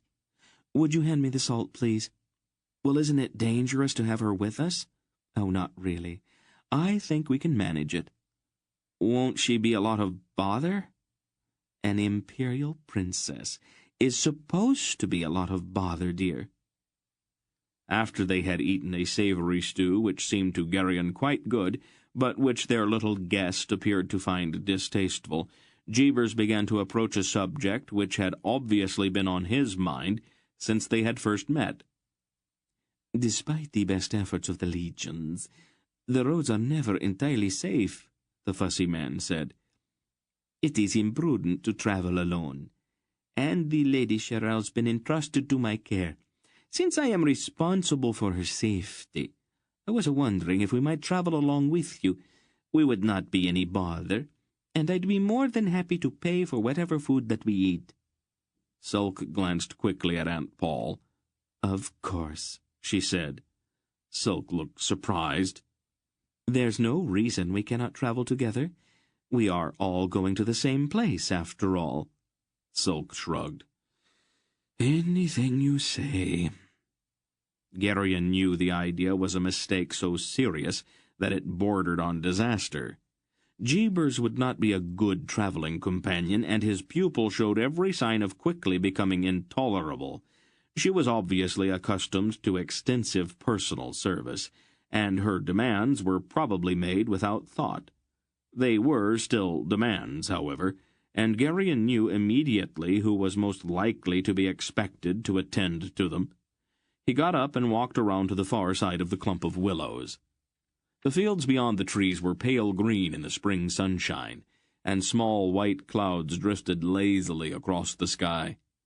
Geryon leaned against a tree and gazed out at the fields without actually seeing them.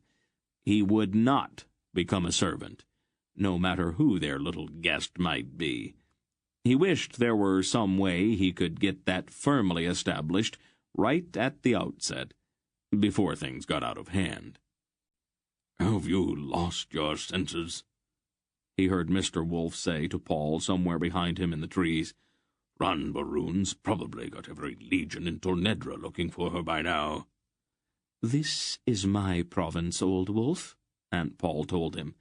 Don't interfere. I can manage things so that we won't be bothered by the legions. We don't have the time to coddle her, the old man said. I'm sorry, Paul, but the child's going to be an absolute little monster.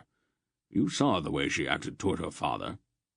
It is no great chore to break bad habits, she said, unconcerned. Wouldn't it be simpler just to arrange to have her taken back to Tolhanath? She has already run away once, Aunt Paul answered. If we send her back, she will just run away again. I'll feel much more comfortable having her imperial little highness, where I can put my hands on her when I need her. When the proper time comes, I don't want to have to take the world apart looking for her. Wolf sighed. Oh, have it your way, Paul. Naturally. Just keep that brat away from me. She sets my teeth on edge. Do any of the others know who she is? Geryon does. Geryon? That's surprising. Not really. He is brighter than he looks. A new emotion began to grow in Geryon's already confused mind. Aunt Paul's obvious interest in Senedra sent a sharp pang through him. With a certain amount of shame, he realized that he was jealous of the attention the girl was receiving. In the days that followed, Geryon's fears quickly proved to be well-founded. An inadvertent remark about Faldor's farm had revealed quite early to the princess his former status as a scullery boy, and she used the knowledge heartlessly to browbeat him into 100 stupid little errands every day. To make it all worse, each time he tried to resist, Aunt Paul would firmly remind him to pay more attention to his manners. Inevitably, he became quite surly about the whole business. The princess developed a story about the reason for her departure from Tolhanath as they rode south. The story changed daily, growing more wildly implausible with every passing league. At first, she seemed content to be on a simple excursion to visit relatives. Then she dropped dark hints about flight from a marriage to an ugly old merchant. Next, there were even darker hints about a plot to capture her and hold her for ransom. Finally, in a crowning effort, she confided to them that the proposed kidnapping was politically motivated, a part of some vast scheme to gain power in Tolnedra. "She's an awful liar, isn't she?" Geryon asked Aunt Paul when they were alone one evening. "Yes, dear. Lying is an art. A good lie should not be embellished so much," Aunt Paul agreed. "She'll need a lot more practice if she plans to make a career out of it." Finally, about 10 days after they had left Tolhanath, the city of Talbarun came into sight in the afternoon sun. "It looks like this is where we part company," Silk said to Jeebers, with a certain amount of relief. "Aren't you going into the city?" Jeebers asked. "I don't think so," Silk answered. "We don't really have any business to take care of there, and the usual explanations and searches just waste time, not to mention the expense of the bribes. We will go around Tolbarun and pick up the road to Tolrain on the other side." "We can ride a bit farther with you then," Senedra said quickly. "My relatives live on an estate to the south of the city." Jeebers stared at her in amazement. Aunt Paul drew in her horse and looked at the small girl with a raised eyebrow. "This seems like as good a place as any for us to have a little talk," she said. Silk looked quickly at her and then nodded. "I believe, little lady," Aunt Paul told the girl, when they had all dismounted, "that the time has come for you to tell us the truth." "But I have," Senedra protested. "Oh, come now, child," Aunt Paul said. "Those stories of yours have been very entertaining, but you don't actually think anyone believed them, do you? Some of us already know who you are, but I really think we should get it out in the open." You know?" Senedra faltered. "But of course, dear. Would you like to tell them, or shall I?" Senedra's little shoulders drooped. "Tell them who I am, Master Jeebers," she ordered quietly. Do you really think that's wise, your ladyship? Jeebers asked nervously. They already know anyway. If they were going to do anything to us, they would have done it a long time ago. We can trust them. Jeebers drew in a deep breath and then spoke rather formally. I have the honor to introduce Her Imperial Highness and the Princess Enedra, daughter to His Imperial Majesty Ran Baroon the 23rd, and the jewel of the House of Baroon. Silk whistled, and his eyes widened momentarily. The others showed similar signs of amazement. The political situation in Talhanith had become far too volatile too menacing, that is, for Her Highness to remain safely in the capital. The Emperor commissioned me to convey his daughter secretly to Tol Baroon, here, where the members of the Baroon family can protect her from the plots and machinations of the Vordus, the Hannas, and the Horbites. I am proud to say that I have managed to execute my commission rather brilliantly, with your help, of course. I'll mention your assistance in my report. A footnote, perhaps, or maybe even an appendix. Barak pulled at his beard, his eyes thoughtful. An imperial princess travels across half of Tolnedra with only a schoolmaster for protection? He questioned. At a time when they are knifing and poisoning each other in the streets? It does seem a trifle risky, doesn't it? Hetar agreed. Did thine emperor charge thee with this task in person? Mandoralin asked Jeebers. It was not necessary, Jeebers said stiffly. His Majesty has a great deal of respect for my judgment and discretion. He knew that I'd be able to devise a safe disguise and a secure mode of travel. The princess assured me of his absolute confidence in me. It all had to be done in utmost secrecy, of course. That is why she came to my chambers in the middle of the night to advise me of his instructions, and why we left the palace without telling anyone what we were. His voice trailed off, and he stared at Senedra in horror. You might as well tell him the truth, dear, Aunt Paul advised the little princess. I think he's guessed it already. Senedra's chin lifted arrogantly. The orders came from me, Jeebers. My father had nothing to do with it. Jeebers went deathly pale, and he nearly collapsed. What idiocy made you decide to run away from your father's palace? Barak demanded of the tiny girl. All of Tolnedra's probably looking for you, and we're caught right in the middle of it. Gently, Wolf said to the hulking Cherak. She may be a princess, but she's still a little girl. Don't frighten her. The question is to the point, though, Hetar observed. If we were caught with an imperial princess in our company, we would all see the inside of a Tolnedran dungeon. He turned then to Senedra. Do you have an answer? Or were you just playing games? She drew herself up haughtily. I am not accustomed to explaining my actions to servants. We're going to have to clear up a few misconceptions before long, I see, said Wolf. Just answer the question, dear, Aunt Paul told the girl. Never mind who asked it. My father had imprisoned me in the palace. Senedra said it in a rather offhand way, as if that explained everything. It was intolerable, so I left. There's another matter, too, but that's a matter of politics that you wouldn't understand. You'd probably be surprised at what we would understand, Senedra, Mr. Wolf told her. I'm accustomed to being addressed as my lady, or as your highness. And I am accustomed to being told the truth. I thought you were in charge, Senedra said to Silk. Appearances are deceiving, Silk observed blandly. I would answer the question. It's an old treaty. I didn't sign it, so I don't see why I should be bound by it. I'm supposed to present myself in the throne room at Riva on my 16th birthday. We know that, Barak said impatiently. What's the problem? I'm not going, that's all, Senedra announced. I won't go to Riva, and no one can make me go. The queen in the Wood of the Dryads is my kinswoman, and she will give me sanctuary. Jeebers had partially recovered.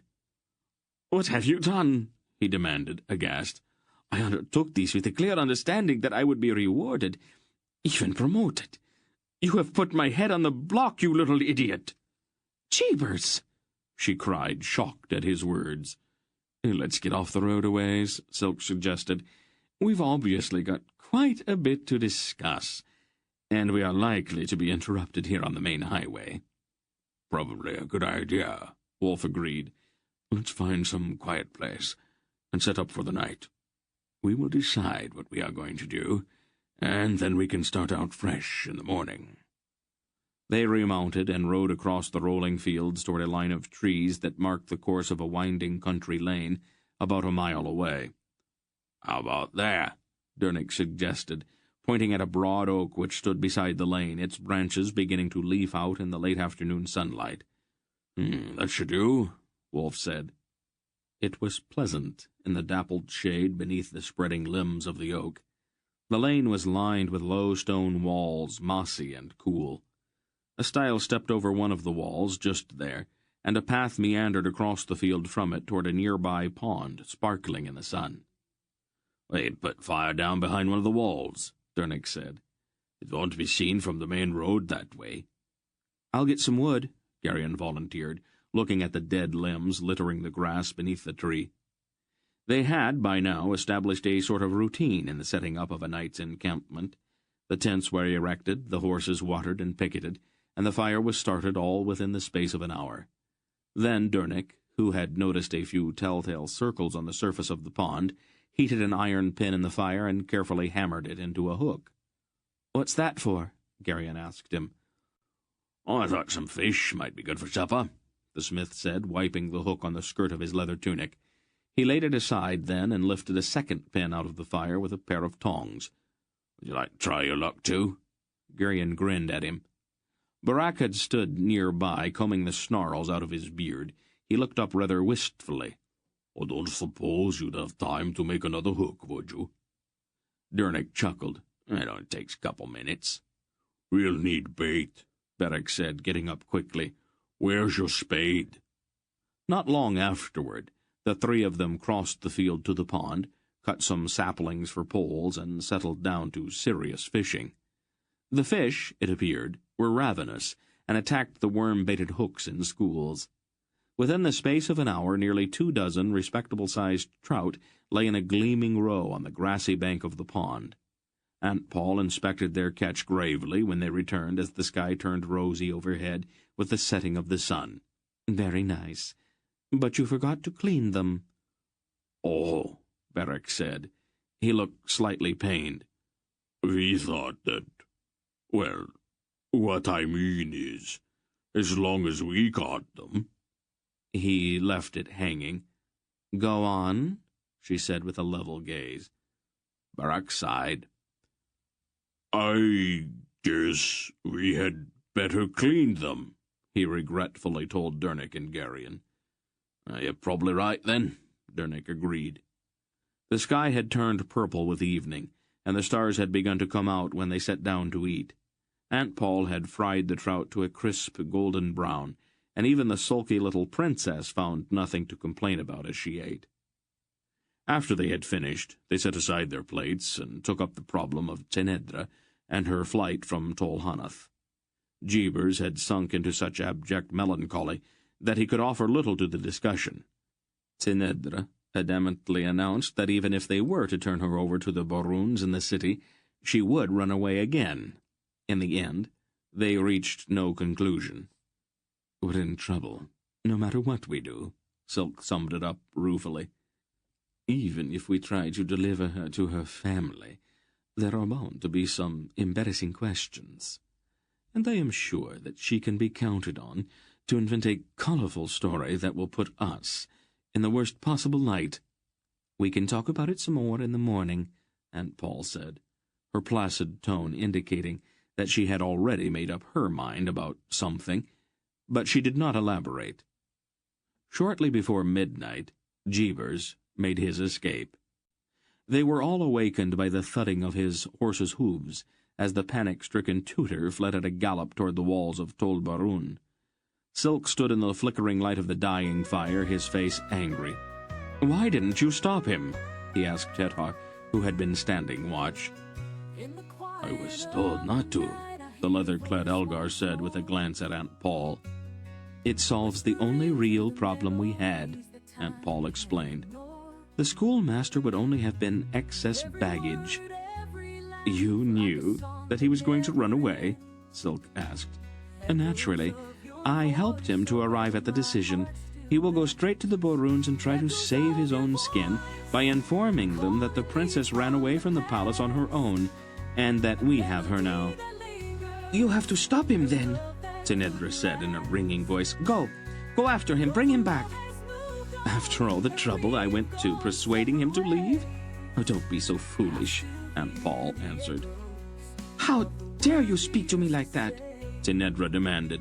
"You seem to forget who I am." "Young lady," Silk said urbanely, "I think that you would be amazed at how little Polgara's concerned about who you are." "Polgara?" Tinedra faltered. "Lee? Polgara? I thought you said that she was your sister." "I lied," Silk confessed. "It's a vice that I have." "You're not an ordinary merchant?" the girl accused him. "He is Prince Keldar of Dresnia," Aunt Paul said. "The others have a similar eminence. I am sure you can see how little your title impresses us. We have our own titles, so we know how empty they are." If you were Polgara, well, then he must be—" The princess turned to stare at Mr. Wolf, who had seated himself on the lowest step of the stile to pull on his shoes. "Yes," Aunt Paul said. "He doesn't really look the part, now does he?" "What are you doing in Tulnedra?" Tinedra asked in a stunned voice. "Are you going to use magic of some kind to control the outcome of the secession?" Why should we? Mr. Wolf said, getting to his feet. Tornedrans always seem to think that their politics shake the whole world, but the rest of the world's really not all that concerned about who gains the throne in Tol Honeth. We are here on a matter of much greater urgency." He looked off into the darkness in the direction of Tol Barun. "It will take Jeebers a certain amount of time to convince the people in the city that he's not a lunatic. But it would probably be a good idea if we left the area. I imagine we had better stay away from the main highway." "That's no problem," Silk assured him. "And what about me?" Tinedra asked. "You wanted to go to the Wood of the Dryads," Aunt Paul told her. "We were going in that direction anyway, so you will stay with us. We will see what Queen Xantha says when we get you there." "Am I to consider myself a prisoner, then?" the princess asked stiffly. "You can. It makes you feel better, dear," Aunt Paul said. She looked at the tiny girl critically in the flickering firelight. "I'm going to have to do something about your hair, though. What did you use for dye? It looks awful." Chapter 19. They moved rapidly south for the next few days, traveling frequently at night to avoid the mounted patrols of legionnaires who were beating the countryside in their efforts to locate Tinedra. "Maybe we should have hung on to Jeebers," Barak muttered sourly after one near brush with the soldiers. "He's roused every garrison from here to the border. It might have been better to have dropped him off in some isolated place or something." "That or something has a certain ring of finality to it, old friend," Silk said with a sharp little grin. Barak shrugged. "It's a solution to a problem." Silk laughed. "You really should try not to let your knife do all of your thinking for you. That's the one quality we find least attractive in our Charrick cousins." "And we find this compulsion to make clever remarks, which seems to overwhelm our Drasnian brothers now and then, almost equally unattractive," Barak told him coolly. "Oh, nicely put," Silk said with mock admiration. They rode on, watchful, always ready to hide or to run. During those days they relied heavily on Hetar's curious ability Since the patrols searching for them were inevitably mounted, the tall, hawk-faced Algar swept their surroundings with his mind, searching for horses. The warnings he could thus provide usually gave them sufficient notice of the approach of the patrols. "What is it like?" Geryon asked him one cloudy mid-morning, as they rode along a seldom-used and weed-grown track to which Silk had led them. "I mean, being able to hear a horse's thoughts."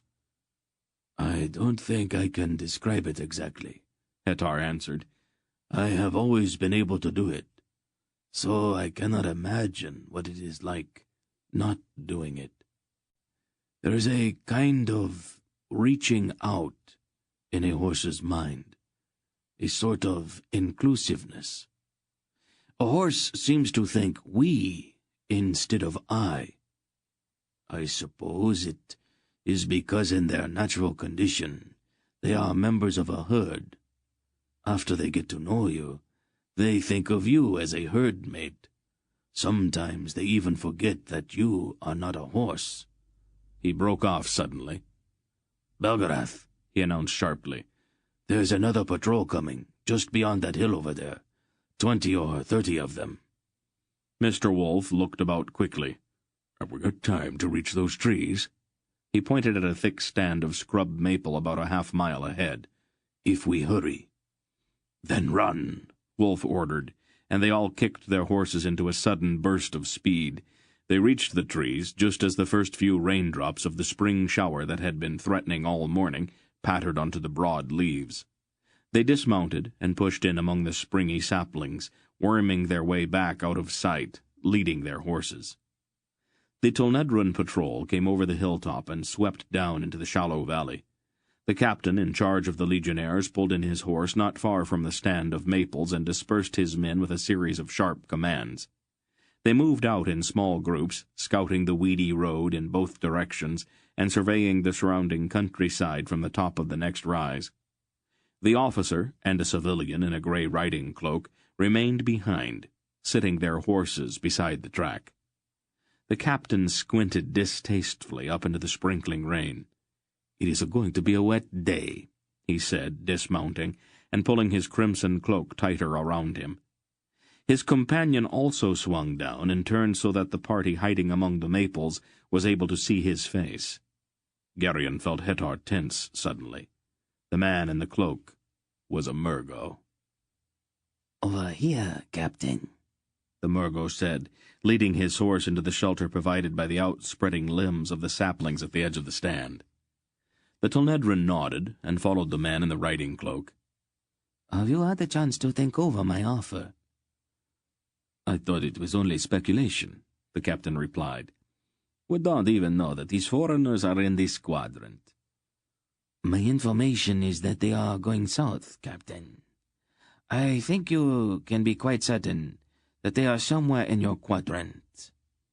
"There's no guarantee that we will find them, though. And even if we do, it would be very difficult to do what you propose." "Captain," the Murgo explained patiently, "it is for the safety of the princess, after all. If she is returned to Tolhanath, the Varduvians are going to kill her. You have read those documents I brought you." "She will be safe with the Baroons. The Varduvians aren't going to come into southern Tolnedra after her." "The Baroons are only going to turn her over to her father. You are a Baroon yourself. Would you defy an emperor of your own house?" The captain's face was troubled. "Her only hope of safety is with the Horbites." "What guarantees do I have that she will be safe with them?" "Or the best guarantee of all, politics. The Horbites are doing everything in their power to block the Grand Duke Kedor on his march to the throne. Since he wants the princess dead, the Horbites naturally want to keep her alive. It is the only way, really, to ensure her safety, and you become a wealthy man in the process." He jingled a heavy purse suggestively. The captain still looked doubtful. "Suppose we double the amount," the Murgo said in a voice that almost purred. The captain swallowed hard. "It is for her safety, isn't it?" Of course it is. It's not as if I were betraying the House of Borun. You are a patriot, Captain, the Murgo assured the officer, with a cold smile. And Paul was holding Senedra's arm quite firmly as they crouched together among the trees. The tiny girl's face was outraged, and her eyes were blazing. Later, after the legionnaires and their Murgo friend had departed, the princess exploded. "How dare they?" she raged. "And for money." That's Telnedran politics for you, Silk said, as they led their horses out of the stand of saplings into the drizzly morning. But he is a Borun," she protested. "A member of my own family." Telnedran's first loyalty is to his purse, Silk told her. I am surprised that you haven't discovered that by now, Your Highness.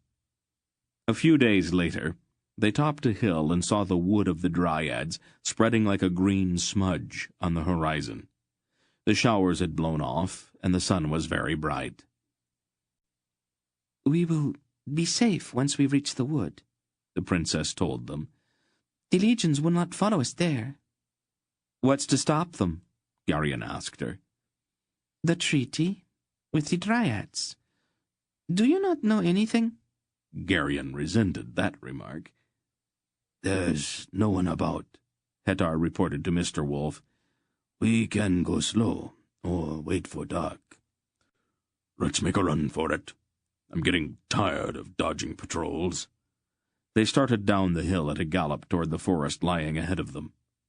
There seemed to be none of the usual brushy margin which usually marked the transition from fields to woodlands. The trees simply began. When Wolf led them beneath those trees, the change was as abrupt as if they had suddenly gone inside a house. The wood itself was a forest of incredible antiquity. The great oaks spread so broadly that the sky was almost never visible.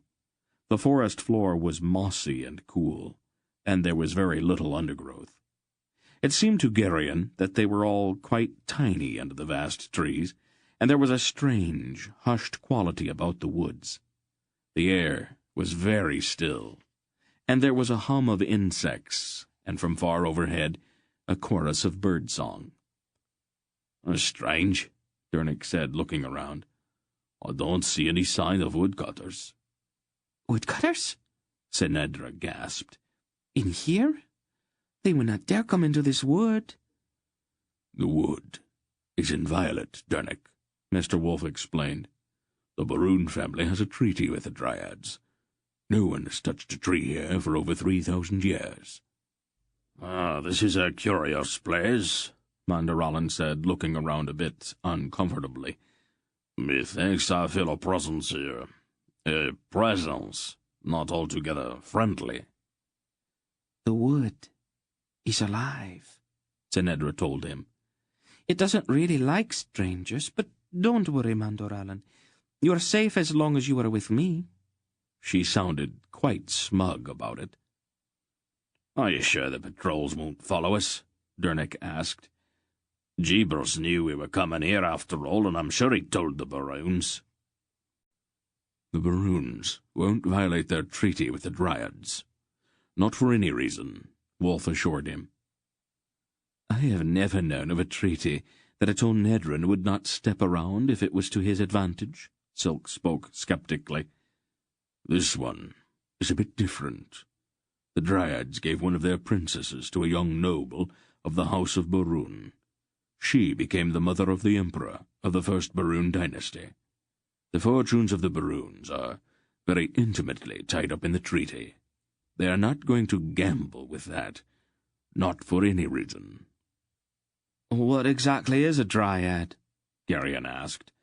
The strange sense of a presence, an awareness in the wood, made him want to talk to cover the oppressive, watchful silence. "A small group, quite gentle. I have always rather liked them. They aren't human, of course," said Mr. Wolf, "but that's not all that important." "I'm a Dryad," Senedra said rather proudly. Garion stared at her. Technically, she's right. The Dryad line seems to breed true on the female side of the House of Borun. That's one of the things that keeps the family honest about the treaty. All those wives and mothers who'd pack up and leave, if it were ever broken. She looks human, Geryon objected, still staring at the princess. The Dryads are so closely related to humans that the differences are hardly significant, said Wolf. That probably explains why they didn't go mad like the other monsters did when Torak cracked the world. Monsters? Senedra protested loudly. Your pardon, Princess. It is an Ulgo term, used to describe the non-humans, who supported Gorum at Progu when he met with the god Ul. Do I look like a monster to you? She demanded, tossing her head angrily. A poor choice of words, perhaps. Forgive me. Monsters, indeed. Wolf shrugged. There's a stream not far ahead, if I remember right. We will stop there and wait until word of our arrival reaches Queen Xantha.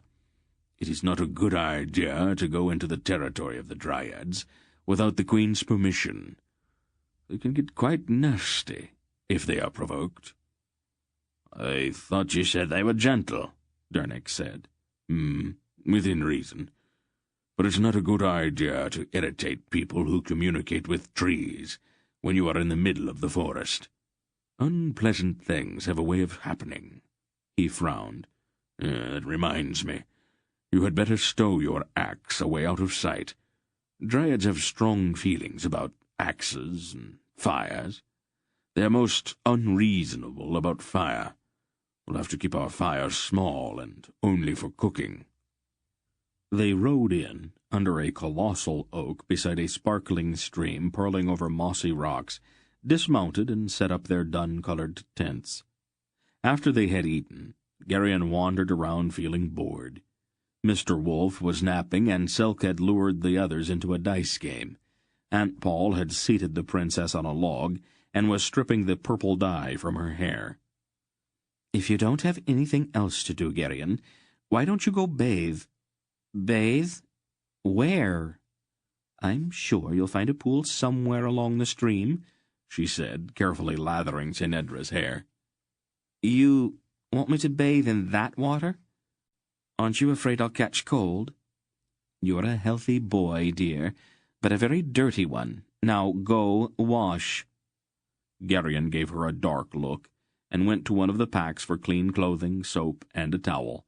Then he stamped off upstream, grumbling at every step. Once he was alone under the trees, he felt even more strongly that a peculiar sense of being watched was about. It was not anything definable.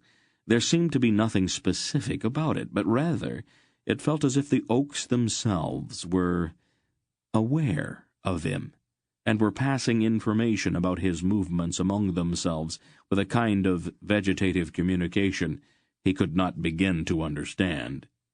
There seemed to be no menace in it, merely a kind of watchfulness. Some distance from the tents he found a fairly large pool where the stream dropped in a waterfall from the rocks above.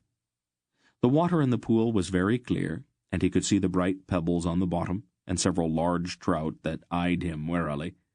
He tested the water with his hand and shuddered.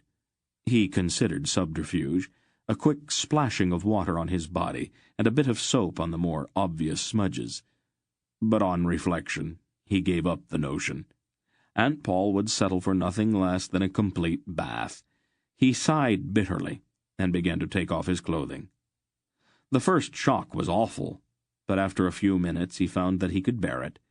In a short time it even became exhilarating.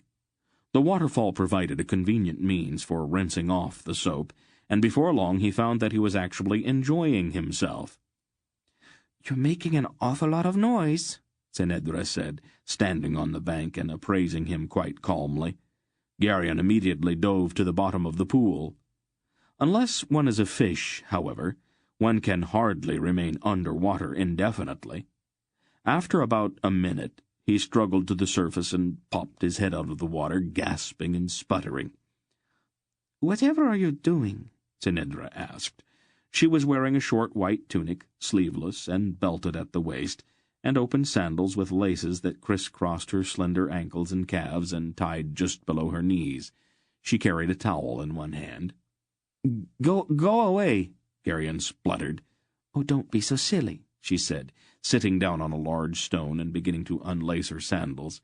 Her coppery hair was still damp and tumbled in a heavy mass about her shoulders. What are you doing? I want to bathe. Are you going to be much longer? Go someplace else, Garion cried, starting to shiver but remaining determinedly crouched over in the water with only his head sticking out. This place looks just fine. How's the water? Cold, he chattered. But I'm not coming out until you go away. Oh, don't be such a ninny, she told him. He shook his head stubbornly, his face flaming. She sighed with exasperation. Oh, very well. I won't look. But I think you're being very silly. At the baths in Tolhanath, no one thinks anything at all about such things. This isn't Tolhanath, he told her pointedly. I'll turn my back if that will make you feel better. She said it, getting up and standing with her back toward the pool. Not entirely trusting her, Garion crept from the pool and, still dripping, jerked on his drawers and hose. All right, he called. You can have the pool now. He mopped at his streaming face and hair with his towel. I'm going back to the tents. The Lady Polgara says that you are to stay with me, she said, calmly untying the cord about her waist.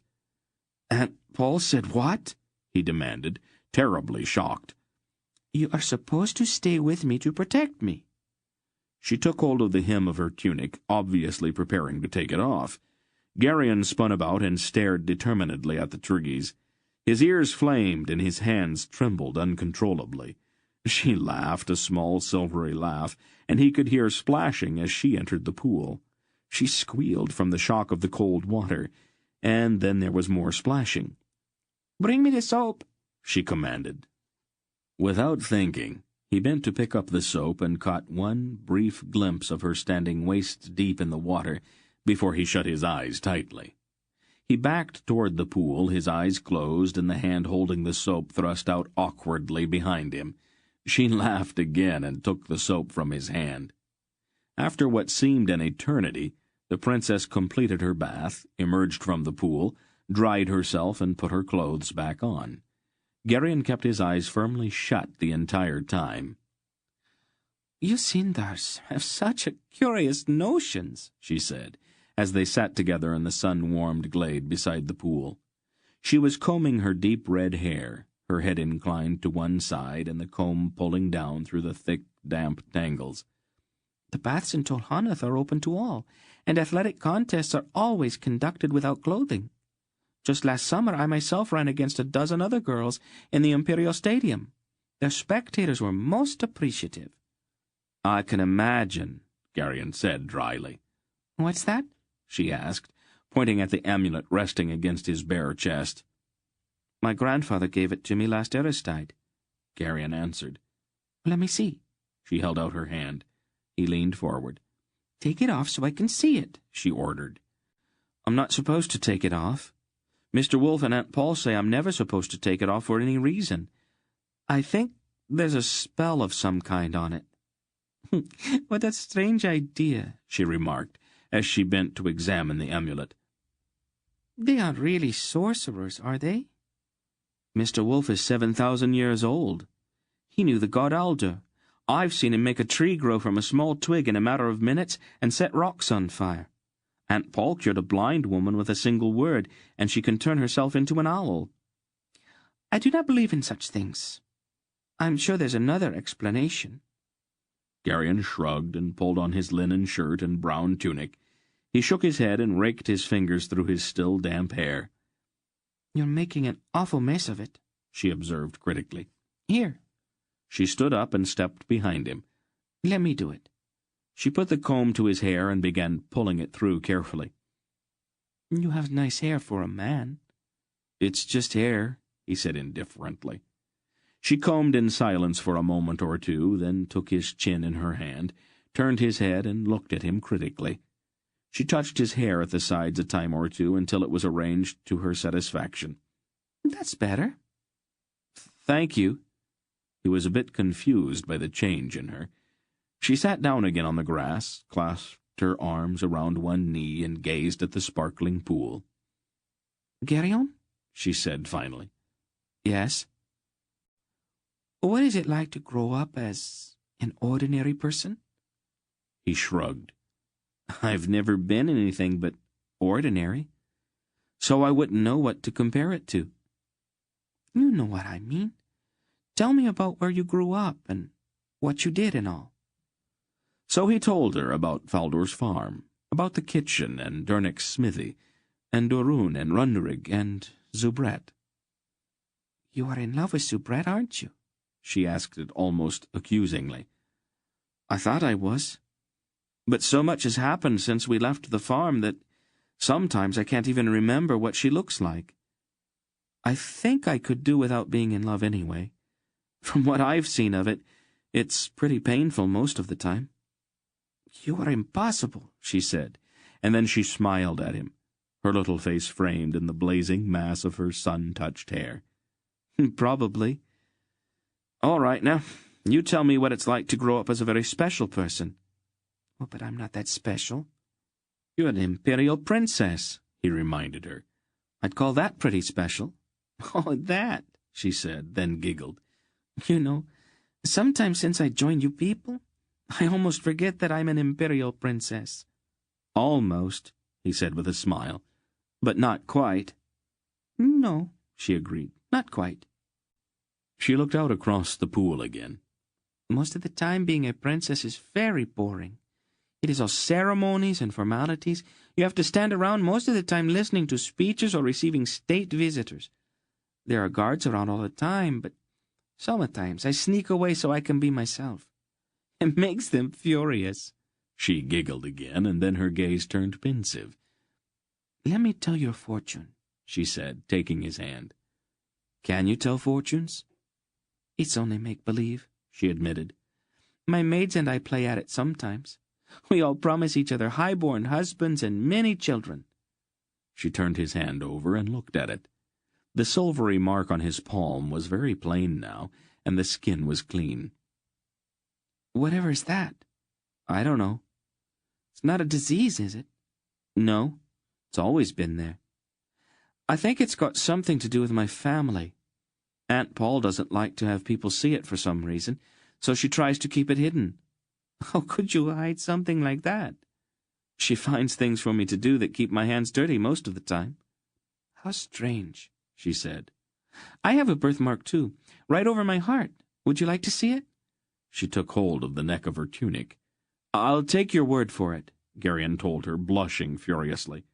She laughed, a silvery, tinkling little laugh. You're a very strange boy, Geryon. You are not at all like the other boys I've met. They were Tolnedrins, probably, Geryon pointed out. I'm a Sindar. Or, at least that's the way I was raised. So there are bound to be differences. You sound as if you are not sure what you are. Well, Silk says I'm not a Sindar. He says he's not sure exactly what I am, and that's very odd. Silk can recognize anybody for what he is immediately. Your father thought I was Raven. Since the Lady Polgra is your aunt and Belgarath's your grandfather, you are probably a sorcerer, Tenedra observed. Geryon laughed. Me? Oh, that's silly. Besides, the sorcerers aren't a race, not like the Kerriks or Tolnedrins or Ravens. It's more like a profession, I think. Sort of like being a lawyer or a merchant. Only there aren't any new ones. The sorcerers are all thousands of years old. Mr. Wolf says that maybe people have changed in some way, so they can't become sorcerers anymore. Tenedra had leaned back and was resting on her elbows, looking up at him. Geryon? Yes? Would you like to kiss me? Geryon's heart started to pound. Then Dernick's voice called to them from not far away, and for one flaming instant, Geryon hated his old friend. Chapter 20. Mistress Paul says it's time for you two to come back to the tents, Dernick told them when he reached the glade.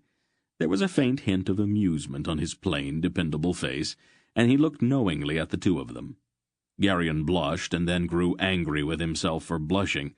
Tenedra, however, showed no concern at all. "Has the Dryads come yet?" she asked, getting to her feet and brushing the grass from the back of her tunic. "Not yet," Dernick answered. "Wolf says that they should find us soon. Seems to be some kind of a storm building up the south, and Mr. Spall thought the two of you ought to come back." Geryon glanced at the sky and saw a layer of inky clouds moving up from the south, staining the bright blue sky as they rolled ponderously northward. He frowned. "I've never seen clouds like that, have you, Dernick?" Dernick looked up. Strange," he agreed. Geryon rolled up the two wet towels, and they started back down the stream. The clouds blotted out the sun, and the woods became suddenly very dark. The sense of watchfulness was still there, that wary awareness they had all felt since they had entered the wood. But now there was something else as well. The great trees stirred uneasily, and a million tiny messages seemed to pass among the rustling leaves. "They are afraid," Senedra whispered. "Something is frightening them." "What?" Dernick asked. "The trees, they're afraid of something. Can't you feel it?" He stared at her in perplexity. Far above them the birds suddenly fell silent, and a chill breeze began to blow, carrying with it a foul reek of stagnant water and rotting vegetation. "What is that smell?" Geryon asked, looking about nervously. "This is south of here," Senedra said. "It's mostly swamps." "Is it that close?" Geryon asked. "Not really," she said with a small frown. "It must be 60 leagues or more." "Would a smell carry that far?" "It's not likely," Dernick said. "At least it wouldn't be in Sindaria." "How far is it to the tents?" Senedra asked. "About half a mile," Dernick answered. "Maybe we should run," she suggested. Dernick shook his head. "Ground's uneven. Running in a bad light's dangerous. We can walk a bit faster, though." They hurried on through the gathering gloom. The wind began to blow harder, and the trees trembled and bent with its force. The strange fear that seemed to permeate the wood grew stronger. "There's something moving over there," Geryon whispered urgently, and pointed at the dark trees on the other side of the stream. "I don't see anything," Senedra said. "There, just beyond the tree with a large white limb. Is it a dryad?" A vague shape slid from one tree to another in the half-light. There was something chillingly wrong with the figure. Tenedra stared at it with revulsion. "It's not a dryad," she said. "It is something alien." Dernick picked up a fallen limb and gripped it like a cudgel with both hands. Geryon looked quickly around and saw another limb. He, too, armed himself. Another figure shambled between the two trees, a bit closer this time. "We'll have to chance it," Dernick said grimly. "Be careful, but run. Get the others. Now, go." Geryon took Tenedra's hand, and they started to run along the stream bank, stumbling often. Dernick lagged farther and farther behind, his two-handed club swinging warningly about him. The figures were now all around them, and Geryon felt the first surges of panic. Then Tenedra screamed. One of the figures had risen from behind a low bush directly in front of them. It was large and ill-shaped, and there was no face on the front of its head. 2 eye-holes stared vacantly as it shambled forward with its half-formed hands reaching out for them. The entire figure was a dark gray mud color, and it was covered with rotting, stinking moss that adhered to its oozing body. Without thinking, Geryon thrust Tenedra behind him and leaped to the attack. The first blow of his club struck the creature solidly in the side, and the club merely sank into the body with no visible effect. One of the outstretched hands touched his face, and he recoiled from that slimy touch with revulsion. Desperately he swung again and struck the thing solidly on the forearm. With horror he saw the arm break off at the elbow. The creature paused to pick up the still-moving arm. Tenedra screamed again, and Geryon spun about. Another of the mud men had come up behind her and had grasped her about the waist with both arms. It was starting to turn, lifting the struggling princess from the ground, when Geryon swung his club with all of his might. The blow was not aimed at head or back, but rather at the ankles. The mudman toppled backward with both of its feet broken off. Its grip about Tsenedra's waist, however, did not loosen as it fell. Geryon jumped forward, discarding his club and drawing his dagger.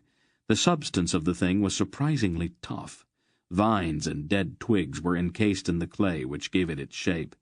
Feverishly, Geryon cut away one of the arms, and then tried to pull the screaming princess free. The other arm still clung to her. Almost sobbing with the need to hurry, Geryon started hacking at the remaining arm. "Look out!" Tsenedra shrieked. "Behind you!" Geryon looked quickly over his shoulder. The first mudman was reaching for him. He felt a cold grip about his ankle. The arm he had just severed had inched its way across the ground and grasped him. "Geryon!" Barak's voice roared from a short distance. "Over here! Hurry!" There was a crashing in the bushes, and the great red-bearded Cherak appeared, sword in hand, with Hetar and Mandaralan close behind. With a mighty swing, Barak cut off the head of the first mudman. It sailed through the air and landed with a sickening thump several yards away. The headless creature turned and groped blindly, trying to put its hands on its attacker. Barak paled visibly, and then chopped away both outstretched arms. Still the thing shambled forward. "The legs," Geryon said quickly. He bent and hacked at the clay hand about his ankle. Barak lopped off the mudman's legs, and the thing fell. The dismembered pieces crawled toward him. Other mudmen had appeared, and Hetar and Mandaralan were laying about them with their swords, filling the air with chunks and pieces of living clay. Barak bent and ripped away the remaining arm which held Tsenedra. Then he jerked the girl to her feet and thrust her at Geryon. "Get her back to the tents. Where's Dernick?" "He stayed behind to hold them off." "We'll go help him. Run!" Tsenedra was hysterical, and Geryon had to drag her to the tents. "What is it?" Aunt Paul demanded.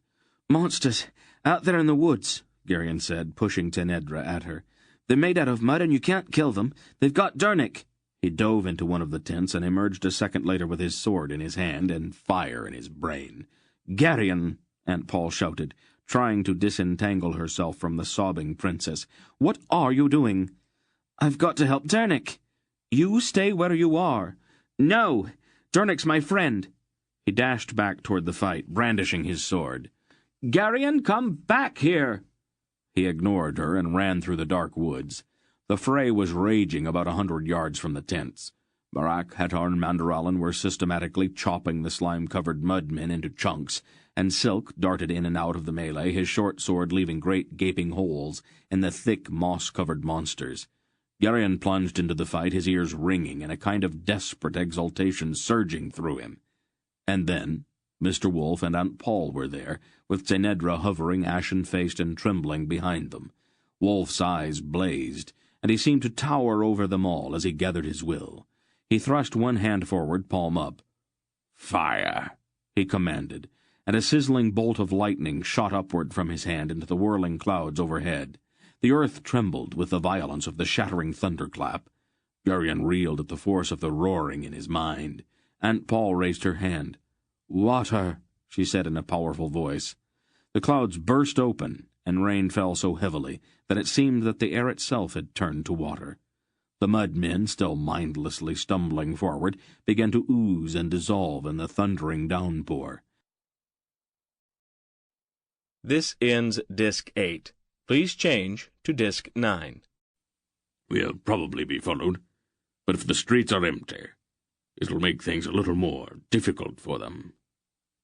Talk to my cook, then," Grinnig said. "Least I can do is send you on your way with a good meal to help you face the road. Then, of course, there's still that barrel of ale to be dealt with." Mr. Wolf smiled broadly at that, and then caught Aunt Paul's reproving frown. "It would only go flat, Paul," he explained. "Once it's broached, you have to drink it up fairly quickly. It would be a shame to waste it, wouldn't it?" Chapter 18. They left Grenig's house before dawn the next morning, dressed once more in their traveling clothes. They slipped quietly out a back gate and proceeded through those narrow alleys and back streets that Silk always seemed able to find. The sky to the east was beginning to lighten when they reached the massive bronze gate on the south end of the island. "How long until the gate opens?" Mr. Wolfe asked one of the legionnaires. "Not much longer," the legionnaire told him. "Just as soon as we can see the far bank clearly." Wolfe grunted. He had grown quite mellow the evening before, and he was obviously troubled by a headache this morning. He dismounted, went to one of the pack horses, and drank from a leather waterskin. "That isn't going to help, you know," Aunt Paul told him a bit smugly. He chose not to answer. "I think it's going to be a lovely day today," she said brightly, looking first at the sky and then at the men around her who slumped in their saddles in attitudes of miserable dejection. "You're a cruel woman, Volgara," Beric said sadly. "Did you talk to Grinnig about that ship?" Mr. Wolfe asked. "I think so," Beric replied. "I seem to remember saying something about it." "It is fairly important," said Wolfe. "And what's this?" Aunt Paul asked. "I thought it might not be a bad idea to have a ship waiting off of the mouth of the River of the Woods. If we have to go to Stethistore, it would probably be better to sail there, rather than wade through the swamps in northern Yissa." "That's a very good idea, actually. I'm surprised it occurred to you, considering your condition last night." "Do you suppose that we could talk about something else?" he asked somewhat plaintively. It grew imperceptibly lighter, and the command to open the gate came from the watchtower on the wall above. The legionnaires slipped the iron bar and swung the ponderous gate open. With Mandorallen at his side, Silk led them out through the thick portal and across the bridge that spanned the dark waters of the Nedrain. By noon they were 8 leagues south of Tolhunath, and Mr. Wolfe had somewhat regained his composure, though his eyes still seemed a bit sensitive to the bright spring sunlight. He winced now and then when a bird sang a bit too near. "Either's coming up behind," Hitar said. "How many?" Beric wanted to know. 2. "Ordinary travellers, perhaps?" Aunt Paul said. The 2 figures on horseback appeared from around a bend behind them and stopped. They spoke together for a moment, and then came on, their bearing somewhat cautious. They were a peculiar pair.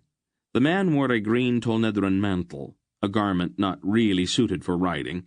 His forehead was quite high, and his hair was carefully combed to conceal his encroaching baldness. He was very skinny, and his ears stuck out from the side of his head like flaps. His companion appeared to be a child, dressed in a hooded travelling cloak, and with a kerchief across her face to keep out the dust.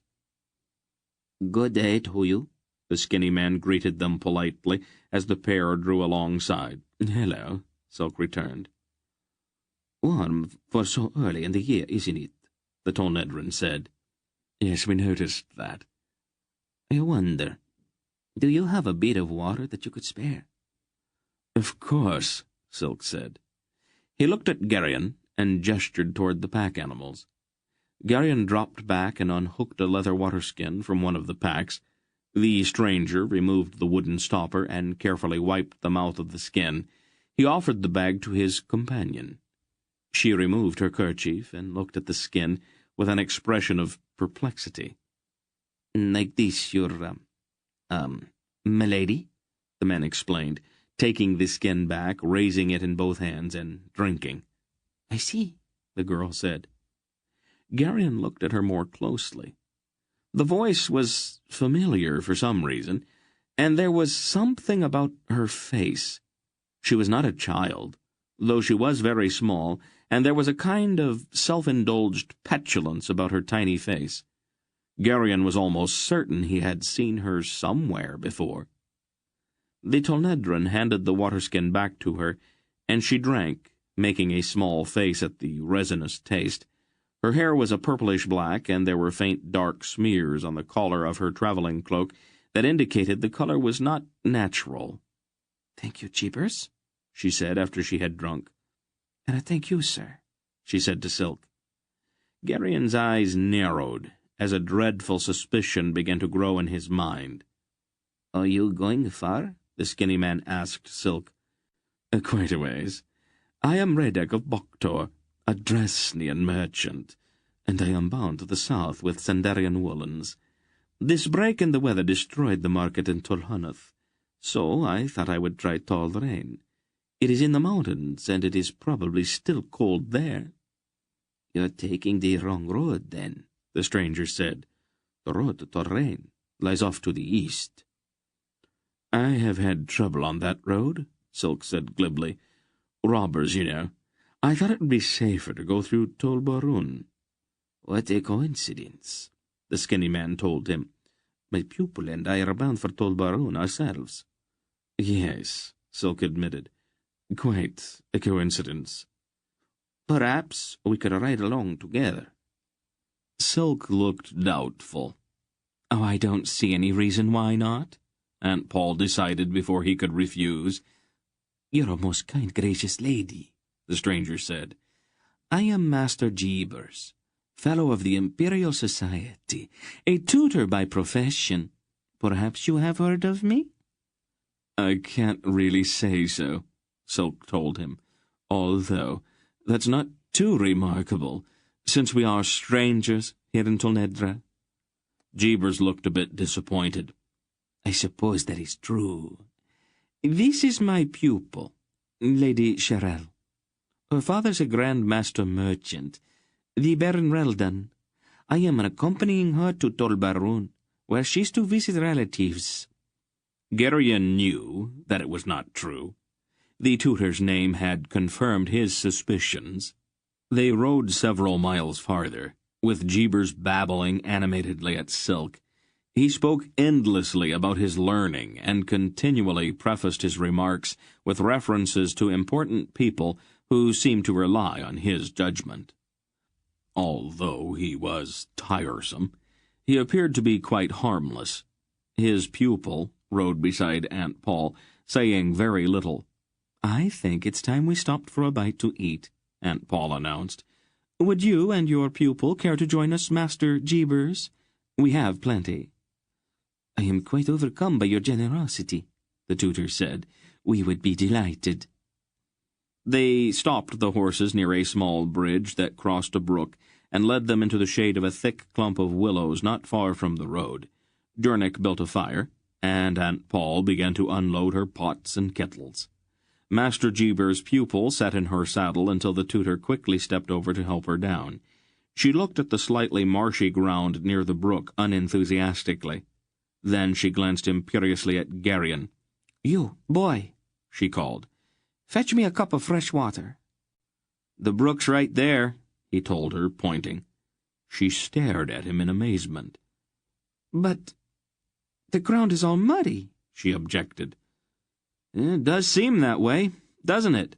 he admitted, and then quite deliberately turned his back on her and went over to help his aunt. "Aunt Paul," he said after several moments of debating with himself. "Yes, dear. I don't think the Lady Sherelle's who she says she is." "Oh?" "I'm not completely positive, but I think she's the Princess Chenedra, the one who came into the garden when we were at the palace." "Yes, dear, I know." "You know?" "Well, of course. Would you hand me the salt, please?" "Well, isn't it dangerous to have her with us?" "Oh, not really.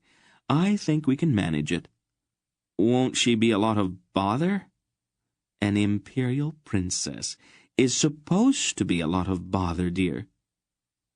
After they had eaten a savory stew which seemed to Geryon quite good, but which their little guest appeared to find distasteful, Jeebers began to approach a subject which had obviously been on his mind since they had first met. "Despite the best efforts of the legions, the roads are never entirely safe," the fussy man said. "It is imprudent to travel alone, and the Lady Sherelle's been entrusted to my care. Since I am responsible for her safety, I was wondering if we might travel along with you. We would not be any bother, and I'd be more than happy to pay for whatever food that we eat." Silk glanced quickly at Aunt Paul.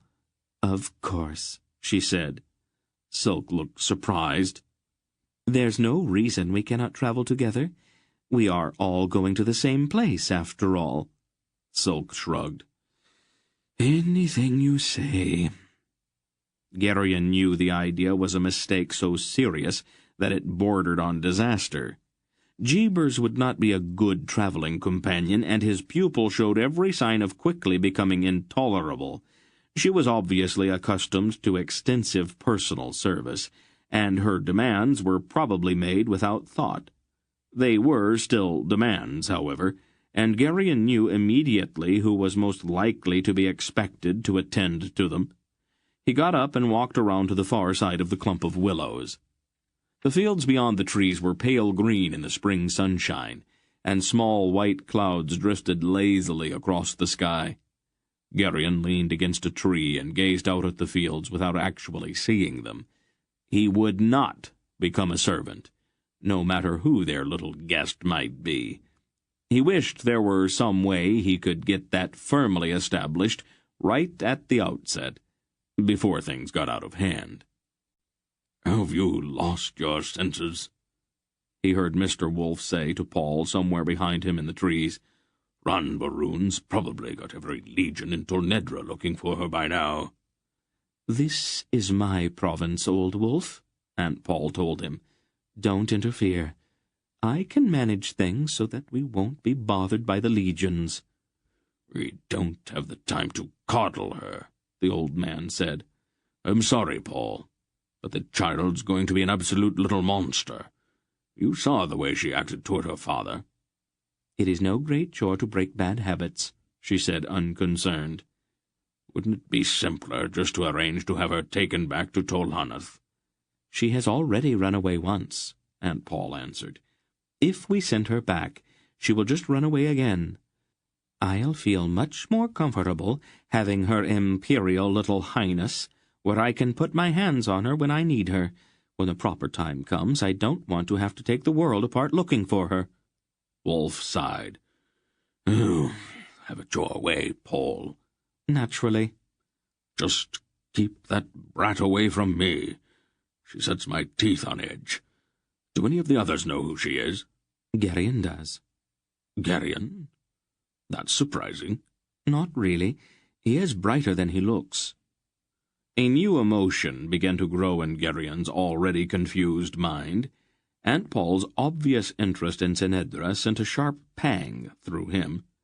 With a certain amount of shame, he realized that he was jealous of the attention the girl was receiving.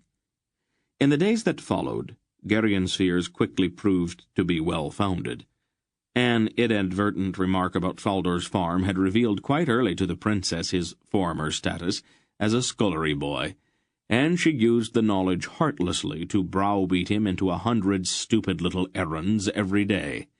To make it all worse, each time he tried to resist, Aunt Paul would firmly remind him to pay more attention to his manners.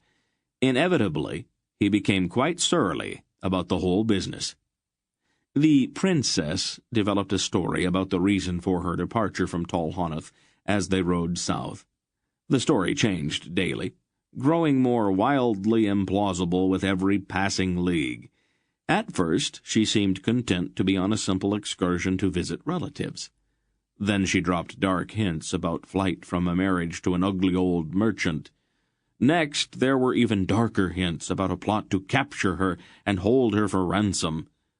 Finally, in a crowning effort, she confided to them that the proposed kidnapping was politically motivated, a part of some vast scheme to gain power in Tolnedra. "She's an awful liar, isn't she?" Geryon asked Aunt Paul when they were alone one evening. "Yes, dear. Lying is an art. A good lie should not be embellished so much," Aunt Paul agreed. "She'll need a lot more practice if she plans to make a career out of it." Finally, about 10 days after they had left Tolhanath, the city of Talbaroon came into sight in the afternoon sun. "It looks like this is where we part company," Silk said to Jeebers, with a certain amount of relief. "And you are going into the city?" Jeebers asked. "I don't think so," Silk answered. "We don't really have any business to take care of there. and the usual explanations and searches just waste time, not to mention the expense of the bribes.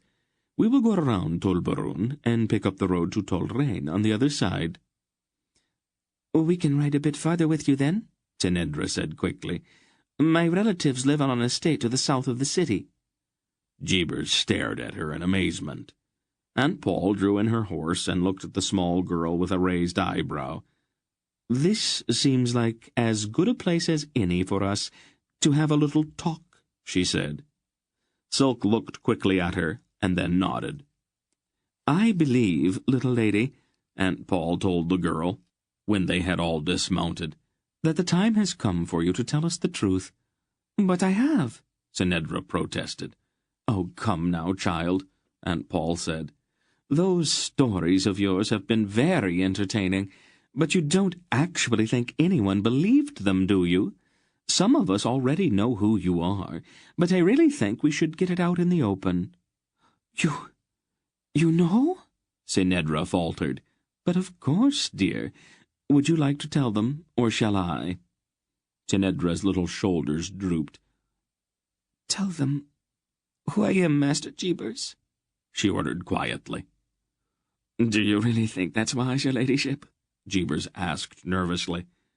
"They already know anyway.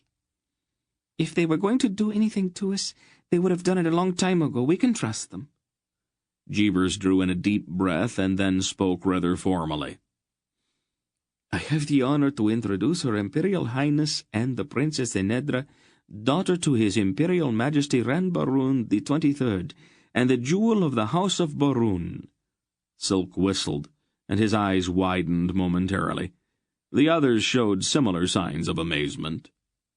"The political situation in Tolhaneth had become far too volatile too menacing, that is, for Her Highness to remain safely in the capital. The Emperor commissioned me to convey his daughter secretly to Tol Barun, here, where the members of the Barun family can protect her from the plots and machinations of the Vordus, the Hannas, and the Horbites. I am proud to say that I have managed to execute my commission rather brilliantly, with your help, of course. I'll mention your assistance in my report. A footnote, perhaps, or maybe even an appendix." Barak pulled at his beard, his eyes thoughtful.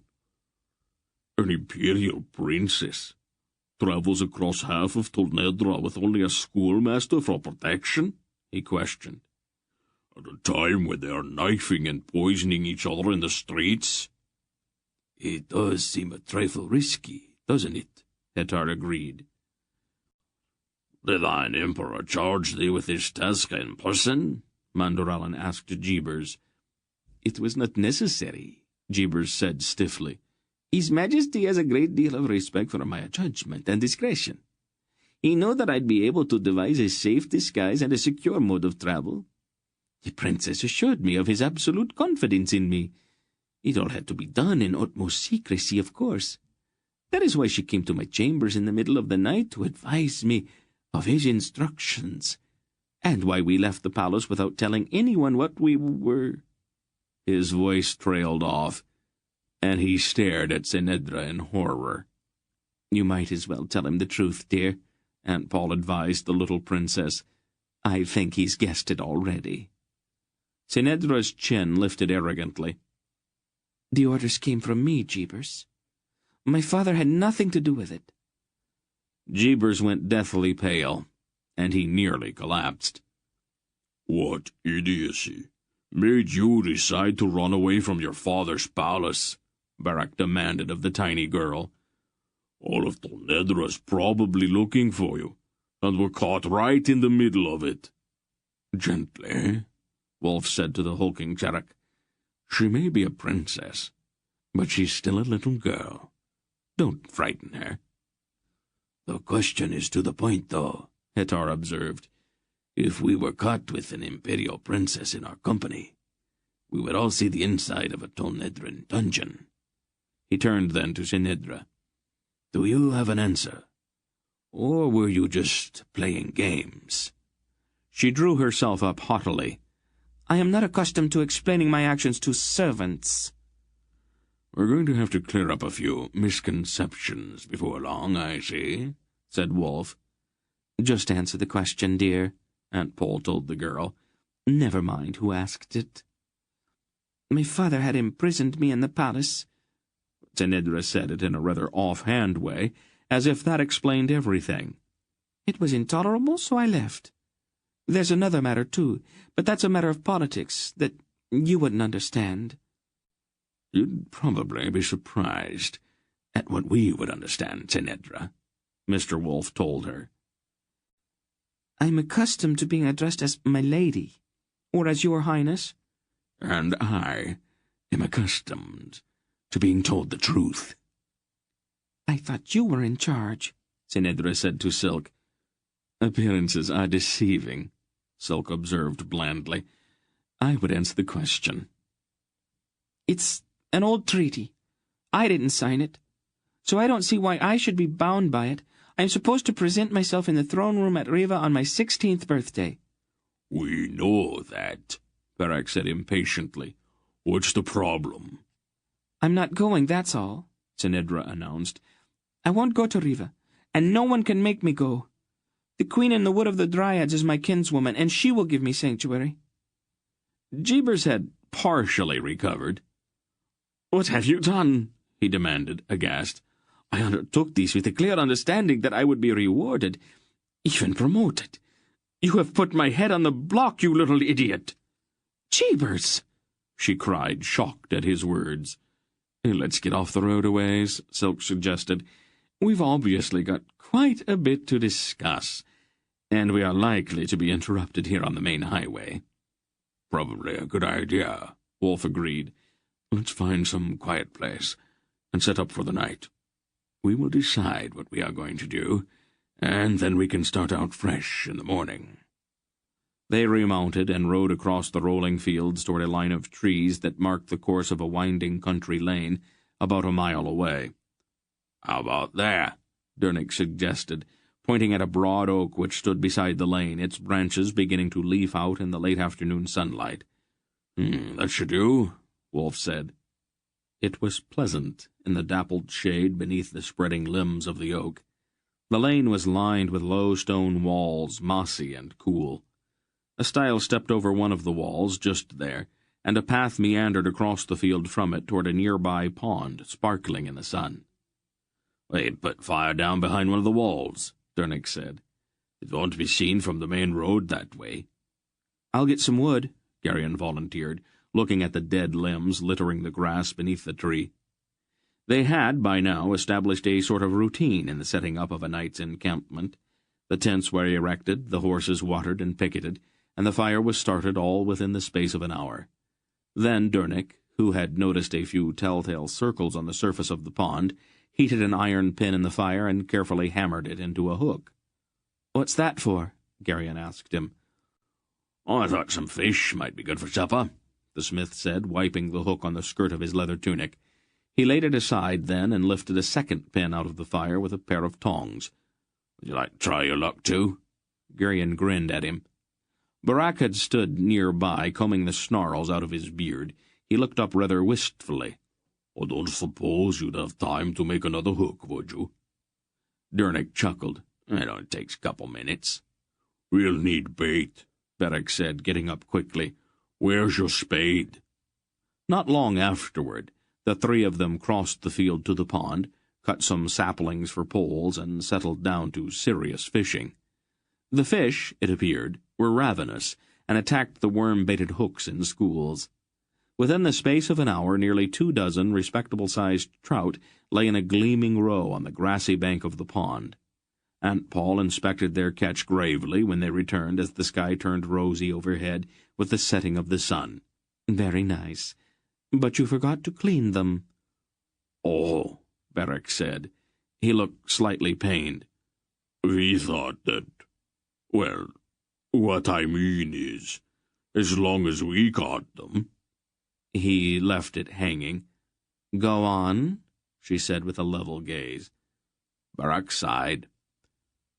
"I guess we had better clean them," he regretfully told Dernick and Geryon. "You're probably right, then," Dernick agreed. The sky had turned purple with evening, and the stars had begun to come out when they sat down to eat.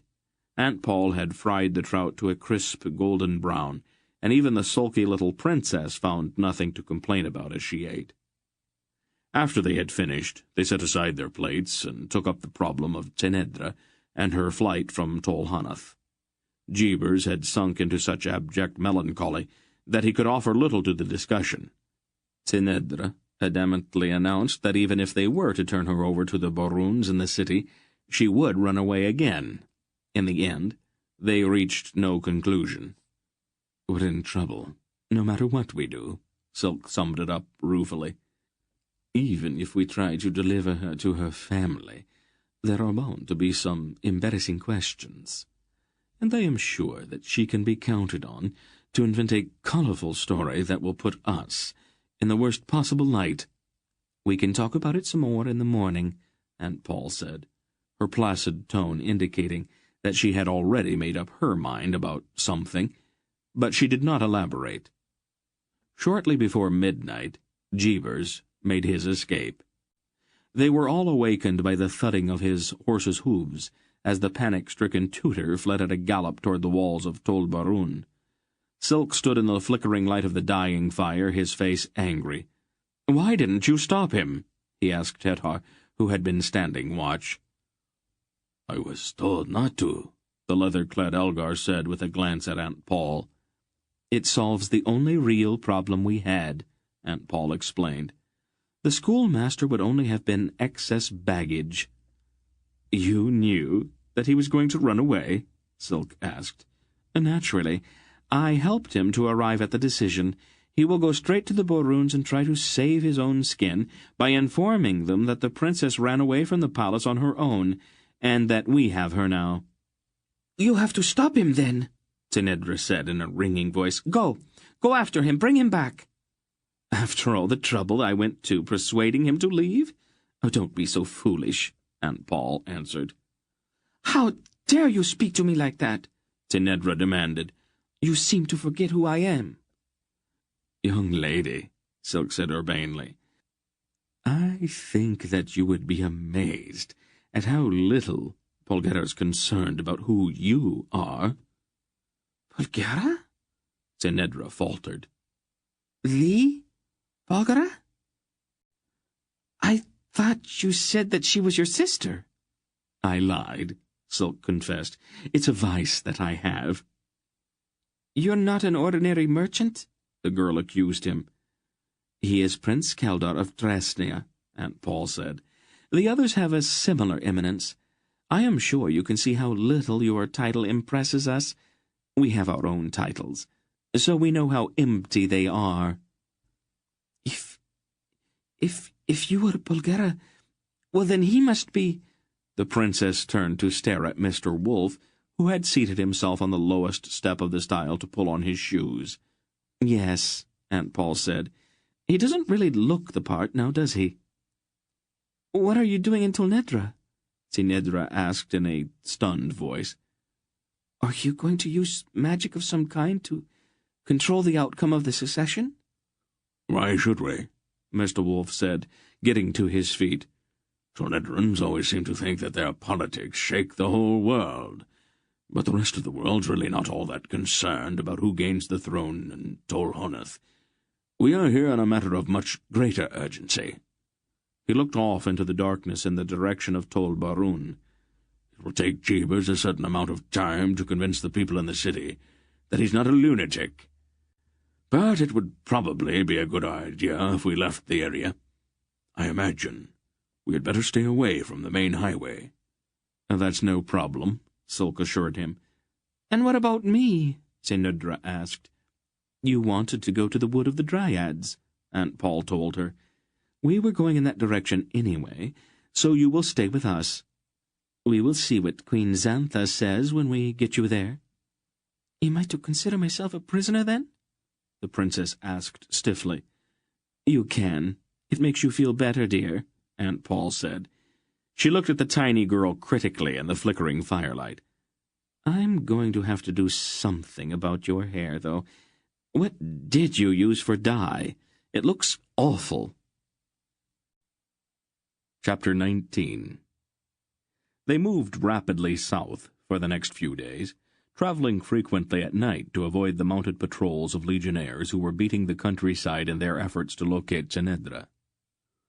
"Maybe we should have hung on to Jeebus," Barak muttered sourly after one near brush with the soldiers. "He's roused every garrison from here to the border. It might have been better to have dropped him off in some isolated place or something." "That or something has a certain ring of finality to it, old friend," Silk said with a sharp little grin. Barak shrugged.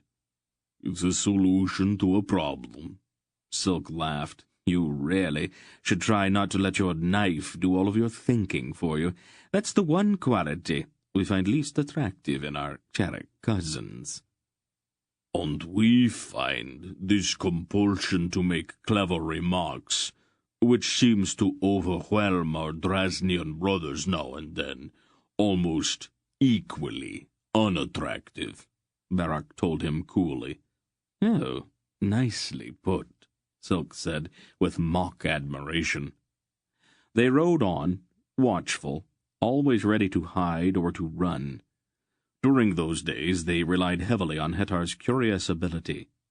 Since the patrols searching for them were inevitably mounted, the tall, hawk-faced Algar swept their surroundings with his mind, searching for horses. The warnings he could thus provide usually gave them sufficient notice of the approach of the patrols. "What is it like?" Gerion asked him one cloudy mid-morning, as they rode along a seldom-used and weed-grown track to which Silk had led them. "I mean, being able to hear a horse's thoughts." "I don't think I can describe it exactly," Hetar answered. "I have always been able to do it, so I cannot imagine what it is like not doing it. There is a kind of reaching out in a horse's mind, a sort of inclusiveness. A horse seems to think we instead of I. I suppose it is because in their natural condition they are members of a herd. After they get to know you, they think of you as a herd mate. Sometimes they even forget that you are not a horse." He broke off suddenly. "Belgarath," he announced sharply, "there's another patrol coming, just beyond that hill over there. 20 or 30 of them." Mr. Wolf looked about quickly. "Have we got time to reach those trees?" He pointed at a thick stand of scrub maple about a half-mile ahead. "If we hurry." "Then run," Wolf ordered, and they all kicked their horses into a sudden burst of speed. They reached the trees just as the first few raindrops of the spring shower that had been threatening all morning pattered onto the broad leaves. They dismounted and pushed in among the springy saplings, worming their way back out of sight, leading their horses. The Tulnedrun patrol came over the hilltop and swept down into the shallow valley. The captain in charge of the legionnaires pulled in his horse not far from the stand of maples and dispersed his men with a series of sharp commands. They moved out in small groups, scouting the weedy road in both directions and surveying the surrounding countryside from the top of the next rise. The officer and a civilian in a grey riding cloak remained behind, sitting their horses beside the track. The captain squinted distastefully up into the sprinkling rain. "It is going to be a wet day," he said, dismounting, and pulling his crimson cloak tighter around him. His companion also swung down and turned so that the party hiding among the maples was able to see his face. Gerion felt Hetar tense suddenly. The man in the cloak was a Murgo. "Over here, Captain," the Murgo said, leading his horse into the shelter provided by the outspreading limbs of the saplings at the edge of the stand. The Tulnedran nodded and followed the man in the riding cloak. "Have you had a chance to think over my offer?" "I thought it was only speculation," the captain replied. "We don't even know that these foreigners are in this quadrant."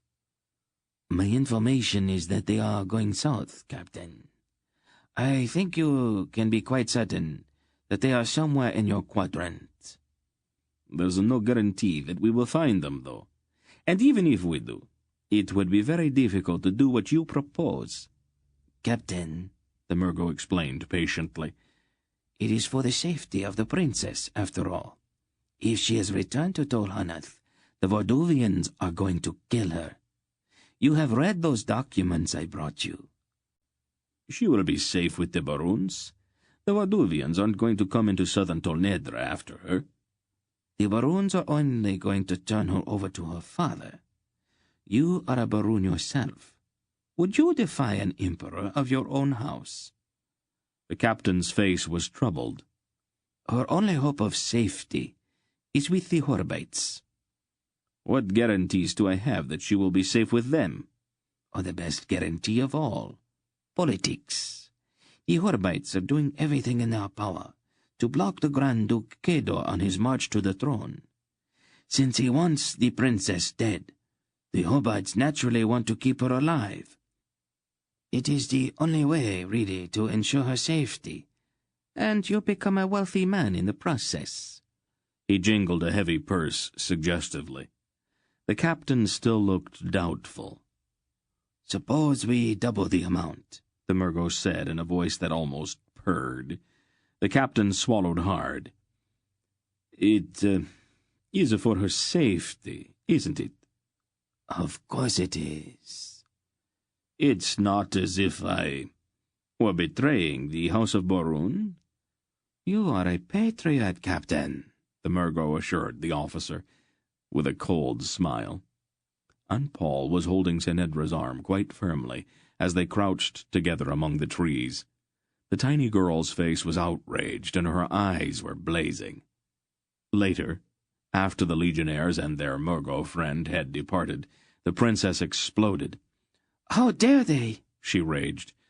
"And for money." That's Telnedran politics for you, Silk said, as they led their horses out of the stand of saplings into the drizzly morning. But he is a Baroon," she protested. "A member of my own family." Telnedran's first loyalty is to his purse, Silk told her. I am surprised that you haven't discovered that by now, Your Highness. A few days later, they topped a hill and saw the wood of the Dryads spreading like a green smudge on the horizon. The showers had blown off, and the sun was very bright. "We will be safe once we reach the wood," the princess told them. "The legions will not follow us there." "What's to stop them?" Garion asked her. "The treaty with the Dryads. Do you not know anything?" Garion resented that remark. "There's no one about," Hetar reported to Mr. Wolf. "We can go slow, or wait for dark." "Let's make a run for it. I'm getting tired of dodging patrols." They started down the hill at a gallop toward the forest lying ahead of them. There seemed to be none of the usual brushy margin which usually marked the transition from fields to woodlands. The trees simply began. When Wolf led them beneath those trees, the change was as abrupt as if they had suddenly gone inside a house. The wood itself was a forest of incredible antiquity. The great oaks spread so broadly that the sky was almost never visible. The forest floor was mossy and cool, and there was very little undergrowth. It seemed to Garion that they were all quite tiny under the vast trees, and there was a strange, hushed quality about the woods. The air was very still, and there was a hum of insects, and from far overhead, a chorus of birdsong. "Strange," Dernick said, looking around. "I don't see any sign of woodcutters." "Woodcutters?" Senedra gasped. "In here? They would not dare come into this wood." "The wood is inviolate, Dernick," Mr. Wolf explained. "The Baroon family has a treaty with the Dryads. No one has touched a tree here for over 3,000 years. This is a curious place," Mandaralan said, looking around a bit uncomfortably. "Methinks I feel a presence here. A presence not altogether friendly." "The wood is alive," Senedra told him. "It doesn't really like strangers, but don't worry, Mandaralan. You are safe as long as you are with me."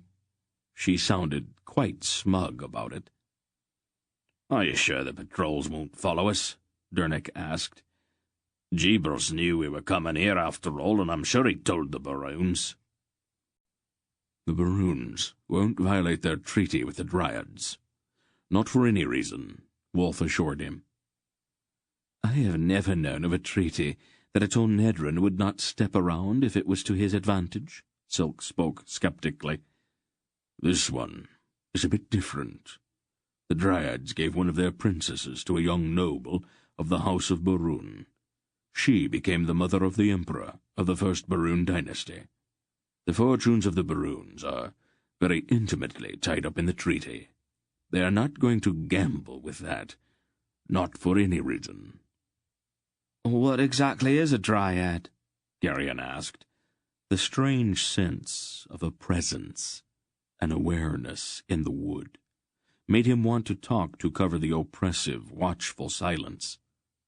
A small group, quite gentle. I've always rather liked them. They aren't human, of course, said Mr. Wolf, but that's not all that important. I'm a Dryad, Tynedra said rather proudly. Geryon stared at her. Technically, she's right. The Dryad line seems to breed true on the female side of the House of Baroon. That's one of the things that keeps the family honest about the treaty. All those wives and mothers who'd pack up and leave, if it were ever broken. She looks human, Geryon objected, still staring at the princess. The Dryads are so closely related to humans that the differences are hardly significant, said Wolf. That probably explains why they didn't go mad like the other monsters did when Torak cracked the world. Monsters? Tynedra protested loudly. Your pardon, Princess. It is an Ulgo term, used to describe the non-humans, who supported Gorum at Progu when he met with the god Ul. Do I look like a monster to you? She demanded, tossing her head angrily. A poor choice of words, perhaps. Forgive me. Monsters, indeed. Wolf shrugged. There's a stream not far ahead, if I remember right. We will stop there and wait until word of our arrival reaches Queen Xantha. It is not a good idea to go into the territory of the Dryads without the Queen's permission. They can get quite nasty if they are provoked. I thought you said they were gentle, Dernick said. Within reason. But it's not a good idea to irritate people who communicate with trees when you are in the middle of the forest. Unpleasant things have a way of happening. He frowned. That reminds me. You had better stow your axe away out of sight. Dryads have strong feelings about axes and fires. They are most unreasonable about fire. We'll have to keep our fires small and only for cooking. They rode in, under a colossal oak beside a sparkling stream purling over mossy rocks, dismounted and set up their dun-colored tents. After they had eaten, Geryon wandered around feeling bored. Mr. Wolf was napping, and Silk had lured the others into a dice game. Aunt Paul had seated the princess on a log, and was stripping the purple dye from her hair. "If you don't have anything else to do, Geryon, why don't you go bathe?" "Bathe? Where?" "I'm sure you'll find a pool somewhere along the stream," she said, carefully lathering Tynedra's hair. "You want me to bathe in that water? Aren't you afraid I'll catch cold?" "You're a healthy boy, dear, but a very dirty one. Now go wash." Geryon gave her a dark look, and went to one of the packs for clean clothing, soap, and a towel. Then he stamped off upstream, grumbling at every step. Once he was alone under the trees, he felt even more strongly that a peculiar sense of being watched was about. It was not anything definable. There seemed to be nothing specific about it, but rather it felt as if the oaks themselves were aware of him, and were passing information about his movements among themselves with a kind of vegetative communication he could not begin to understand. There seemed to be no menace in it. merely a kind of watchfulness. Some distance from the tents he found a fairly large pool where the stream dropped in a waterfall from the rocks above. The water in the pool was very clear, and he could see the bright pebbles on the bottom and several large trout that eyed him warily. He tested the water with his hand and shuddered. He considered subterfuge, a quick splashing of water on his body and a bit of soap on the more obvious smudges. But on reflection, he gave up the notion. Aunt Paul would settle for nothing less than a complete bath. He sighed bitterly and began to take off his clothing. The first shock was awful, but after a few minutes he found that he could bear it. In a short time it even became exhilarating. The waterfall provided a convenient means for rinsing off the soap, and before long he found that he was actually enjoying himself. "You're making an awful lot of noise," Senedra said, standing on the bank and appraising him quite calmly. Geryon immediately dove to the bottom of the pool. Unless one is a fish, however, one can hardly remain under water indefinitely. After about a minute, he struggled to the surface and popped his head out of the water, gasping and sputtering. "Whatever are you doing?" Senedra asked. She was wearing a short white tunic, sleeveless and belted at the waist, and open sandals with laces that crisscrossed her slender ankles and calves and tied just below her knees. She carried a towel in one hand. Go away," Geryon spluttered. "Oh, don't be so silly," she said, sitting down on a large stone and beginning to unlace her sandals. Her coppery hair was still damp and tumbled in a heavy mass about her shoulders. "What are you doing?" "I want to bathe. Are you going to be much longer?" "Go someplace else," Geryon cried, starting to shiver but remaining determinedly crouched over in the water with only his head sticking out. "This place looks just fine. How's the water?" "Cold," he chattered. "But I'm not coming out until you go away." "Oh, don't be such a ninny," she told him. He shook his head stubbornly, his face flaming. She sighed with exasperation. "Oh, very well. I won't look. But I think you're being very silly. At the baths in Tolhanath, no one thinks anything at all about such things." This isn't Tolhanath," he told her pointedly. "I'll turn my back if that will make you feel better." She said it, getting up and standing with her back toward the pool. Not entirely trusting her, Geryon crept from the pool and, still dripping, jerked on his drawers and hose. "All right," he called. "You can have the pool now." He mopped at his streaming face and hair with his towel. "I'm going back to the tents." "The Lady Polgara says that you are to stay with me," she said, calmly untying the cord about her waist. "Aunt Paul said what?" he demanded, terribly shocked. "You are supposed to stay with me to protect me." She took hold of the hem of her tunic, obviously preparing to take it off. Geryon spun about and stared determinedly at the trees. His ears flamed and his hands trembled uncontrollably. She laughed a small silvery laugh, and he could hear splashing as she entered the pool. She squealed from the shock of the cold water, and then there was more splashing. "Bring me the soap," she commanded. Without thinking, he bent to pick up the soap and caught one brief glimpse of her standing waist-deep in the water before he shut his eyes tightly. He backed toward the pool, his eyes closed and the hand holding the soap thrust out awkwardly behind him. She laughed again and took the soap from his hand. After what seemed an eternity, the princess completed her bath, emerged from the pool, dried herself, and put her clothes back on. Geryon kept his eyes firmly shut the entire time. "You Sindars have such curious notions," she said, as they sat together in the sun-warmed glade beside the pool. She was combing her deep red hair, her head inclined to one side and the comb pulling down through the thick, damp tangles. "The baths in Tolhanath are open to all, and athletic contests are always conducted without clothing. Just last summer I myself ran against a dozen other girls in the Imperial Stadium. The spectators were most appreciative." "I can imagine," Geryon said dryly. "What's that?" she asked, pointing at the amulet resting against his bare chest. My grandfather gave it to me last Seierstad, Garion answered. Let me see. She held out her hand. He leaned forward. Take it off so I can see it, she ordered.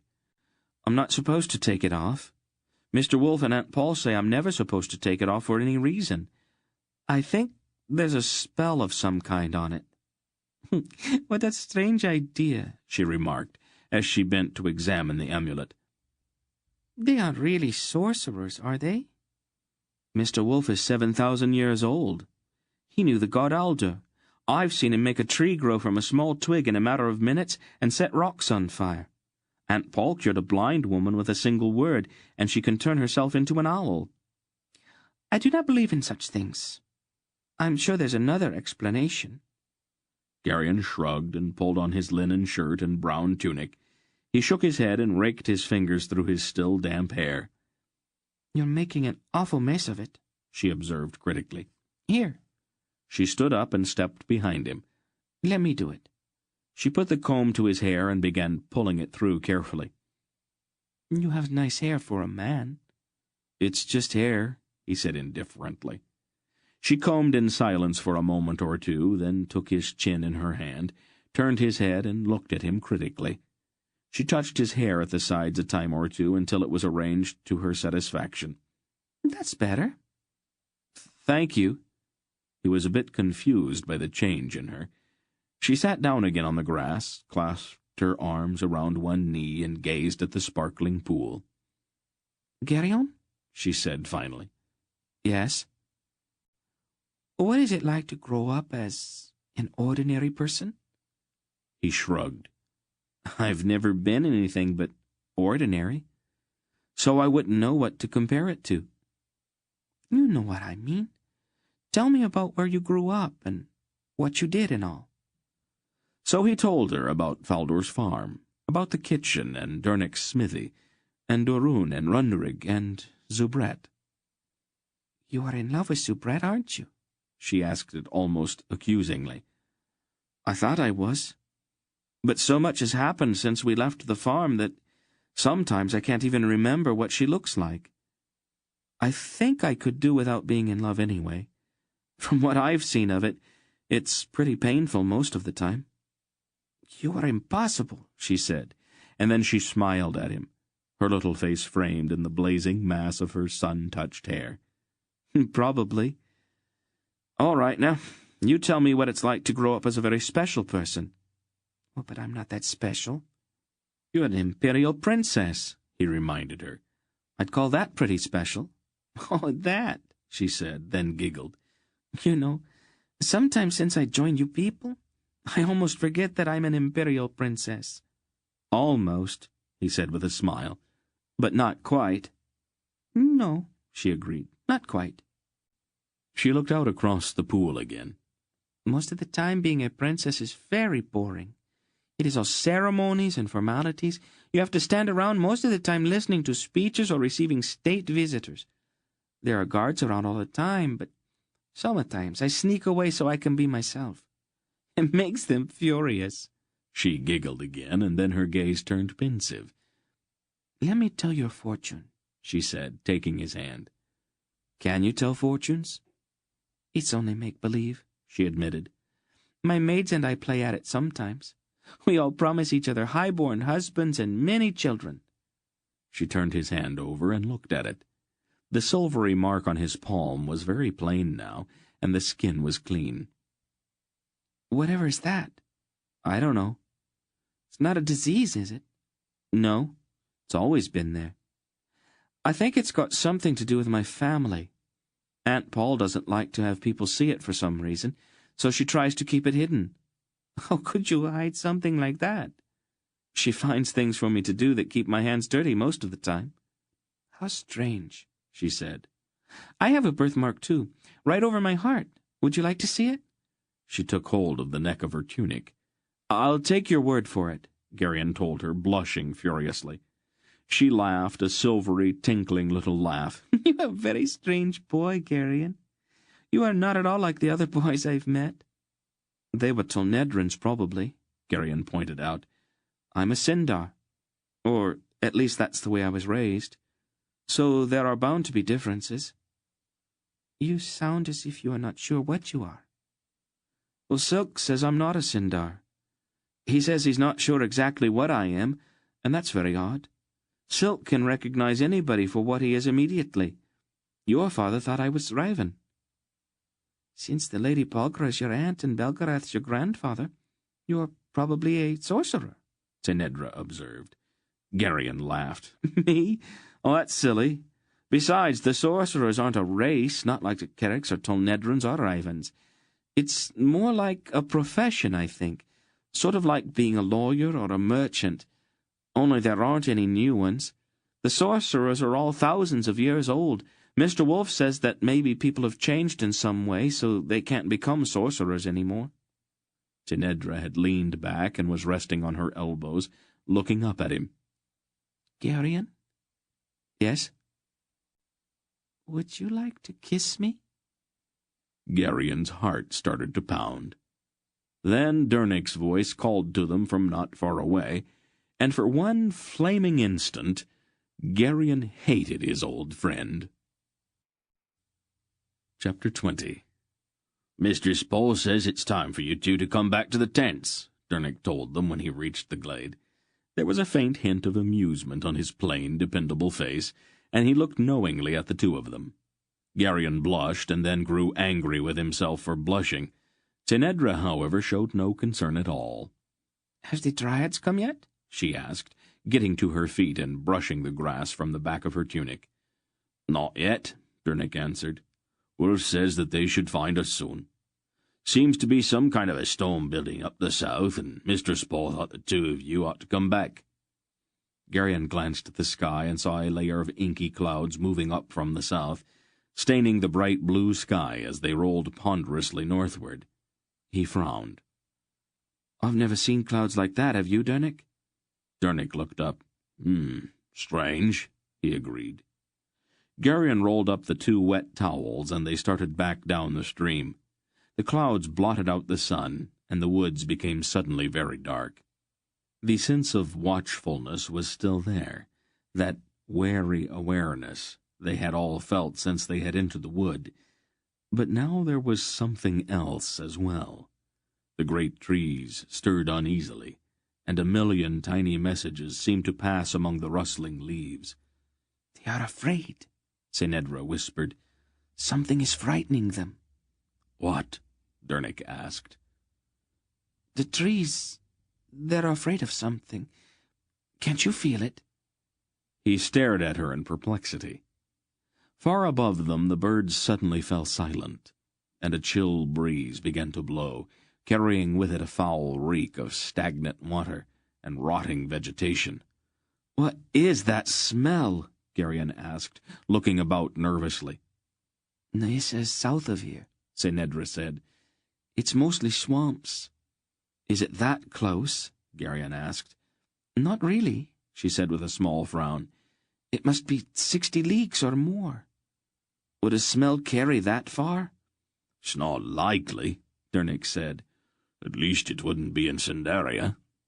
How far is it to the tents? Senedra asked. About half a mile, Dernick answered. Maybe we should run, she suggested. Dernick shook his head. Ground's uneven. Running in a bad light's dangerous. We can walk a bit faster, though. They hurried on through the gathering gloom. The wind began to blow harder, and the trees trembled and bent with its force. The strange fear that seemed to permeate the wood grew stronger. There's something moving over there, Geryon whispered urgently, and pointed at the dark trees on the other side of the stream. I don't see anything, Senedra said. There, just beyond the tree with a large white limb. Is it a dryad? A vague shape slid from one tree to another in the half-light. There was something chillingly wrong with the figure. Tenedra stared at it with revulsion. It's not a dryad, she said. It is something alien. Dernick picked up a fallen limb and gripped it like a cudgel with both hands. Geryon looked quickly around and saw another limb. He, too, armed himself. Another figure shambled between the two trees, a bit closer this time. We'll have to chance it, Dernick said grimly. Be careful, but run. Get the others. Now, go. Geryon took Tenedra's hand, and they started to run along the stream bank, stumbling often. Dernick lagged farther and farther behind, his two-handed club swinging warningly about him. The figures were now all around them, and Geryon felt the first surges of panic. Then Tenedra screamed. One of the figures had risen from behind a low bush directly in front of them. It was large and ill-shaped, and there was no face on the front of its head. 2 eye-holes stared vacantly as it shambled forward with its half-formed hands reaching out for them. The entire figure was a dark gray mud color, and it was covered with rotting, stinking moss that adhered to its oozing body. Without thinking, Geryon thrust Tenedra behind him and leaped to the attack. The first blow of his club struck the creature solidly in the side, and the club merely sank into the body with no visible effect. One of the outstretched hands touched his face, and he recoiled from that slimy touch with revulsion. Desperately he swung again and struck the thing solidly on the forearm. With horror he saw the arm break off at the elbow. The creature paused to pick up the still-moving arm. Tenedra screamed again, and Geryon spun about. Another of the mud men had come up behind her and had grasped her about the waist with both arms. It was starting to turn, lifting the struggling princess from the ground, when Geryon swung his club with all of his might. The blow was not aimed at head or back, but rather at the ankles. The mudman toppled backward with both of its feet broken off. Its grip about Tenedra's waist, however, did not loosen as it fell. Geryon jumped forward, discarding his club and drawing his dagger. The substance of the thing was surprisingly tough. Vines and dead twigs were encased in the clay which gave it its shape.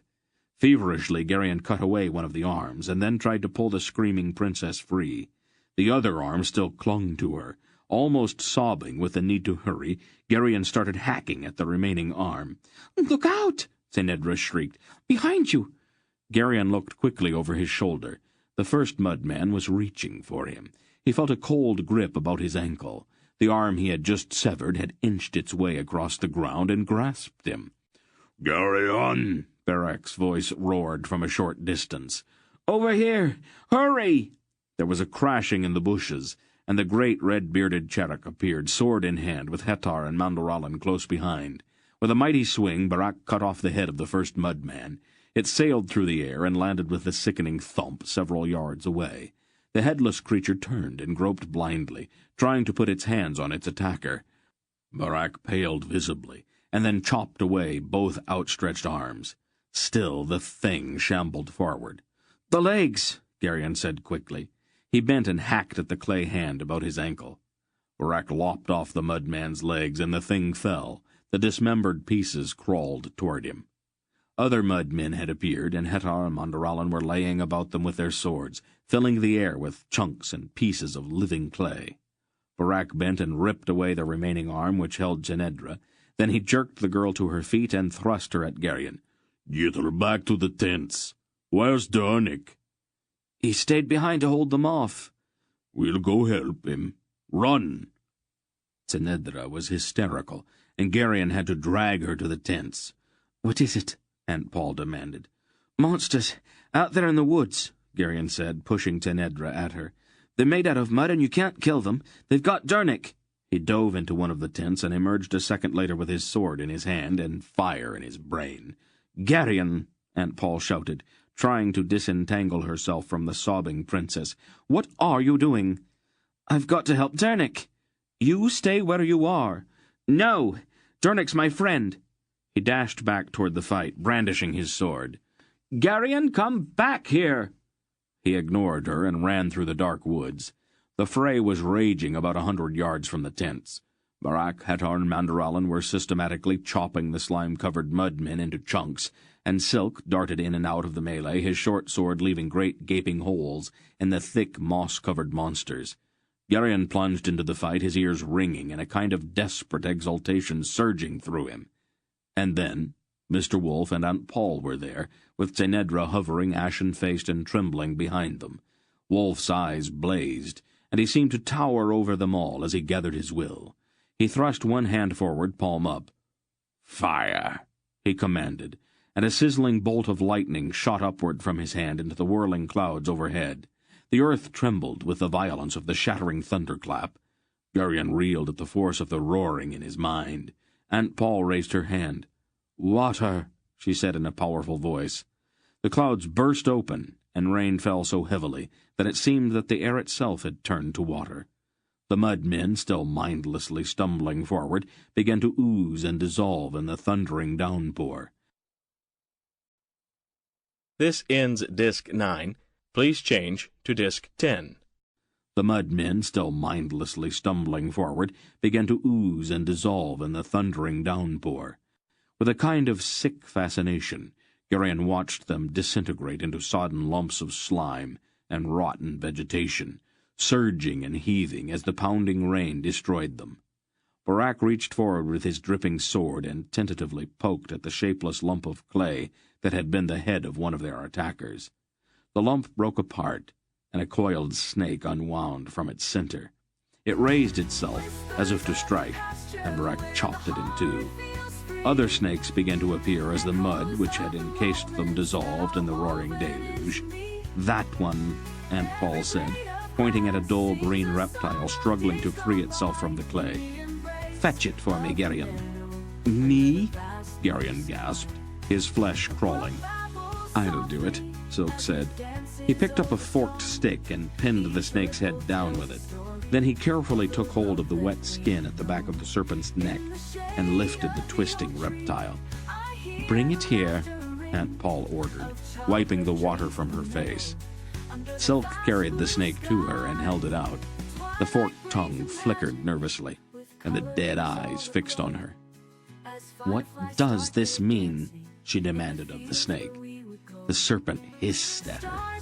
Then, in a voice that was a sibilant whisper, it replied, "That, Bulgara, is the affair of my mistress." Silk's face blanched as the dripping snake spoke, and he tightened his grip. "I see," Aunt Paul said.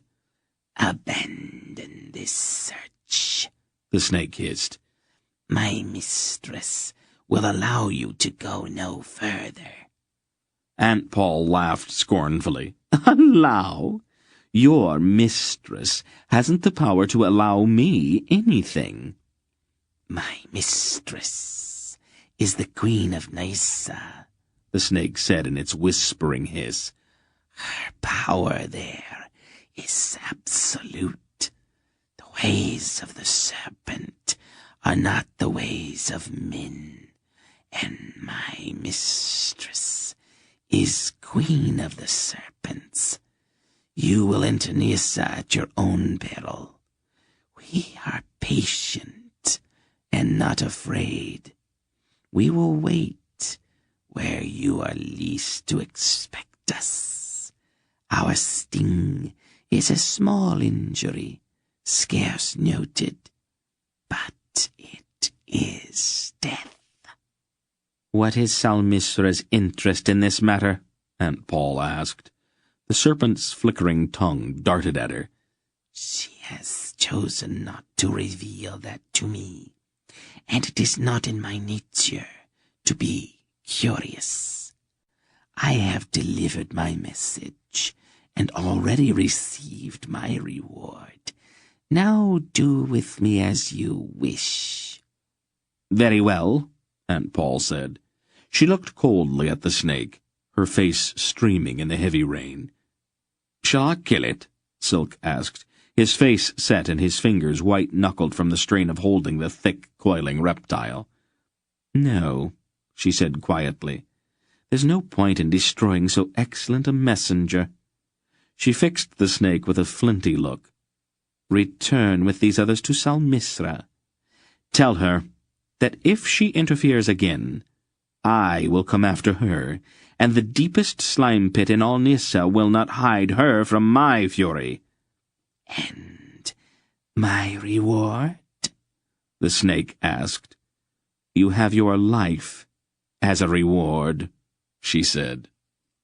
"That's true," the serpent hissed. "I will deliver your message, Bulgara." "Put it down," Aunt Paul told Silk. The small man bent and lowered his arm to the ground. The snake uncoiled from about his arm and Silk released it and jumped back. The snake glanced once at him, then slithered away. "I think that's enough rain, Paul," Wolf said, mopping at his face. Aunt Paul waved her hand almost negligently, and the rain stopped as if a bucket had emptied itself. "We have to find Durnick," Beric reminded them. "He was behind us." Geryon pointed back up the now overflowing stream. His chest felt constricted with a cold fear at what they might find, but he steeled himself and led the way back into the trees. "Smith is a good companion," Manderallen said. "I should not care to lose him." There was a strange, subdued quality in the knight's voice, and his face seemed abnormally pale in the dim light. The hand holding his great broadsword, however, was rock-steady. Only his eyes betrayed a kind of doubt Geryon had never seen there before. Water dripped around them as they walked through the sodden woods. "It was about here," Geryon said, looking around. "I don't see any sign of him." "I'm up here," Durnick's voice came from above them. He was a goodly distance up a large oak tree and was peering down. "Are they gone?" He carefully began climbing down the slippery tree trunk. "The rain came just in time," he said, jumping down the last few feet. "I was starting to have a little trouble keeping them up this tree." Quickly, without a word, Aunt Paul embraced the good man, and then, as if embarrassed by that sudden gesture, she began to scold him. Durnick endured her words patiently, and there was a strange expression on his face. Chapter 21. Geryon's sleep that night was troubled. He awoke frequently, shuddering at the remembered touch of the mud-men, but in time the night, as all nights must, came to an end, and the morning dawned clear and bright.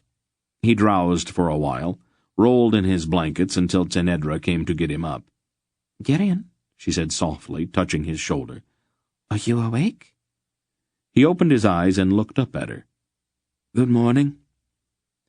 "Lady Polgora says that you are supposed to get up." Geryon yawned, stretched, and sat up. He glanced out of the tent flap and saw that the sun was shining. "She's teaching me how to cook," Tenedra said rather proudly. "That's nice," Geryon told her, pushing his hair out of his eyes. She looked at him for a long moment, her small face serious and her green eyes intent. "Geryon?" "Yes?" You were very brave yesterday." He shrugged slightly. "I'll probably get a scolding for it today." "What for?" "Aunt Paul and my grandfather don't like it when I try to be brave. They think I'm still a child, and they don't want me to get hurt." "Geryon," Aunt Paul called from the small fire where she was cooking, "I need more firewood." Geryon sighed and rolled out of his blankets. He pulled on his half-boots, belted on his sword, and went off into the woods. It was still damp under the huge oaks from the downpour that Aunt Paul had called down the day before, and dry wood was hard to find. He wandered about, pulling limbs out from under fallen trees and from beneath overhanging rocks. The silent trees watched him, but they seemed somehow less unfriendly this morning. "What are you doing?" A light voice came from above him. He looked up quickly, his hand going to his sword. A girl was standing on a broad limb just over his head. She wore a belted tunic and sandals. Her hair was a tawny color, her gray eyes were curious, and her pale skin had that faint greenish hue to it that identified her as a dryad. In her left hand she held a bow, and her right held an arrow against the taut string. The arrow was pointed directly at Geryon. He carefully took his hand away from his sword. "I'm gathering wood." "What for?" "My aunt needs it for the fire." "Fire?" The girl's face hardened, and she half drew her bow. "A small one," he said quickly. "For cooking." "Fire is not permitted here," the girl said sternly. "You'll have to explain that to Aunt Paul," Geryon told her. "I just do what I'm told." The girl whistled, and another girl came from behind a nearby tree. She also carried a bow, Her hair was almost as red as Sinedra's, and her skin was also touched with the color of the leaves. "It says it's gathering wood," the first girl reported, "for a fire. Do you think I should kill it?" "Santa says we are supposed to find out who they are," the red-haired one said thoughtfully. "If it turns out that they don't have any business here, then you can kill it." "Oh, very well," the tawny-haired girl agreed with obvious disappointment. "But don't forget that I found this one. When the time comes, I get to kill it." Geryon felt the hair beginning to rise on the back of his neck. The red-haired one whistled, and half a dozen other armed dryads drifted out of the trees.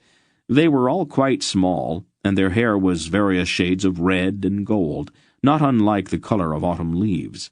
They gathered about Geryon, giggling and chattering as they examined him. "That one is mine," the tawny-haired dryad said, climbing down from the tree. "I found it, and Zera says that I get to kill it." "It looks healthy," one of the others observed, "and quite tame. Maybe we should keep it. Is it male?" Another one giggled. "Let's check and find out." I'm male," Geryon said quickly, blushing in spite of himself. "It seems a shame to waste it," one remarked. "Maybe we could keep it for a while and then kill it." "It's mine," the tawny-haired dryad stated stubbornly. "And if I want to kill it, I will." She took hold of Geryon's arm possessively. "Let's go look at the others," the one called Zera suggested. "They're building fires, and we'll want to stop that." "Fires?" several of the others gasped, and they all glared at Geryon accusingly. "Only a small one," Geryon said quickly. "Bring it along," Zera ordered, and started off through the wood toward the tents. Far overhead the trees murmured to each other. Aunt Paul was waiting calmly when they reached the clearing where the tents were. She looked at the dryads clustered around Geryon without changing expression. "Welcome, ladies," she said. The dryads began whispering to each other. "Tinedra," the one called Zera exclaimed. "Cousin Zera," Tinedra replied, and the two ran to embrace each other. The other dryads came out a little farther into the clearing, looking nervously at the fire. Tinedra spoke quickly with Zera, explaining to her cousin who they were, and Zera motioned for the others to come closer. "It seems that these are friends," she said. "We'll take them to my mother, Queen Xantha." "Does that mean I won't get to kill this one?" the tawny-haired dryad demanded petulantly, pointing a small finger at Geryon. "I'm afraid not," Zera answered. The tawny one stamped away, pouting. Geryon breathed a sigh of relief. Then Mr. Wolf came out of one of the tents and looked at the cluster of dryads with a broad smile. "It is Belgarath," one of the dryads squealed, and ran to him happily. She threw her arms around his neck, pulled his head down, and kissed him soundly. "Did you bring us any sweets?" she demanded. The old man put on a sober expression and began rummaging through his many pockets. Bits of sweetmeats began to appear and just as quickly disappeared as the dryads gathered about him, snatching them as fast as he took them from his pockets. "Have you got any new stories for us?" one of the dryads asked. "Many stories," Wolf told her, touching one finger to the side of his nose slyly. "But we ought to wait so your sisters can hear them too, shouldn't we?" "We want one just for ourselves," the dryad said. "And what would you give me for this special story?" "Kisses," the dryad offered promptly. 5 kisses from each of us." "Oh, I've got a very good story," Wolf bargained. "It's worth more than 5. Let's say 10. 8, the little dryad countered. "All right," Wolf agreed. 8 sounds about right.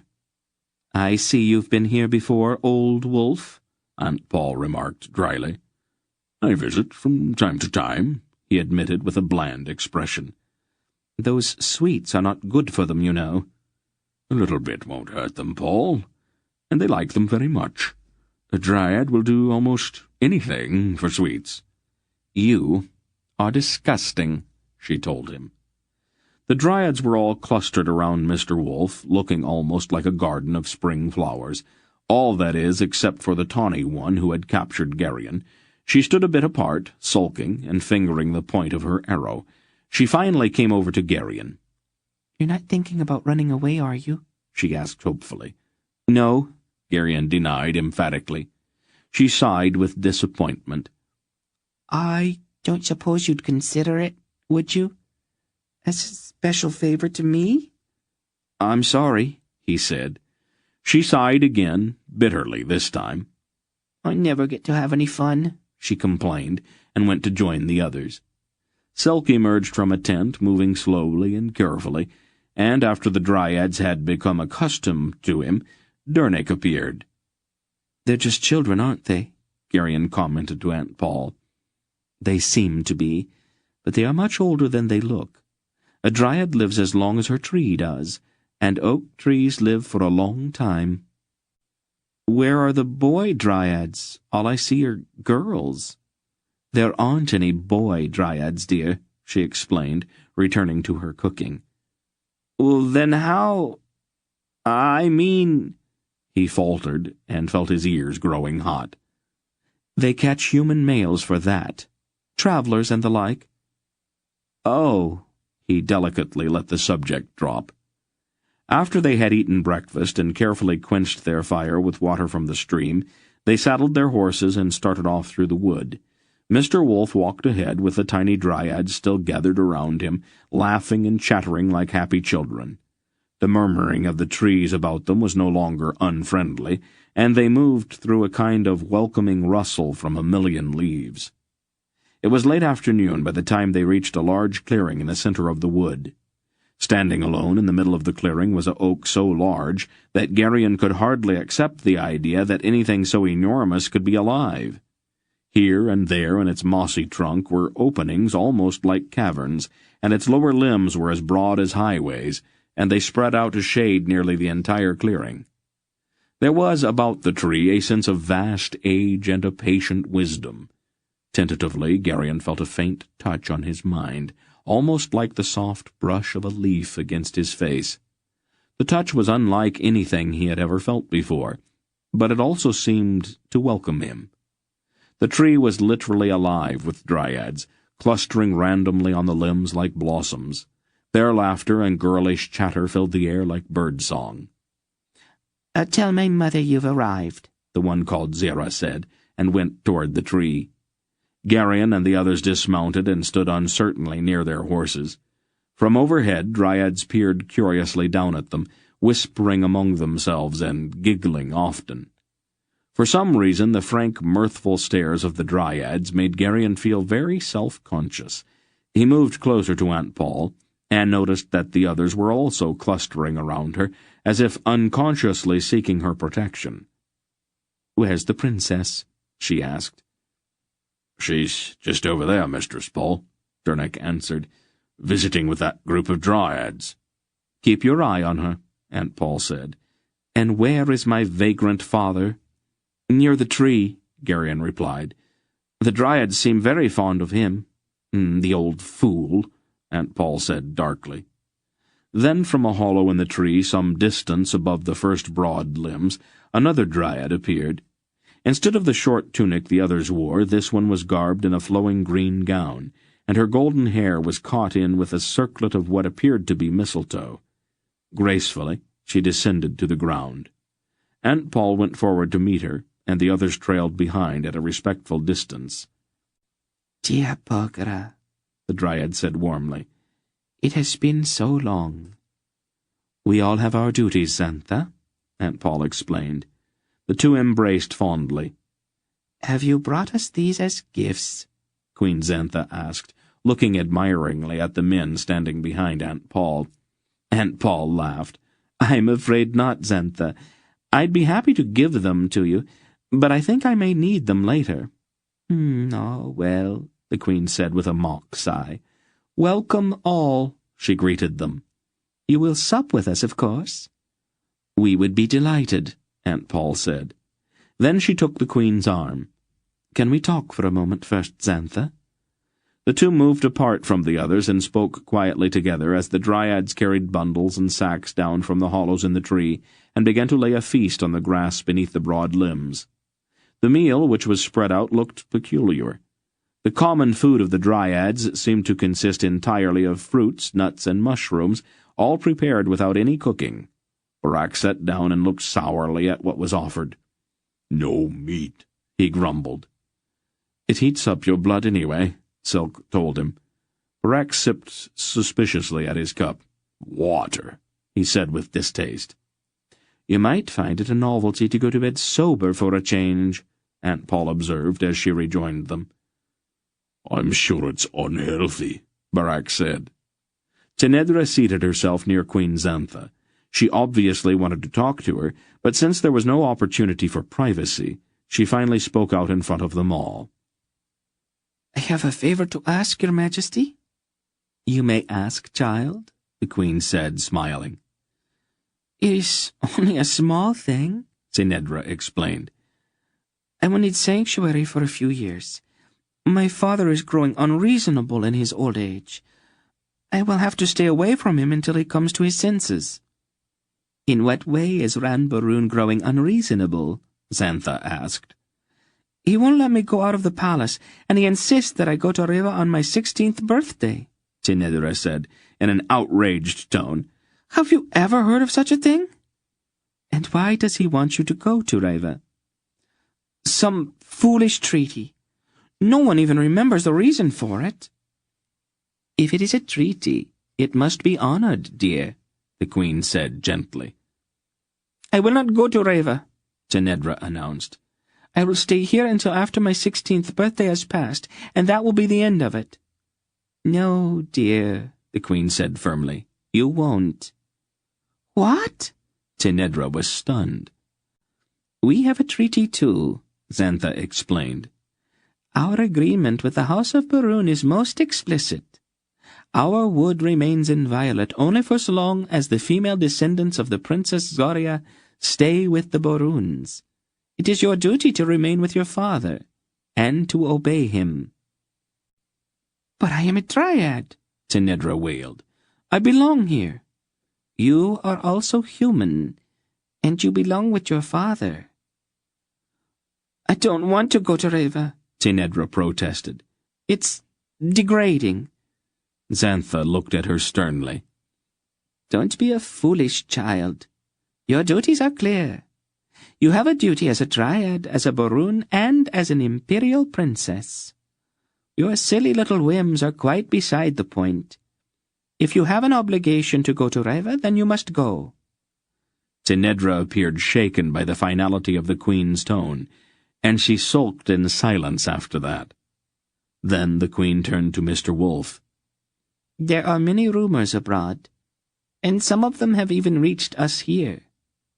I think something momentous is happening out there in the world of the humans, and it may even touch our lives in this wood. I think I should know what this thing is." Wolfe nodded gravely. "I expect you should. The Orb of Aldur has been stolen from the throne in the Hall of the Raven King by Zadar the Apostate." Xantha caught her breath. "How?" Wolfe spread his hands. "We don't know. Zadar's trying to reach the kingdoms of the Angaraks with the orb.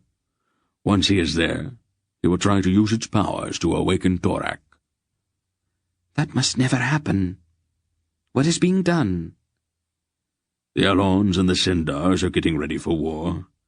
The Arins have promised aid, and Ranbaroon has been advised, though he didn't make any promises.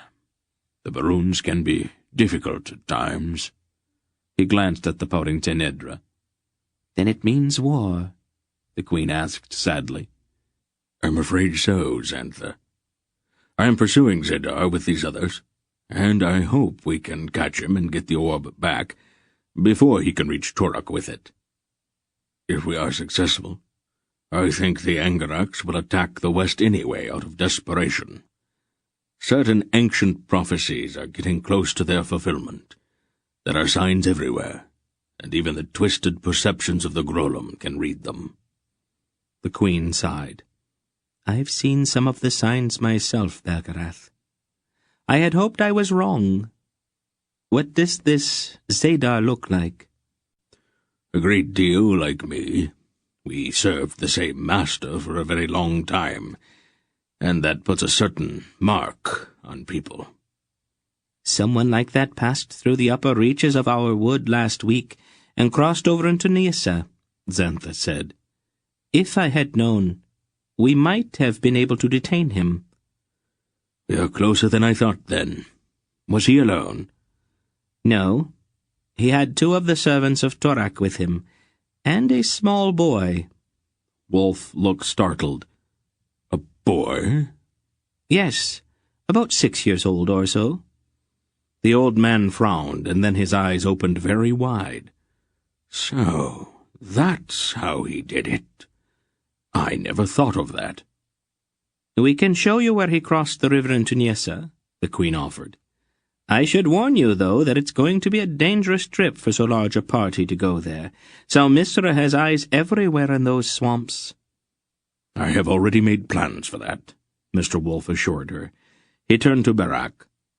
Are you sure that ship's going to be waiting at the mouth of the River of the Woods? She will be there. Her captain's a dependable man. Good. Silk and I will pick up Zedar's trail then, and the rest of you can follow the river to the sea. Take the ship down the coast, and then up the River of the Serpent to Stithis-Tor. We'll meet you there. Dost thou think it wise to separate our party in so perilous a place as Nyissa? Mandaralan asked. It is necessary. The snake people are at home in the jungles, and they do not like outsiders. Silk and I can move swiftly, and with greater stealth, if we are alone. Where do you want us to meet you?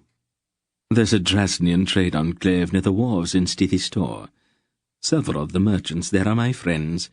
Just ask for Radek of Baktor. If we can't meet you there, we will leave word of our whereabouts with the merchants. And what about me? Sinedra asked. I think you'll have to stay with us, Aunt Paul answered. There is no reason for me to go to Nyissa, Sinedra said. You will go because I tell you to go, Aunt Paul told the tiny girl. I am not your father, Sinedra. Your pouting does not wring my heart, and your fluttering eyelashes don't really impress me. I will run away, Sinedra threatened. That would be very foolish, Aunt Paul said coldly. I'd just have to bring you back again, and you would find that unpleasant. Affairs in the world just now are much too serious to allow the whims of one spoiled little girl to have very much importance. You will stay with me, and you will stand in the hall of the Raven King on your 16th birthday, even if I have to take you there in chains. We are all much too busy to pamper you any further. Sinedra stared at her, and then she suddenly burst into tears. Chapter 22.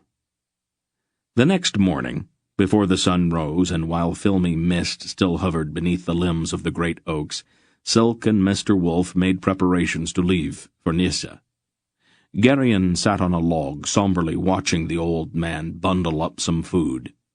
"Why so glum?" Wolf asked him. I wish we didn't have to separate this way. It's only for a couple of weeks. I know, but I still wish. Geryon shrugged. Keep an eye on your aunt for me while I'm gone. Wolf said it, tying up his bundle. All right. And keep your amulet on. This is a dangerous place. I'll remember. You'll be careful, won't you, grandfather? The old man looked at him gravely, his white beard glistening in the misty light. I am always careful, Geryon. It's getting late, Belgrath, Silk called, leading two horses up to where the two of them were talking. Wolf nodded. We'll see you in 2 weeks in Stithis-Tor, he said to Geryon. Geryon embraced the old man quickly and then turned away so that he would not have to watch the two of them leaving. He crossed the clearing to where Mandaralan stood pensively looking out into the mist. Parting is a melancholy business, the knight said moodily. Then he sighed. It's more than that, though, isn't it, Mandaralan? Thou art a perceptive lad. What's been troubling you? You've been acting strangely for the last 2 days. I have discovered a strange feeling within myself, Geryon. and I like it not. Oh? What is it? Fear, Mandaralan said shortly. Fear? Of what? The Claymien. I know not why, but their very existence struck a chill into my soul. They frightened us all, Mandaralan. I have never been afraid before, Mandaralan said quietly. Never? Not even as a child. The Claymien made my very flesh creep, and I wanted most desperately to run away. But you didn't. You stayed and fought. That time, yes. But what of the next time? Now that fear has found its way into my spirit, who can say when it might return? In some desperate hour, when the outcome of our quest hangs in the balance, might not vile fear lay its cold hand upon my heart and unman me? It is that possibility which does gnaw upon my soul. I am sorely ashamed of my weakness and my fault. Ashamed? For being human? You're too hard on yourself, Mandaralan. Thou art kind thus to excuse me, lad, but my failing is too grievous for such simple forgiveness. I have striven for perfection, and struck, I think, not too far off the mark. But now that perfection, which was the marvel of their world, is flawed. It is a bitter thing to accept. He turned, and Gurion was startled to see tears standing in his eyes. Wilt thou assist me into my armor? Of course. I feel profoundly the need to be encased in steel. 'Twill perchance strengthen my cowardly heart. You are not a coward, Mandaralan sighed sadly. Only time can reveal that. When it was time to leave, Queen Xantha spoke briefly to them. I wish you all well.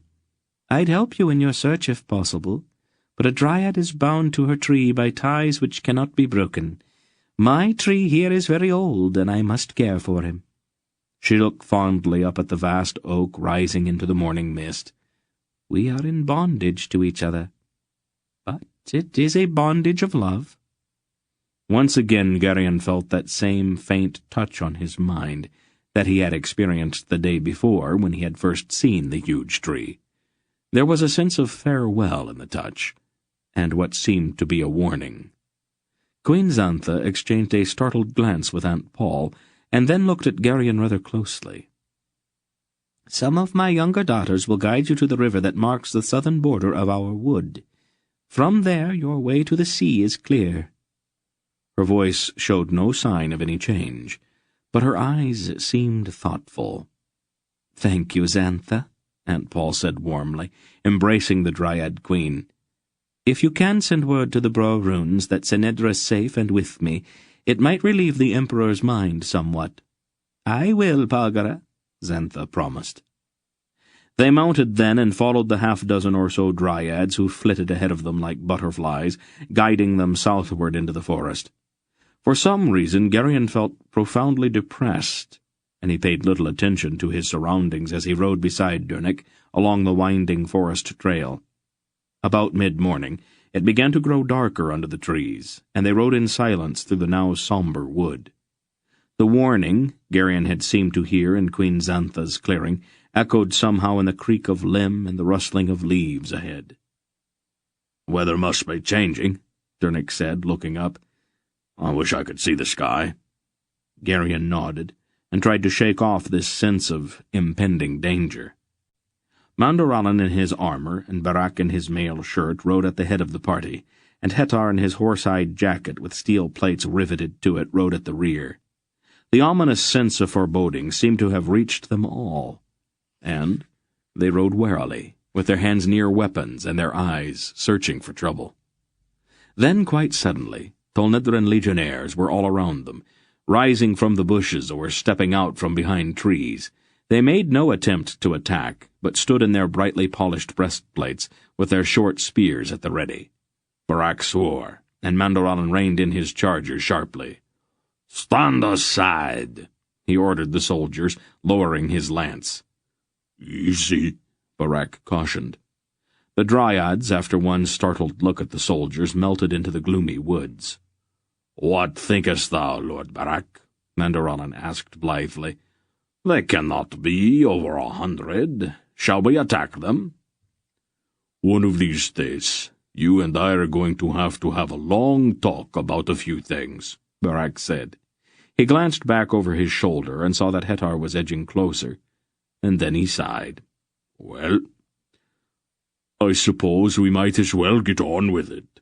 He tightened the straps on his shield and loosened his sword in his sheath. "What do you think, Mandaralan?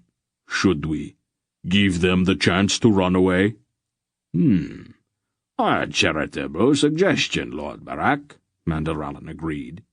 Then, some distance up the trail, a body of horsemen rode out from under the shadowy trees. Their leader was a large man wearing a blue cloak trimmed with silver. His breastplate and helmet were inlaid with gold, and he rode a prancing chestnut stallion, whose hooves churned the damp leaves lying on the ground. "Splendid," he said as he rode up. "Absolutely splendid." Aunt Paul fixed the newcomer with a cold eye. "Don't the legions have anything better to do than to waylay travelers?" "It is my legion, madam," the man in the blue cloak said arrogantly, "and it does what I tell it to. I see that you have the Princess Inedra with you." "Where I go and with whom is my concern, your grace," Inedra said loftily. "It is no concern to the Grand Duke Kedor of the House of Ordu." "Your father is most concerned, Princess. All of Tonedra is searching for you. Who are these people?" Geryon tried with a dark scowl and a shake of his head to warn her, but it was too late. "The two knights who lead our party are Sir Mandaralan, Baron of Vomandor, and Lord Barak, Earl of Trelheim," she announced. "The Algar warrior who guards our rear is Hettar, son of Kohag, chief of the clan chiefs of Algeria. The lady—" "I can speak for myself, dear," Aunt Paul said smoothly. "I am curious to know what brings the Grand Duke of Vordu so far into southern Telnedra." "I have interest here, madame," Kedor said. "Evidently." "The legions of the Empire are searching for the princess, but it is I who have found her." "I am amazed to find a Vorduvian so willing to aid in the search for a Borun princess, especially considering the centuries of enmity between your two houses." "Shall we cease this idle banter? My motives are my own affair." "And unsavory, no doubt." "I think that you forget yourself, madam. I am, after all, who I am, and more to the point, who I will become." "And who will you become, your grace?" "I will be Ran Vordu, Emperor of Tonedra," Kedor announced. "Oh, and just what's the future Emperor of Tonedra doing in the Wood of the Dryads?" "I am doing what is necessary to protect my interests," Kedor said stiffly. "For the moment, it is essential that the Princess Tenedra be in my custody." "My father may have something to say about that, Duke Kedor, and about this ambition of yours." "What Ranborun says is of no concern to me, Your Highness. Tonedra needs me, and no Borun trick is going to deny me the imperial crown. It is obvious that the old man plans to marry you to a Haneth or a Horbite, to raise some spurious claim to the throne. That could complicate matters, but I intend to keep things simple." "By marrying me yourself?" Tenedra asked scornfully. "You will never live that long." "No, I would not be interested in a dryad wife. Unlike the Boruns, the House of Vordu believes in keeping its line pure and uncontaminated." "So, you are going to hold me prisoner?" "That would be impossible, I am afraid," Duke Kedor told her. "The Emperor has ears everywhere. It is really a shame you ran away just when you did, Your Highness. I had gone to a great expense to get one of my agents into the Imperial kitchen and to obtain a quantity of a rare nascent poison. I'd even taken the trouble to compose a letter of sympathy to your father." "How considerate of you," Tinedra said, her face turning pale. Unfortunately. I will have to be more direct now," Kedor went on. "A sharp knife and a few feet of dirt should end your unfortunate involvement in Tolnedran politics. I am very sorry, Princess. There is nothing personal in it, you understand, but I have to protect my interests." "The plan, Duke Kedor, hath one small flaw," Mandoralin said carefully, leaning his lance against a tree. But I fail to see it, Baron," Kedor said smugly. "Thine error lay in rashly coming within reach of my sword," Mandoralin told him. "Thy head is forfeit now, and a man with no head has little need of a crown." Geryon knew that a part of Mandoralin's brashness arose from his desperate need to prove to himself that he was no longer afraid. Kedor looked at the knight apprehensively. "You would not do that?" he said without much certainty. "You are too badly outnumbered." "Thou art imprudent to think so," Mandoralin said. "I am the hardiest knight on life, and fully armed. Thy soldiers will be as blades of grass before me. Thou art doomed, Kedor." And with that he drew his great sword. "It was bound to happen," Barak said wryly to Hetar, and drew his own sword. "I don't think that we will do that," a new voice announced harshly. A familiar, black-robed man rode out from behind a nearby tree on a sable-colored horse. He muttered a few quick words and gestured sharply with his right hand. Geryon felt a dark rush and a strange roaring in his mind. Mandoralin's sword spun from his grip. "My thanks, Ajarak," Kedor said in a relieved tone. "I had not anticipated that." Mandoralin pulled off his mailed gauntlet and nursed his hand as if he had been struck a heavy blow. Hetar's eyes narrowed, and then went strangely blank. The Murgo's black mount glanced curiously at him once, and then looked away almost contemptuously. "Well, Shadar," Asherak gloated, with an ugly smirk on his scarred face. "Would you like to try that again?" Hetar's face had a sick look of revulsion on it. "It is not a horse. It looks like a horse, but it is something else." "Yes," Asherak agreed. "Quite different, really. You can sink yourself into its mind if you want, but I don't think you will like what you find there."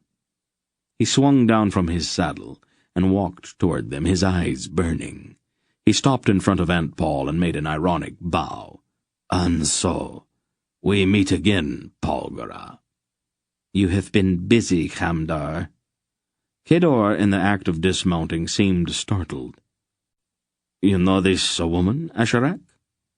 "His name is Khamdar, Duke Kedor, and he is a Grolam priest. You thought he was only buying your honor, but you will soon find that he's bought much more than that." She straightened in her saddle, the white lock at her brow suddenly incandescently bright. "You have been an interesting opponent, Khamdar. I'll almost miss you."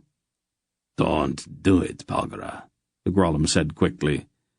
"I have got my hand around the boy's heart. The instant you start to gather your will, he will die. I know who he is, and how much you value him." Her eyes narrowed. "An easy thing to say, Khamdar." "Would you like to test it?" "Get down off your horses," Kedor ordered, and the legionnaires all took a threatening step forward. "Do as he says," Aunt Paul ordered quietly. "It has been a long chase, Polgara.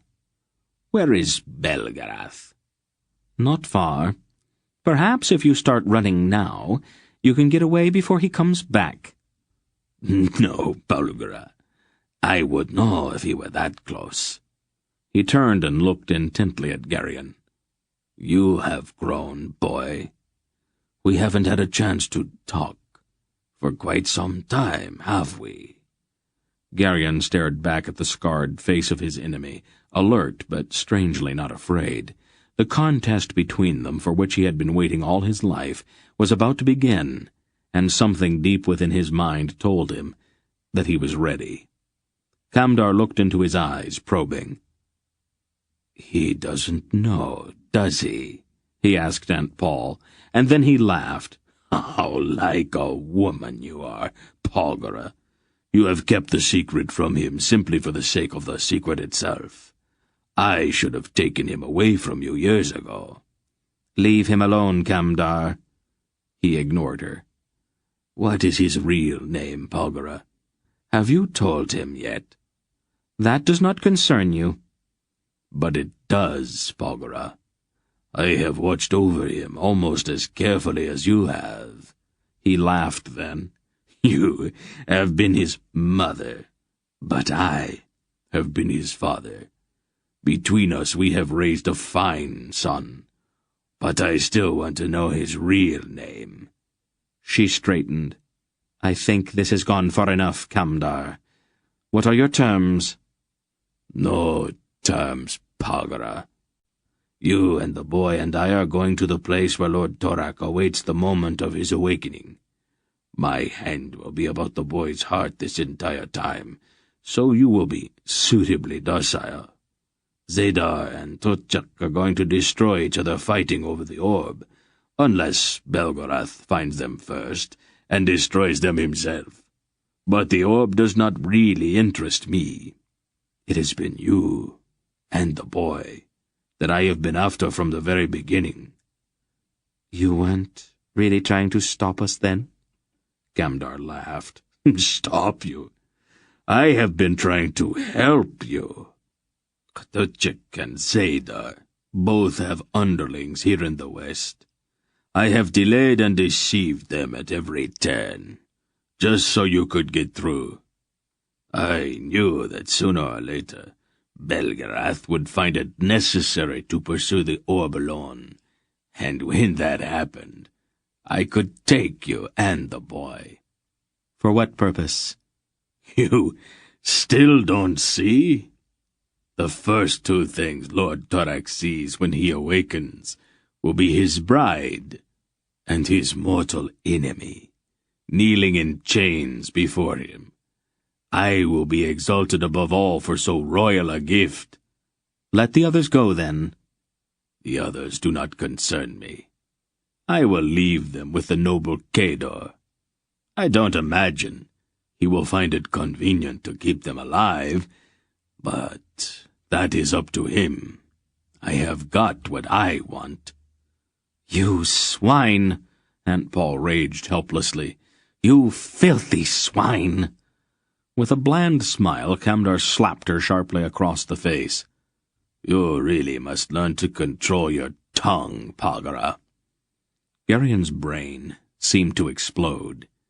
Dimly he saw Durnik and the others being restrained by the legionnaires, but no soldier seemed to consider him a danger. He started toward his enemy without thinking, reaching for his dagger. Not that way. It was that dry voice in his mind that had always been there. But the voice was no longer passive or disinterested.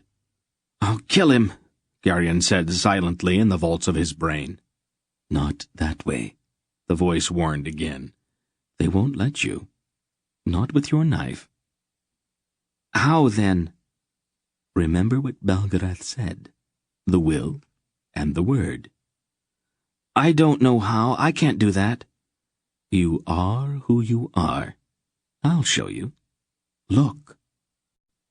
Unbidden, and so clearly that it was almost as if he were watching it happen, the image of the god Torak, writhing in the fire of Aldur's orb, rose before his eyes. He saw Torak's face melting and his fingers aflame. Then the face shifted and altered until it was the face of the Dark Watcher, whose mind had been linked with his for as long as he could remember. He felt a terrible force building in him as the image of Kamdar, wrapped in seething flame, stood before him. "Now," the voice commanded him. "Do it." It required a blow. His rage would be satisfied with nothing less. He leaped at the smirking Grolem so quickly that none of the legionnaires could stop him. He swung his right arm, and at the instant his palm struck Hamdar's scarred left cheek, he felt all of the force that had built in him surge out from the silvery mark on his palm. "Burn!" he commanded, willing it to happen. Taken off guard, Hamdar jerked back. A momentary anger began to appear on his face, and then his eyes widened with an awful realization. For an instant he stared at Geryon in absolute horror, and then his face contorted with agony. "No!" he cried out hoarsely, and then his cheek began to smoke and seethe, where the mark on Geryon's hand had touched it. Wisps of smoke drifted from his black robe, as if it had suddenly been laid on a red-hot stove. Then he shrieked and clutched at his face. His fingers burst into flame. He shrieked again and fell writhing to the damp earth. "Stand still!" It was Aunt Paul's voice this time, sounding sharply inside Geryon's head. Hamdar's entire face was engulfed in flames now, and his shrieks echoed in the dim wood.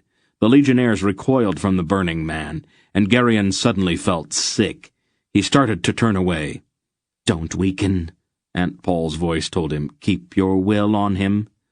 Geryon stood over the blazing Grolem. The wet leaves on the ground smoked and smoldered where Hamdar thrashed and struggled with the fire that was consuming him. Flames were spurting from his chest, and his shrieks grew weaker. With an enormous effort he struggled to his feet and held out his flaming hands imploringly to Geryon. His face was gone, and greasy black smoke rolled off of his body, drifting low to the ground. "Master, have mercy!" Geryon's heart wrenched with pity. All of the years of that secret closeness between them pulled at him. "No," Aunt Paul's stern voice commanded. "He will kill you if you release him." "I can't do it," Geryon thought. "I'm going to stop it." As once before, he began to gather his will, feeling it build in him like some vast tide of pity and compassion. He half reached toward Hamdar, focusing his thoughts on healing. "Geryon," Aunt Paul's voice rang in his mind. "It was Hamdar who killed your parents." The thought forming in his mind froze. Hamdar killed Geryon and Eldera. He burned them alive, just as he is burning now. Avenge them, Geryon.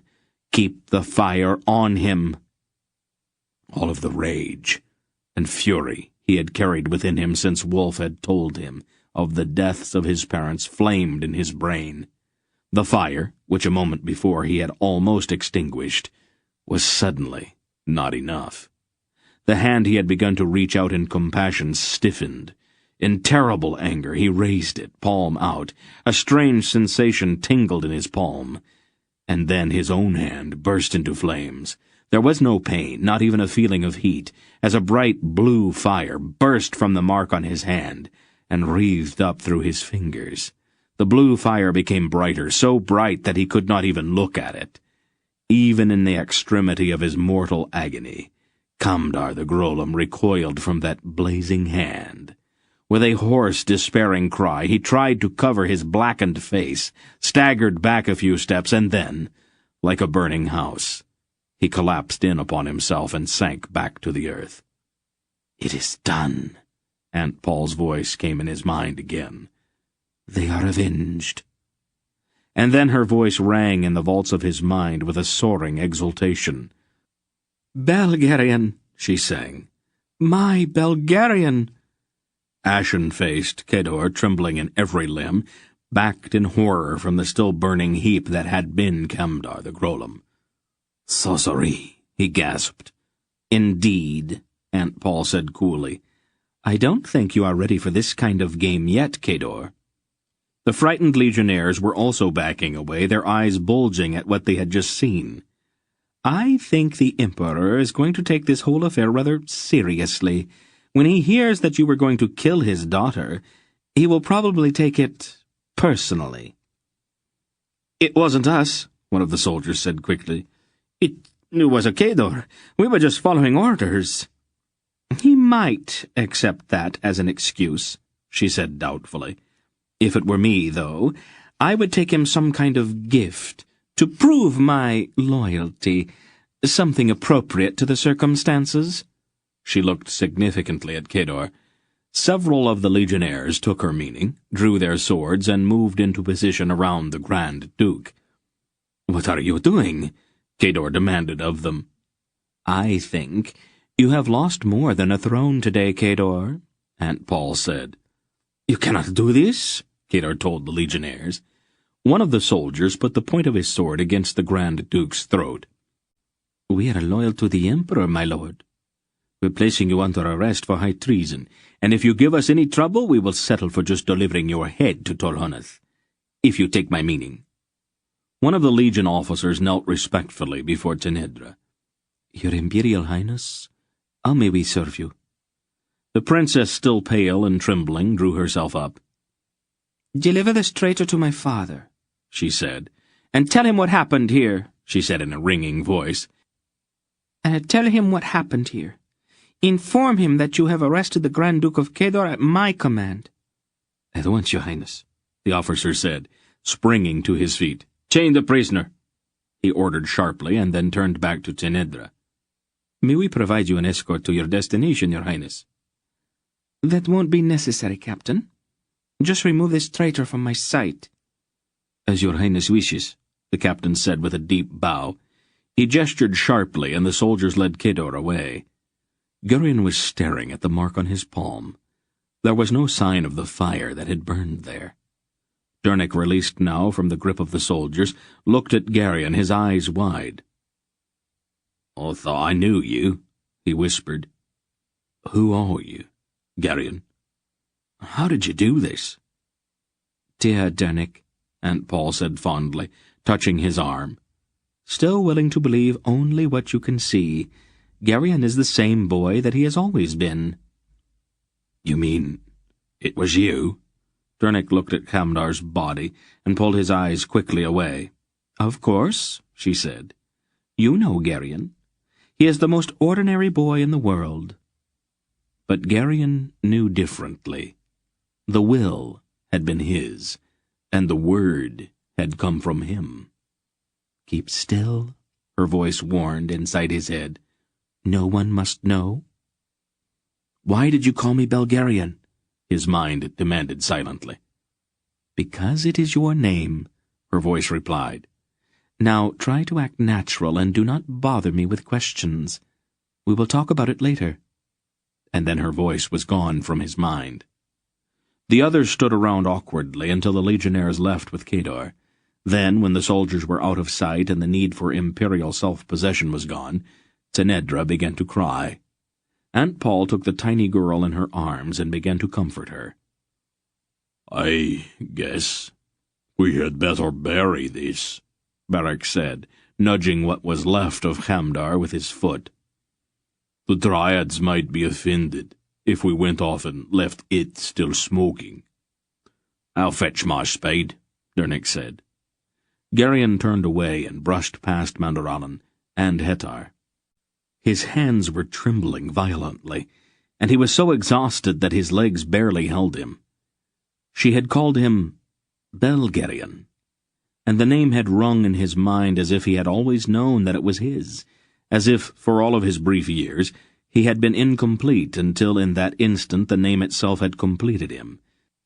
But Belgarion was a being who, with will and word, and the touch of his hand, could turn flesh into living fire.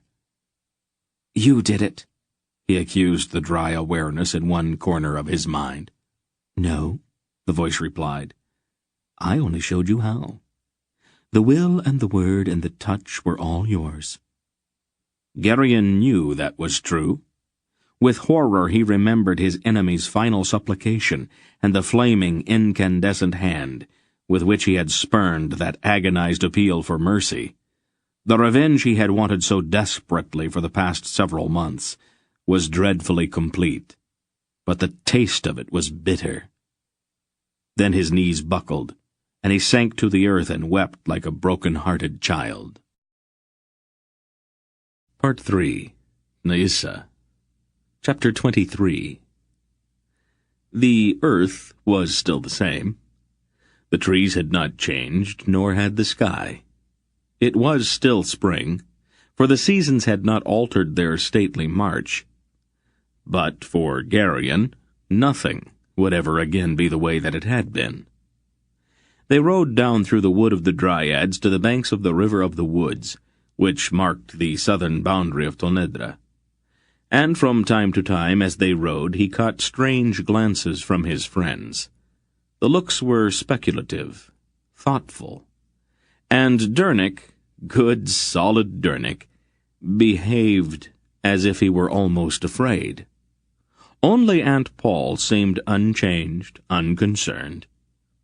"Don't worry about it, Belgarian," her voice murmured in his mind. "Don't call me that," he replied with an irritated thought. "It's your name," the silent voice said. "You might as well get used to it. Leave me alone." And then the sense of her presence in his mind was gone. It took them several days to reach the sea. The weather remained intermittently cloudy, though it did not rain. A stiff onshore breeze was blowing when they rowed out onto the wide beach at the mouth of the river. The surf boomed against the sand, and whitecaps flecked the tops of the waves. Out beyond the surf, a lean black Kerak warboat swung at anchor, the air above her alive with screeching gulls. Barak pulled his horse in and shaded his eyes. "She looks familiar," he rumbled, peering intently at the narrow ship. Hetar shrugged. "They all look the same to me." "There's all the difference in the world," Barak said. His voice sounded a bit injured. "How would you feel if I said that all the horses looked the same?" "I would think that you were going blind." Barak grinned at him. "It's exactly the same thing," he said. "How do we let them know we're here?" Dernick asked. "They know already. Unless they are drunk, sailors always watch an unfriendly shore very carefully." "Unfriendly?" "Every shore is unfriendly when a Kerak warboat comes in sight. It is some kind of superstition, I think." The ship came about, and her anchor was raised. Her oars came out like long, spidery legs, and she seemed to walk through the froth-topped combers toward the mouth of the river. Barak led the way toward the river bank, then rowed along the broad flow until he found a spot deep enough so that the ship could be moored next to the shore. The fur-clad sailors who threw Barak a mooring line looked familiar, and the first one who leaped across the river bank was Greldik, Barak's old friend. "You're a long ways south," Barak said, as if they had only just parted. Greldik shrugged. "I heard you needed a ship. I wasn't doing anything, so I thought I'd come down and see what you were up to." "Did you talk to my cousin?" Grenig? "No. We made the run down from Kortu to the harbor at Tolhorb from some Drasnian merchants. I ran into Elteg. You remember him. Black beard, only one eye?" Barak nodded. "He told me that Grenig was paying him to meet you here. I remembered that you and Elteg did not get along very well, so I offered to come down instead." "And he agreed?" "No," Greldik replied, pulling at his beard. "As a matter of fact, he told me to mind my own business." "I'm not surprised. Elteg always was greedy, and Grenig probably offered him a lot of money." More than likely," Greldik grinned. "Elteg didn't say how much, though." "How did you persuade him to change his mind?" "He had some trouble with his ship," Greldik said, with a straight face. "What kind of trouble?" "It seems that one night after he and his crew were all drunk, some scoundrel slipped aboard and chopped down his mast." What is the world coming to?" Barak asked, shaking his head. "My thought exactly," Greldik agreed. "How did he take it?" "Oh, not very well, I'm afraid. When he rode out of the harbor, he sounded as if he was inventing profanities on the spot. You could hear him for quite some distance." "He should learn to control his temper. That's the kind of behavior that gives Keraks a bad name in the ports of the world." Greldick nodded soberly and turned toward Aunt Paul. "Milady," he said with a polite bow, "my ship is at your disposal." "Captain," she asked, acknowledging his bow, "how long will it take you to get us to Stithistor?" "Well, it depends on the weather." He squinted at the sky. "Probably 10 days at the most. We picked up fodder for your horses on the way here, but we'll have to stop for water from time to time." "We'd better get started, then." It took a bit of persuading to get the horses aboard the ship, but Hettar managed it without too much difficulty.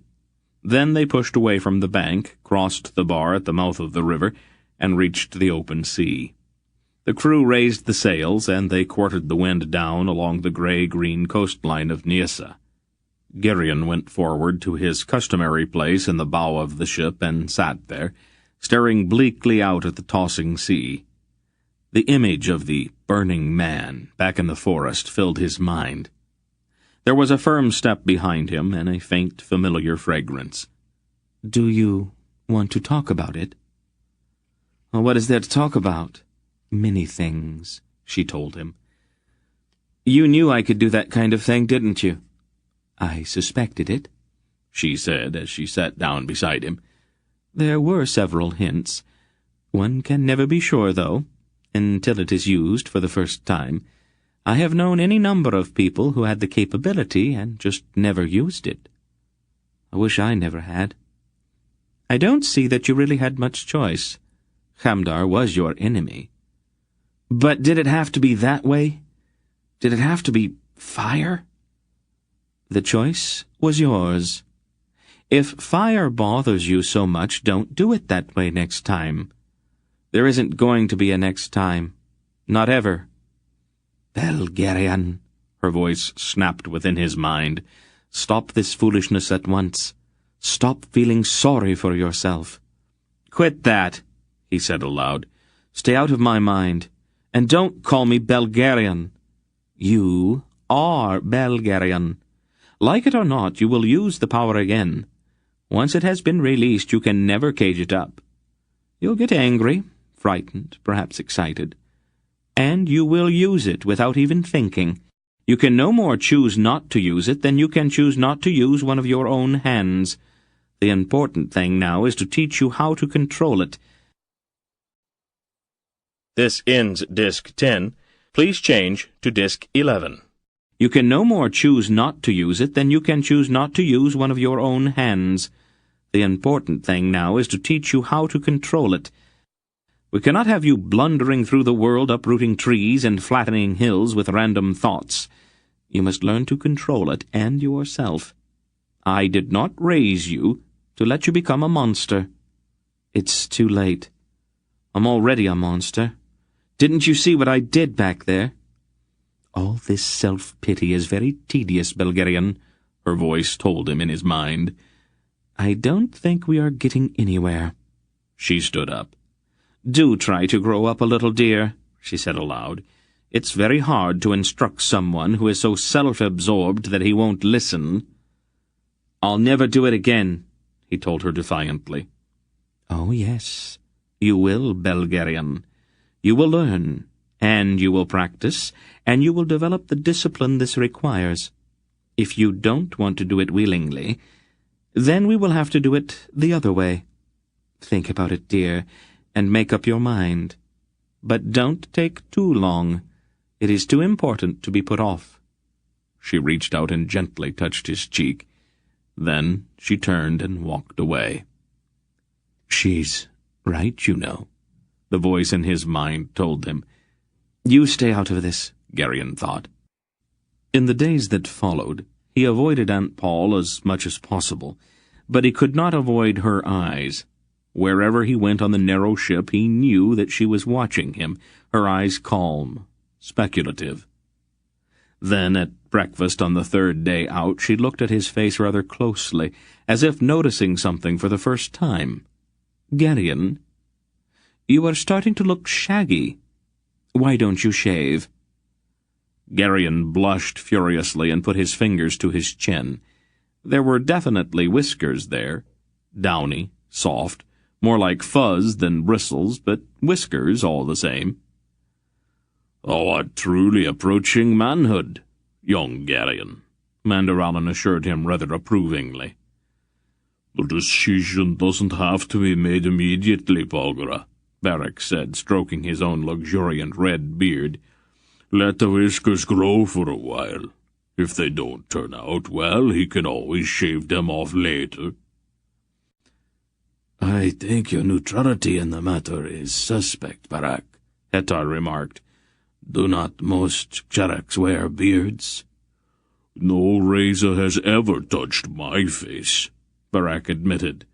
"But I just don't think it's the sort of thing to rush into. It is very hard to stick whiskers back on if you decide later that you wanted to keep them after all." "I think they are kind of funny," Tinedra said. Before Geryon could stop her, she reached out 2 tiny fingers and tugged the soft down on his chin. He winced and blushed again. "They come off," Aunt Paul ordered firmly. Wordlessly, Dernick went below deck. When he came back, he carried a basin, a chunk of brown-colored soap, a towel, and a fragment of mirror. "It isn't really hard, Geryon," he said, putting the things on the table in front of the young man. Then he took a neatly folded razor out of a case at his belt. "Just have to be careful not to cut yourself, that's all. Whole secret is not to rush." "Pay close attention when you are near your nose," Hetar advised. "A man looks very strange without a nose." The shaving proceeded with a great deal of advice, and on the whole it did not turn out too badly. Most of the bleeding stopped after a few minutes, and aside from the fact that his face felt as if it had been peeled, Geryon was quite satisfied with the results. "Much better," Aunt Paul said. "You'll catch cold in his face now," Barak predicted. "Will you stop that?" she told him. The coast of Nyissa slid by on their left, a blank wall of tangled vegetation, festooned with creepers and long tatters of moss. Occasional eddies in the breeze brought the foul reek of the swamps out to the ship. Geryon and Tinedra stood together in the prow of the ship, looking toward the jungle. "What are those?" Geryon asked, pointing at some large things with legs slithering around on a mud bank along a stream that emptied into the sea. "Crocodiles," Tinedra answered. "What's a crocodile?" "A big lizard." "Are they dangerous?" "Very dangerous. They eat people. Haven't you ever read about them?" "I can't read," Geryon admitted without thinking. "What?" "I can't read," Geryon repeated. "Nobody ever taught me how." "That is ridiculous." "Well, it's not my fault," he said defensively. She looked at him thoughtfully. She had seemed almost half afraid of him since the meeting with Kamdar, and her insecurity had probably been increased by the fact that, on the whole, she had not treated him very well. Her first assumption, that he was only a servant boy, had gotten their whole relationship off on the wrong foot, but she was far too proud to admit that initial mistake. Geryon could almost hear the little wheels clicking around in her head. "Would you like to have me teach you how?" she offered. It was probably the closest thing he'd ever get to an apology from her. "Would it take very long?" "Well, that depends on how clever you are." "When do you think we could start?" She frowned. "I've got a couple of books, but we'll need something to write on." "I don't know that I need to learn how to write. Reading ought to be enough for right now." She laughed. "They're the same thing, you goose." "I didn't know that," Geryon said, flushing slightly. "I thought—" He floundered with the whole idea. "I guess I've never really thought about it," he concluded lamely. "What sort of thing do we need to write on?" "Parchment is the best, and a charcoal stick to write with so we could rub it off and write on the parchment again." "I'll go talk to Dernick. He'll be able to think of something." Dernick suggested sailcloth and a charred stick. Within an hour, Geryon and Tinedra were sitting in a sheltered spot in the bow of the ship, their heads close together over a square of canvas nailed to a plank, Geryon glanced up once and saw Aunt Paul not far away. She was watching the two of them with an indecipherable expression. Then he lowered his eyes again to the strangely compelling symbols on the canvas. His instruction went on for the next several days. Since his fingers were naturally nimble, he quickly picked up the trick of forming the letters. No, Zenedra said one afternoon. You have spelled it wrong, used the wrong letters. Your name is Geryon, not Belgarian. He felt a sudden chill and looked down at the canvas square. The name was spelled out quite clearly. Bulgarian. He looked up quickly. Aunt Paul was standing where she usually stood, her eyes on him as always. "Stay out of my mind," he snapped the thought at her. "Study hard, dear," her voice urged him silently. "Learning of any kind is useful, and you have a great deal to learn. The sooner you get the habit, the better." Then she smiled, turned, and walked away. The next day, Greldic's ship reached the mouths of the River of the Serpent in central Naissa, and his men struck the sail and set their oars into the locks along the sides of the ship in preparation for the long pull-up river to Stithistor. Chapter 24. There was no air. It seemed as if the world had suddenly been turned into a vast, reeking pool of stagnant water. The River of the Serpent had 100 mouths, each creeping sluggishly through the jellied muck of the delta, as if reluctant to join the boisterous waves of the sea. The reeds which grew in that vast swamp reached a height of 20 feet, and were as thick as woven fabric. There was a tantalizing sound of a breeze brushing the tops of the reeds, but down among them, all thought or memory of breeze was lost. There was no air. The delta steamed and stank beneath a sun that did not burn so much as boil. Each breath seemed to be half water. Insects rose in clouds from the reeds and settled in mindless gluttony on every inch of exposed skin, biting, feeding on blood. They were a day and a half among the reeds before they reached the first trees, low, scarcely more than bushes. The main river channel began to take shape as they moved slowly on into the Naisian heartland. The sailors sweated and swore at their oars, and the ship moved slowly against the current, almost as if she struggled against a tide of thick oil that clung to her like some loathsome glue. The trees grew taller, then immense. Great gnarled roots twisted up out of the ooze along the banks like grotesquely misshapen legs, and trunks vast as castles reached up into the steaming sky.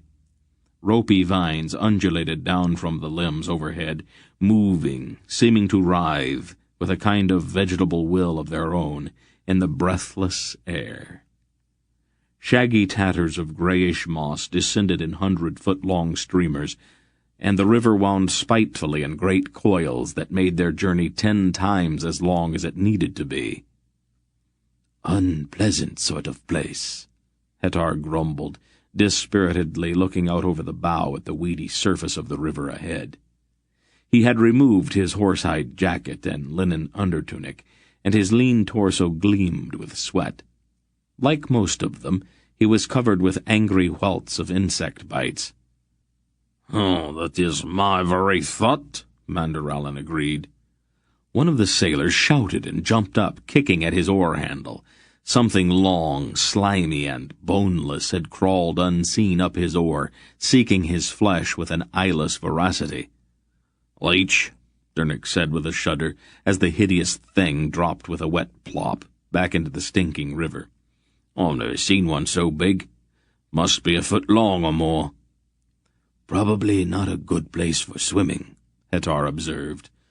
"I wasn't considering it," Dernick said. Good." Aunt Paul, wearing a light linen dress, came out of the cabin beneath the high stern where Greldick and Barak were taking turns at the tiller. She had been caring for Zenedra, who had drooped and wilted like a flower in the brutal climate of the river. "Can't you do something?" Geryon demanded of her silently. About what? She thought back. All of this. He looked around helplessly. What do you want me to do? Drive off the bugs, if nothing else. Why don't you do it yourself, Belgarian? He set his jaw. No. It was almost a silent shout. It isn't really very hard. No. She shrugged and turned away, leaving him seething with frustration. It took them 3 more days to reach Seierstad. The city was embraced in a wide coil of the river, and was built of black stone. The houses and buildings were low, and for the most part were windowless. In the center of the city, a vast pile of buildings rose with strangely shaped spires and domes and terraces, oddly alien-looking. Wharves and jetties poked out into the turbid river, and Greldick guided his ship toward one which was much larger than the rest. "We have to stop at customs," he explained. "Inevitably," Dernick said. The exchange at customs was brief. Captain Greldick announced that he was delivering the goods of Redak of Boktor to the Drasnian trade enclave. Then he handed a jingling purse to the shaven-headed customs official, and the ship was allowed to proceed without inspection. "You owe me for that, Barak," Greldick said. "The trip here was out of friendship, but the money's something else again." "Write it down someplace," Barak told him. "I'll take care of it when I get back to Valalon." "If you ever get back to Valalon," Greldick said sourly. "I am sure you'll remember me in your prayers then. I know you pray for me all the time anyway, but now you've got a bit more incentive." "Is every official in the whole world corrupt?" Dernick demanded irritably. "Doesn't anyone do his job the way it's supposed to be done without taking bribes?" "The world would come to an end if one of them did," Hettar replied. "You and I are too simple and honest for these affairs, Dernick. We are better off leaving this kind of thing to others." "Oh, it's disgusting, that's all." "That may be true, but I am just as happy that the customs man did not look below decks. We might have had some trouble explaining the horses." The sailors had backed the ship into the river again, and rowed toward a series of substantial wharves. They pulled up beside the outer wharf, shipped their oars, and looped the hawsers around the tar-blackened pilings of a mooring spot. "You can't moor here," a sweaty guard told them from the wharf. "This is for Drasnian ships." "I'll moor any place it suits me," Greldick said shortly. "I'll call out the soldiers," the guard threatened. He took hold of one of their hawsers and pulled out a long knife. "If you cut that rope, friend, I'll come down there and tear off your ears," Greldick warned. "Go ahead and tell him," Barak suggested. "It's too hot for fighting." "My ship is carrying Drasnian goods," Greldick told the guard on the wharf, "belonging to a man named Redak from Boktor, I think." "Oh," the guard said, putting away his knife. "Why didn't you say so in the first place?" "Because I didn't like your attitude. Where do I find the man in charge?" "Droblek. His house is just up that street past the shops. It is the one with the Drasnian emblem on the door." "I've got to talk with him," Greldick said. "Do I need a pass to go off of this wharf? I've heard some strange things about Seierstad." "You can move around inside the enclave," the guard informed him. "You only need a pass if you want to go into the city." Greldick grunted and went below. A moment later he came back with several packets of folded parchment. "Do you want to talk to this official?" he asked Aunt Paul. "Or do you want me to take care of it?" "We had better come along," she decided. "The girl is asleep. Tell your men not to disturb her." Greldick nodded, and spoke briefly to his first mate. The sailors ran a plank across to the wharf, and Greldick led the way ashore. Thick clouds were rolling in overhead, darkening the sun. The street, which ran down to the wharf, was lined on both sides with shops of Drasnian merchants, and Naissans moved torpidly from shop to shop, stopping now and then to haggle with the sweating shopkeepers. The Nissen men all wore loose-fitting robes of a light, iridescent fabric, and their heads were all shaved, completely bald.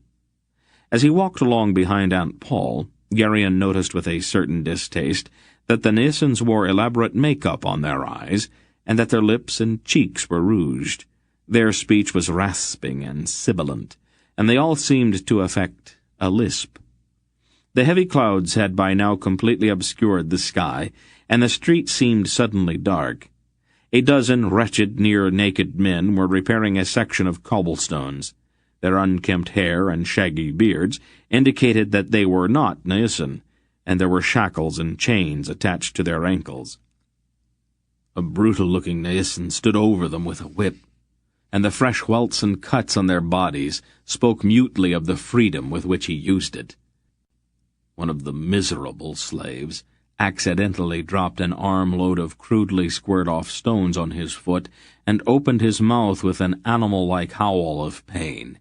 With horror, Geryon saw that the slave's tongue had been cut out. "They reduce men to the level of beasts," Mandorellan growled, his eyes burning with a terrible anger. "Why has this cesspool not been cleansed?" "It was once," Beric said grimly, "just after the Naissans assassinated the Raven King. The Alliance came down here and killed every Naissan they could find." "Their numbers appear undiminished," Mandorellan said, looking around. Beric shrugged. "It was 1,300 years ago.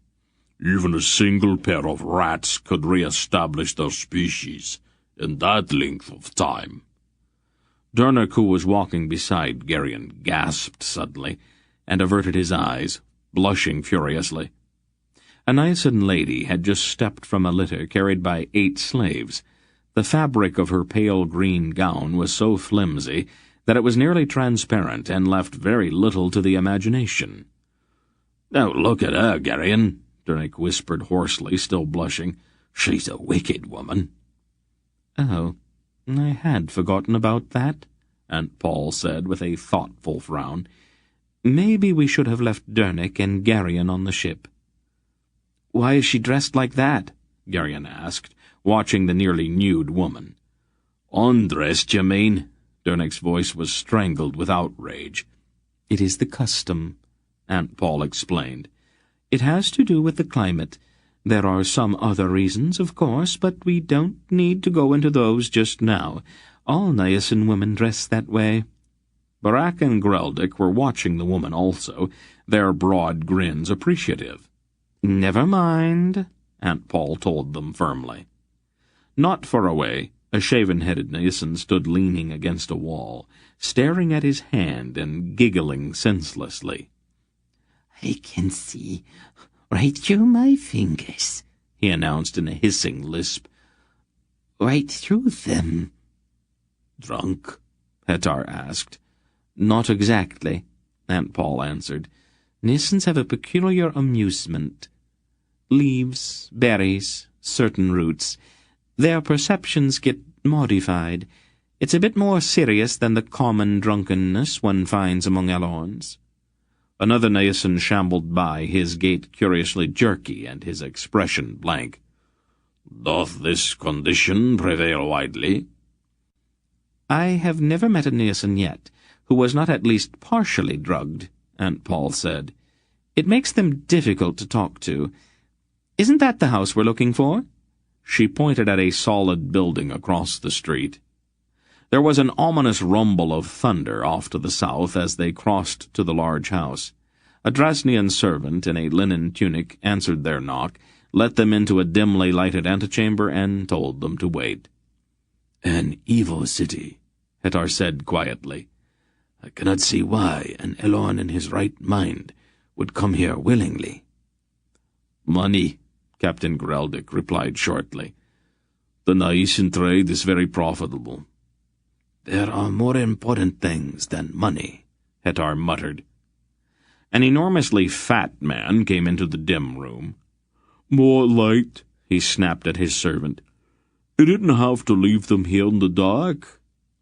"You said that the lamps just made it hotter," the servant protested in a surly tone. "I wish you'd make up your mind." "Never mind what I said, just do as I say." "The climate's making you incoherent, Drublick," the servant noted acidly. He lit several lamps and left the room, muttering to himself. "Trasnians. They make the world's worst servants," Drublick grumbled. "Shall we get down to business?" He lowered his vast bulk into a chair. The sweat rolled continually down his face and into the damp collar of his brown silk robe. "My name is Greldick," the bearded seaman said. "I've just arrived at your wharves with a shipload of goods belonging to the merchant Redek of Boktor." He presented the folded packets of parchment. Drublick's eyes narrowed. "I didn't know that Redek was interested in the southern trade. I thought he dealt mostly in Sundaria and Arindia." Greldick shrugged indifferently. "I didn't ask him. He pays me to carry his goods in my ship, not to ask questions about his business." Drublick looked at them all, his sweating face expressionless. Then his fingers moved slightly. "Is everything here what it seems to be?" The Drasnian secret language made his fat fingers suddenly nimble. "Can we speak openly here?" Aunt Paul's fingers replied. Her gestures were stately, somehow archaic. There was a kind of formality to her movements that Garyon had not seen in the signs made by others. "As openly as any place in this pest hole," Drublick replied. "You have a strange accent, lady. There's something about it that seems I should remember it." "I learned the language a very long time ago," she replied. "You know who Redek of Boktor really is, of course." "Naturally," Drublick said aloud. "Everyone knows that. Sometimes he calls himself Ambar of Kotu, when he wants to have dealings that are not, strictly speaking, legitimate." "Shall we stop fencing with each other, Drublick?" Aunt Paul asked quietly. "I am quite certain you received instructions from King Hrodar by now. All of this dancing about is tiresome." Drublick's face darkened. "I'm sorry. I'll need a bit more in the way of, verification." "Don't be an idiot, Drublick," Barak rumbled at the fat man. "Use your eyes. You're an Elon. You know who the lady is." Drublick looked suddenly at Aunt Paul, his eyes going very wide. "It's not possible," he gasped. "Would you like to have her prove it to you?" Hetar suggested. The house shook with a sudden crash of thunder. No, Drublick refused hastily, still staring at Aunt Paul. "It just never occurred to me. I just never—" He floundered with it. "Have you heard from Prince Keldar or my father?" Aunt Paul asked. "Your father? You mean, is he involved in this too?" "Really, Drublick, don't you believe the communications King Hrodar sends you?" Drublick shook his head like a man trying to clear his mind. "I'm sorry, Lady Balgara.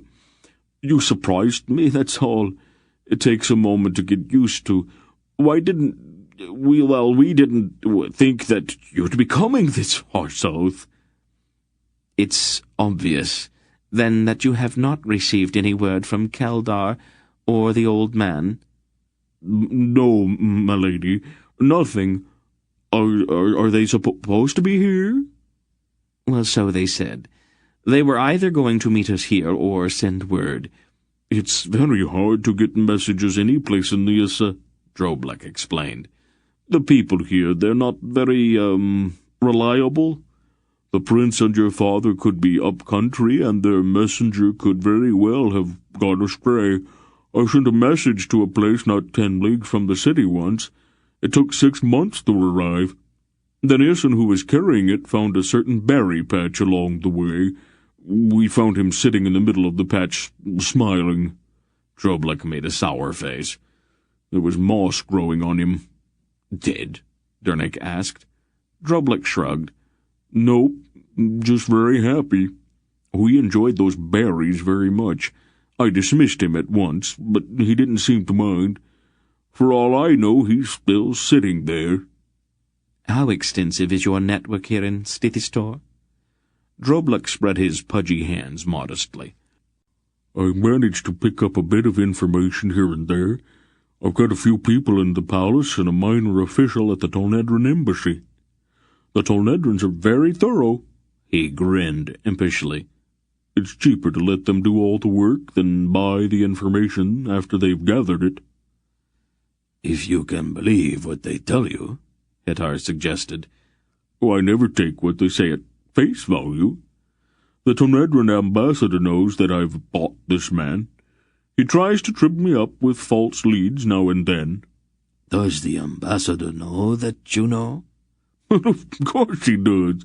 But he doesn't think that I'm aware of the fact that he knows that I know." He laughed again. "It's all terribly complicated, isn't it?" "Most Drasnian games usually are," Barak observed. "Does the name Zadar mean anything to you?" "I've heard it, naturally." "Has he been in touch with Salmisra?" Drobluk frowned. Couldn't say for sure. I haven't heard that he has. But that doesn't mean that he hasn't. This is a murky sort of place, and Salmisra's palace is the murkiest spot in the whole country. You wouldn't believe some of the things that go on there." "Oh, I'd believe them. And probably things you have not even begun to guess." She turned back to the others. "I think we are at a standstill. We cannot make any kind of move until we hear from Silk and the old wolf." "Could I offer you my house?" Drobluk asked. "I think we will stay on board Captain Greldik's ship," she told him. "As you say, this is a murky place, and I am sure that the Tolnedran ambassadors bought a few people in your establishment." "Naturally. But I know who they are." "We'd better not chance it. There are several reasons for our avoiding Tolnedrans just now. We'll stay aboard the ship and keep out of sight. Let us know as soon as Prince Keldor gets in touch with you." "Of course. You'll have to wait until the rain lets up, though. Listen to it." There was the thundering sound of a downpour on the roof overhead. "Will it last long?" Dernick asked. Drobluk shrugged. An hour or so, usually. It rains every afternoon during this season." "I imagine it helps to cool the air." Not significantly. Usually it just makes things worse."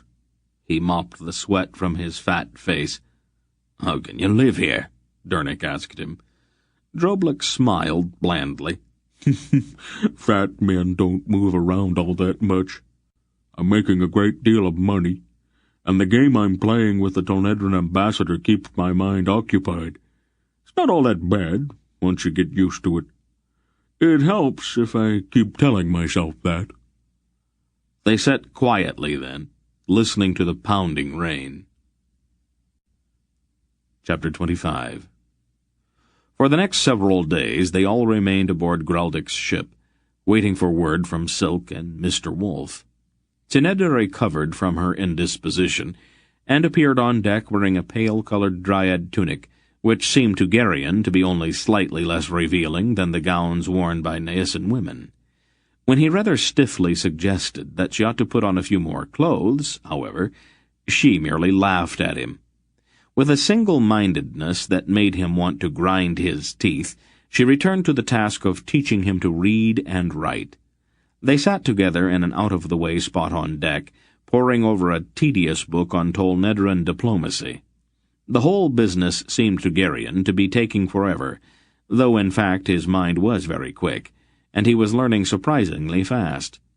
Tinedra was too thoughtless to compliment him, though she seemed to await his next mistake almost breathlessly, delighting, it seemed, in each opportunity to ridicule him. Her proximity and her light, spicy perfume distracted him as they sat close beside each other, and he perspired as much from their occasional touch of hand or arm or hip as he did from the climate. Because they were both young, she was intolerant, and he was stubborn. The sticky, humid heat made them both short-tempered and irritable, so the lessons erupted into bickering more often than not. When they arose one morning, a black, square-rigged Naesan ship rocked in the river current at a nearby wharf. A foul, evil kind of reek carried to them from her on the fitful morning breeze. "What is that smell?" Geryon asked one of the sailors. "Slaver," the sailor answered grimly, pointing at the Naesan ship. "You can smell them 20 miles away when you're at sea." Geryon looked at the ugly black ship and shuddered. Barak and Mandralan drifted across the deck and joined Geryon at the rail. "Looks like a scow," Barak said of the Naesan ship, his voice heavy with contempt. He was stripped to the waist, and his hairy torso ran with sweat. "It's a slave ship," Geryon told him. Smells like a open sewer," Barak complained. "A good fire would improve it tremendously." "Oh, sorry trade, my lord Barak," Mandralan said. "This hath dealt in human misery for untold centuries." "Is that a Drasnian wharf?" Barak asked with narrowed eyes. "No," Geryon answered. "The sailors say that everything on that side is Naesan." That's a shame," Barak growled. A group of mail-shirted men in black cloaks walked out onto the wharf where the slave ship was moored and stopped near the vessel's stern. "Uh-oh," Barak said. "Where is Hetar?" "He's still below. What's the matter?" "Keep an eye out for him. Those are Murgos." The shaven-head Naesan sailors pulled open a hatch on their ship and barked a few rough orders down into the hold.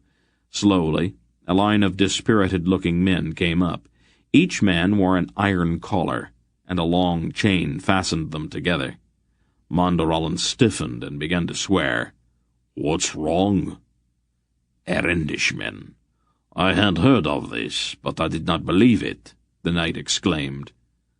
"Heard of what?" "An ugly rumour hath persisted in Arindia for some years." Mandralan was answering with his face white with rage. "We are told that some of our nobles have upon occasion enriched themselves by selling their serfs to the Naesians." "Looks like it's more than a rumor." "There," Mandralan growled. "See that crest upon the tunic of that one there? It is the crest of Votaral. I know the Baron of Votaral for a notorious spendthrift, but had not thought him dishonourable. Upon my return to Arindia, I will denounce him publicly." "What good is that going to do?" "He will be forced to challenge me. I will prove his villainy upon his body." Barak shrugged. "Serf or slave? What is the difference?" "Those men have rights, my lord," Mandralan stated. "Their lord is required to protect them and care for them. The oath of knighthood demands it of us. This vile transaction hath stained the honour of every true Arindish knight. I shall not rest until I have bereft that foul baron of his miserable life." "Interesting idea. Maybe I'll go with you." Hetar came up on deck, and Barak moved immediately to his side and began talking quietly to him, holding one of his arms firmly. "Make them jump around a bit," one of the Murgos ordered harshly. "I want to see how many are lame." A heavy-shouldered Naesan uncoiled a long whip and began to flick it deftly at the legs of the chained men. The slaves began to dance feverishly on the wharf beside the slave ship. "Dog's blood," Mandralan swore, and his knuckles turned white as he gripped the railing. "Easy," Geryon warned. "Aunt Paul says we're supposed to stay pretty much out of sight." "It cannot be borne," Mandralan cried. The chain that bound the slaves together was old and pitted with rust. When one slave tripped and fell, a link snapped and the man found himself suddenly free. With an agility born of desperation, he rolled quickly to his feet, took 2 quick steps, and plunged off the wharf into the murky waters of the river. "This way, man!" Mandaralin called to the swimming slave. The burly Nason with the whip laughed harshly and pointed at the escaping slave. What? He told the Murgos. Stop him, you idiot, one of the Murgos snapped. I paid good gold for him. It's too late. The Nason looked on with an ugly grin. What? The swimming man suddenly shrieked and sank out of sight. When he came up again, his face and arms were covered with the slimy, foot-long leeches that infested the river. Screaming, the struggling man tore at the writhing leeches, ripping out chunks of his own flesh in his efforts to pull them off. The Murgos began to laugh. Garion's mind exploded. He gathered himself with an awful concentration, pointed one hand at the wharf just beyond their own ship, and said, "Be there."